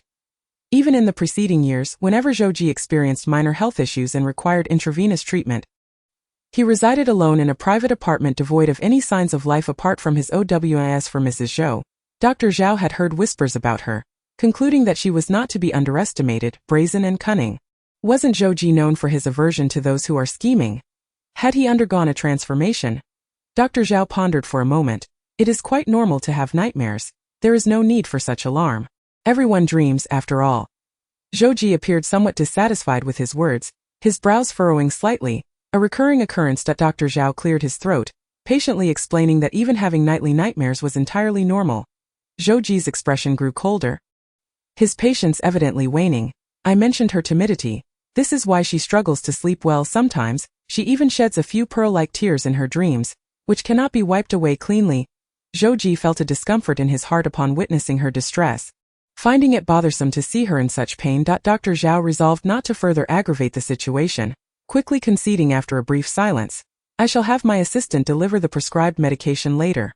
Very well. Dr. Zhao was intensely curious, unable to suppress his inquisitiveness.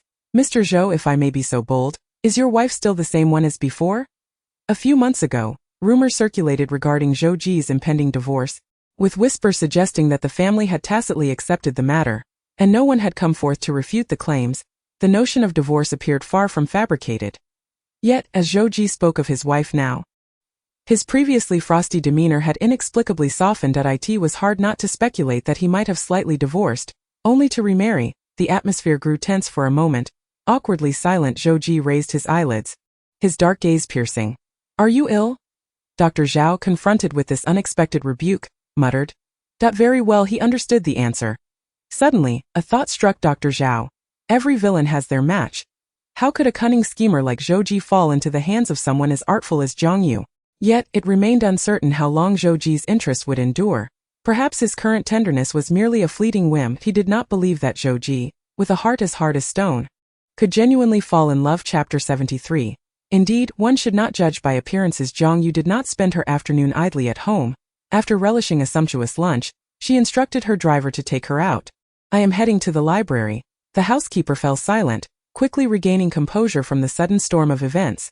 "Very well, madam." Jiang Yue settled into the car, leaning against the seat cushion, feeling a tinge of drowsiness. Although she had slept soundly the previous night, the continuous dreaming left her weary, awakening as if she had toiled through a lengthy dream. Jiang Yue did not wish to rely on fragmented dreams to uncover what she did not know. Since the internet offered no answers, she resolved to see if books could provide any. A dynasty could not possibly have left no traces behind. Even the most concealed tales would leave behind threads to unravel. The library proved to be far more expansive than she had anticipated, with dozens of floors, and the sheer volume of historical documents left her feeling dizzy. Jiang Yue ventured out as she always did, donning sunglasses and carrying her bag, completely oblivious to the need for a mask. Upon entering the library, she was soon recognized. Yet, due to the rumors circulating online, even though her reputation had improved, no one dared to approach her directly, let alone request a photograph or an autograph. Most would only discreetly snap a few pictures, either to keep for themselves or share with friends. The images circulated swiftly, appearing on social media platforms before long. Even as mere passers-by shared the photos, the comments flowed in abundance. "This lady loves her sunglasses," and one worries she might be rolling her eyes at passers-by beneath them. Goodness, even if she did roll her eyes, she would still look stunning. "Well, those sunglasses cost 6,000. How lovely it is to be wealthy. Do you not find the background of this photo somewhat familiar? It seems to be in a library. Does she truly have such a passion for learning? When did she become so driven?" "Indeed, this is the National Library. I used to frequent it daily while preparing for my exams, as it is filled to the brim with books. I refuse to believe she is genuinely passionate about learning. It feels more like a publicity stunt. One in this day and age who still enjoys reading physical books. Everyone has ebooks. Besides exam candidates, who else is so enamored with libraries? Certainly no one. Yet, even if it is a mere image, the effort she puts in is commendable. Why does she feel the need to portray herself as a bookworm? I believe she is most captivating when she seems aloof. Regardless of truth, what matters is that she is lovely. You all are rather cynical. Why can she not be ambitious? A beautiful woman merely enjoys learning. What is wrong with that?" Jiang Yue had only a few photos taken of her in the library, as she did not linger downstairs for long, heading straight for the historical documents floor. The books concerning the Zhang kingdom were few and far between. There were hardly any to be found. However, volumes on other dynasties were astonishingly abundant, meticulously detailed, with countless documents on every emperor, encompassing both historical data and subsequent analyses. Jiang Yue gathered the scant records concerning her own lineage. She would not finish reading them today. After registering, she borrowed the books. Regarding her biography, the entries were scant. Princess Mingyi, cause of death unknown. Her inept younger brother ascended the throne smoothly, reigning for decades, and unexpectedly proved to be a wise ruler. Jiang Yue had always deemed her brother useless, lacking intellect yet possessing a temperament much like her own as the crown prince. He squandered his days in idleness, neglecting his duties. Jiang Yue had once anxiously contemplated that should he take the throne, The Jiang kingdom would inevitably fall to ruin under his rule. At that point would she have to take drastic measures? To her surprise, the crown prince proved competent. Truly, one should not judge by appearances. Jiang Yue instructed the housekeeper to carry the stack of borrowed books into the room. Upon entering, she noticed a paper bag on the coffee table. The housekeeper was about to inform her, "Madam, this is the medication sent by the family doctor." After a brief pause, he continued, "It is specifically prepared for you." Jiang Yue furrowed her brow. She despised taking medication, always feeling as though she could not swallow it. An unpleasant sensation. "I am not ill. The gentleman called earlier, stating it was a sedative, reminding you to take it on time." Jiang Yue dismissed it.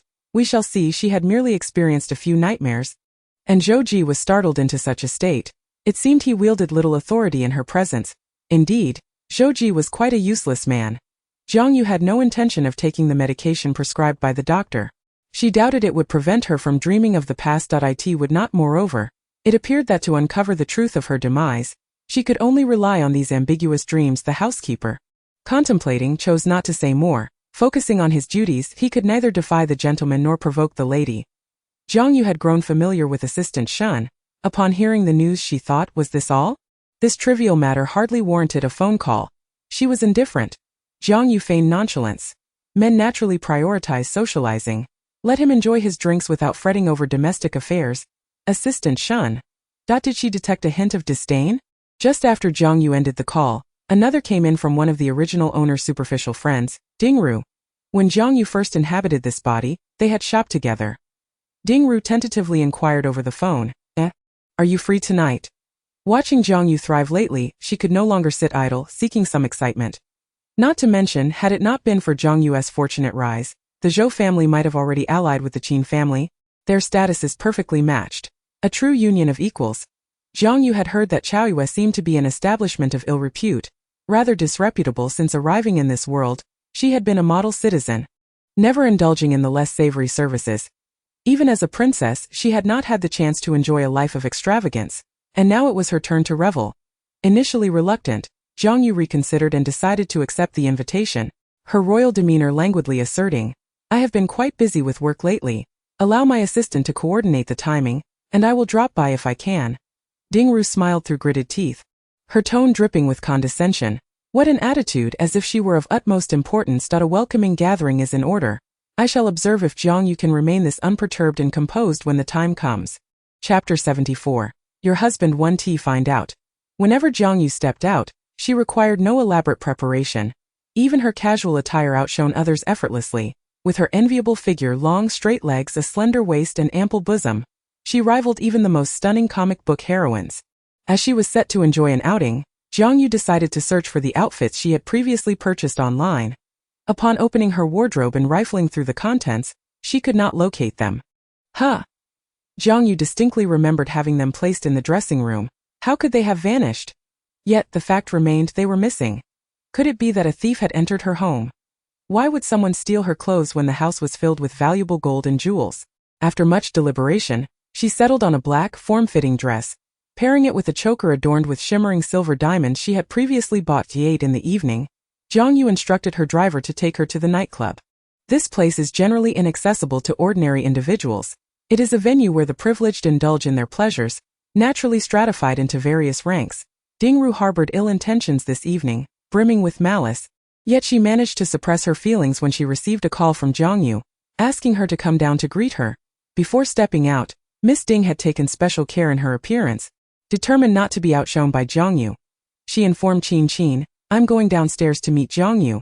You all get ready." Qin crossed her arms and scoffed derisively, fully aware as Dingru entered the elevator. An unsettling feeling intensified within her. Why did she feel like a mere errand runner? Was Jiang Yue really so inept as to find her way? Wasn't he there a bodyguard downstairs? Surely it would suffice to simply direct one of them to escort her up? As Dingru ruminated in indignation, the elevator reached the ground floor. She stepped out in her high heels, paused to retrieve a mirror from her small purse, ensured her makeup was flawless, and only then did she venture outside with a perfect facade. Jiang Yue had not even exited her vehicle. Dingru tapped on her car window, forcing a smile as she said, "Let us go, we'll head up together." Upon stepping out of the car, Jiang Yue cast a cold glance at Dingru, her piercing gaze exuding an air of authority that seemed to see right through her. Dingru's heart skipped a beat, feeling somewhat intimidated by her presence. Was it enjoyable? Jiang Yue had never been here before and was undeniably curious, yet she didn't wish to appear naive and unsophisticated, lest she be looked down upon. Thus, she adopted a slightly aloof expression and stiffly asked, "Is it fun?" Each word dripped with a hint of delicate pride, sounding more refined than Ding Ru, who was a true heiress. Ding Ru, pondering the need for patience in larger schemes, felt uncertain about Jiang Yue's temperament. Neglecting her could easily provoke her wrath. If that happened, their plans for the evening would fall apart. It was amusing. They had seen the online vitriol directed at Jiang Yue these days, her detractors relentlessly berating her, truly affecting her mood. Tonight, they aimed to help her unwind and forget those troubles. The true master often employs others to execute their cunning plans.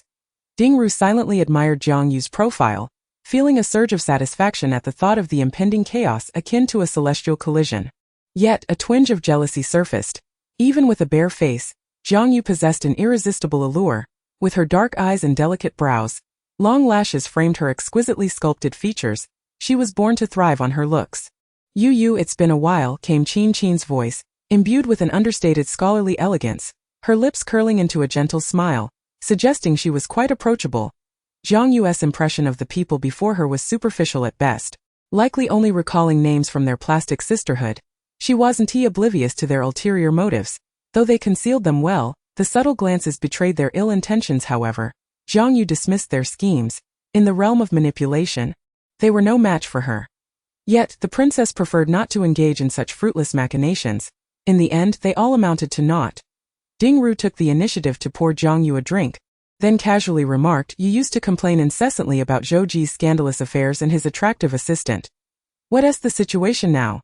Jiang Yue raised her glass, taking a delicate sip, appreciating the fine taste. She feigned ignorance. "I've forgotten." Ding Ru was unconvinced and continued, "I just saw a young man who bears a slight resemblance to Zhou Ji. Shall I invite him in for a song?" Marital infidelity was rampant among wealthy couples, yet Jiang Yue lacked the privilege and confidence to engage in such affairs. Zhou Ji was notoriously fastidious and would never tolerate his wife's disloyalty. The Zhou family would never accept it either. Ding Ru and Qin shared knowing glances, confident that Jiang Yue was easily swayed as she fell under the spell of some charming young man. Her days of ease would soon be over. Jiang Yue set her glass down, already discerning their intentions. They sought to use seduction to ensnare her. Such a tempting proposition, she remained unfazed. "Let us see then." Ding Ru and Qin exchanged glances, smirking. They vowed to ensure she enjoyed herself tonight. Forgetting the mundane worries of life, the manager soon arrived with a bevy of handsome young men, appearing no older than university students. Jiang Yue lounged on the sofa, glancing over them nonchalantly, her expression inscrutable. Ding Ru, sensing her hesitation, decided to apply pressure. "I just saw a man who looks somewhat like Zhou Ji. Should I bring him over?" "It's merely for singing, after all," Jiang Yue pretended to deliberate, feigning reluctance. Ding Ru grew impatient and added, "I'll cover the costs tonight. Your husband won't find out." Jiang Yue appeared to ponder seriously, before finally pointing at the tallest man in the center, him. Ding Ru breathed a sigh of relief. The fish was on the hook. In the next moment, Jiang Yue pointed at several more, "And them too. Keep them all here." Ding Ru was taken aback, realizing Jiang Yue had chosen all the muscular athletic types. In that moment, Jiang Yue exuded confidence, entirely shedding her previous hesitation, unburdened by guilt or her marital status. She commanded, "You all come sit beside me." Closer. Chapter 75. Encountering my husband, the system yearned to emulate the princess's carefree attitude. Yet at critical moments, it found itself unable to remain indifferent, urgently interjecting. "This is a trap. They aim to harm you, using sweet words to deceive you. Do you truly want their schemes to succeed? We must resist the allure of male beauty. We cannot be fooled. Let the male lead know. Let your son know. How will you face them then?" Jiang Yue contemplated, recognizing that these were matters for them to consider. She remained unconcerned. The system retorted, "No, why do you speak so sensibly? This is dire." Meanwhile, Ding Ru inhaled deeply, realizing she had underestimated Jiang Yue's audacity. She hadn't anticipated that such encouragement would lead her to behave so liberally. It seemed she was entirely unconcerned about being caught in an affair. Even ordering 4 or 5 men, a display of reckless abandon, this newfound wealth and freedom seemed unworthy of respect. Qin was momentarily stunned, then felt a sense of validation. It was not surprising that Jiang Yue would act in such an unbecoming manner. Among the young men were indeed a few fresh university students from the sports academy, seeking shortcuts to success. Jiang Yue had no interest in delicate pretty boys. She preferred robust men, capable of protecting and defending. She reached out to squeeze the bicep of the man beside her. It was not particularly firm. The man blushed at her touch, eventually leaning closer to whisper, "Would you like to sing?" Jiang Yue shook her head. "I can't," she then commanded. "You sing for me." The man, realizing her strength of character, understood she was no fool to be easily manipulated in her gaze. It was evident that she regarded them as mere entertainment in this frivolous setting. "Sure thing, sister, I can sing love songs." The man sang well, his voice both in tune and heartfelt.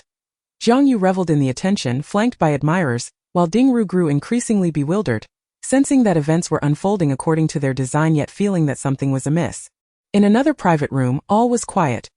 Zhou Ji lounged in the shadows, idly fiddling with his phone, waiting for news that he had sent numerous messages to Jiang Yue that night, but they had vanished into the void, unanswered. After a few drinks, Zhou Ji appeared more languid than usual. Fu Qingyu glanced over, casually inquiring, "Waiting for someone's message?" Zhou Ji lifted his glass, swallowing a significant portion of its contents, his expression flat. Reluctant to disclose more, no one. The men gathered had serious matters to discuss. One man, draping an arm around a nearby woman, smirked, "So, old Fu, what's your father's current stance?" Fu Qingyu remained silent. Zhou Ji scoffed lightly, his tone dismissive. "What stance could he possibly have? The matter is settled. He wouldn't send his own son to accompany the aftermath." Fu Qingyu had been dispatched to the company's overseas market a few years prior. But in just 2 years he had thrived, even managing to orchestrate a downfall for Zhou Ji's brother, leading several of his loyalists to their demise. The internal chaos within the group had even caught the elder Fu off guard, forcing him into retirement. Ji Yuchun chuckled. "Indeed, the Fu family is left with no one else." "Old Fu, you're ruthless," Zhou Ji remarked, contemplating the implications of his brother's fall. When his brother had been on the verge of despair, he likely hadn't merely refrained from intervening. He might have even given a nudge from behind. Yet, the power struggles within elite families were always a matter of survival of the fittest. After all, his brother was merely the offspring of a stepmother, and his demise would hardly evoke sorrow. Ji Yuchen's gaze flickered between the two individuals, the cunning glint in the fox-like eyes revealing an elusive cleverness that others lacked. If one were to speak of ruthlessness, Fu Qingyu would rank behind Zhou Ji. Zhou Ji was an enigma, inscrutable and shrouded in depth of intrigue, rivaling even his father's lofty stature. Chiu put it bluntly. He could be described as heartless and cold, with an ego that towered above all. Yet this lofty young master managed to endure the presence of his unrefined wife for a full 5 years. Gu Chan and the others never mentioned Zhou Ji's wife in his presence. Such matters were seldom discussed. No one remembered her name or what she looked like. To speak plainly, Zhou Ji's acquaintances held no regard for Jiang Yue. Viewing her with an air of superiority, their impression of her limited to her relentless persistence. Although Zhou Ji drank sparingly, he claimed to be inebriated this time. He did not attempt to contact Jiang Yue. Instead, he dialed home, his voice after a drink imbued with an alluring magnetism. "Where is my wife?" The butler glanced at the clock, nearly 10 o'clock at night, hesitated for a moment, then replied, "Madam has gone out." Zhou Ji's voice grew deeper. "Where did she go?" The butler paused again. Madam did not specify. After the call ended, a shadowy figure lingered in the darkness, features indistinct, expression unclear. After a few moments, he sent Jiang Yue a message. "Where are you?" Fearing Zhou Ji would disrupt her peace, she quickly typed back, "I'm very tired, don't disturb me." Zhou Ji studied these words, a barely perceptible smile curling at his lips, yet the smile bore an air of danger. He could not help but admire her skill in deceit. Even in lying, she carried an air of haughtiness. Jiang Yue did not push him away, saying, "I need to use the restroom. No wonder men favored multiple wives, relishing in their company. I'll accompany you. I fear you might fall." "Okay." Jiang Yue did not refuse, and he assisted her to the restroom door. After she attended to her needs and walked down the corridor, she unexpectedly collided with a tall man in a suit. She halted, staring intently at the well-dressed figure before her. "Sister, what's wrong?" "It's nothing," Jiang Yue replied, pressing her lips together, utterly composed. "I ran into my husband. I may need to greet him." Chapter 76. "Mrs. Zhou, what a coincidence." The young man felt a jolt of fear upon hearing her words. Perhaps their relationship was strained? Or was her husband merely a kept man, lacking status in her presence, too intimidated to speak when she was out? After all, she was not only stunningly beautiful but exuded an undeniable aura. With this thought, the young man straightened his posture, following her gaze, only to meet the piercing, icy stare of Zhou Ji from a distance. Even from several meters away, one could sense the chilling aura radiating from him. The languid glance Zhou cast was laden with an oppressive force that could stifle. The man in the tailored suit appeared commanding, the dim light barely revealing his sharp, defined features. The fleeting sense of hope that had blossomed in the young man's heart was swiftly extinguished, and he felt a surge of trepidation, instinctively retracting the hand he had placed on Jiang Yue's waist. Jiang Yue took 2 steps forward, and upon confirming Zhou Ji's identity, she met his gaze head-on.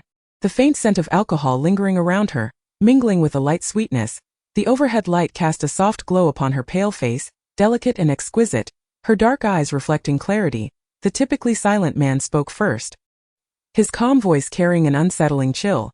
"Mrs. Zhou, what a coincidence." Each word seemed to linger in the air.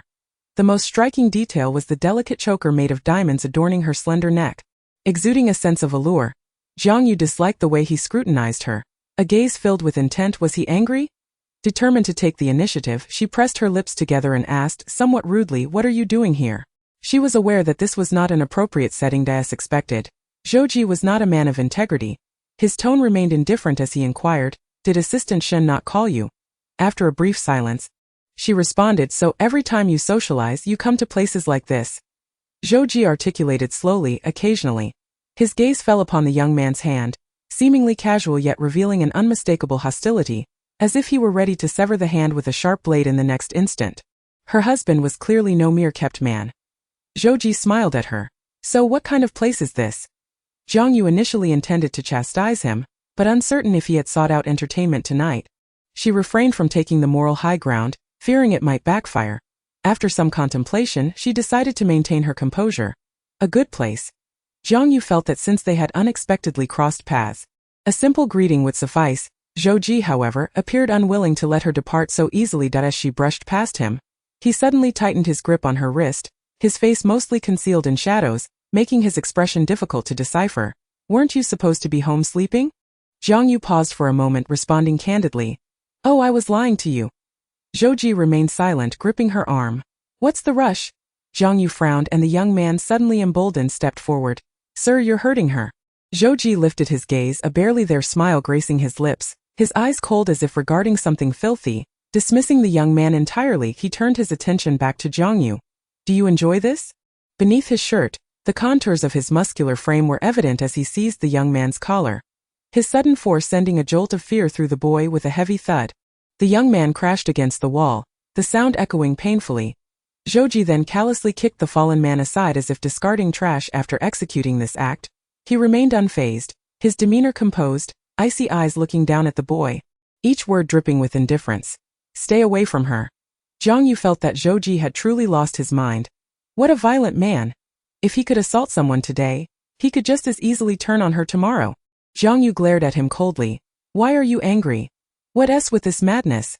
Zhou Ji's lips curled into a flat line, his expression impassive.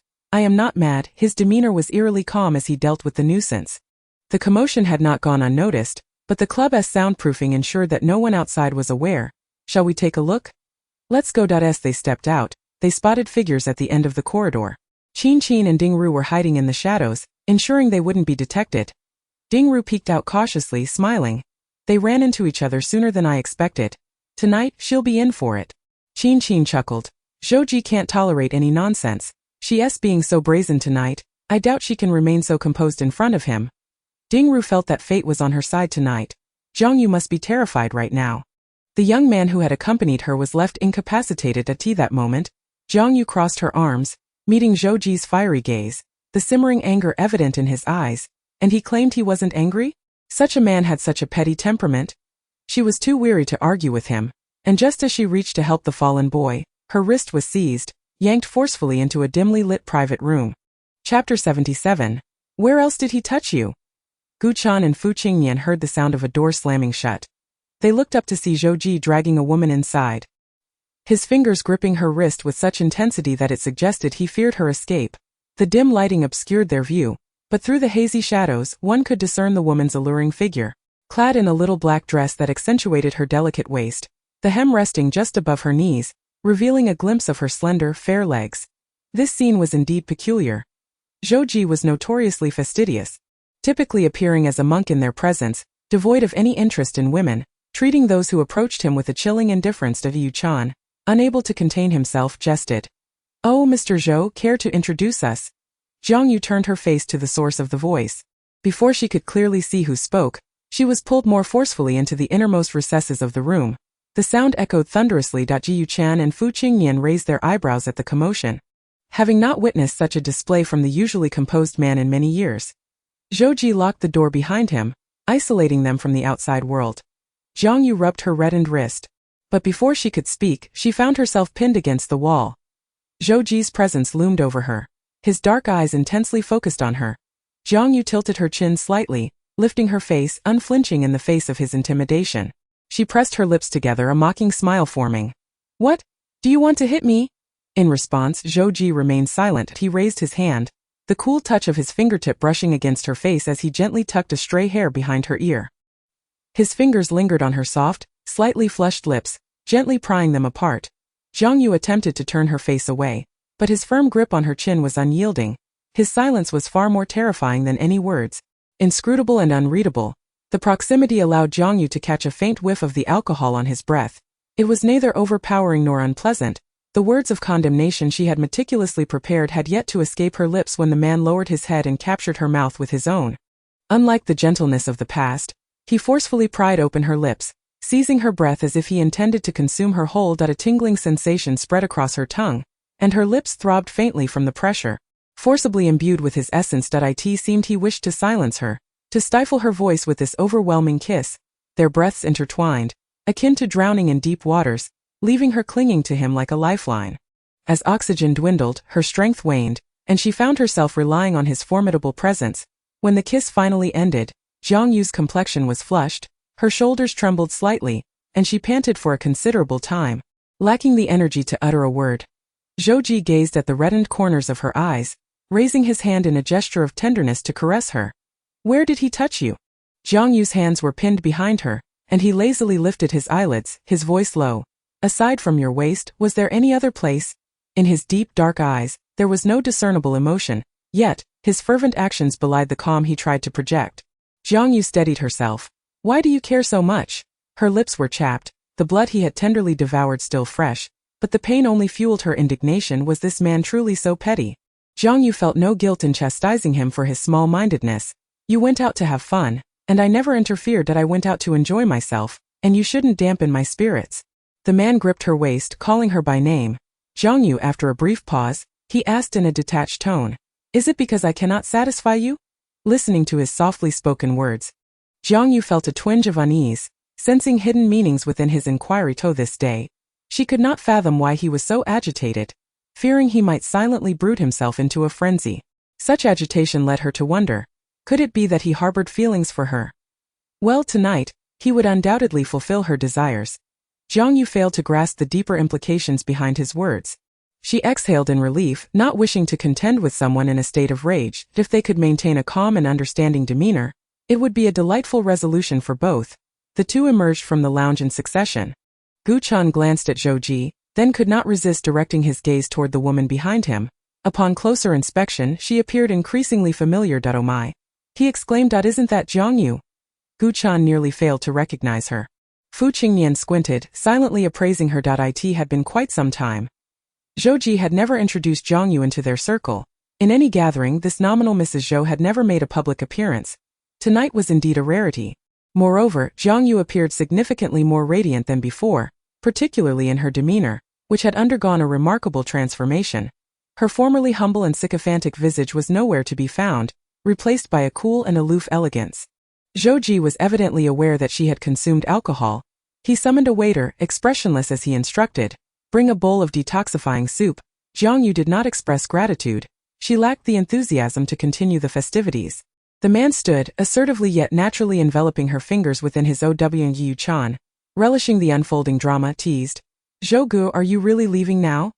"Doesn't he seem very considerate?" Zhou Ji replied without a hint of emotion. "Tonight's tab is on my account." Gu Chan and Fu Qingnian were not the types to fret over such monetary matters. They were all born into privilege, indifferent to these trivialities. Instead, they were more intrigued by the woman at Zhou Ji's side. The pampered young master surveyed Jiang Yue with the same lofty scrutiny they had always employed, examining her as one would a new and fascinating toy. Ultimately, they did not regard her with any seriousness. This world was filled with individuals seasoned by exposure, and their inherent arrogance ensured they always looked down on others. Undoubtedly, the two men were strikingly handsome, with refined features. One reclined languidly on the sofa, a nonchalant smile gracing his lips. Jiang Yue, possessing sharp instincts, disliked being scrutinized. When their gazes met, Gu Chun found himself momentarily taken aback by her piercing stare. Her unyielding presence compelled him to regard her anew. Even Fu Qingnian, typically unflappable, lifted his eyelids to appraise her intently. She was indeed different from before. My apologies, he murmured, but after a fleeting moment, he averted his gaze. Zhou Ji called for the manager, taking care of her expenses for the evening. Upon seeing the details on the bill, a fleeting smirk of cold amusement crossed his lips. Almost imperceptible. Jiang Yue, sensing this mockery from above, lifted her eyes to meet his stern gaze, feeling as though Zhou Ji was ridiculing her. She asked, a touch of irritation in her voice, "What are you laughing at?" Zhou Ji pondered for a moment, his words a mix of sincerity and jest. "I find myself rather amusing." Jiang Yue slowly furrowed her beautiful brows, as if discerning whether his statement was intended to provoke her. After a few seconds, she responded calmly, "Oh, perhaps there is some truth to that."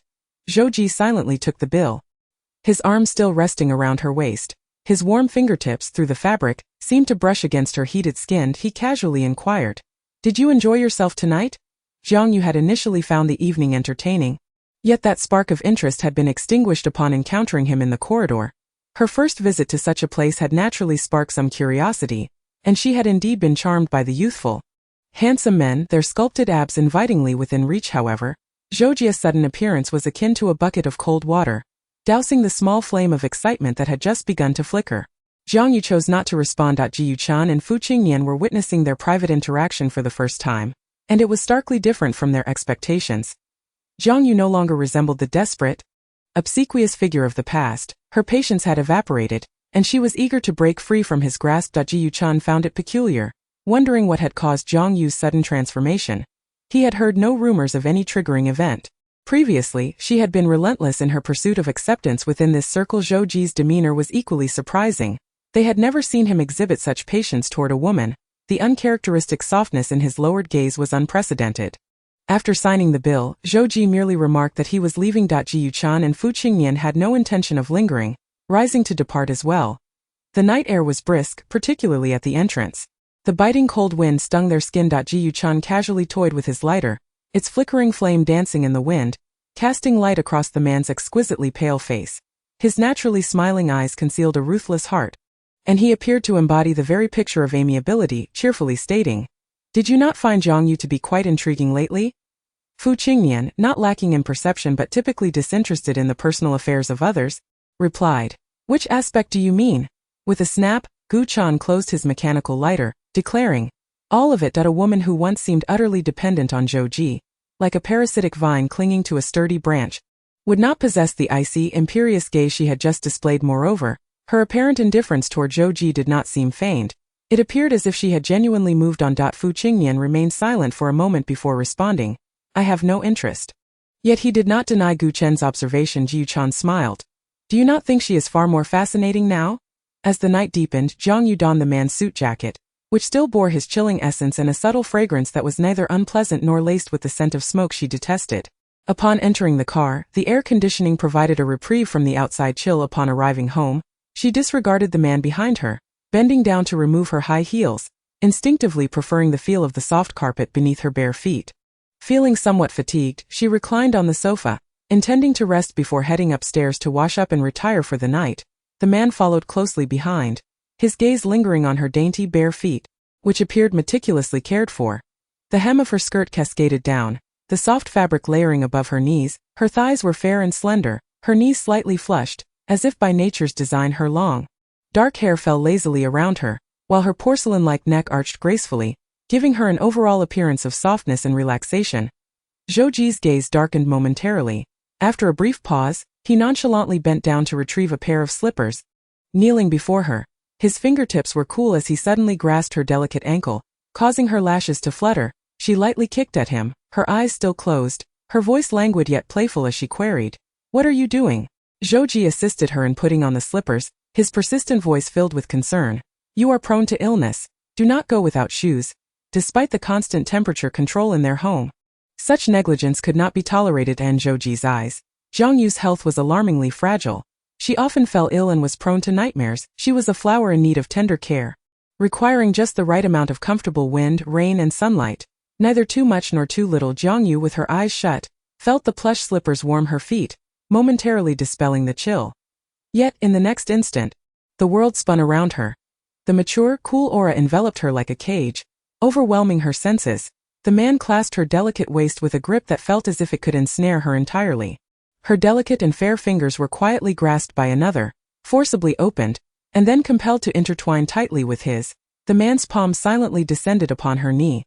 Realizing she was in a perilous situation, Jiang Yue gradually opened her eyes. She lay on the sofa, unable to move. Instinctively, she inquired, "Are you planning to rebel?" Zhouji spoke in gentle tones, as if he were the most patient person in the world. "These past few days, it is I who have failed to meet your needs. I apologized." He slowly cupped her chin, gently adjusting her face, which seemed to be of a size that fit perfectly within his palm. Her complexion, a delicate blend of white and rosy hues, appeared quite nourished. Pausing for a moment, he continued in a calm tone, "I have not fulfilled the responsibilities of a husband. I shall not commit such errors again." Chapter 79. She is willing to divorce. The overwhelming wave of kisses crashed upon her like a torrential tide, nearly engulfing her entirely. Zhouji had been exercising restraint in recent days. The frequency of their intimacy was akin to that of a normal married couple, neither excessive nor scant. He could also see that she sought convenience and enjoyment in all matters. Initially, she would express her dissatisfaction with murmurs, but as she gradually savored a hint of sweetness, she began to turn a blind eye. Unlike a naive youth who delights in indulgence, Zhouji could restrain himself even when temptation was overwhelming. However, it now seemed that his restraint was not a blessing. Jiang Yue felt as though she were caught in a fierce tempest. This sudden downpour was protracted and intense, making even the act of breathing feel extravagant. Her face flushed, her dark tresses seemed drenched by the surging waves. Weakly, she lifted her arms, attempting to grasp a piece of driftwood that could bring her ashore, only to find herself ensnared by the ferocious beasts lurking in the depths. Perhaps it was the effects of the alcohol that exacerbated her plight. It was truly unbearable to witness. Her husband appeared deaf to her words, seemingly oblivious to her presence, immersed solely in his work. The bedside table bore the remnants of last night's bill, as if deliberately left there for her to see.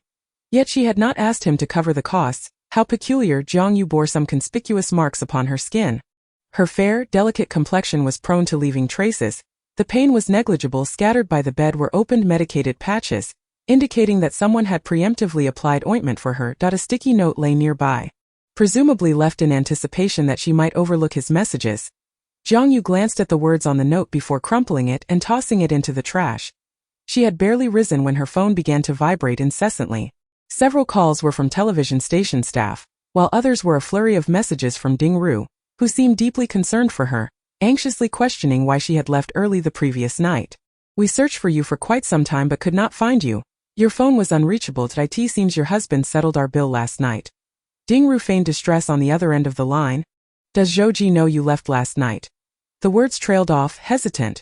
Although Ding Ru and Qin had not witnessed Zhouji pulling Jiang Yue into the private room, they could easily surmise that the man, who appeared so serene at the time, was on the brink of fury. It was unimaginable for any man, let alone one of Zhouji's stature, to tolerate his wife's indulgence in revelry behind his back.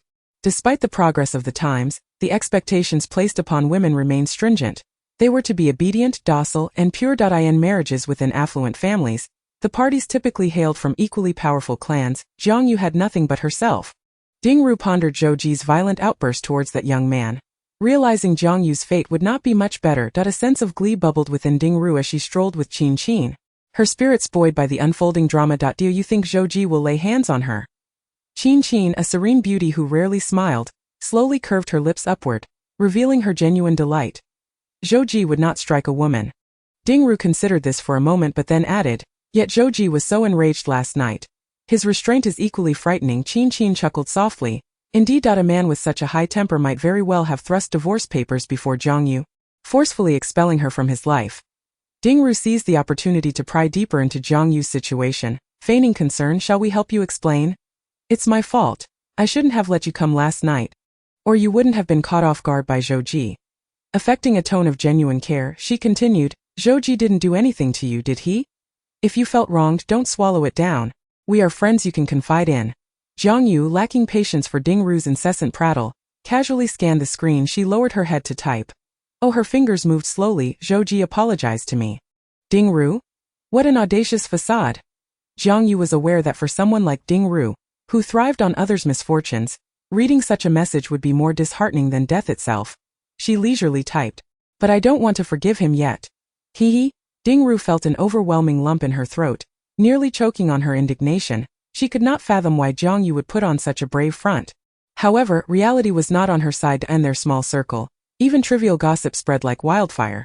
Before they had exited the mall, chatter erupted in their group about how Zhouji had recently acquired the most expensive diamond crown from the auction house in Hong Kong, purportedly as a gift to win back his wife's affection. Ding Ru felt she might crush her phone in fury, her expression shifting from elation to frustration as she stumbled on the steps, her high heels failing her, causing her to fall spectacularly in public. Jiang Yue, on the other hand, was increasingly aware of Zhouji's volatility. This man, known for his restraint and composure, relied solely on his exceptional self-control. No one could predict when he might snap, that he might still believe she harbored feelings for him, no longer concealing the possessiveness in his gaze. The story had diverged from the original narrative. Jiang Yue had been anticipating Zhouji to present her with divorce papers, yet he seemed genuinely disinterested in that course of action. She did not wish to wait indefinitely. How long must she endure this? It is not yet time that I end the original story. The female antagonist had long received the divorce agreement, yet she stalled and refused to sign. Jiang Yue fell silent for a moment, then mused, but I believe Zhouji will not be willing to divorce me by next February. Such was the intuition of a princess. It was only natural that a man would find it hard to part with someone as beautiful and sought after as she. The system hesitated. Unable to provide her with any guarantees, Jiang Yue reflected for a moment, soon finding solace in her thoughts. It does not matter. If he does not bring it up, I shall. She was willing to navigate the plot. Chapter 80. Divorce agreement. The system, obstinately convinced that the trajectory of the storyline was immutable, questioned how the male lead could possibly not mention divorce, just as he could never fail to fall in love with the white moonlight heroine. There are still several months until next February. Do not rush, darling. Jiang Yue had long recognized that this utterly useless system was merely a clumsy advisor, offering little more than sporadic updates. Although she generally acted on impulse, she never took her responsibilities lightly. Now that she had made up her mind, she would prepare accordingly. The following day, seizing a moment of free time, Jiang Yue visited a law firm she had meticulously selected, renowned for its expertise in divorce cases, consistently securing substantial benefits for clients. If she was to divorce, she intended to claim her rightful share. Additionally, there were issues regarding child custody that needed addressing. Thus, she would not contest the child's guardianship. With numerous paparazzi constantly tailing her, she disguised herself before stepping out, donning an exquisite beret, sunglasses, and a mask as essentials. The firm's director personally welcomed her. Those in this profession often encountered individuals of considerable wealth and status. Yet, upon learning Jiang Yue's identity, the director was visibly astonished. The Zhou family held an unassailable position in the capital, wielding influence in both military and political spheres. Typically, many would vie to marry into the Zhou family, even from collateral branches. How much more so for the principal family? Madame Zhou, please take a seat. Jiang Yue settled onto the sofa, lifted the teacup before her, and took a slow sip, getting straight to the point. I hope you can secure the maximum benefits for me. However, I must ask, did you and Mr. Zhou sign any agreements regarding property before marriage? Jiang Yue recalled the few pages locked away in the safe, placing her teacup down, her demeanor unflappable. The director, taken aback by her composed demeanor, was about to breathe a sigh of relief when she interjected. Yes, we did sign. Unfazed, she continued, what of it? The director inhaled deeply. In that case, our ability to negotiate will be limited. May I ask what amount would be satisfactory for you? We will also discuss this with the opposing counsel. Before the divorce proceedings, there would at least be a negotiation process. Jiang Yue pondered. I want at least half of Zhouji's assets. Ideally, I would prefer an 80-20 split in my favor. The person in charge happened to be sipping tea when he suddenly erupted into a fit of coughing. Never having been so flustered before, I in a frantic attempt to wipe the tea stains from his suit with a piece of paper. He seemed to doubt his own ears. Do you want 8 or 2? Jiang Yue cleared her throat and replied without hesitation. Did I not say that I take 8 and he takes 2? Is that so difficult to comprehend? She had already been exceedingly kind by not leaving Zhouji completely destitute. After all, in the Jiang kingdom, when a couple divorces, all property is granted to the wife. Given the sacrifices she had made for this family, it was only fair that she received a larger share. To marry her was already a stroke of extraordinary luck for Zhou Ji. Regardless of how she viewed the situation, Jiang Yue felt she had made significant sacrifices. The person in charge closed his eyes for a moment, regaining his composure before candidly informing her, "Mrs. Zhou, this is quite challenging." Jiang Yue acknowledged with a simple adding, "Which is precisely why I sought you out." She stood up, readjusted her mask, leaving only her dark, glistening eyes visible, and said, "Please draft a divorce agreement according to my stipulations. I will send it to Zhou Ji for his review. That if he is sensible, he will sign it willingly. That if he is not, then we shall resort to litigation, and no matter the outcome, at least I will have fought for my rights." Jiang Yue strode into the law firm with confidence and exited with her head held high. Were it not for professional ethics, the head of the firm would have been tempted to share the peculiar demands of this client with the entire team. Why must there be such fantastical individuals?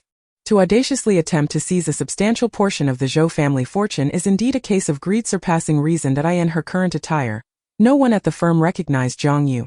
But as the elevator doors opened, a man stepped out and abruptly halted, staring intently at her exposed eyes, uncertainly asking, "Jiang Yue?"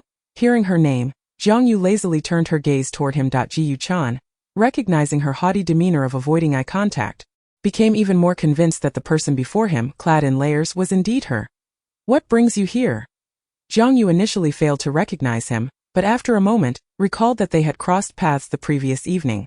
This man, with a handsome appearance and dressed impeccably, projected an air of gentlemanly charm. Jiang Yue, adept at discerning character, remembered the condescending scrutiny in his eyes from last night, which had left her feeling quite displeased. Thus, her current demeanor was far from cordial as she retorted, "Just out for a stroll." Ji Yu-chan chuckled, seemingly unperturbed by her indifference. He opened his mouth to speak again, feeling rather shamelessly that her impatience had an endearing quality. Jiang Yue feigned ignorance to his attempts at conversation. Surely he was well aware of her daily whereabouts. Why bother with such pretense? The driver and bodyguard reported her schedule to him in great detail each day. Upon arriving home, Jiang Yue found Zhou Ji in the living room, seemingly waiting for her. The man spoke in a measured tone. "Auntie has prepared your favorite dishes." Upon entering, the tantalizing aroma of the meal had already wafted into her senses. In a cheerful mood, she appeared radiant, especially with the spark of mischief glimmering in her eyes. Zhou Ji, observing the smile breaking through her demeanor, felt a stirring in his heart. After a brief silence, he inquired, "Mrs. Zhou, is your visit to the law firm this afternoon the cause of your happiness?" Jiang Yue met his gaze and replied, "I consulted on some long-standing queries, which has indeed brought me some joy." When Princess Jiang Yue was in high spirits, her speech unconsciously took on a charming lilt. Although Zhou Ji was aware of her destination, he remained oblivious to her specific intentions at the law firm. At this moment, he could not fathom that his wife was seeking legal counsel to draft a divorce agreement. Chapter 81. Stirring the pot. Seeing her bright smile seemed to illuminate Zhou Ji's own mood. She appeared delightful when serious and equally captivating when smiling, her lips curving into a secretive grin as if believing no one could see. Zhou Ji, however, did not recall her facing any legal troubles recently. He casually took her coat, speaking softly, "Do tell, I am all ears." Jiang Yue gazed at his stern, fair visage, his demeanor calm and composed. She suddenly realized that Zhou Ji was not entirely devoid of merit. At the very least, he possessed an attractive face and maintained emotional stability in most situations. However, even the most astute strategist has matters beyond their control. Jiang Yue smiled at him, her eyes sparkling, and with a playful blink, she declared, "I don't wish to share today." Zhou Ji was typically a man of few words, but he never hesitated to engage with Jiang Yue, sometimes even to the point of exasperation. Yet, he was also an excellent listener, displaying patience as he absorbed her musings. He occasionally felt like a receptacle for her gossip, even willingly entertaining tales of her friends' escapades, such as the one about a fiancé's infidelity revealed in a hotel. After a moment of contemplation, he asked, "Not today, perhaps tomorrow?"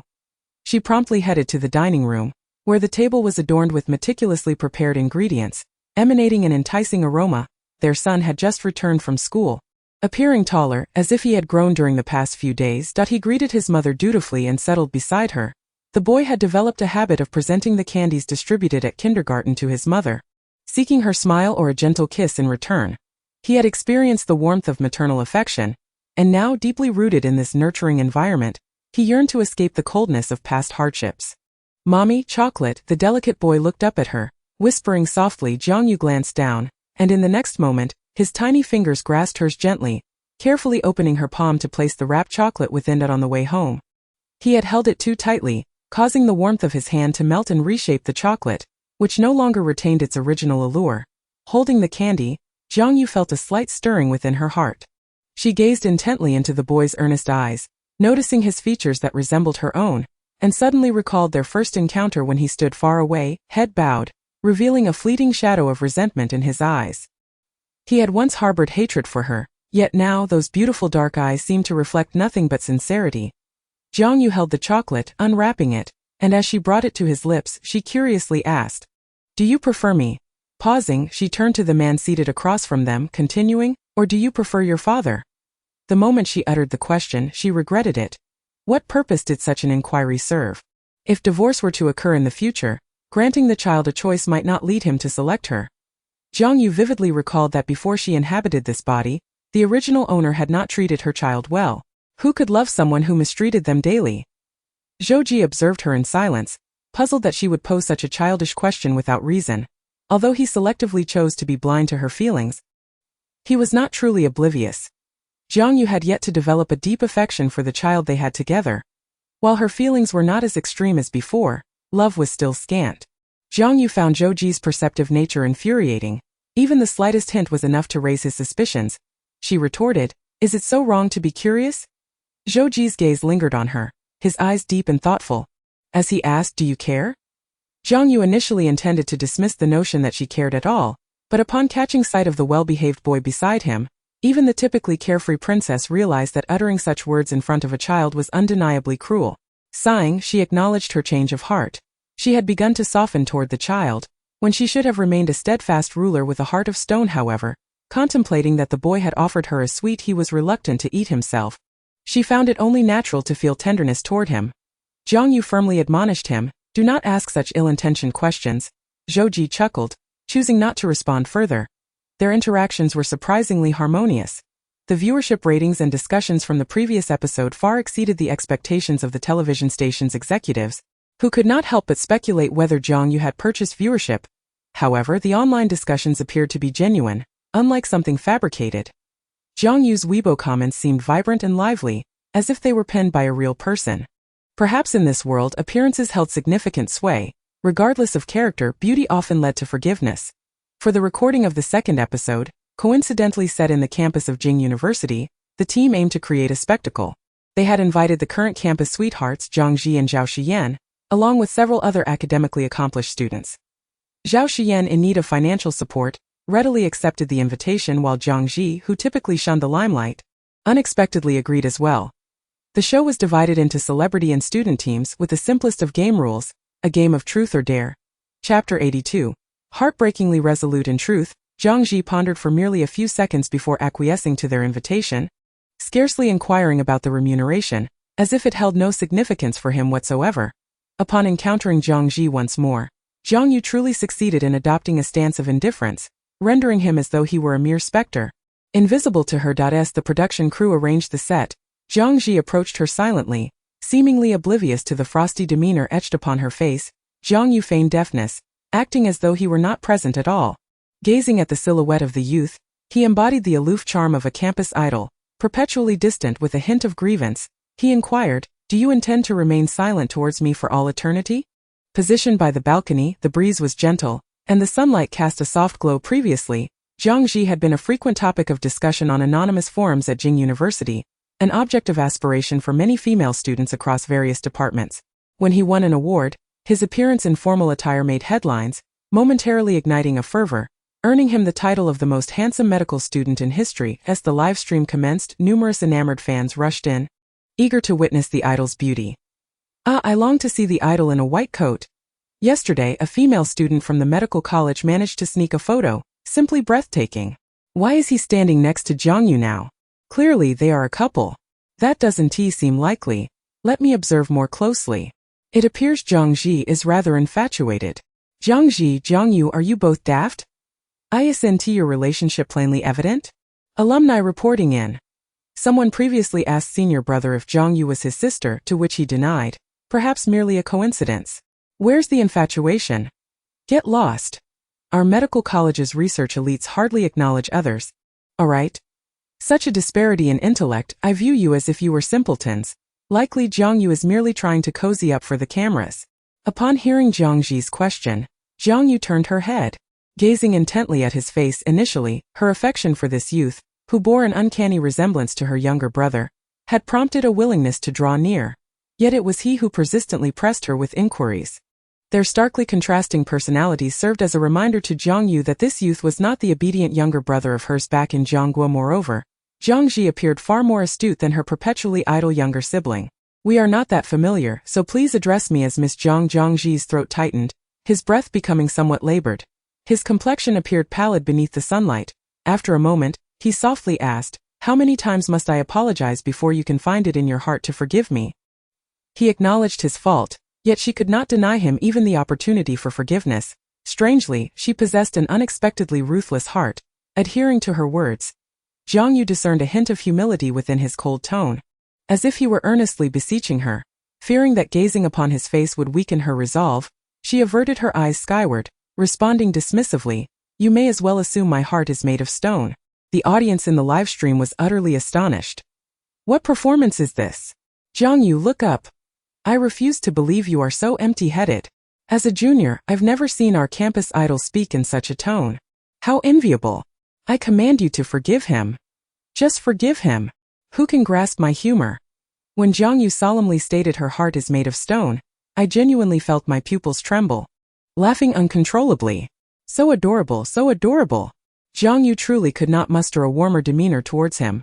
She appeared eager to rid herself of him, hastily prompting, "The person you like is over there. Not here with me." This shocking revelation left the viewers in the livestream in a state of disbelief. What? The audience leaned in, eager to absorb every morsel of gossip. Jiang Ji stood before her. Though he failed to comprehend her words, his ears buzzing, his heart feeling hollow. His limbs stiffened in a state of confusion regarding his next move. Ning Yao's voice shattered the awkward atmosphere between them.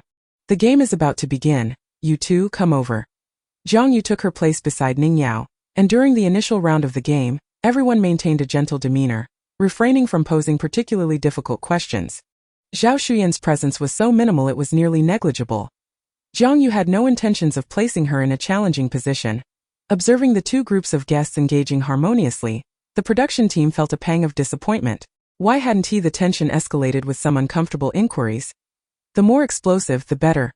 Regrettably, not only were the questions lacking in impact, but Jiang Yue appeared to have received a stroke of luck, losing only once throughout the game, with Jiang Ji voluntarily stepping forward to assist her in drinking.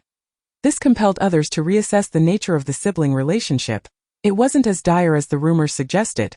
Wasn't everything rather pleasant? Hadn't it been said that Jiang Ji would not acknowledge Jiang Yue's identity? Wasn't it claimed that the siblings had long since fallen out, with Jiang Ji having once severed ties with his kin? The director, thoroughly disillusioned, felt as though he had been duped after years of navigating the industry. Even more perplexing was the free time following the game. Every few minutes Jiang Ji would inquire, "Where is my sister? Where is my sister?" The director discreetly pulled the coordinator aside, lowering his voice to avoid being overheard, his demeanor increasingly shifty. "Are you certain you haven't mistaken her for someone else? Perhaps a namesake?" "No, this is indeed her brother." The director reflected on how her humble pleas for reconciliation could yield such a dutiful scene. The producers, unable to suppress their astonishment, mused, "She finally seems to have gained some sense." The director, now irked by Jiang Yue's newfound cleverness, felt a surge of annoyance. Chapter 83. Remorse. Although the director had aimed to sacrifice Jiang Yue for the sake of the narrative, he found that even if the script did not unfold as he had envisioned, the heat of the livestream continued to soar. The increase was alarmingly rapid. Within 5 minutes of broadcasting, it soared to the top of the charts, showing no signs of decline, effectively eclipsing the ratings of rival fantasy dramas. Last weekend had been a near miss, but this week their audience seemed to be on a euphoric high. The director, utterly baffled, murmured to his assistant, "What do you think they enjoy watching? How can they be so engrossed without any conflict?" The assistant pondered for a moment. "It appears that popularity is a matter of fate." The director glanced at Jiang Yue, who was indulging in a small cake in the snack area, and shook his head in disbelief. "Indeed? Only the most nefarious can thrive in the entertainment industry. The audience must be oblivious to her true nature to adore her so." The assistant, unable to restrain himself, asked, "Director, do you not hold a fondness for teacher Jiang?" His tone was stern, radiating righteousness. The director shook his head, readily replying, "I do not harbor any animosity towards her, however. Her prior misdeeds were common knowledge among those in the industry, were they not?" The director, having never personally felt the sting of Jiang Yue's sharp tongue, had failed to recognize that she had transformed into a more virtuous version of herself. He was taken aback. "Really? After all that? She has indeed improved considerably." The assistant nodded vigorously, while the director scrutinized him, his gaze nearly unnerving. "You just nod without turning beet red." The assistant instinctively covered his flushed cheeks with his hands. "Am I blushing? I had no idea." At that moment, Jiang Yue was relishing her well-deserved break after the game. Cradling a small cake in her hands, she took a delicate bite, the sweetness flooding her senses, the exquisite texture melting in her mouth. She found herself enchanted, unable to resist. She indulged in a few more bites, her fingertips smeared with cream. After a moment of dazed contemplation, she cautiously licked her fingers, resembling a small creature caught in the act of stealing a treat. Utterly adorable as Jiang Yue focused intently on her snack, Jiang Ji emerged from seemingly nowhere, finding her in the midst of her delight. Seeing her enjoy her treat, he fetched her 2 more pieces, perhaps fearing she would tire of the flavor, and poured her a glass of water. When Jiang Yue accepted the glass without lifting her gaze, she murmured a quiet thank you. However, upon finishing her drink and sensing something amiss, she glanced to the side, the familiar figure instantly dampening her appetite. This individual was like a shadow, inescapable wherever she went.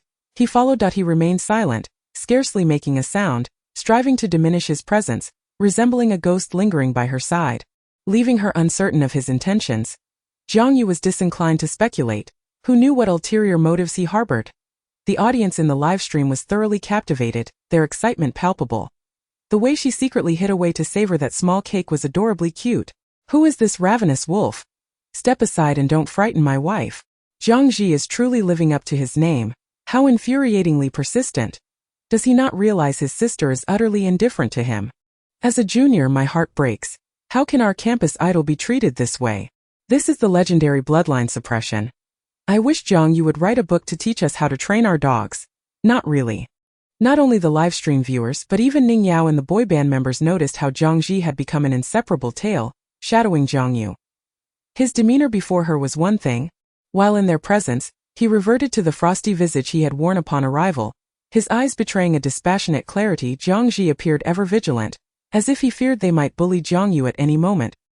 His protectiveness palpable. Whenever they attempted to approach Jiang Yue, they were met with his piercing gaze. Such a fierce expression. Brother, I say brother, your obsession with your sister is a tad excessive.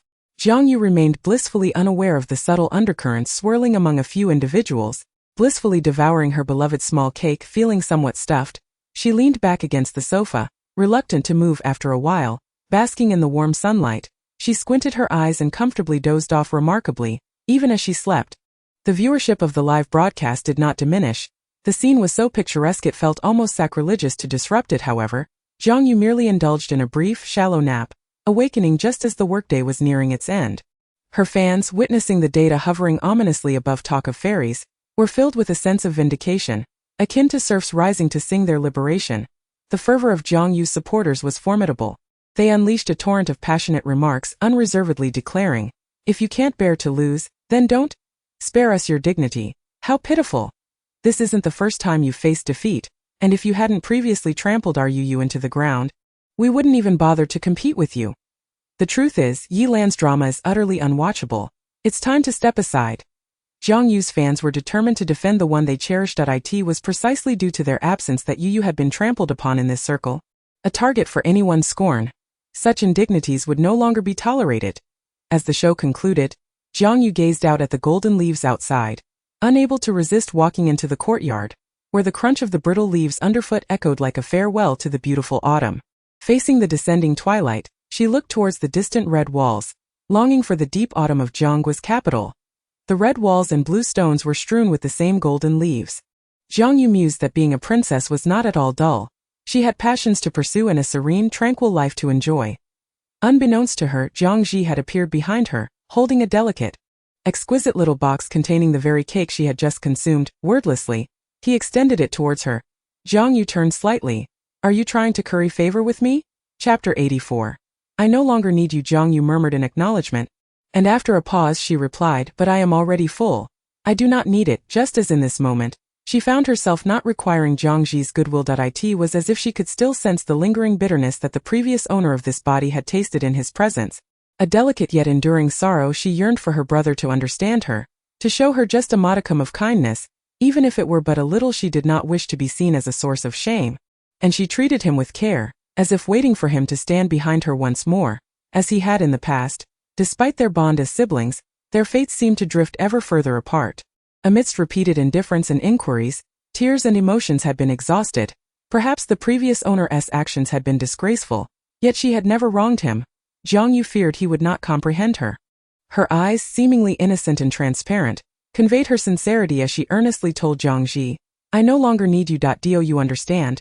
Was he not clever enough to grasp her words? The youth's body grew increasingly rigid, his limbs chilling as if the warmth of his blood was ebbing away, rendering him breathless. As though on the brink of death, his once clear and handsome face gradually lost color. Even the warm sunlight could not revive the pallor that enveloped him.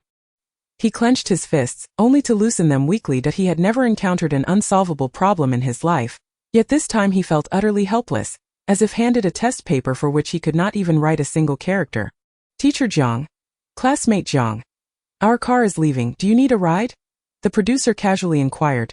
Jiang Ji gazed at her retreating figure, his voice soft yet audible. "Sister, the cake." Jiang Yue paused, her back turned to him. "I do not want it. A mere serving of boiled vegetables would suffice to satiate her basic bodily needs." She had never seen him indulge in such sweet food. How delectable could it be? "Jigu, share a bite with us." They were met with a cold and resolute refusal. No, upon closer inspection, they noticed Jiang Ji's eyes seemed red-rimmed. How could eating a cake bring him to tears? It left them all craving more. Days slipped by, and the weather abruptly changed. Autumn had barely passed before winter set in. The winter in Jing City was akin to that of the capital, with snow falling early. Jiang Yue, who despised the cold, nestled comfortably indoors, still habitually barefoot, her feet resting on the soft fleece blanket. She gazed out at the swirling snowflakes blanketing the branches. The high courtyard walls were also piled thickly with snow. One afternoon, upon waking from her nap, she discovered a beautiful velvet jewelry box beside her. Inside lay a pair of earrings adorned with emeralds. Jiang Yue had begun to sense that Zhou Ji was increasingly inclined to buy her gifts. Yet, the man's taste was commendable. The diamond crown that had mysteriously appeared on her bedside table was exquisite. She had worn it once and then tucked it away. Sitting up slowly, she found Zhou Ji engrossed in reviewing reports on the sofa. Her gaze was so conspicuous that it was difficult to feign indifference. The man lifted his head from the reports, his high-bridged nose adorned with gold-rimmed glasses, rendering him even more genteel and mild-mannered. He inquired, "Is there something on my face?" Jiang Yue shook her head. Zhou Ji acknowledged her with a soft hum, a hint of laughter in his tone. "Then please continue." Jiang Yue's face flushed from her nap, her complexion particularly rosy, exuding a charm reminiscent of nourishment. She wrapped herself in the blanket, her gaze vacantly drifting. Suddenly, a shadow fell over her as the man approached. "Are you still asleep?" Jiang Yue yawned. Not at all. Given her usual disposition, she was reluctant to comply. She did not relish playing the role of a loving couple in front of others, yet knowing this was a pivotal moment in their story, she understood it would be unwise to avoid it. Jiang Yue asked him, "When is the annual meeting?" She had not anticipated it would come so soon. The annual meeting would conclude, and the new year would soon follow. Once the new year passed, she and Zhou Ji would inevitably part ways. At times, Jiang Yue felt as though Zhou Ji had developed feelings for her. During the days she had been ill with a high fever, she had awakened in the middle of the night to find him tightly holding her, seemingly sleepless, using alcohol to wipe her body in an attempt to lower her temperature.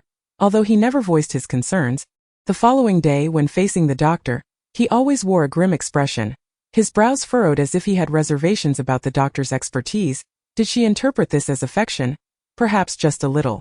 She worried about the health of her father and mother, the well-being of her brother in the military, and the lives of her cousins who had married into other kingdoms. All of this stemmed from her love for them. Did Zhou Ji feel the same? Jiang Yue found it difficult to discern, nor did she wish to. It was simply not important to her. "Very well, I can accompany you." "Thank you, Your Highness." Jiang Yue was now averse to hearing him address her as Your Highness, feeling as though he did so with ulterior motives. Embarrassed, she retorted, "You must not call me that." Zhou Ji paused, gently pinching her fingers, and in a slow, deliberate manner he asked, "Do you not enjoy being addressed in such a manner?" Jiang Yue, displaying a double standard, insisted, "You may not." Zhou Ji smiled, deliberately misinterpreting her words. "Understood. Thus I hold a unique position in your heart." Jiang Yue fell silent, and after a moment she earnestly queried, "Zhouji, you truly lack shame." The woman maintained a serious expression, her eyes filled with sincerity, appearing remarkably naive and easily deceived. She chastised him with utmost seriousness, believing her words to be particularly scathing, yet unaware that they bore no real sting. The sight of his lips curving into a smile only fueled her ire. "What is there to laugh about? Is it amusing?" She discontentedly admonished him, "Zhouji, you cannot bully me." Zhouji did not acquiesce. Instead, he gently pinched her cheek. Chapter 85. The princess's castle. Jiang Yue felt that Zhouji seemed particularly fond of teasing her, and he appeared to derive a certain pleasure from it. At times, when he kissed her with fervor, the seemingly gentle and refined man could become quite daunting. On other occasions, he treated her hands as toys, squeezing and toying with them, heedless of her admonitions. Seemingly intent on taking her wherever he went, she had repeatedly told him not to kiss her in such a manner, and while Zhouji feigned compliance, accepting her discontent with apparent humility, he often reverted to kissing her until her tongue felt numb. Occasionally, his fervor would leave her lightheaded, struggling for breath. Zhouji likely still harbored lingering thoughts about Madame Zhou's recent escapade at the entertainment venue, where she had indulged in 5 foul even amidst business trips. He remained unable to set his mind at ease before heading to the airport. He reiterated his instructions, "Remember to video call me tonight." Jiang Yue, clad in a plush sleepwear, was pulled from her slumber by him. Groggy and barely comprehending his words, she nodded absently. "I heard you. As for the evening's plans, she resolved to address them later." Zhouji observed her flushed face, seemingly still exuding a unique softness, a faint yet sweet scent that could only be detected up close. Leaning down, he pressed a gentle kiss to her lips, his fingertips caressing her soft hair, his voice tender. "We must video call every night." Jiang Yue, drowsy and fighting to keep her eyes open, muttered unintelligibly, "All right, all right." Zhouji found himself at a loss in the face of her demeanor. The butler outside lowered his voice and gently remarked, "Sir, if you do not go over soon, it will be too late." Zhouji acknowledged with a slight sound, and as he was about to leave, he instructed the household staff, "Take good care of her." Meanwhile, Jiang Yue, having awakened from her midday slumber, had completely forgotten the words Zhouji had spoken, not recalling a single syllable, nor did she wish to acknowledge them. She even felt a twinge of regret, pondering why he couldn't be away on business every day. Previously, she had not minded viewing Zhouji as a source of amusement. Occasionally, when feeling adventurous, she could indulge her whims with him. However, after being taken to an entertainment venue by Ding Ru and Qin Qin, Jiang Yue felt as though she had unlocked the door to a new world. She could easily find a youthful, obedient man who would comply with her every word and would not cling to her afterwards. Most importantly, she could choose from multiple suitors at once. The competitive pressure would yield a selection of decent candidates. As Jiang Yue descended the stairs, she saw the little boy in the living room and remembered that today was Sunday. The boy was dressed in a soft, cream-colored sweater and black trousers, standing in the sunlight, obedient and quiet. His dark eyes seemed to reflect the light, transforming into a beautiful shade reminiscent of glass. This exquisite boy seemed to carry the essence of his mother within his gaze. He approached her and asked, "Mommy, did you sleep well?" Jiang Yue walked up to him, reaching out to touzle his hair, which felt delightful to touch, so she patted it a couple more times, oblivious to the fact that the little boy's ears were quietly flushed. She replied, "Yes, I slept well." Jiang Yue seated herself, taking a couple of sips from her cup of warm water, her throat finally feeling less parched. She found herself less resistant to this clingy child now, her demeanor no longer as indifferent as before. Jiang Yue had always been the type to reciprocate kindness. She would exchange sincerity for sincerity, even if her affections were fleeting.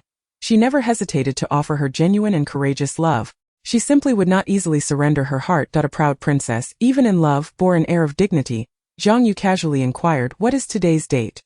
Initially intending to ask when kindergarten would be on break, she realized that her approach seemed too direct, so she opted for a more subtle phrasing. Zhou Zhengqiu fell silent, pondering seriously, and after a moment, he looked up at his mother and cautiously took her hand, as if to console her. "Mommy, today is the 20th. You have 5 days until you need to work." Pausing for a moment, the boy added earnestly, "It's okay if you have to work, Mommy. Just bear with it. And it will pass, Jiang Yue." That was not what she intended to ask. The mother and son enjoyed a peaceful, warm afternoon together. Jiang Yue resumed watching her unfinished drama, while the child sat on the carpet, diligently assembling new Lego pieces, envisioning a beautiful castle that he believed his mother would adore. This was his gift to her. His father had said that mothers are like princesses who reside in splendid castles. The boy lowered his gaze, silently contemplating that when he grew up, he would gift his mother an even grander castle. As the clock approached 7 in the evening, Zhouji attempted to video call Jiang Yue, but it went unanswered. That he had no choice but to call the butler instead, his tone icy and direct. "Where is Madam?" The butler replied truthfully, "Madam is watching television in the living room." Zhouji let out a quiet sigh of relief but couldn't help frowning. How long has she been watching? Since 4 o'clock this afternoon. Let her take her time. Prolonged screen time can strain the eyes. The butler fell silent, pondering who in this household would dare prevent Madam from doing as she pleased. Did she not have the freedom to pursue her own desires? Even the master had never interfered, always indulging her whims. "Very well, sir. Do you have any other instructions?" Zhouji tightened his grip on the phone, contemplating for a few seconds before saying, "Have her answer my call." The butler. So it was Madam who was not answering the phone. Composing himself, he replied, "Understood, sir." Thus, the butler conveyed the master's message, subtly reminding Madam to check her phone. Jiang Yue casually picked up her nearby phone, wondering if Zhouji had lost his mind. Did he not tire of making dozens of video calls in one go? His patience was remarkable. Just then, another video call came through. Jiang Yue hesitated to answer, but in a moment of distraction, she accidentally accepted the call. Her bewildered expression appeared on Zhouji's screen, her eyes blinking in confusion. Looking somewhat dazed. Chapter 86. A romantic candlelit dinner. The woman wore a soft loungewear, her long hair gracefully cascading over her shoulder. She appeared radiant, with rosy lips and pearly whites, close to the lens, her eyelashes clearly visible through the screen. Zhouji felt as though he could almost catch a whiff of her delightful fragrance. He reached out, gently tapping the screen, as if that could bridge the distance between them. The man swallowed hard, his unspoken words lingering in the air when he was interrupted by her mildly aggrieved voice. "If you have something important to say, hurry up. I haven't finished watching my show." Zhouji chuckled softly, pausing for a moment before articulating clearly, "The concubine you liked ends up dying." "Jiang Yue?" Zhouji feigned contemplation before adding, The male lead seems to have died too. Poisoned by his brother." "Jiang Yue, is Zhouji going to die too?" Jiang Yue was furious, her face flushing with indignation, her voice rising an octave. "You are really annoying." It was her first time doing a video call, and she felt clumsy, momentarily at a loss for how to end the call. "I don't want to talk to you anymore. I'm telling you the ending in advance, so you won't be left in agony waiting to see how it concludes." "What, do you want me to thank you?" "That won't be necessary, Mrs. Zhou. These are merely duties of your husband." Jiang Yue suspected Zhouji was deliberately seeking revenge on her, perhaps envious of her ability to enjoy television while he toiled away outside. She turned her face away, determined not to engage with him. Zhouji could easily carry on a one-man show. Watching too much television was harmful to the eyes, especially since she already suffered from night blindness and disliked eating carrots, let alone taking vitamin supplements. Jiang Yue felt her ears growing callous from his incessant rambling. She shoved the phone at the butler. "You hang up for me." The butler found himself in a predicament. Unsure whether to hang up or not, Zhouji seemed unfazed by her childish behavior. Knowing she was home for the evening when Zhouji asked him this, he shot the butler a glance. "I'm sorry, I have a family. You probably wouldn't understand this feeling." During this business trip, Zhouji had brought her a lustrous pearl necklace from somewhere. She glanced at it before stashing it away in her jewelry box, intending to take it out whenever she felt like it. Soon the end of the month arrived, along with the annual GR Group Gala. Known for its grandeur, GR Group held significant sway over the economic lifeblood of the capital, boasting an extraordinary status and attracting countless graduates eager to join its ranks. Zhouji was a figure of immense influence, and thus many sought to seize the opportunity to forge connections with him. Many matters could only be resolved by the Zhou family. He alone had the final say. The gala was exclusive to the headquarters employees, with branch employees lacking the qualifications to attend. That evening, numerous prominent dignitaries were in attendance. Gu Chan and Fu Qingnian were among them, with Gu Chan accompanied by a beautiful young woman of striking figure, while Fu Qingnian was alone. Rumors circulated in the company chat about the possibility of the president's wife making an appearance. "Is it true? I can't believe it. It's been 1,340 hours and 5 minutes since I last saw her." "You remember that so precisely. I refuse to converse with those who have never seen the president's wife. You wouldn't understand my elevated status, that I can vouch for her breathtaking beauty. I seriously suspect that the absence of news about the president and his wife for the past few years was due to the president's reluctance to expose his stunning wife to the media. Such is the man's possessive nature." The rumor spread like wildfire. The day before the gala, The news had nearly been confirmed within the company. It was on this day that Jiang Yue finally remembered to ask Zhou Ji, "Why do you want to take me?" While selecting an outfit for the next day, she had not yet decided what to wear and placed the dress aside, staring intently at Zhou Ji. "Are you pushing me out there to socialize?" Meanwhile, he enjoyed a romantic candlelit dinner with the leading lady. This cunning man had indeed calculated well. Zhou Ji adjusted his tie, donning a black suit that added an air of aloof elegance to his appearance. He turned his face towards her, his gaze fixed, contemplating for a long moment before casually uttering 3 words. "You socialize?" He chuckled. "If Jiang Yue were to socialize, she would undoubtedly incur losses beyond measure." His laughter only enhanced his attractiveness. Truth be told, Zhou Ji was exceptionally handsome, with fair skin and exquisite features. Impossible to find any flaws. He then added, "For the time being, there's no need for Mrs. Zhou to socialize." Jiang Yue couldn't help but question, "So you simply need a companion? Did he not have a secretary? Or that confidant who had appeared in the news before?" Just as Jiang Yue was about to voice her thoughts, she was captivated by his intense gaze. Zhou Ji gazed at her with a leisurely demeanor. After a few seconds, the man strode towards her, his tall figure casting a shadow that enveloped her, almost consuming her within its depths. He spoke, "No, all I need is Mrs. Zhou." Jiang Yue felt a peculiar sensation within her, one that she could not quite articulate. Thus, she chose to turn away, silently continuing to select her dress. Given the formal occasion, she was determined to dress to outshine all others, unwilling to let those who had mocked her in private look down upon her. She aimed to present herself beautifully, making it clear that envying a beauty was futile. The annual meeting commenced at 4 in the afternoon, held at a 5-star resort hotel under the auspices of the GR Group. Cars lined up outside the hotel, arriving one after another. Jiang Yue took her time with her makeup, and Zhou Ji patiently waited for her for half an hour without uttering a single word of impatience. The sky had already darkened by the time Jiang Yue made her appearance. Before she arrived, whispers filled the banquet hall. "Is this Zhou family's lady here for the company's stock price, or for the child? It's truly unprecedented that he would bring his disregarded wife this year. What influence could Jiang Yue possibly exert on stock prices? Indeed, it wasn't a marriage of alliance. When she arrives, we must curry favor with her." How unfortunate. Chapter 87. Stunning. The banquet hall was ablaze with light. Tonight, Jiang Yue donned a pure black deep V-back long dress that accentuated her waist, adorned with a delicate diamond necklace. Her creamy white skin was largely exposed, and her long ebony hair cascaded like satin, softly curling at the ends, resting upon her porcelain complexion as she stepped out of the car. She wore high heels that elevated her stature by 7 or 8 centimeters, casually linking her arm with Zhou Ji's. Her soft fingers gently held in his grasp. The man was clad in a well-tailored black suit, complemented by a black overcoat that lent him an air of sternness, despite his austere features. He possessed an undeniable attractiveness that he allowed her to intimately link her arm with his, yet his gaze upon her attire was less than approving. With a slowly furrowing brow, his eyes resembled a tranquil lake as they settled upon her. After a moment, he removed his overcoat and draped it over her shoulders, shielding her from the cold breeze, cautioning her against catching a chill. The outside air was indeed brisk, but stepping into the hall revealed ample warmth, rendering the harshness of the outside world entirely imperceptible. Jiang Yue, however, was reluctant. "I am not cold." She had meticulously prepared for the evening, selecting each accessory with care. The dress was custom-made, and the high heels were a limited edition.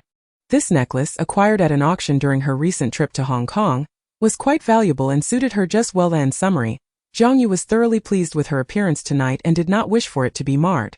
She returned the coat to him, feeling amiable and inclined to engage in conversation. With a curious blink, she inquired, "Do you truly feel cold?" Zhou Ji lowered his gaze to her radiant face, a visage so exquisite it seemed to fit perfectly within the palm of his hand.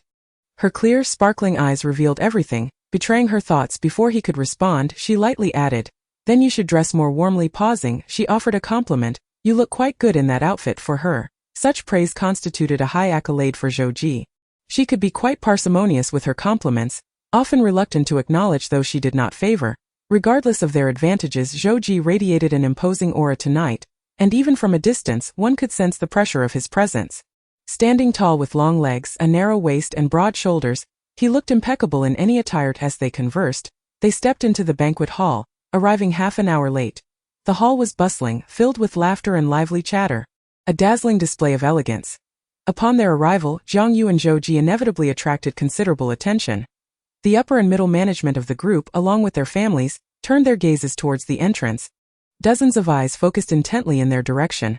Jiang Yue remained calm and composed, allowing herself to be scrutinized by the diverse array of gazes. With her keen perception, she could discern good intentions from malicious ones.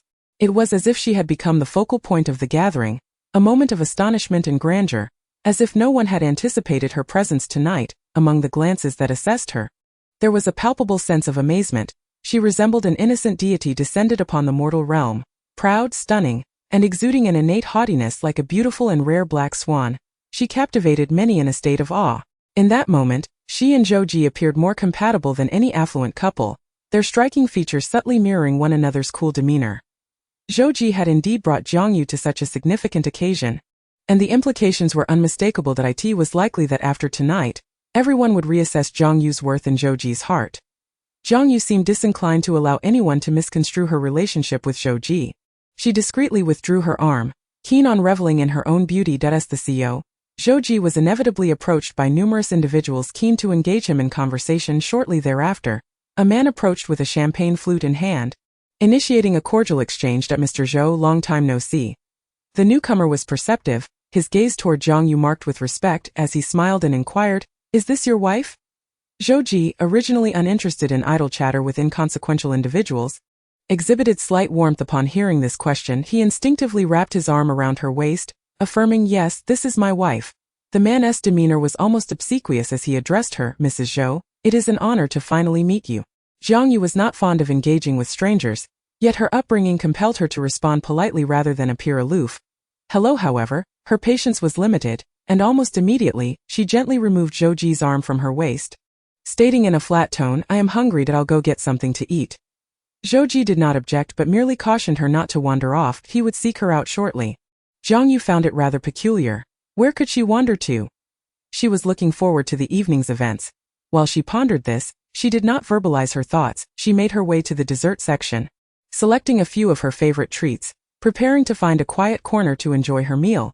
Yet, she was soon surrounded by others. The women, all exquisitely dressed and exuding an air of sophistication, approached her. "Mrs. Zhou, you look absolutely stunning tonight." Jiang Yue did not recognize the individuals who suddenly engaged her in conversation, nor could she decipher the sincerity of their smiles. She suspected their excessive friendliness stemmed from ulterior motives. After all, no one extends kindness without reason. There is always a vested interest. Jiang Yue replied coolly, "Thank you, you look lovely as well." "Your relationship with Mr. Zhou seems to be flourishing," one remarked, her tone tinged with curiosity, clearly fishing for information. Jiang Yue grew weary of such inquiries when her peripheral vision caught a familiar figure in the banquet hall. Zhao Shuyan, clad in a pale white gown, appeared inconspicuous in this setting, seemingly unnoticed by others. Jiang Yue thought absent-mindedly that the important drama was about to unfold once more. Chapter 88. My wife, Mingyi. Jiang Yue's aloofness somewhat irked the sycophants who had approached her. In truth, these affluent young ladies harbored a deep-seated disdain for Jiang Yue, viewing her as an upstart from humble beginnings, attributing her fortune to mere luck. Had it not been for this, there was no conceivable way for her and Zhou Ji to be together, two individuals from vastly different worlds, separated by an insurmountable chasm of status. Yet, for the sake of their family's interests, they found themselves compelled to cozy up to Jiang Yue, knowing that future dealings would be smoother with her on their side. Despite their irritation, they plastered on smiles, for family alliances were not so easily untangled. Wealth in the capital meant little. True power lay in wielding influence over others' fates. "Mrs. Zhou, may I add you on WeChat? It would facilitate future communications." She readily exchanged contact information with them, her willingness to engage dispelling the earlier tensions and allowing them to breathe a sigh of relief. Perhaps she simply preferred silence. Jiang Yue finally managed to extricate herself, seeking a quiet nook to indulge in her small cakes, entirely unaware of the furtive glances directed her way. Employees from the headquarters, particularly those working closely with the CEO, huddled together, stealing glances at the legendary Mrs. Zhou. "Wow, I've never seen someone so stunning in real life. That I really want to believe that for the past 5 years.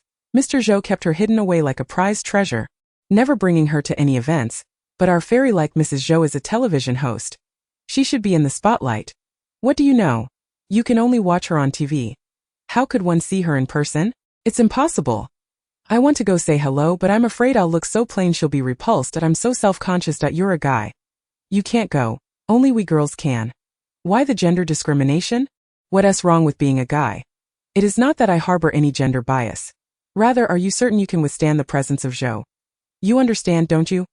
Initially, Jiang Yue was oblivious to the fact that someone was watching her.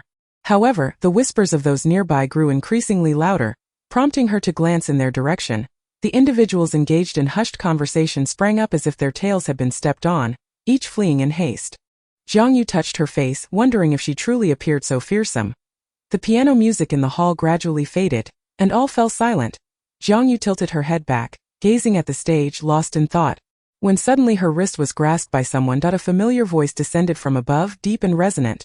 Why are you hiding here? Jiang Yue turned her face, staring blankly at Zhou. Shouldn't he be on stage at this moment? Taking a deep breath, she nudged him. Why aren't you going up? Zhou raised an eyebrow. Where to? The lottery. Assistant Shen is handling it. Jiang Yue was astounded. She had never realized such matters could be delegated.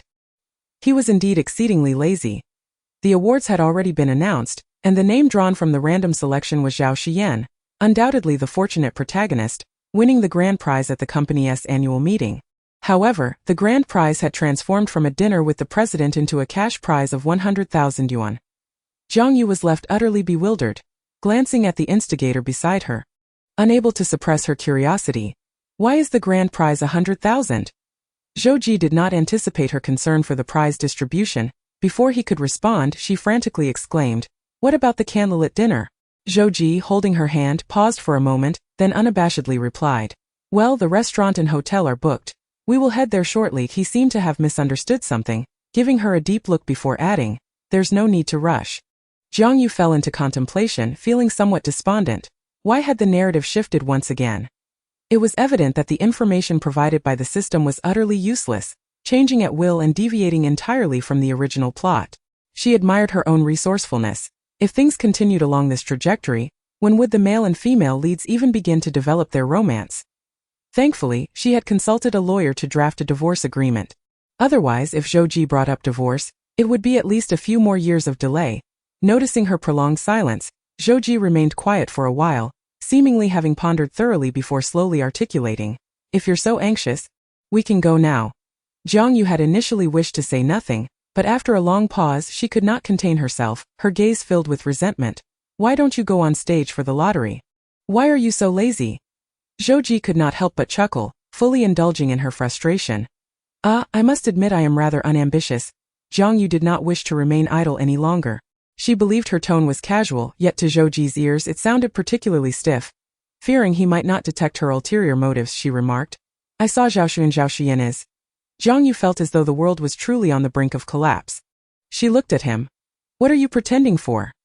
Zhou was indeed unaware of whom she referred to and humbly inquired. Madame Zhou, would you kindly elaborate? Jiang Yue explained. Zhao Xiyan was your son's former piano teacher. Zhou appeared to recall. I only knew her surname was Zhao. Beyond that, I don't have much knowledge. Jiang Yue opened her mouth, poised to say something, but was abruptly interrupted by an unexpected voice. Zhou? Sister Lada Jiu-chan seemed to greet everyone with a smile, appearing quite affable. However, the Gu family was indeed a prominent and affluent lineage in the capital, and Gu-chan, having grown up in privilege, could not be as approachable as he seemed. It was merely an act. Jiang Yue shut her mouth, as she was not particularly fond of mingling with Zhou's acquaintances. Jiu Chen's striking peach blossom eyes settled on Jiang Yue. His words perfectly measured. Sister-in-law, you look stunning today. All beauties enjoy compliments, and Jiang Yue was no exception. Initially, she had thought Gu-chan to be glib and scheming, but upon hearing this she reconsidered, realizing he was not devoid of redeeming qualities. At the very least, his eyes sparkled brightly. Jiu-chan discreetly observed Jiang Yue, and his compliment was genuine. She had been quietly seated, resembling a beautiful butterfly taking a moment to rest as Gu-chan approached. His heart raced, beating more vigorously with each step. Jiu-chan sought Zhou for an important matter, and he did not mind having an additional person present, whereas Zhou appeared less pleased. Gently patting Jiang Yue's hand, Aren't you tired? There's a lounge upstairs. I'll have someone take you to rest for a while. Jiang Yue, having seen no excitement and gained little from the evening, was not inclined to linger, so she nodded. Soon, the hotel manager personally arrived to escort her to the VIP lounge on the second floor, where bodyguards were stationed in the dimly lit corridors. In the lounge, Jiang Yue took a light nap. She awoke to a gust of wind, her eyelashes fluttering as she lifted her gaze, only to find a throng of people kneeling in the courtyard outside. All clad in white, trembling and red-eyed, yet daring not to utter a single sound of grief. A dark coffin lay within the hall, surrounded by white cloth. The wooden plaque bore the golden inscription, "In memory of my wife, Ming Yi." Chapter 89. Undercurrents. The chilling wind rustled the white cloth, the sound mingling with a hint of desolation. The palace maids and eunuchs kneeling in the courtyard quaked in fear, some unable to suppress their muffled sobs. The moment the cries began, the imperial guard swiftly covered their mouths and dragged them away. The regent detested hearing weeping at such times, forbidding any lamentation. Those kneeling before the coffin were merely acquaintances of the princess, timid and overwhelmed by the heavy atmosphere, feeling a pang of sorrow that compelled them to stifle their tears. A man's voice, cold and detached, cut through the air. "You are disturbing her this day." The sudden demise of the princess remained a mystery. No one knew nor dared to inquire as Jiang Yue listened to the incantations murmured around her. Had it not been for these ambiguous dreams, she might never have realized that Zhou Fuwei would arrange a grand funeral for her. It was as if he were indeed a worthy husband, or perhaps genuinely in love with her. During their brief encounter in Yenzhou, their interactions were fleeting. Yet he was a man of resilience. The physician had declared him near death on several occasions, yet he had endured. Jiang Yue discerned that he was not one for many words. After nursing his injuries for over a month, just as he seemed to recover, he appeared to recall her identity. Jiang Yue wished to avoid trouble, fearing he might demand a commitment upon learning she was a princess, so she deceived him with a false identity. He did not believe her. She knew this, and he did too. Jiang Yue eventually regarded him as a diversion, seeking companionship only when boredom struck. His gaze upon her was one of inscrutable depth. Before parting, he indeed inquired if she was betrothed. Jiang Yue rested her chin on her hand, gazing into the distance, and replied, "No." The young lady sparkled with vitality, then continued, "The man I marry must be a great hero." The princess only wished to wed a hero, one who defends the homeland, acts righteously, and selflessly aids others. She looked at him and added, "A frail man like you is not to my taste." Though he was handsome, he lacked martial prowess, could not fight on the battlefield to protect the nation, and was unarmed, unable to safeguard the people. The princess held no regard for such a seemingly useless individual. She stood, her long hair billowing in the wind, radiant in the golden dusk, exuding boundless courage. As if she possessed a higher sky and broader horizons, she declared, "I must take my leave." She looked at him, conveying in the lightest tone, "I will not come to see you again. I saved you, but do not take it to heart. I would have done the same for anyone else." The young princess once harbored dreams of traversing the world, saving lives and healing the wounded. Jiang Yue was astonished that she could still recall the trivial events from Yenzhou so vividly.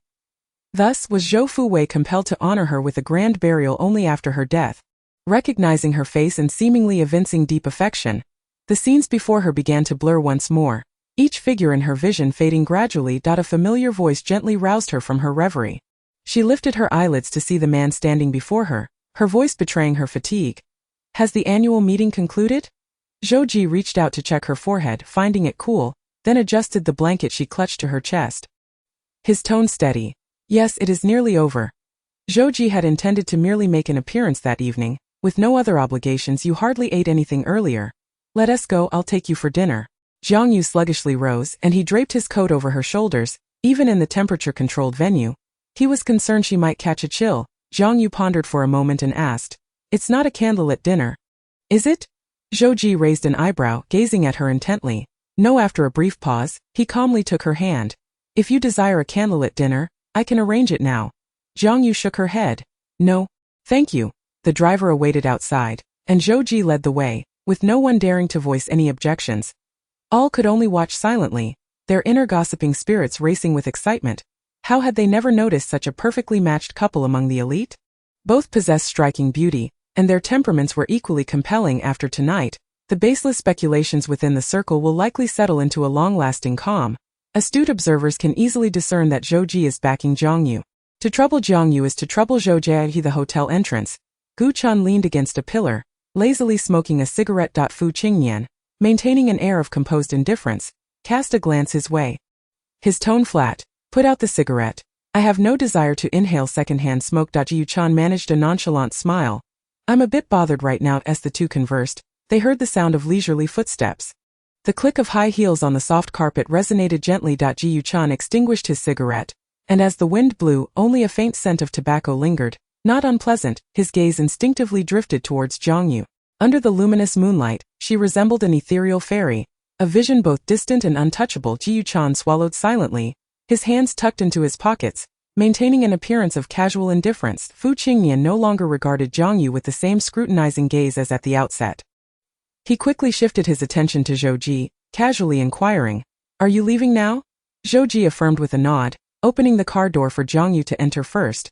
Only then did he address the two. "She hasn't eaten much.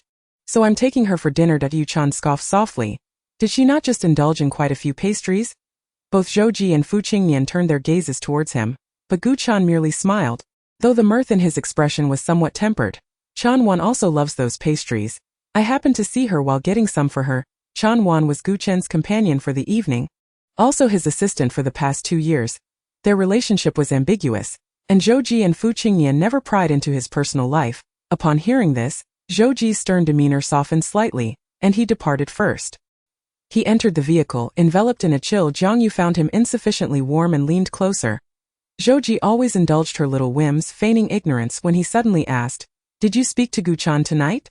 Jiang Yue took a moment to recall who Gu Chan was. After contemplating, she furrowed her brow. No, she harbored a grudge.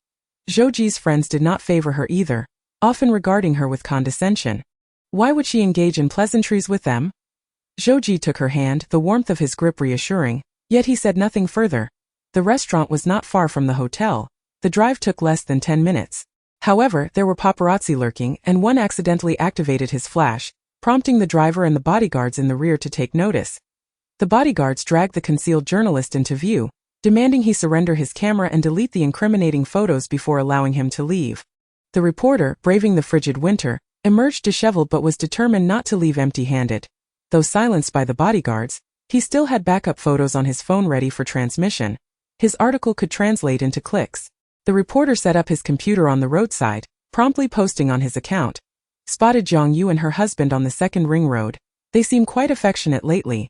Click to see more intimate photos in high definition. The phrasing was devoid of malice. Jiang Yue's fans, eager to support her, flocked to comment. The photo captured the couple exiting the hotel, Zhou Ji's arm around her waist, her figure adorned in his coat. Her long hair catching the wind, bathed in moonlight that highlighted her fair, delicate skin, both beautiful and regal. The man beside her exuded an aura of sternness coupled with tenderness. "Wow, Mom, I saw a fairy. I'm utterly enchanted.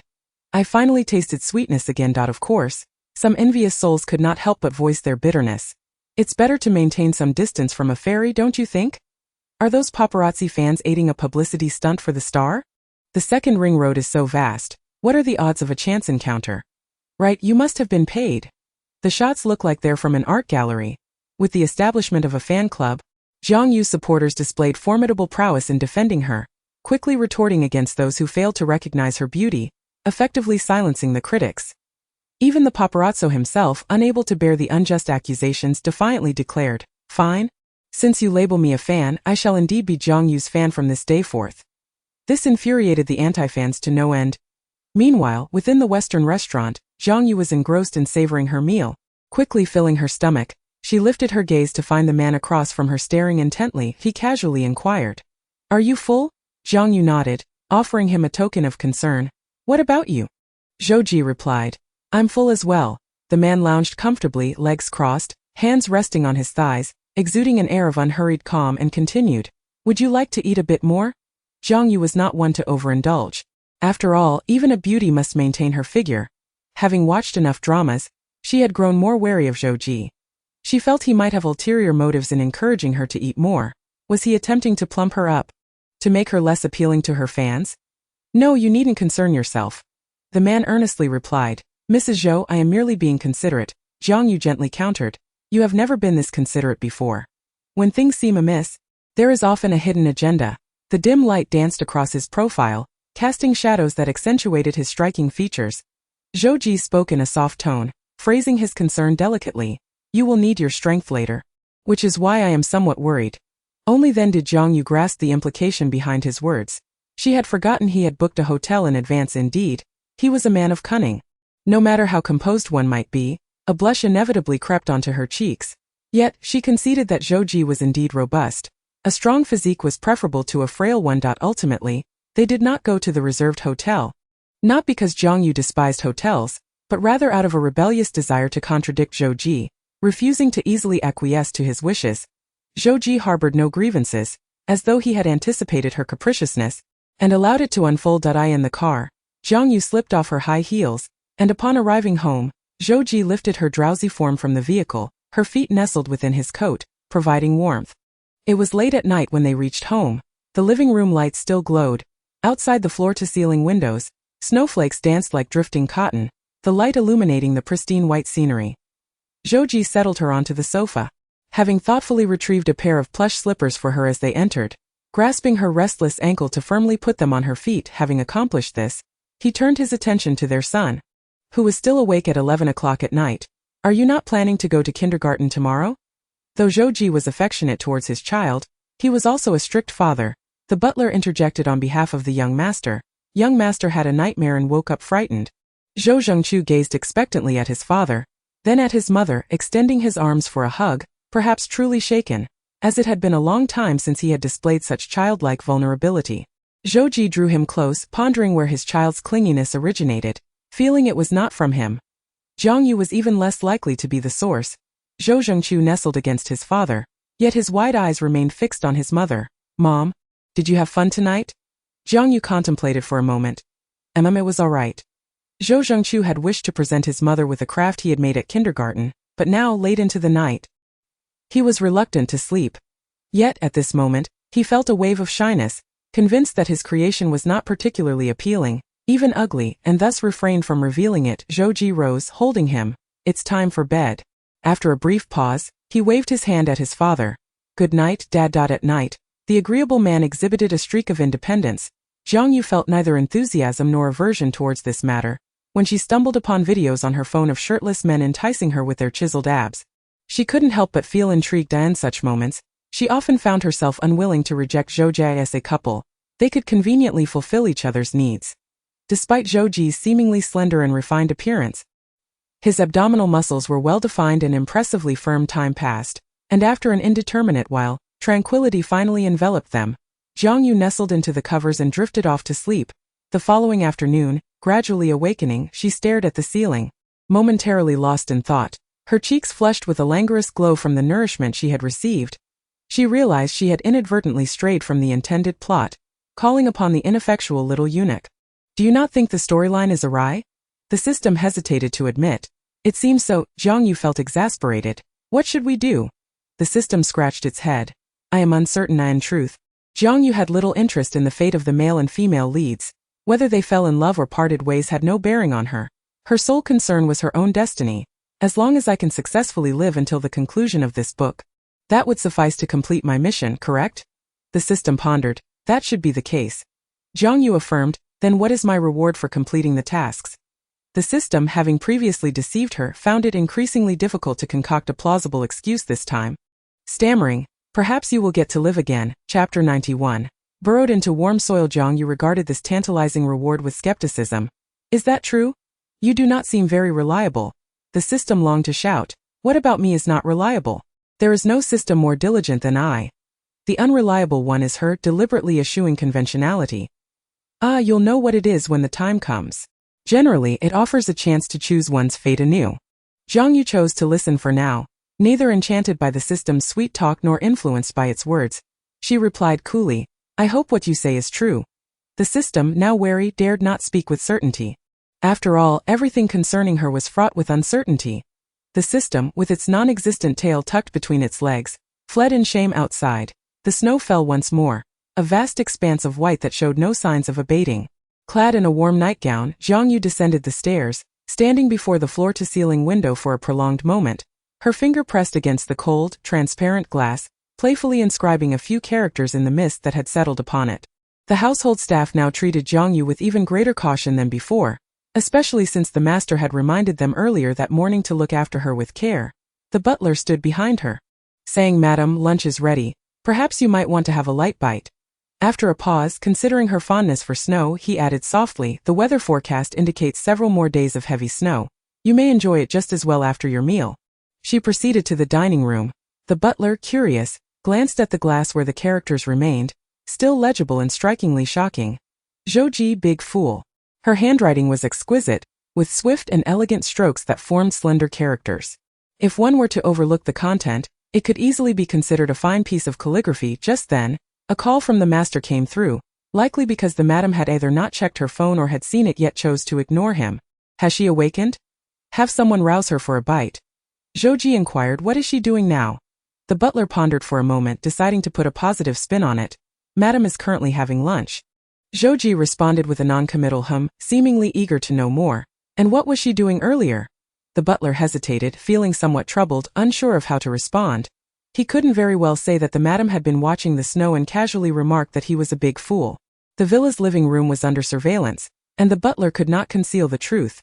In silence, he sent the master the words the madam had just inscribed on the glass. Upon receiving the photograph, Zhou was initially taken aback by her skillful handwriting. The characters flowed with grace and defiance, exuding a formidable spirit. After admiring it for a moment, he realized those words were an insult directed at him. Big fool? The man chuckled softly, dismissing it as trivial, yet he sighed suddenly, uncertain whether to label Jiang Yue as clever or not. Her temperament had not changed much, capricious and openly expressive of her likes and dislikes. She seemed utterly unconcerned with concealing her feelings, regardless of how much one's character may change, even to the point of a complete transformation. The script one writes remains a constant. Her handwriting had long since solidified into a form that could not be altered. The characters she penned at their wedding were nothing like this. In truth, Zhou could scarcely recall what Jiang Yue had been like in the past. After they had registered their marriage, their interactions had dwindled. Assistant Shun, noticing the master seemed lost in thought, gently reminded him, Sir, the meeting is about to commence. He rose, casually fastening the buttons of his suit, his attire impeccable, his posture upright, exuding an air of cold authority when not smiling. Let us go. Meanwhile, Jiang Yue enjoyed a leisurely day at home. After lunch she suddenly declared, I want to build a snowman. The butler's expression turned troubled. It was several degrees below freezing outside, and the madam's health had always been delicate. Madam, it is very cold outside. Jiang Yue, however, was not particularly averse to the chill. The cold of Jing City paled in comparison to the biting winds of the frontier. Although she possessed delicate skin, she was no stranger to hardship. I think it's fine. Shall I have someone build one for you? Your health may not withstand the frigid winds and snow. Jiang Yue understood the butler meant well but disliked his words. Perhaps she was simply not one to appreciate being managed, and she was not some fragile porcelain that could do nothing. Without further ado, she strode outside. The wind rushed in, piercing her neck. Indeed, it was quite cold, yet still within her tolerance. At the very least, the wind and snow felt more like a cool caress than a blade, stinging her face without pain. Her fingers reddened from the cold, but after donning her plush gloves to shield against the biting frost, she became absorbed in rolling snowballs when she heard the butler's voice behind her. Young master, it's chilly outside. Only then did she see her mother in the yard, building a snowman. He dashed down the stairs like a gust of wind. Rushing outside, the little boy was clad only in a cream-colored sweater, his cheeks flushed, his eyes round and dark, sparkling like stars. Upon reaching her, he cautiously asked, Mommy, may I join your game? Jiang Yue glanced at his thin clothing, paused for a few seconds, then removed the scarf from her neck, slowly wrapping it around the boy's neck. The soft yarn almost concealed the lower half of his face, snugly covering him, leaving only his beautiful, bright eyes visible. The little boy appeared somewhat bewildered at first. Moments later, an overwhelming tide of affection washed over him. Clutching the scarf his mother had given him, he felt immensely happy. This winter was the happiest he had ever known. As the snow fell, he had finally burrowed into a patch of warmth. Chapter 92. Nurturing a rose. The wool scarf seemed to be imbued with his mother's essence, sweet, warm and unique. It was like sweetness coated in honey, yet not at all cloying. The obedient boy nodded vigorously. He donned his coat and dashed outside, eager to assist his mother. Jiang Yue's snowman was taking shape, with a large belly and a round head, and she had carefully selected a carrot for its nose. She thought the snowman she built was truly lovely. She snapped a photo and updated her long overdue social media account. Noble Princess Jiang Yue. I'm so great. Yay. Jumping. After posting, she failed to notice a child's hand in the picture, but keen-eyed netizens quickly spotted it. Wow, is this family time? Her son's hand is so beautiful even without any filters. Whereas your husband, is he not home? In this vast courtyard I feel like I can't even see the walls. Joking aside, this mansion covers several acres. Are you referring to this? Selfies, selfies, selfies. Baby, we want to see selfies. Stay warm, don't catch a cold, love you. 3. Did you know we missed you? That's why you shared this to tempt us. Remember to post more, we love to see it. Even through the screen, one could sense the vitality of love emanating from these words. There are always onlookers who perceive the affection of fans as cheap and noisy, Yet they never comprehend that any expression of love is precious. Nurturing a rose doesn't require vast sums of money, it merely needs to be watered with affection to bloom beautifully. Just as Jiang Yue posted on social media, Zhou Ji liked the post, inadvertently feeding the CP fans with sweetness. Upon entering the house, Jiang Yue was enveloped by a warm draft. Her phone screen remained lit up, incessantly ringing with calls. Jiang Yue glanced down. It was an unfamiliar number. She promptly added it to her blacklist. Minutes later, the landline began to ring. Jiang Yue inquired, "Did they say who it is?" The servant shook their head. "They didn't say, but they should know you." Jiang Yue approached and answered the phone. "Who is this?" After being turned away a few times, Sun Changfeng dared not speak too boldly. Instead, she adopted a more pitiful tone. "Yeah, I was not kind to you before, and I apologize. Please don't take it to heart. I was just too anxious then." Sun Changfeng, bearing the burden of her own humiliation, spoke to her with this newfound politeness. After a moment, she continued, "I am still your mother. What enmity can linger overnight between mother and daughter? I would like to invite you and your husband to dinner, to personally thank him for taking care of you all these years." Sun Changfeng was a gambler. A gambler never speaks the truth and cannot repent. Since Jiang Yue refused to give her any more money and even had Zhou Ji send someone to warn her, she would not allow Jiang Yue to enjoy the life of a wealthy lady alone. Jiang Yue had a keen intuition for malice. Even though the woman on the phone spoke flowery words that sounded like repentance, there was no sincerity behind them. A princess raised in love could hardly fathom why a mother would harbor malice towards her own child. Unless the child were not her own. Just as she considered hanging up, a sharp pain shot through her left chest. Jiang Yue's palm gently pressed against her heart. It was said that the original owner was a black-hearted, ruthless person, yet she seemed to have greater expectations for her family. Deep down, she longed to be loved. Thus, every time she faced hurt, Jiang Yue felt a suffocating pain, perhaps because the original owner herself did not understand why her mother treated her so cruelly. Sun Changfeng not only mistreated her but also Jiang Ji. She claimed to be saving money to buy a house for Jiang Ji, yet where had all the money gone? No one knew but her. "Weren't you eager to use my photos to ruin my reputation?" Sun Changfeng did not expect her to still hold a grudge about that. She gritted her teeth and forced a smile. "That was a moment of impulse. I was foolish." Jiang Yue pressed on. "Then why do you want to meet Zhou Ji? Are you planning to ask him for money face to face?" After contemplating, Jiang Yue replied, "When I have time, I will contact you." Upon concluding the conversation, she abruptly hung up the phone. Sun Changfeng, on the other end, was seething with fury, spitting out a curse in frustration. The man who had wreaked havoc in her home was growing increasingly impatient. When would she finally come up with the money? Sun Changfeng plastered a forced smile on her face. "You heard her. As soon as she contacts me, I will deliver her to you." By fostering a semblance of rapport and employing the same old tactics, she intended to incapacitate her daughter with liquor before presenting her to the creditor, thus alleviating the debt while shattering her daughter's dreams of grandeur. The man with a scarred face scoffed. "You truly are ruthless towards your daughter." Sun Changfeng retorted, "What else can I do? She simply refuses to listen." She then muttered under her breath, "Besides, she is not even my biological child." Her voice was barely audible, and only a few caught her words. Jiang Yue had her own motives for agreeing to this meal. Her television dramas were proving useful at last. Seizing the opportunity, she planned to discreetly collect a couple of strands of hair that Sun Changfeng might shed, intending to conduct a paternity test. Moreover, with Zhou Ji present, the opportunistic Sun Changfeng dared not lay a hand on her. Jiang Yue admired her own cleverness and opened her phone, where the conversation thread was filled with messages from Zhou Ji sent that very morning. "Are you awake? Did you sleep well? Remember to drink a glass of water upon waking." He even sent a picture of a small, adorable fox figurine sitting on an employee's desk, accompanied by the message, "It resembles you. Cute. This one is also adorable. I like it. I've purchased it. It will be sent to your home tomorrow." Still not awake. The last message was a note from the butler on the glass, stating, "Yes, Zhou Ji is an idiot. Are you feeling better?" Jiang Yue found herself speechless. He truly had too much time on his hands. Even at work, he was daydreaming. She contemplated reporting him for his lack of diligence, but it was precisely because no one dared to confront him that he acted with such impunity.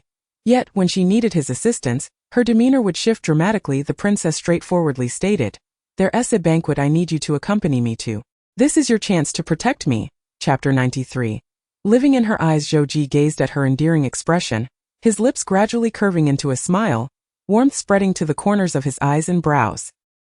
His previously stern demeanor seemed to melt under the gentle warmth of spring, and the corners of his eyes reflected boundless tenderness. He earnestly read through the 2 messages she had sent, and with a sense of obligation he replied, "Princess."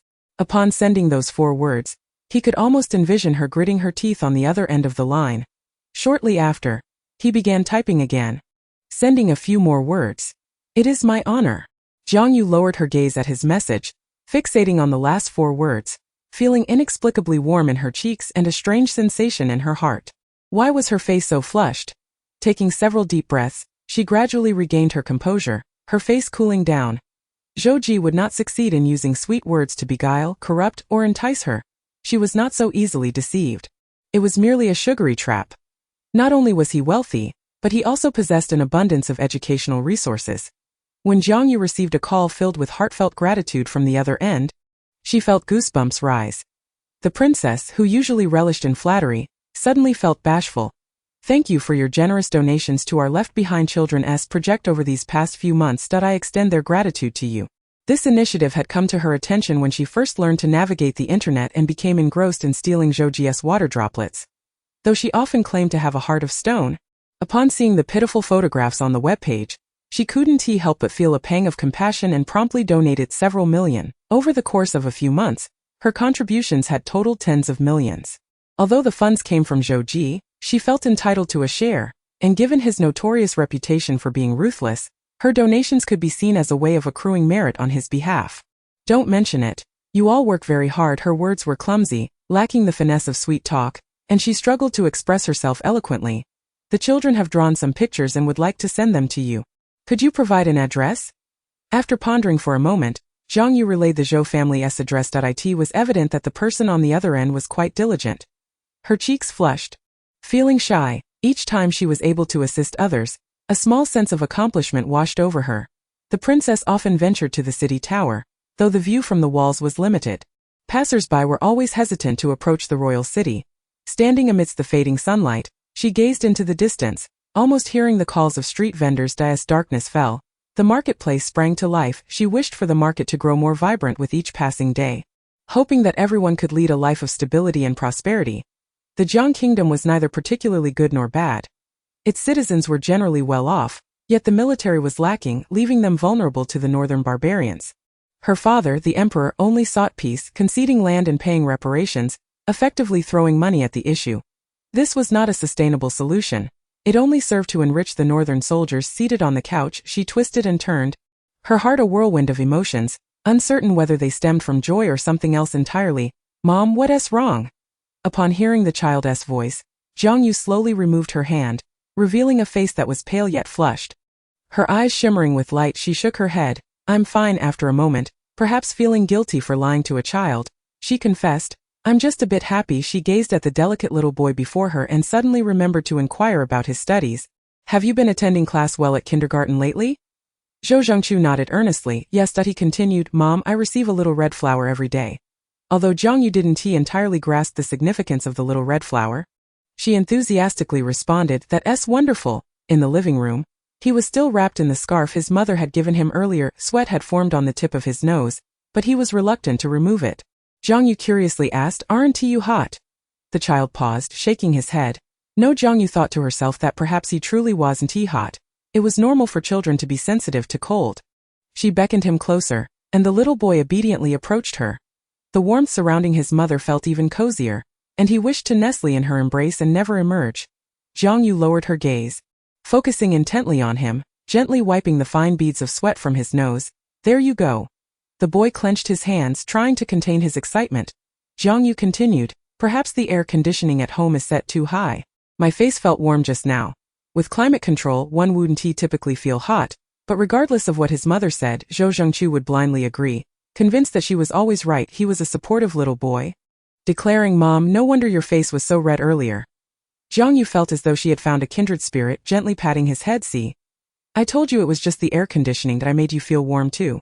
The little boy nodded eagerly, echoing her sentiments. Yes, that's right."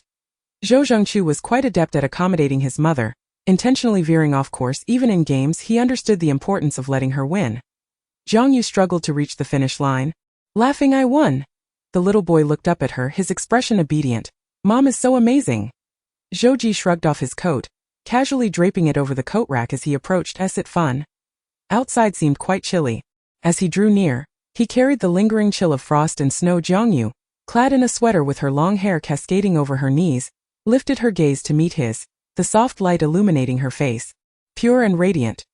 Zhou Ji observed her tranquil demeanor, feeling as though a heavy stone had been cast into the still waters of his heart, sending ripples of emotion coursing through him. Her eyes seemed to gaze at him. Yet when he peered deeper, it felt as though he wasn't truly seen. Chapter 94. The minor antagonist in the story. The servant gathered the chessboard from the floor. Jiang Yue noted that Zhou Ji's first words were, "Could you please refrain from sending me so many messages in the future?" Reading them all left her quite fatigued. Jiang Yue crafted a grandiloquent excuse to deflect him. Texting costs a lot. Zhou Ji listened attentively, raising an eyebrow, and calmly informed her, "WeChat messages don't incur charges, and your mobile plan offers unlimited data." Jiang Yue responded with an "oh," and after a few moments in a nearly innocent and forthright tone, she blurted out the most hurtful truth. "Honestly, I simply don't want to see the messages you send." Zhou Ji pressed his lips together. "Are there many?" He unabashedly replied, "I think it's quite manageable. Not excessive." His demeanor suggested he had no intention of altering his approach, continuing to pester her as he always did. Zhou Ji donned a black cashmere turtleneck at home, accentuating his long neck and fair complexion. He raised his lush lashes, his striking eyes fixed intently on her, pausing for a moment before casually inquiring, "Who is this person you mentioned earlier, the one hosting the banquet?" At the mention of this matter, Jiang Yue found herself more patient with her bodyguard, Miss Sun Chengfeng. She replied coolly, "I assent that right." Zhou Ji's thoughts turned to her mother, and his expression grew slightly colder as he asked nonchalantly, "Is she threatening you again?" Logically, she shouldn't be. Zhou Ji, despite his unfavorable reputation, had maintained his position as the president of the group over the years, not merely due to his standing within the Zhou family. His decisive and sometimes ruthless approach had earned him a measure of respect. There had been instances when his methods could be deemed cruel. The photographs had been deleted in his presence, and he had ensured she would not dare to speak recklessly in front of her again. Jiang Yue pondered for a moment. "No, she came to apologize and wants to treat me to a meal." Upon hearing this, Zhou Ji furrowed his brow slightly and regarded her with a deep gaze. "Did you agree?" Meeting Zhou Ji's profound gaze, Jiang Yue pressed her lips together. "I understand she has ulterior motives, but I also have my own agenda. That's why I invited you along. Otherwise, do you think I would seek you out?" She continued, "You need to be a good bodyguard, ensuring my safety and leaving no room for error." Although Zhou Ji was unaware of her specific intentions, he was inclined to comply with her requests as long as they did not involve him keeping his distance. "Bodyguard Zhou Ji, Madame Zhou." Understood that in recent days, Jiang Yue had come across numerous stories about child abduction. She increasingly believed her suspicions were valid. Could someone like Sun Chengfeng truly give birth to someone as beautiful as her? Moreover, Jiang Ji was not lacking in charm either. There was a resemblance between her and Jiang Ji, leading her to contemplate the possibility that both of them were stolen children. Consequently, she had long viewed the original owner as a never-ending source of financial support. Repeatedly pushing her into peril, eager to corrupt her, Jiang Yue was already contemplating her next steps. If she obtained the test results, should she inform that infuriating Jiang Ji? Before falling asleep, she was still mulling over the matter. And even when Zhou Ji spoke to her, she remained oblivious. It was only when the man quietly encircled her waist from behind, his strong arm resting firmly around her, that she felt his breath gently graze her ear as he said, "In a few days, it will be Xiao Chu's birthday." After a brief pause, he kissed her ear. "You might have forgotten." His tone was casual, as if merely inquiring without ulterior motives. "Will you prepare a gift for him this year?" Jiang Yue feigned sleep, her blanket covering most of her face as she burrowed deeper into her warm nest. Zhou Ji leaned in to kiss her again. "Sleep well, good night." The next day, she received a message from a luxury store salesperson, enthusiastically recommending some of the new arrivals and limited editions. "Madame Zhou, if you find anything appealing, we can send someone to deliver it to you." Jiang Yue now needed to disguise herself slightly when going out to avoid being recognized. Since she was already at the mall, she decided to buy a birthday gift for the child. Upon arriving, the store had cleared its premises, not accommodating any other customers. Naturally, they were eager to please a patron of her stature. Ensuring her utmost satisfaction after purchasing several bags, she headed to the jewelry store, intending to buy a pair of longevity locks. In Zhang's culture, upon a child's birth, parents would, within their means, have a pair of exquisite longevity locks made, wishing for their child's safe growth. Jiang Yue also possessed a pair. During her childhood, premature deaths were common, And growing up safely was no small feat. The salesperson at the jewelry store was taken aback when this lady requested a pair of longevity locks. For they neither had them in stock nor had ever sold them. Surely, such items were only found in those old-fashioned gold shops. The newly hired employee, with an air of superiority, scrutinized her. Her masked face concealed her identity. As if she were unworthy of attention, he forced a practiced smile, already showing signs of impatience. "I'm sorry, miss, but we do not have longevity locks here." After a moment he added, "If you're looking for longevity locks, you might want to check out Lufu Jewelry or China Gold. We do not carry such items." Jiang Yue frowned slightly, disliking the condescending way he had evaluated her. Was she being looked down upon? She chose not to dwell on it and instead asked earnestly, "Where are those 2 stores you mentioned?" The salesperson could barely suppress a roll of his eyes, impatience evident. "Just turn left when you exit. You can ask the security for directions." He then turned to attend to other esteemed guests. Taking his advice, Jiang Yue inquired with the security and learned that the China Gold shops were located on the basement level. Upon arrival, she selected several exquisite and charming longevity locks, making a purchase worth several million, which delighted the store manager, who couldn't help but exclaim that they had struck an extraordinary stroke of luck that day. This transaction quickly circulated among the sales staff in the mall. The sales associate from F store, upon seeing the order, felt as though he were choking on his own blood. Ding Ru frequently posted seemingly casual pictures of herself with her fiancé in the group chat, flaunting their love and praising her fiancé's handsomeness. Previously, she had even planned a romantic getaway to an island with him. After sending the pictures, Jiang Yue switched off her phone, reflecting on how few genuinely good people like her existed in this world. When Jiang Yue returned home, the child had not yet come back from school. She placed the longevity locks in his room, carefully setting them beside his pillow. Well, despite her lack of deep feelings for this child, she still wished for his safe and healthy growth. She wished this unloved little antagonist of the story a long and prosperous life. Chapter 95. Not disappointing you, this was the first gift Zhou Zhengqiu received from his mother. Aside from the scarf from yesterday, he carefully concealed the gift box in his locked drawer, hiding the key in a place known only to him.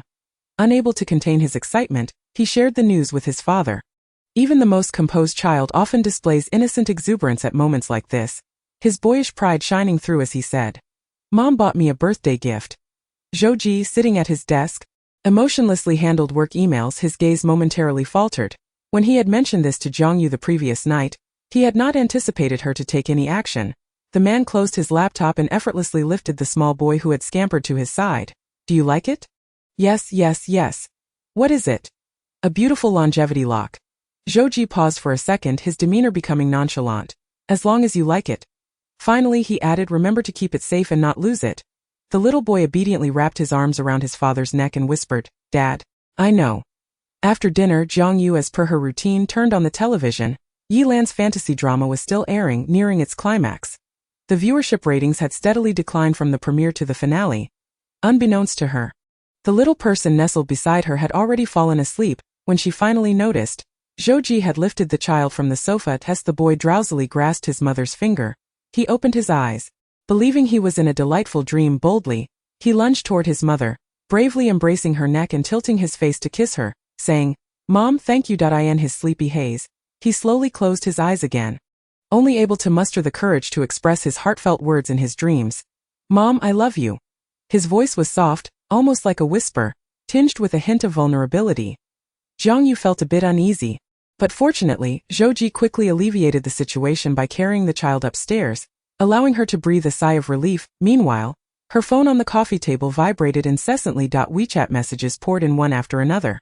Jiang Yue calmly swiped open her phone, discovering that her plastic friends group chat had erupted in chaos, almost simultaneously with her earlier posting of Ding Ru's fiancé's photo. First came a deafening silence. Then it was as if boiling water had erupted from a pot, bubbling over like a volcano. Others remained silent, while Ding Ru, having just finished her beauty treatment, opened her phone only to receive a stunning blow. Her hands trembling uncontrollably. This was a blatant humiliation. It was as if a slap had landed on her face. The group was not limited to just the two of them. Several others whom she was not very familiar with were likely already mocking her behind her back. Given Jiang Yue's understanding of their characters, the hysterical voice within Ding Ru screamed in frustration, but she knew that the more she acted out, the more she would become the subject of ridicule. Thus, she could only endure, gritting her teeth as she typed a few words in the group. "Jiang Yue, you must be mistaken." Hours passed without Jiang Yue uttering a single word. What was this? Was she being humiliated with silence? Dingru could no longer tolerate it. Jiang Yue, why are you still taking photos of others? Jiang Yue, why are you silent? Jiang Yue, he truly isn't my fiancé. Perhaps he just looks similar. What infuriated Dingru even more was that her fiancé had embarrassed her in front of Jiang Yue, and compared to the fact that he had cheated on her, being laughed at, especially by Jiang Yue, felt far worse. Jiang Yue remained unperturbed. Ignoring the barrage of messages, she was impervious to such trivialities. 2 days later, the day Jiang Yue had arranged to meet with Sun Chengfeng arrived. She had booked a discreet Western restaurant. Jiang Yue vividly remembered Sun Chengfeng's boorish behavior from their last encounter and couldn't help but glance at the man beside her. He sat casually with his legs crossed, a pair of gold-rimmed glasses perched on his nose. Engrossed in the latest financial news, perhaps sensing her gaze, the man lifted his exquisitely chiseled face, his deep, dark eyes locking onto hers, his voice gentle. What is it? If Jiang Yue's gaze had merely lingered on his face, that would have been one thing. However, she scrutinized him without reservation, entirely unafraid of detection. Her innocent yet blazing eyes roamed unabashedly over his physique, starting from his brows and eyes, then lingering on his chest, her gaze unabashedly descending further, fixating on his more intimate areas without a hint of restraint. Even Zhou Ji, a man with remarkable composure, found himself unsettled under the intensity of her gaze. Zhou Ji gazed at her, the corners of his lips curling slightly upward. He inquired with utmost seriousness, "Are you feeling tempted?" Jiang Yue, perplexed by his words, wondered what he meant by temptation. She was merely feeling a tad uneasy. After all, it had taken several bodyguards to subdue Sun Chengfeng, who had been both verbally and physically aggressive. She feared that Zhou Ji might not be able to handle it alone yet. Recalling how she had previously felt his well-defined abs, she realized he was the quintessential example of someone who appeared slender in clothing yet possessed a muscular physique beneath. Each time he embraced her, compelling her to sit upon his waist, his hands gripped her like iron pincers, leaving her no avenue of escape. "All right, I am concerned about your capabilities." Zhou Ji set aside the documents he held. His demeanor unwavering, his voice calm and steady. "Me incapable?" Under his unwavering gaze, Jiang Yue candidly nodded. Zhou Ji fell into a contemplative silence, patiently enduring her slander. After a few moments, the composed gentleman calmly replied, "Mrs. Zhou, I shall exert myself even more diligently in the future, and I shall not let you down." Chapter 96. The infatuated male lead. Jiang Yue sensed that he had misconstrued her intentions. He was filled with devious thoughts. A rather mischievous individual turning her face away, she employed her favored method of cold indifference to counter him. Zhou Ji was fully aware that he had ruffled her feathers again. She had become increasingly adept at ignoring him lately. He too harbored a proud disposition.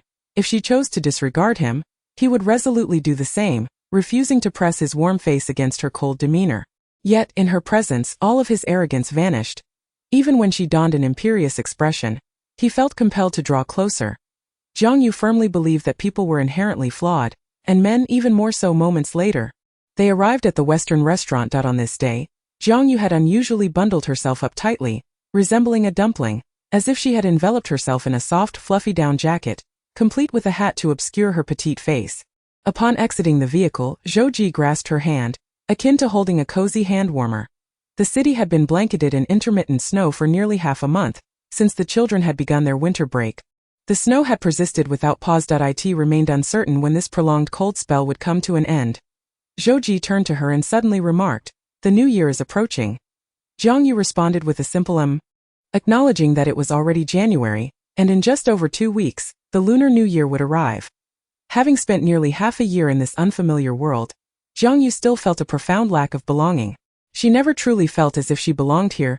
Regardless of her wealth or the number of fans she had accumulated, she remained an outsider, merely executing a task. The sweet reward dangled before her by the system was exceedingly alluring. Yet, she did not love Zhou Ji. "It's so cold. Let us go inside." Jiang Yue clearly wished to avoid the topic of the upcoming new year, as it would dampen her spirits if that were the case. She preferred to set it aside to avoid falling into a melancholic reverie. As fate would have it, the moment they entered the Western restaurant, they encountered an acquaintance. Yu Chan had not anticipated such fortuitous luck today. Feeling impatient, he had taken his cousin out for a meal and unexpectedly stumbled upon Jiang Yue. Was this not a twist of fate? He maintained his usual nonchalant demeanor. "Zhou Gu's sister-in-law, you two are dining here as well?" Just as he finished his question, an unsteady footstep echoed behind him, and the next moment, Gu Chan felt a jolt as someone bumped into his arm. A girl, Her head lowered, hurriedly apologized, frantically searching for a tissue to wipe away the water stains on his suit. Gu Chun furrowed his brow, clearly displeased, yet remained silent. Jiang Yue found the voice familiar. Glancing behind Gu Chun confirmed her suspicion. It was Zhao Xian, seemingly intoxicated, her face flushed and appearing less than composed. Gu Chen's expression grew increasingly frosty, though his lips maintained a semblance of a smile, his eyes icy. He was adept at feigning indifference. Even when displeased, I'm so sorry, I didn't mean to. I didn't see you. Zhao Xian seemed genuinely remorseful, her head lifted to reveal Zhou Ji freezing in place, swiftly followed by a wave of embarrassment, the mortifying scene catching her completely off guard. Regaining her composure, she lowered her head, her voice trembling. Good up, Mr. Gu, I'm so sorry. Tears nearly welled in her eyes as she added, I'll compensate you for this suit. She dared not glance in Zhou Ji's direction nor wish to see Jiang Yue. Jiang Yue was lost in thought when a mechanical voice chimed in her mind. Side story activated. Everyone adores the female lead, the irresistible charmer. An important subplot involving the male lead and the female lead has been triggered. The romantic initial encounter between the infatuated male lead and the female lead. After being jointly sent to prison, those who bullied you were all arranged by the male lead. Thus, remember, never offend an infatuated individual. Jiang Yue suddenly grasped the situation, realizing why Gu Chun had assessed her so rudely upon their first meeting. She recalled the nightmarish experience that felt all too real. Enclosed by towering walls, she lived under the watchful eye of guards, shackled and stripped of dignity.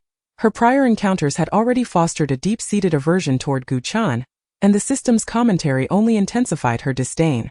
What a vile, despicable creature. It's fine, you need not compensate. Just have the manager come to clean it up. Gu Chun felt a surge of revulsion toward this seemingly inebriated woman. He had a strong aversion to dirt, and at that moment, he was forced to endure it. Zhao Xian had accompanied her department superior for a social engagement, having consumed a bit too much alcohol. As she moved forward, her vision blurred, resulting in the unfortunate collision. Previously, she had worked as a piano teacher for the Gu family, and while she recognized Gu Chun, he certainly did not remember her. Now fully sober, Zhao Xian lowered her head, sniffling on the verge of tears. I'll go find the manager. Gu Chun wiped the water stains from his sleeve with a handkerchief. Once cleaned, his expression softened slightly as he instinctively glanced toward Jiang Yue, casually remarking that the restaurant's cuisine was quite commendable. Jiang Yue maintained her icy demeanor, as if she had not heard Gu Chun addressing her. Ignoring him was her chosen course of action, her mind echoing the refrain. You insist on provoking them, don't you? The infatuated are often vindictive. If you disregard him today, he might interpret it as an insult, viewing you with disdain, as if he were a mere dog. Jiang Yue contemplated briefly before responding with a dismissive "Oh, who cares?" Ultimately, she was indifferent. When she detested someone, she found it impossible to feign shallow politeness. Jiang Yue took the initiative to link her arm with Zhou Ji's, declaring, I'm hungry. Zhou Ji subtly positioned himself in front of her, casting a glance at Gu Chun and casually stating, We have other arrangements, we want to be conversing with you. Gu Chun was taken aback. He had always approached others with a friendly smile, offering kindness to everyone, and had never encountered someone so openly dismissive of him. Jiang Yue's expression had unmistakably conveyed her disdain, as if the word annoyance were emblazoned across her face, showing no inclination to feign politeness in his presence. Had he ever wronged this young lady?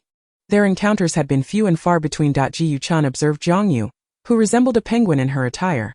Even from behind, she drew his gaze repeatedly. Goodness, surely he could not have developed inappropriate feelings for Jiang Yue? He reluctantly admitted that he was indeed drawn to her allure. Sun Changfeng had arrived early, having waited for what felt like an eternity, her backside sore from sitting upon hearing the door swing open. Her eyes brightened, but the smile faded within seconds as she beheld the imposing figure of the man accompanying Jiang Yue. Sun Changfeng inhaled sharply. She had casually mentioned in a phone call that Jiang Yue might persuade her seemingly untouchable husband to join her for dinner, but she never anticipated it would actually happen. This completely disrupted her meticulously laid plans. Sun Changfeng had never regretted her past actions. Had she not been bold enough, her child would not be enjoying a good life in the Qin family today. Why should Jiang Yue have such a charmed life from birth? Why did the Qin family have both sons and daughters? Sun Changfeng wished for Jiang Yue to wallow in misery for eternity. Yet Jiang Yue's life seemed to flourish. Consumed by her twisted jealousy, Sun Changfeng found herself in a state of despair each time she witnessed Jiang Yue's success. Chapter 97. Husband, help me. More than 20 years had passed, and the events of the past were buried deep within Sun Changfeng's heart. As long as she remained silent, they would never come to light. Sun Changfeng vividly recalled the day Jiang Yue was born. Swaddled in a delicate, soft blanket and placed in the special care nursery for newborns. A newborn child, surrounded by luxuries unimaginable to ordinary people, was indeed born into privilege. At that time, Sun Changfeng was merely an intern nurse at the hospital. Having encountered a man unworthy of her trust, her then-boyfriend refused to take responsibility for the child she carried. 3 children were born on the same day. A meticulous yet audacious thought took root in her mind. As the premature infant was immediately placed in the special care unit. Seizing the opportunity when the nurse was absent, she used her access to switch the Qin family's daughter with another child, simultaneously absconding with one. A pair of twins had been lost. When the Qin family and the hospital realized the situation, chaos ensued as they scrambled to find the missing child, oblivious to the fact that another child had also been switched. Sun Changfeng had never regretted her audacious deed.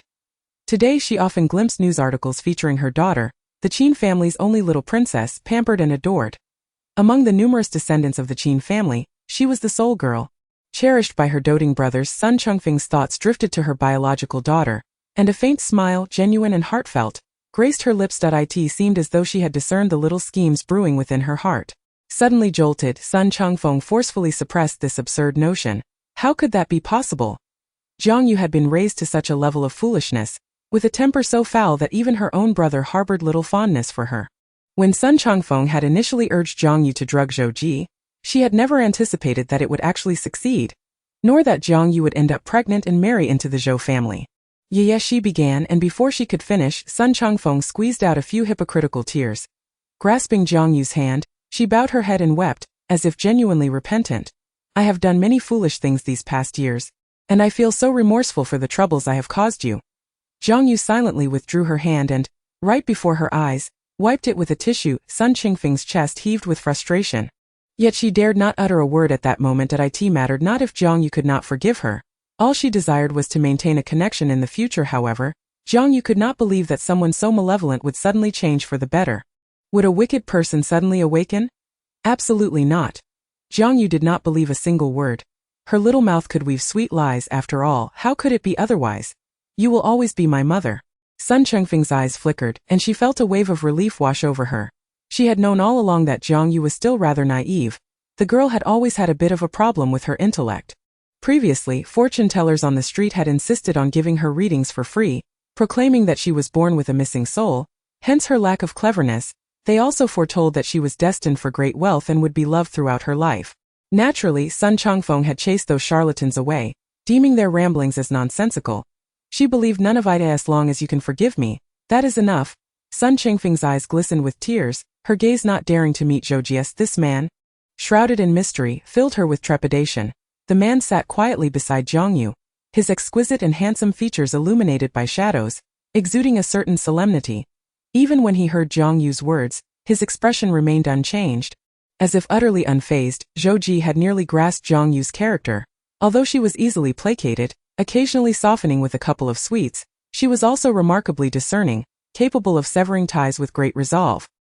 He could see that she had just been acting for Sun Changfeng, deliberately uttering deceitful words to dull her adversary's vigilance. When she was earnestly deceiving, it was hardly apparent. Her eyes were clear and pure, reflecting sincerity that was utterly convincing. Only Sun Changfeng remained oblivious. Internally, Sun Changfeng felt a twinge of triumph. She had previously feared that Jiang Yue had genuinely become clever and would disregard her pleas. It seemed she was still as easily swayed as ever. With this realization, Sun Changfeng felt reassured. No matter that Zhou Ji was present, she could still enact her plans at the next opportunity. With this thought, she smiled once more, affectionately calling Jiang Yue a good child. At just over 40, Sun Changfeng was still youthful. What? Gray hair. Jiang Yue leaned closer, asserting confidently, I saw it. Let me pluck it out for you. Without hesitation, she removed a few strands of Sun Changfeng's hair, wrapping them in a tissue and tossing them into the pristine trash bin. Smiling innocently, they're all done. Zhou Ji observed her actions with contemplation, raising an eyebrow but saying nothing. For the remainder of the time, Jiang Yue endured Sun Changfeng's attempts at closeness, her words overflowing with sincerity and emotion. Deeply touching, she then glanced at the man beside her. The fortune-tellers had said he was destined for a fortunate life, and it appeared to be true. You were never as clever as other children. They even said you had lost your soul. What a joke. Look at my obedient daughter, she's the smartest and most filial. Raising a useless child was an effortless task. It merely required persistently steering her in the wrong direction. Once Jiang Yue had achieved her objective for leaving the house, her patience with Sun Changfeng began to wane. She felt a hint of annoyance, which Zhou Ji noticed, stifling a chuckle at her swift change of demeanor. The man casually assisted her. Auntie, his tone was nonchalant, deliberately avoiding calling her mother. Zhou Ji's voice was low. I have matters to attend to at my company. The low pressure of his presence created an uncomfortable atmosphere. Sun Changfeng felt his gaze upon her, causing her discomfort. Having already eaten lunch, she paused for a moment and awkwardly smiled, glancing at her phone. It's getting late. I need to head to the factory. Jiang Yue yawned, perhaps wishing to complete the charade. Like a sly fox, she smiled at Zhou Ji. I'll have the driver take you to the factory. To her words, Sun Qingfeng's confidence swelled. Jiang Yue was still the same Jiang Yue, desperately seeking to please her. As soon as Sun Changfeng left, Jiang Yue turned to Zhou Ji, commanding him, pick up the tissues from the trash can. Like a magician, she retrieved a plastic bag from her purse, tilting her chin and continuing, then put them inside. She herself had no intention of rummaging through the trash. Such tasks were better suited for Zhou Ji. He regarded her steadily, his fingers tapping lazily on the table, feigning ignorance. When did Mrs. Zhou acquire a hobby for collecting trash? Knowing full well her intentions, he circled around to test her. Suddenly, he leaned closer, his fingertip lightly grazing her rosy lips, calm and composed. When asking for help, you provide no benefits, Mrs. Zhou. Jiang Yue pondered for a moment, and 3 seconds later, she looked at him and uttered for the first time in her life, husband, help me. If Zhou Ji refused to assist her, she would swiftly seek another husband. Chapter 98. Call me again. Such an ordinary and commonplace title. These two simple words struck Zhou Ji's ears, sending a shiver of exhilaration from behind his earlobe to his heart. He steadied himself, pressing for more. Say it again. He smirked slightly, audaciously demanding, husband, I want to hear it again. Jiang Yue found it perplexing why he found such pleasure in it. He was truly a curious individual.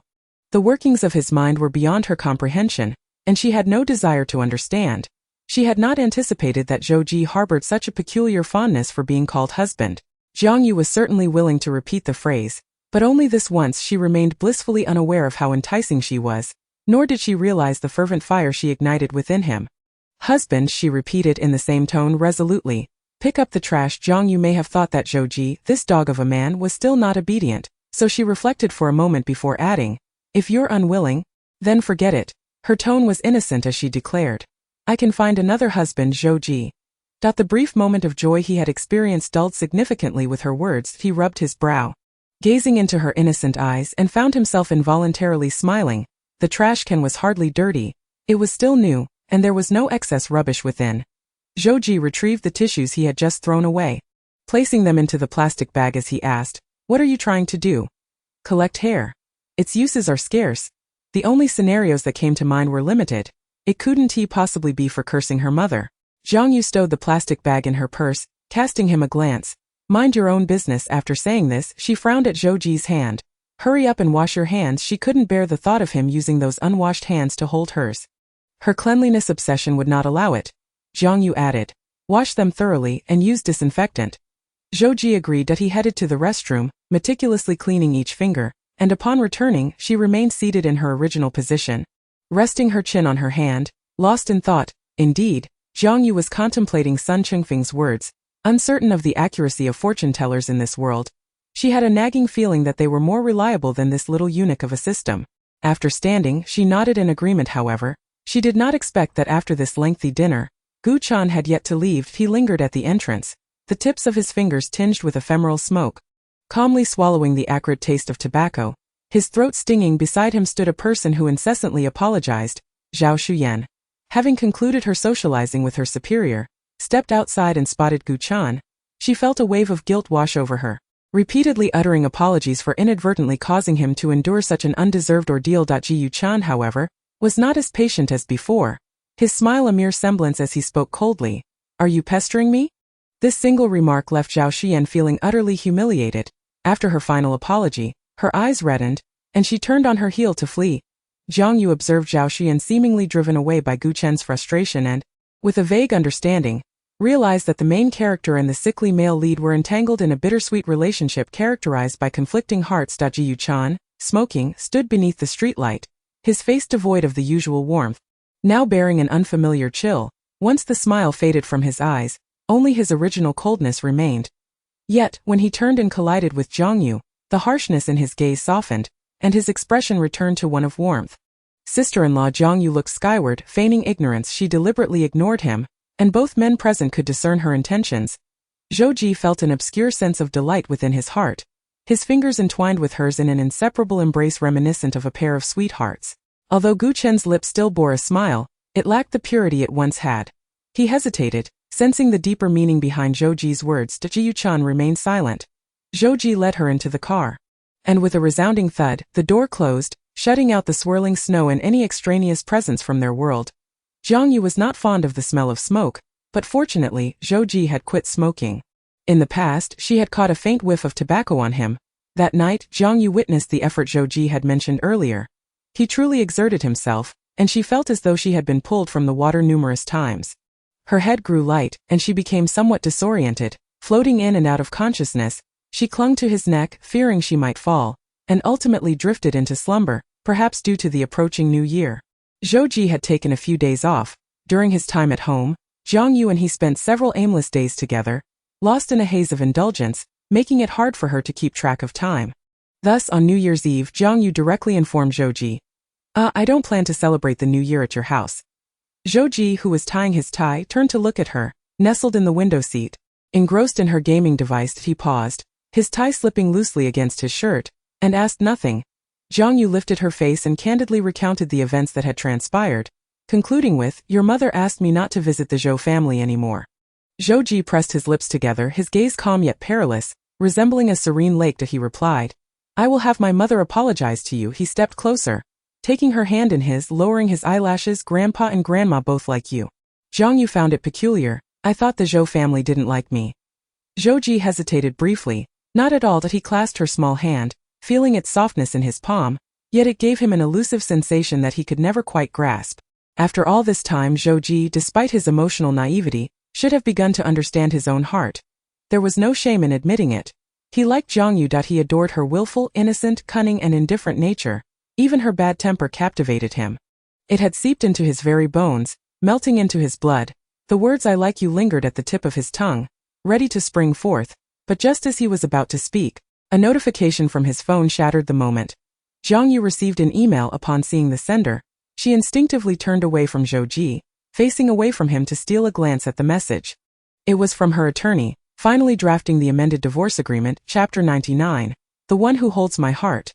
The head of the law firm personally accepted her commission and drafted the agreement according to her wishes. From a professional lawyer's perspective, Attorney Chang felt his client was indulging in wishful thinking. He had tried to temper her expectations, knowing that such stringent divorce conditions would never be accepted by the other party. Even if mediation failed and the case proceeded to court, the judge would not support her demands. Yet, his client seemed indifferent to winning or losing, her tone remarkably upbeat. "If he doesn't agree, we'll deal with it then." She insisted that one should not refrain from action merely due to a fear of failure. However, the issue was not merely one of perception, it was a certainty of failure. After several fruitless attempts to dissuade her, Attorney Chang reluctantly drafted an agreement that appeared utterly unrealistic, revising it until it was finally sent off. From his vantage point, Zhou Ji observed her as she clutched her phone, seemingly engrossed in something intriguing, her expression shifting from furrowed brows to curved lips, revealing a spectrum of emotions. That in such a state, it was no wonder he felt a twinge of jealousy. Zhou Ji smiled gently, feigning ignorance of her distraction, and asked, "Whose message has captured your attention so thoroughly?" Jiang Yue had no intention of revealing anything just yet. She aimed to deliver a decisive blow at the right moment. This was a lesson from her uncle.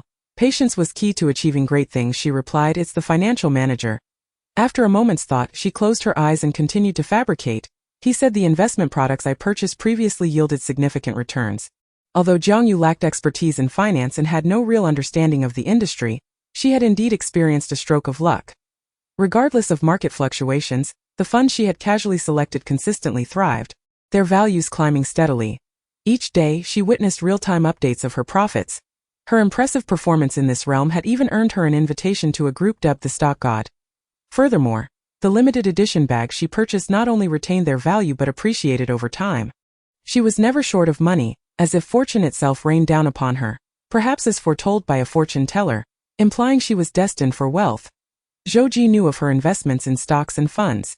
She understood the adage about not putting all one's eggs in one basket, hence she discreetly concealed some assets here while stashing away others elsewhere, fearful of scarcity. The result was a growing collection, the total of which she could hardly recall. Really? It doesn't seem so, Zhou remarked, his tone casual. Jiang Yue had yet to debate with him when he continued, you seemed far happier just now than when making money. Jiang Yue covered her face, skeptical of his observation. Is it that obvious? He advanced, closing the distance between them. The potent atmosphere, tinged with a faint chill and an omnipresent sense of pressure, quickened her heartbeat, causing her blood to race as he leaned in, enveloping her within his embrace. Beneath his shirt, the contours of his muscular frame were evident, the loosely hanging tie cascading down to her chest, the soft fabric brushing against her skin. Jiang Yue was startled by his sudden closeness, her cheeks inexplicably flushing, her fingers curling up against the blanket as she struggled to withstand his gaze, which felt as if it were devouring her whole. The calmness belied a predatory intensity. She turned her face away, retreating until her slender back pressed against the glass window.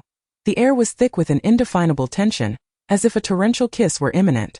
Although Zhou appeared slender, his explosive strength was astonishing, his stamina remarkable. That it seemed everlasting. At times, when she was utterly exhausted, breathless, and drenched in sweat, he remained unaffected, as if he had exerted little effort at all. Moreover, Zhou had a penchant for nibbling her ear. His bites were feather-light, almost a caress. He enjoyed whispering near her ear. Although he spoke little in her dazed state, she could almost hear the affectionate murmurs that sent shivers down her spine. Words that felt surreal. Good girl, so adorable. These were sentiments that felt more like dreams than reality, wholly unexpected from Zhou. Times, during their intimate moments, he would fetch her water, and observing her drowsy demeanor under the soft light, his gaze tender, he would kiss her moist lips and, with a voice laced with enticing huskiness, ask, "Good girl, are you comfortable?" She pushed against him. "Get up." Jiang Yue was uncomfortable with the intimate atmosphere. What was this? She refused to be deliberately ensnared by him. Male charm held no sway over her. Naturally, she would fall for anyone who showed her love. Zhou unhurried straightened up, his tailored shirt slightly wrinkled, presenting a rare sight of casualness. He calmly adjusted his tie. Jiang Yue remained motionless. Zhou did not wish to leave her alone at home. That would be too lonely sometimes. He could understand why she appeared so solitary. He no longer believed that his wealth could retain her. What she genuinely desired seemed to transcend such material possessions. The thoughts of a young girl were often transparently written across her face, making them easy to read. "Let us go together, Mrs. Zhou. Are you begging me?" Jiang Yue still hesitated. "Will you really have your mother apologize to me?" "I will," Zhou assured. It was wrong of her to blame you without understanding the situation. A tremor ran through Jiang Yue's heart. She reluctantly replied, "All right," she emphasized, "only because you begged me on the way to the ancestral home." Jiang Yue yawned repeatedly, contemplating the challenges posed not only by Zhou's parents but also by her rather difficult aunts and somewhat foolish younger siblings. However, upon arriving at the old residence, the atmosphere contrasted sharply with her previous visit. The Zhou family members greeted her with unexpected courtesy, and no one dared to scrutinize her with disdainful glances. Unbeknownst to her, Zhou had already spoken to his family in advance. Coupled with their mutual acknowledgement during the annual meeting, it was clear to all that she was now off limits. To refer to her as the one who holds Zhou's heart was by no means an exaggeration. Chapter 100. Happy New Year. Zhou Yuan and his sister, as the primary targets of scrutiny, had resolved before their arrival not to utter a single word tonight, especially not to stoop to the level of instigating trouble. They dared not provoke her directly, knowing Jiang Yue could easily whisper to their brother. Ultimately, they would not only be marked down, but they would also silently face retribution from their cold and merciless brother. Their brother was truly terrifying, possessing a depth that resembled a bottomless well. One could drop a stone in without ever hearing a sound. At that moment, Zhou Yuan and his sister caught sight of Jiang Yue, behaving more obediently than a dog, not even daring to whisper malicious remarks about her in their WeChat group. Truly, she was stunningly beautiful. They had entirely revised their previous impressions of Jiang Yue, who appeared to be utterly guileless, completely contrary to their prior assumptions of her being a scheming femme fatale. She seemed disinterested in pretense, openly embodying the role of a young lady. What of it? Most importantly, she radiated an unprecedented beauty on camera, every frame eliciting awe as they wondered how someone could be so extraordinarily attractive. Zhou Yuan coughed awkwardly a couple of times, his demeanor contrasting sharply with that of the carefree young master he usually portrayed. "Sister-in-law. Happy New Year." As he spoke, he playfully pinched his sister's arm. Zhou Zhenjin also dutifully greeted sister-in-law, "Happy New Year." Perhaps to alleviate his own embarrassment, Zhou Yuan continued with a cheerful remark. What a lovely sunny day today. Haha, it was a rather dry and forced comment. Jiang Yue looked at him as if he were a fool. It's snowing today. There's no sun. Had he perhaps developed a delusion from all the studying? How pitiable, Zhou Yuan. Jiang Yue's excessive enthusiasm made her wary. If her memory served her right, the last time she visited the ancestral home, these two were also present, their faces betraying barely contained laughter as they craned their necks to watch the spectacle. Now they were fawning over her, attentively serving tea and water with great enthusiasm. Jiang Yue instinctively sensed something amiss. She glanced at Zhou Ji, and in their presence reported, "These siblings are plotting against me." Zhou Yuan. Zhou Zhanzhan. Good heavens, this is slander. Zhou Yuan's expression was one of discomfort, as if he had just consumed something unpleasant. How could she report him without even attempting to disguise it? Could she not wait until he was absent to voice her grievances? Truly, she was refreshingly innocent and unpretentious. No wonder she was his sister-in-law. What troubled Zhou Yuan was not the accusation from Jiang Yue but rather the fact that he and his sister, who were so kind-hearted, were so grossly misunderstood by her. Jiang Yue's eyes narrowed with suspicion as she scrutinized them for a while before exclaiming, as if coming to a realization, "So you both intend to extort money from me? Is that it?" Zhou Yuan and Zhou Zhanzhan had never thought of such a thing, but her words piqued their interest, their eyes lighting up like eager puppies. "Really?" Jiang Yue smiled at them. Her smile radiant as spring, only to follow it with a cruel twist. "Of course not." Zhou Yuan and Zhou Zhanzhan dared not reach out for more, awkwardly touching their noses, most likely guessing that she was still upset over their previous comments in the group chat. Yet, words once spoken were like water spilled. Meanwhile, the younger generation was bustling with excitement. While the New Year's Eve dinner in the kitchen was ready in previous years, the atmosphere of the Zhou family's New Year's Eve dinner had always been serious. This year, however, it was unexpectedly lighthearted. The courtyard was tranquil, adorned with new lanterns under the eaves of the main gate, and guards stood watch at the entrance outside. Heavy snow fell, but the indoors was warm. Before dinner, Madame Zhou called Jiang Yue aside. Now in her middle age, she was well-maintained, and wearing glasses she resembled a stern teacher. She said, "He spoke to me about that matter. I misunderstood you. Even though I still do not favor you as my daughter-in-law, I acknowledge my mistake and have the courage to admit it. Next time I will clarify matters before making a decision. I apologize for the harsh words I previously uttered. Please do not take it to heart, for it is ultimately you who will suffer." She candidly confessed that she had not liked Jiang Yue much before, and even now, her feelings had not changed significantly. The things Jiang Yue had done in the past were certainly not what an elder would appreciate. Jiang Yue listened with a casual air, finding her stance towards Zhou Ji's mother to be rather neutral. From her perspective, her statement seemed valid. Additionally, there were some red envelopes, regarded as a form of New Year's money from elders to juniors. Jiang Yue slowly grasped the envelope in her palm, feeling a bit strange, as if warmth were gradually returning to her body. She smiled.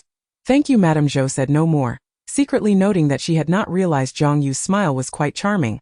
The New Year's Eve dinner was surprisingly harmonious, and even the younger generation, who usually did not see eye to eye, behaved with unprecedented unity, devoid of competition or sarcasm.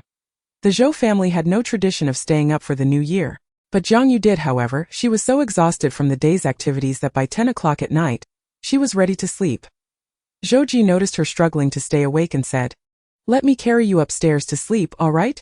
Jiang Yue's eyelashes fluttered as she glanced at the time, shaking her head. No, she fought against her drowsiness and got up again, only to yawn repeatedly. Looking outside, she saw Zhou Yuan and Zhou Zhanzhan, along with Zhou Zhenqiu and other younger siblings, already bustling about in the snow, preparing fireworks. They had bundled themselves up like little balls. Zhou Ji pondered for a moment. "I have some." Jiang Yue extended her hand towards him. "Lend me a few." The man rummaged through his coat pocket and produced several red envelopes. Handing them to her, she bowed her head, diligently and reverently preparing the envelopes. Unsure of whom she would gift them to, just then, her phone on the sofa vibrated. Zhou Ji caught a glimpse of the message, which lingered on the screen for mere seconds. "Cheng Lu. Mrs.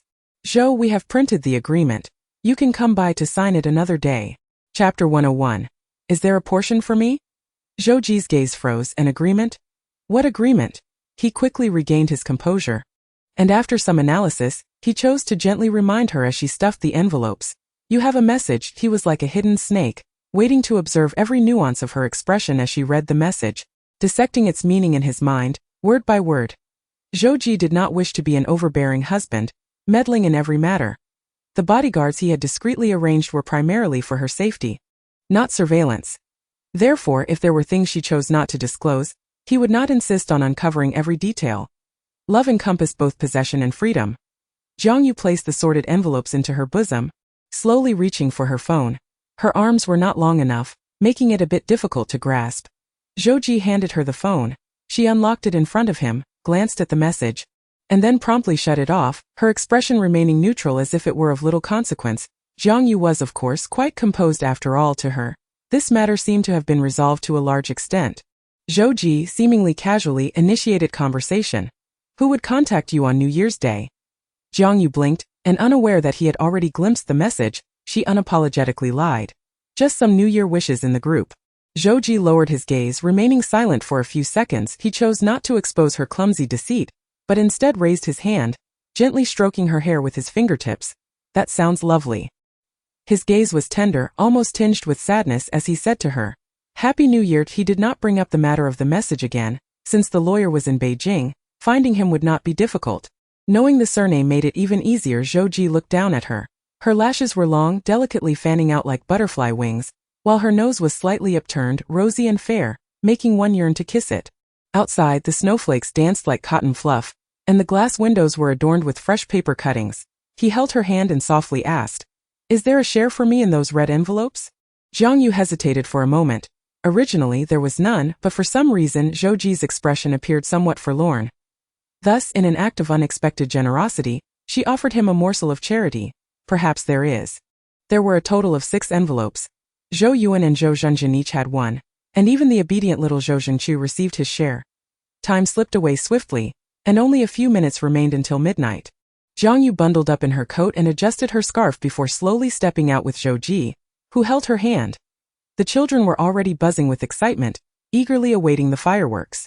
Jiang Yue stood quietly on the balcony, gazing down at the courtyard. Zhou Ji wrapped his arm around her shoulders. She appeared lost in thought, contemplating the past. What were New Year celebrations like before? She used to stay up, even if it meant battling extreme fatigue, and fireworks would light up the skies in the capital. It seemed as though nothing had changed. Yet everything had. Suddenly, she heard a deep, sultry voice beside her and looked up. Jiang Yue slowly raised her face, her chin gently grasped as the man leaned down, capturing her lips in a kiss, their breaths intertwining. Midnight had not yet arrived. Zhou Yuan and Zhou Zhenjin squatted before the fireworks, their eyes glued to the countdown on their phones. Suddenly, they glanced back and spotted the two kissing. Zhou Yuan covered Zhou Zhenjin's mouth, which was about to scream. They both widened their eyes, staring dumbfounded. Then they couldn't help but exclaim in awe, realizing why their relationship seemed so sweet. How could kissing not be delightful? However, Zhou Yuan also understood that the elders at home still harbored traditional biases against Jiang Yue. Not out of malice but rather from ingrained perceptions.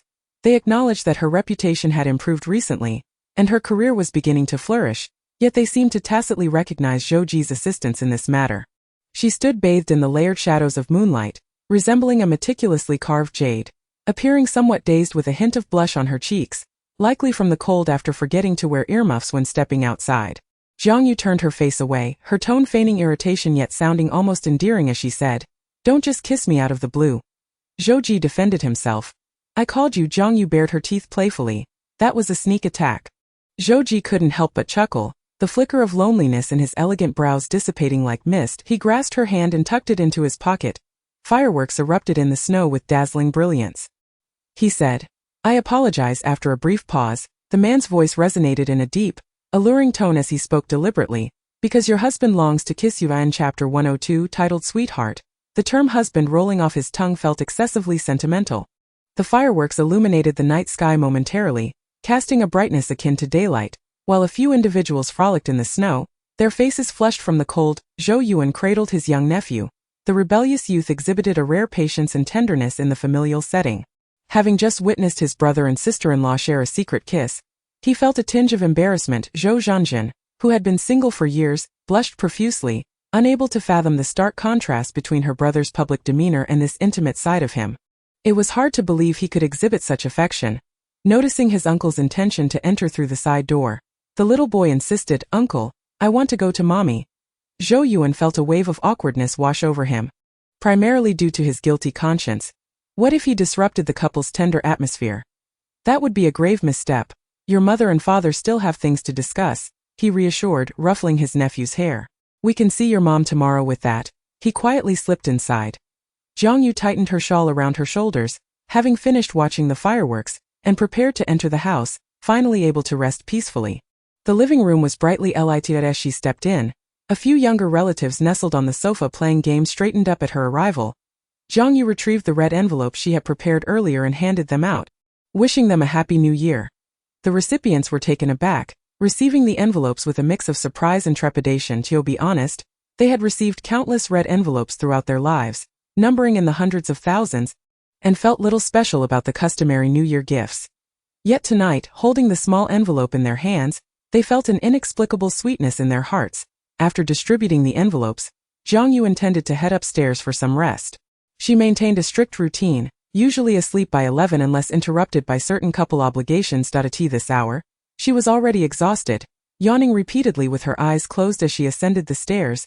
Just as she reached the upper floor, the exuberance of the younger generation in the living room had not yet erupted when they spotted their gentle yet aloof older brother. Instantly, they all stiffened. Despite Zhou Ji being only a few years their senior, they were intimidated by him, never daring to act out of line in his presence. Brother.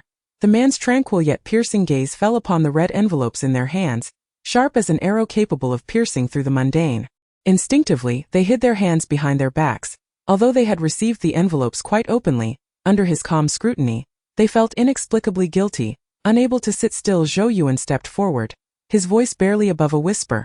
Brother, this is the New Year envelope from sister-in-law. After what felt like an eternity, the man responded with a detached hum, devoid of emotion. His expression was flat, revealing little of his feelings. His eyes held depths of inscrutability. Slowly, he spoke, since she has given it to you, accept it graciously. The light fell upon the contours of his handsome face. His eyes, dark as the depths of the ocean, held an authoritative calmness that commanded respect. Do not squander her heartfelt intention. The living room was comfortably warm, and they had been playing around earlier, feeling quite hot in their sweaters, yet upon hearing their brother's words, a chill ran down their spines. In the past, they might have thought Jiang Yue was merely trying to win their favor with the envelopes, tossing them aside without a second thought. However, that sentiment had shifted dramatically.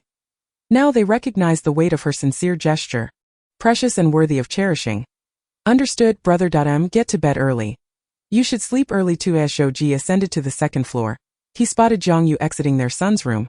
She had changed into her pajamas, her long hair cascading down, presenting a serene appearance upon entering their master bedroom. Zhou Ji, fresh from the shower, casually inquired, "You've given out the envelopes. Where's mine?" Jiang Yue had never encountered someone so persistent in seeking a red envelope. Having promised him one earlier, she assured him he wouldn't miss out. When you wake up tomorrow, you will find it. Zhou Ji gazed at her intently, his tone serious as he expressed his grievance. Why do they get theirs now? That's unfair. Jiang Yue responded nonchalantly, having burrowed into the blankets, her hair slightly tousled. If you can't wait, then I'll just give it to someone else tomorrow. That very night, Jiang Yue presented the red envelope to Zhou Ji. He resorted to other means to claim his due, shameless and relentless. As he cornered her, gazing into her misty reddened eyes, he gently caressed her damp hair.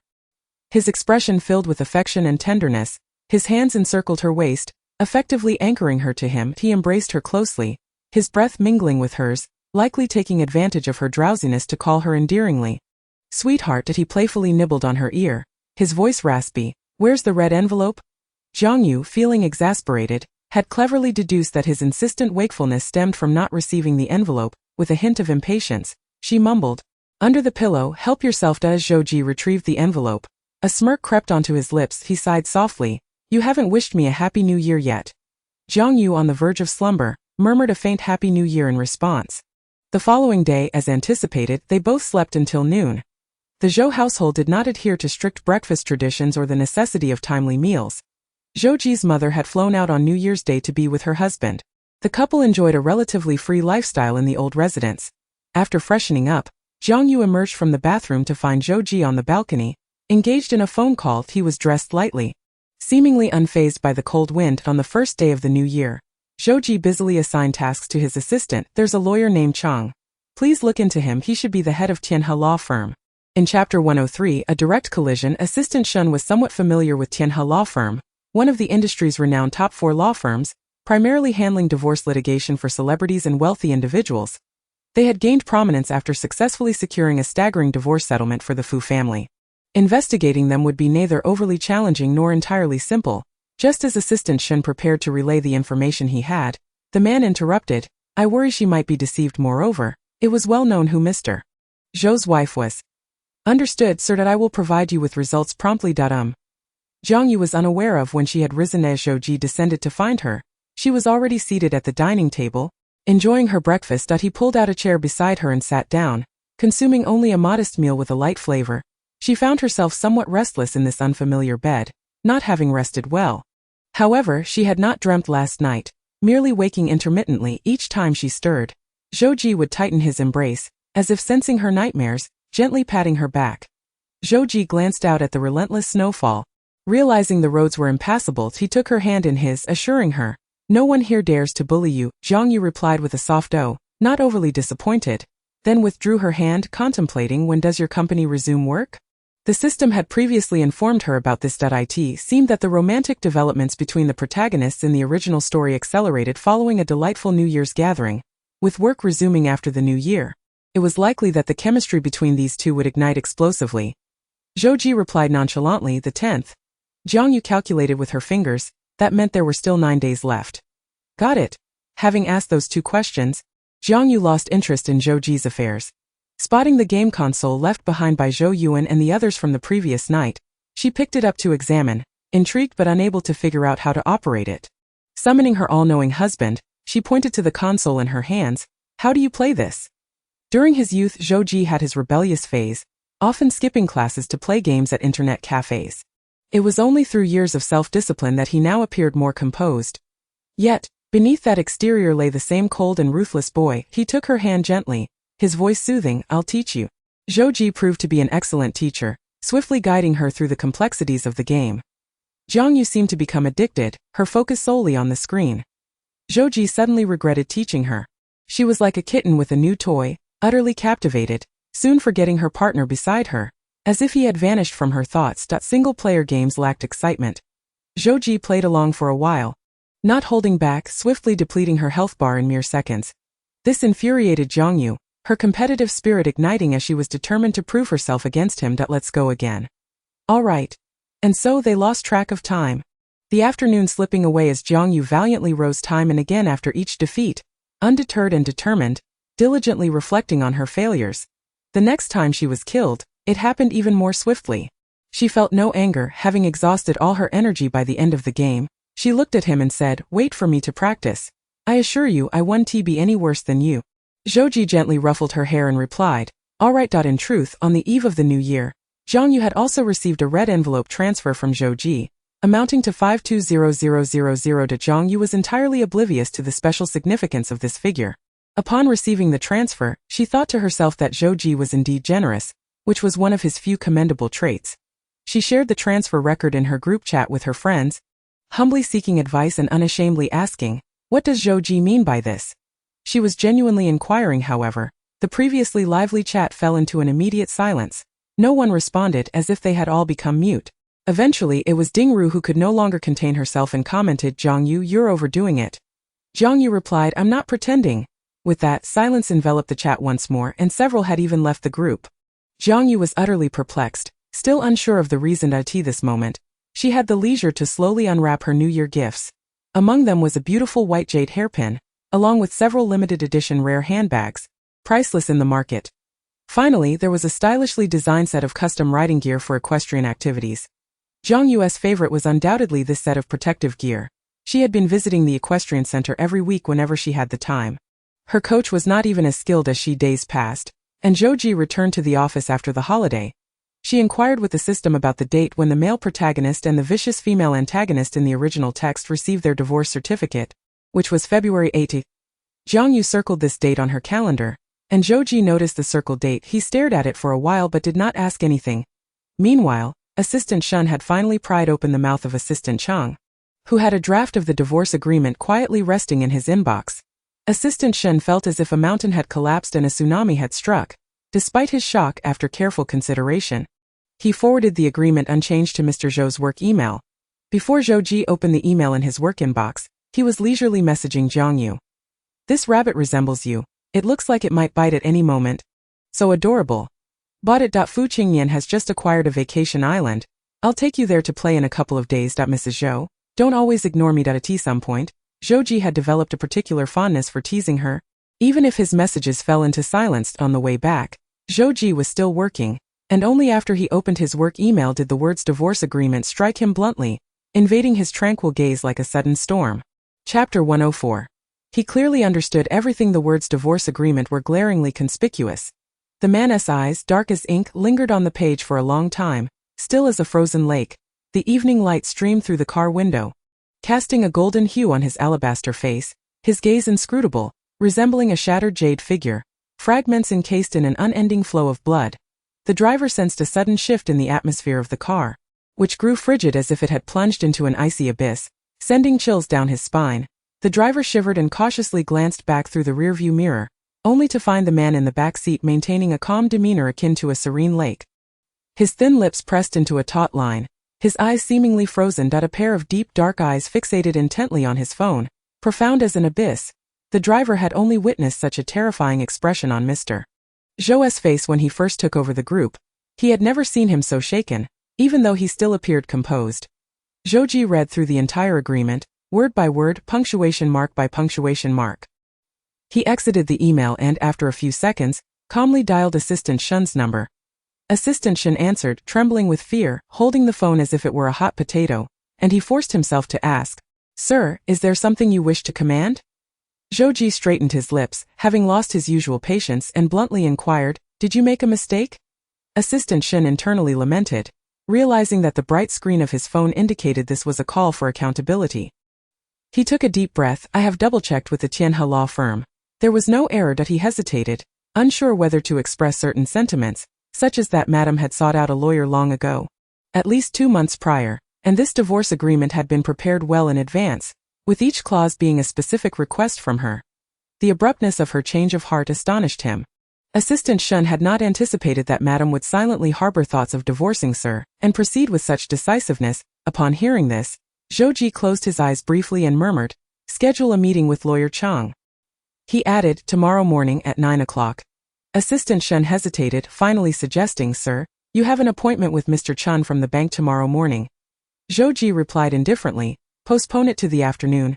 Assistant Shun understood that once his superior made a decision, it was challenging to alter it. In fact, he felt there was no need to rush the meeting with lawyer Chang, but he dared not voice his thoughts. "All right, I will arrange the time now."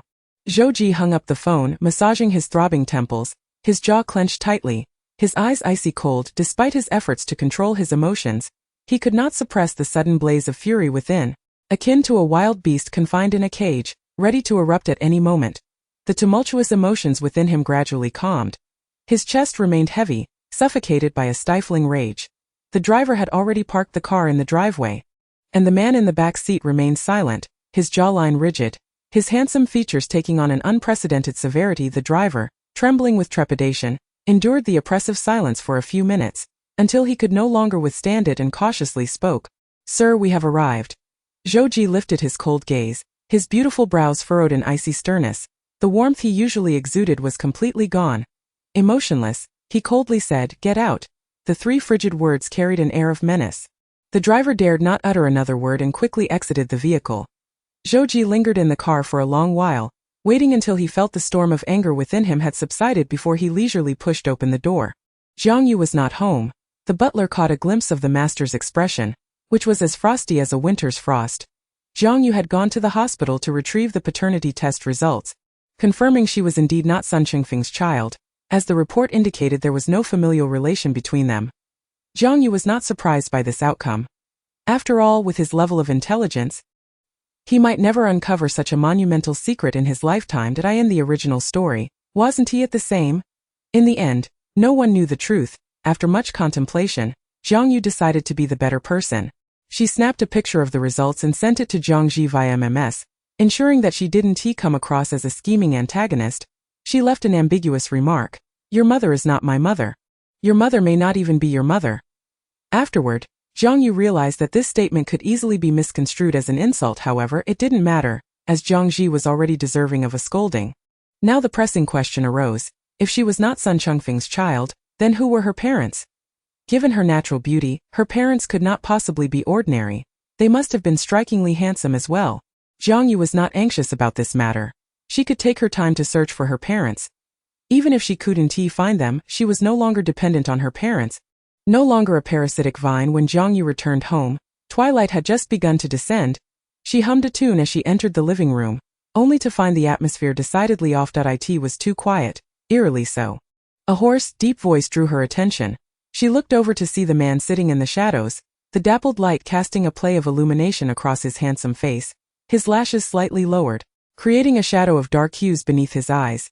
Jiang Yue sensed that Zhou Ji was not quite himself today. He seemed to be in a foul mood. Yet, this had nothing to do with her. Why should he wear a cold expression to intimidate her when he was upset? Jiang Yue merely acknowledged him with a sound. Too apathetic to inquire about his troubles, she changed into her slippers, preparing to ascend the stairs when suddenly the man grasped her arm. The pressure of his fingers was somewhat painful, causing her to frown instinctively. "What are you doing?" Yet in the end he said nothing. It was as if he had been teetering on the brink of fury for far too long, repeatedly suppressing his emotions. He wanted clarity, yet he already comprehended everything. He understood that she did not truly like him.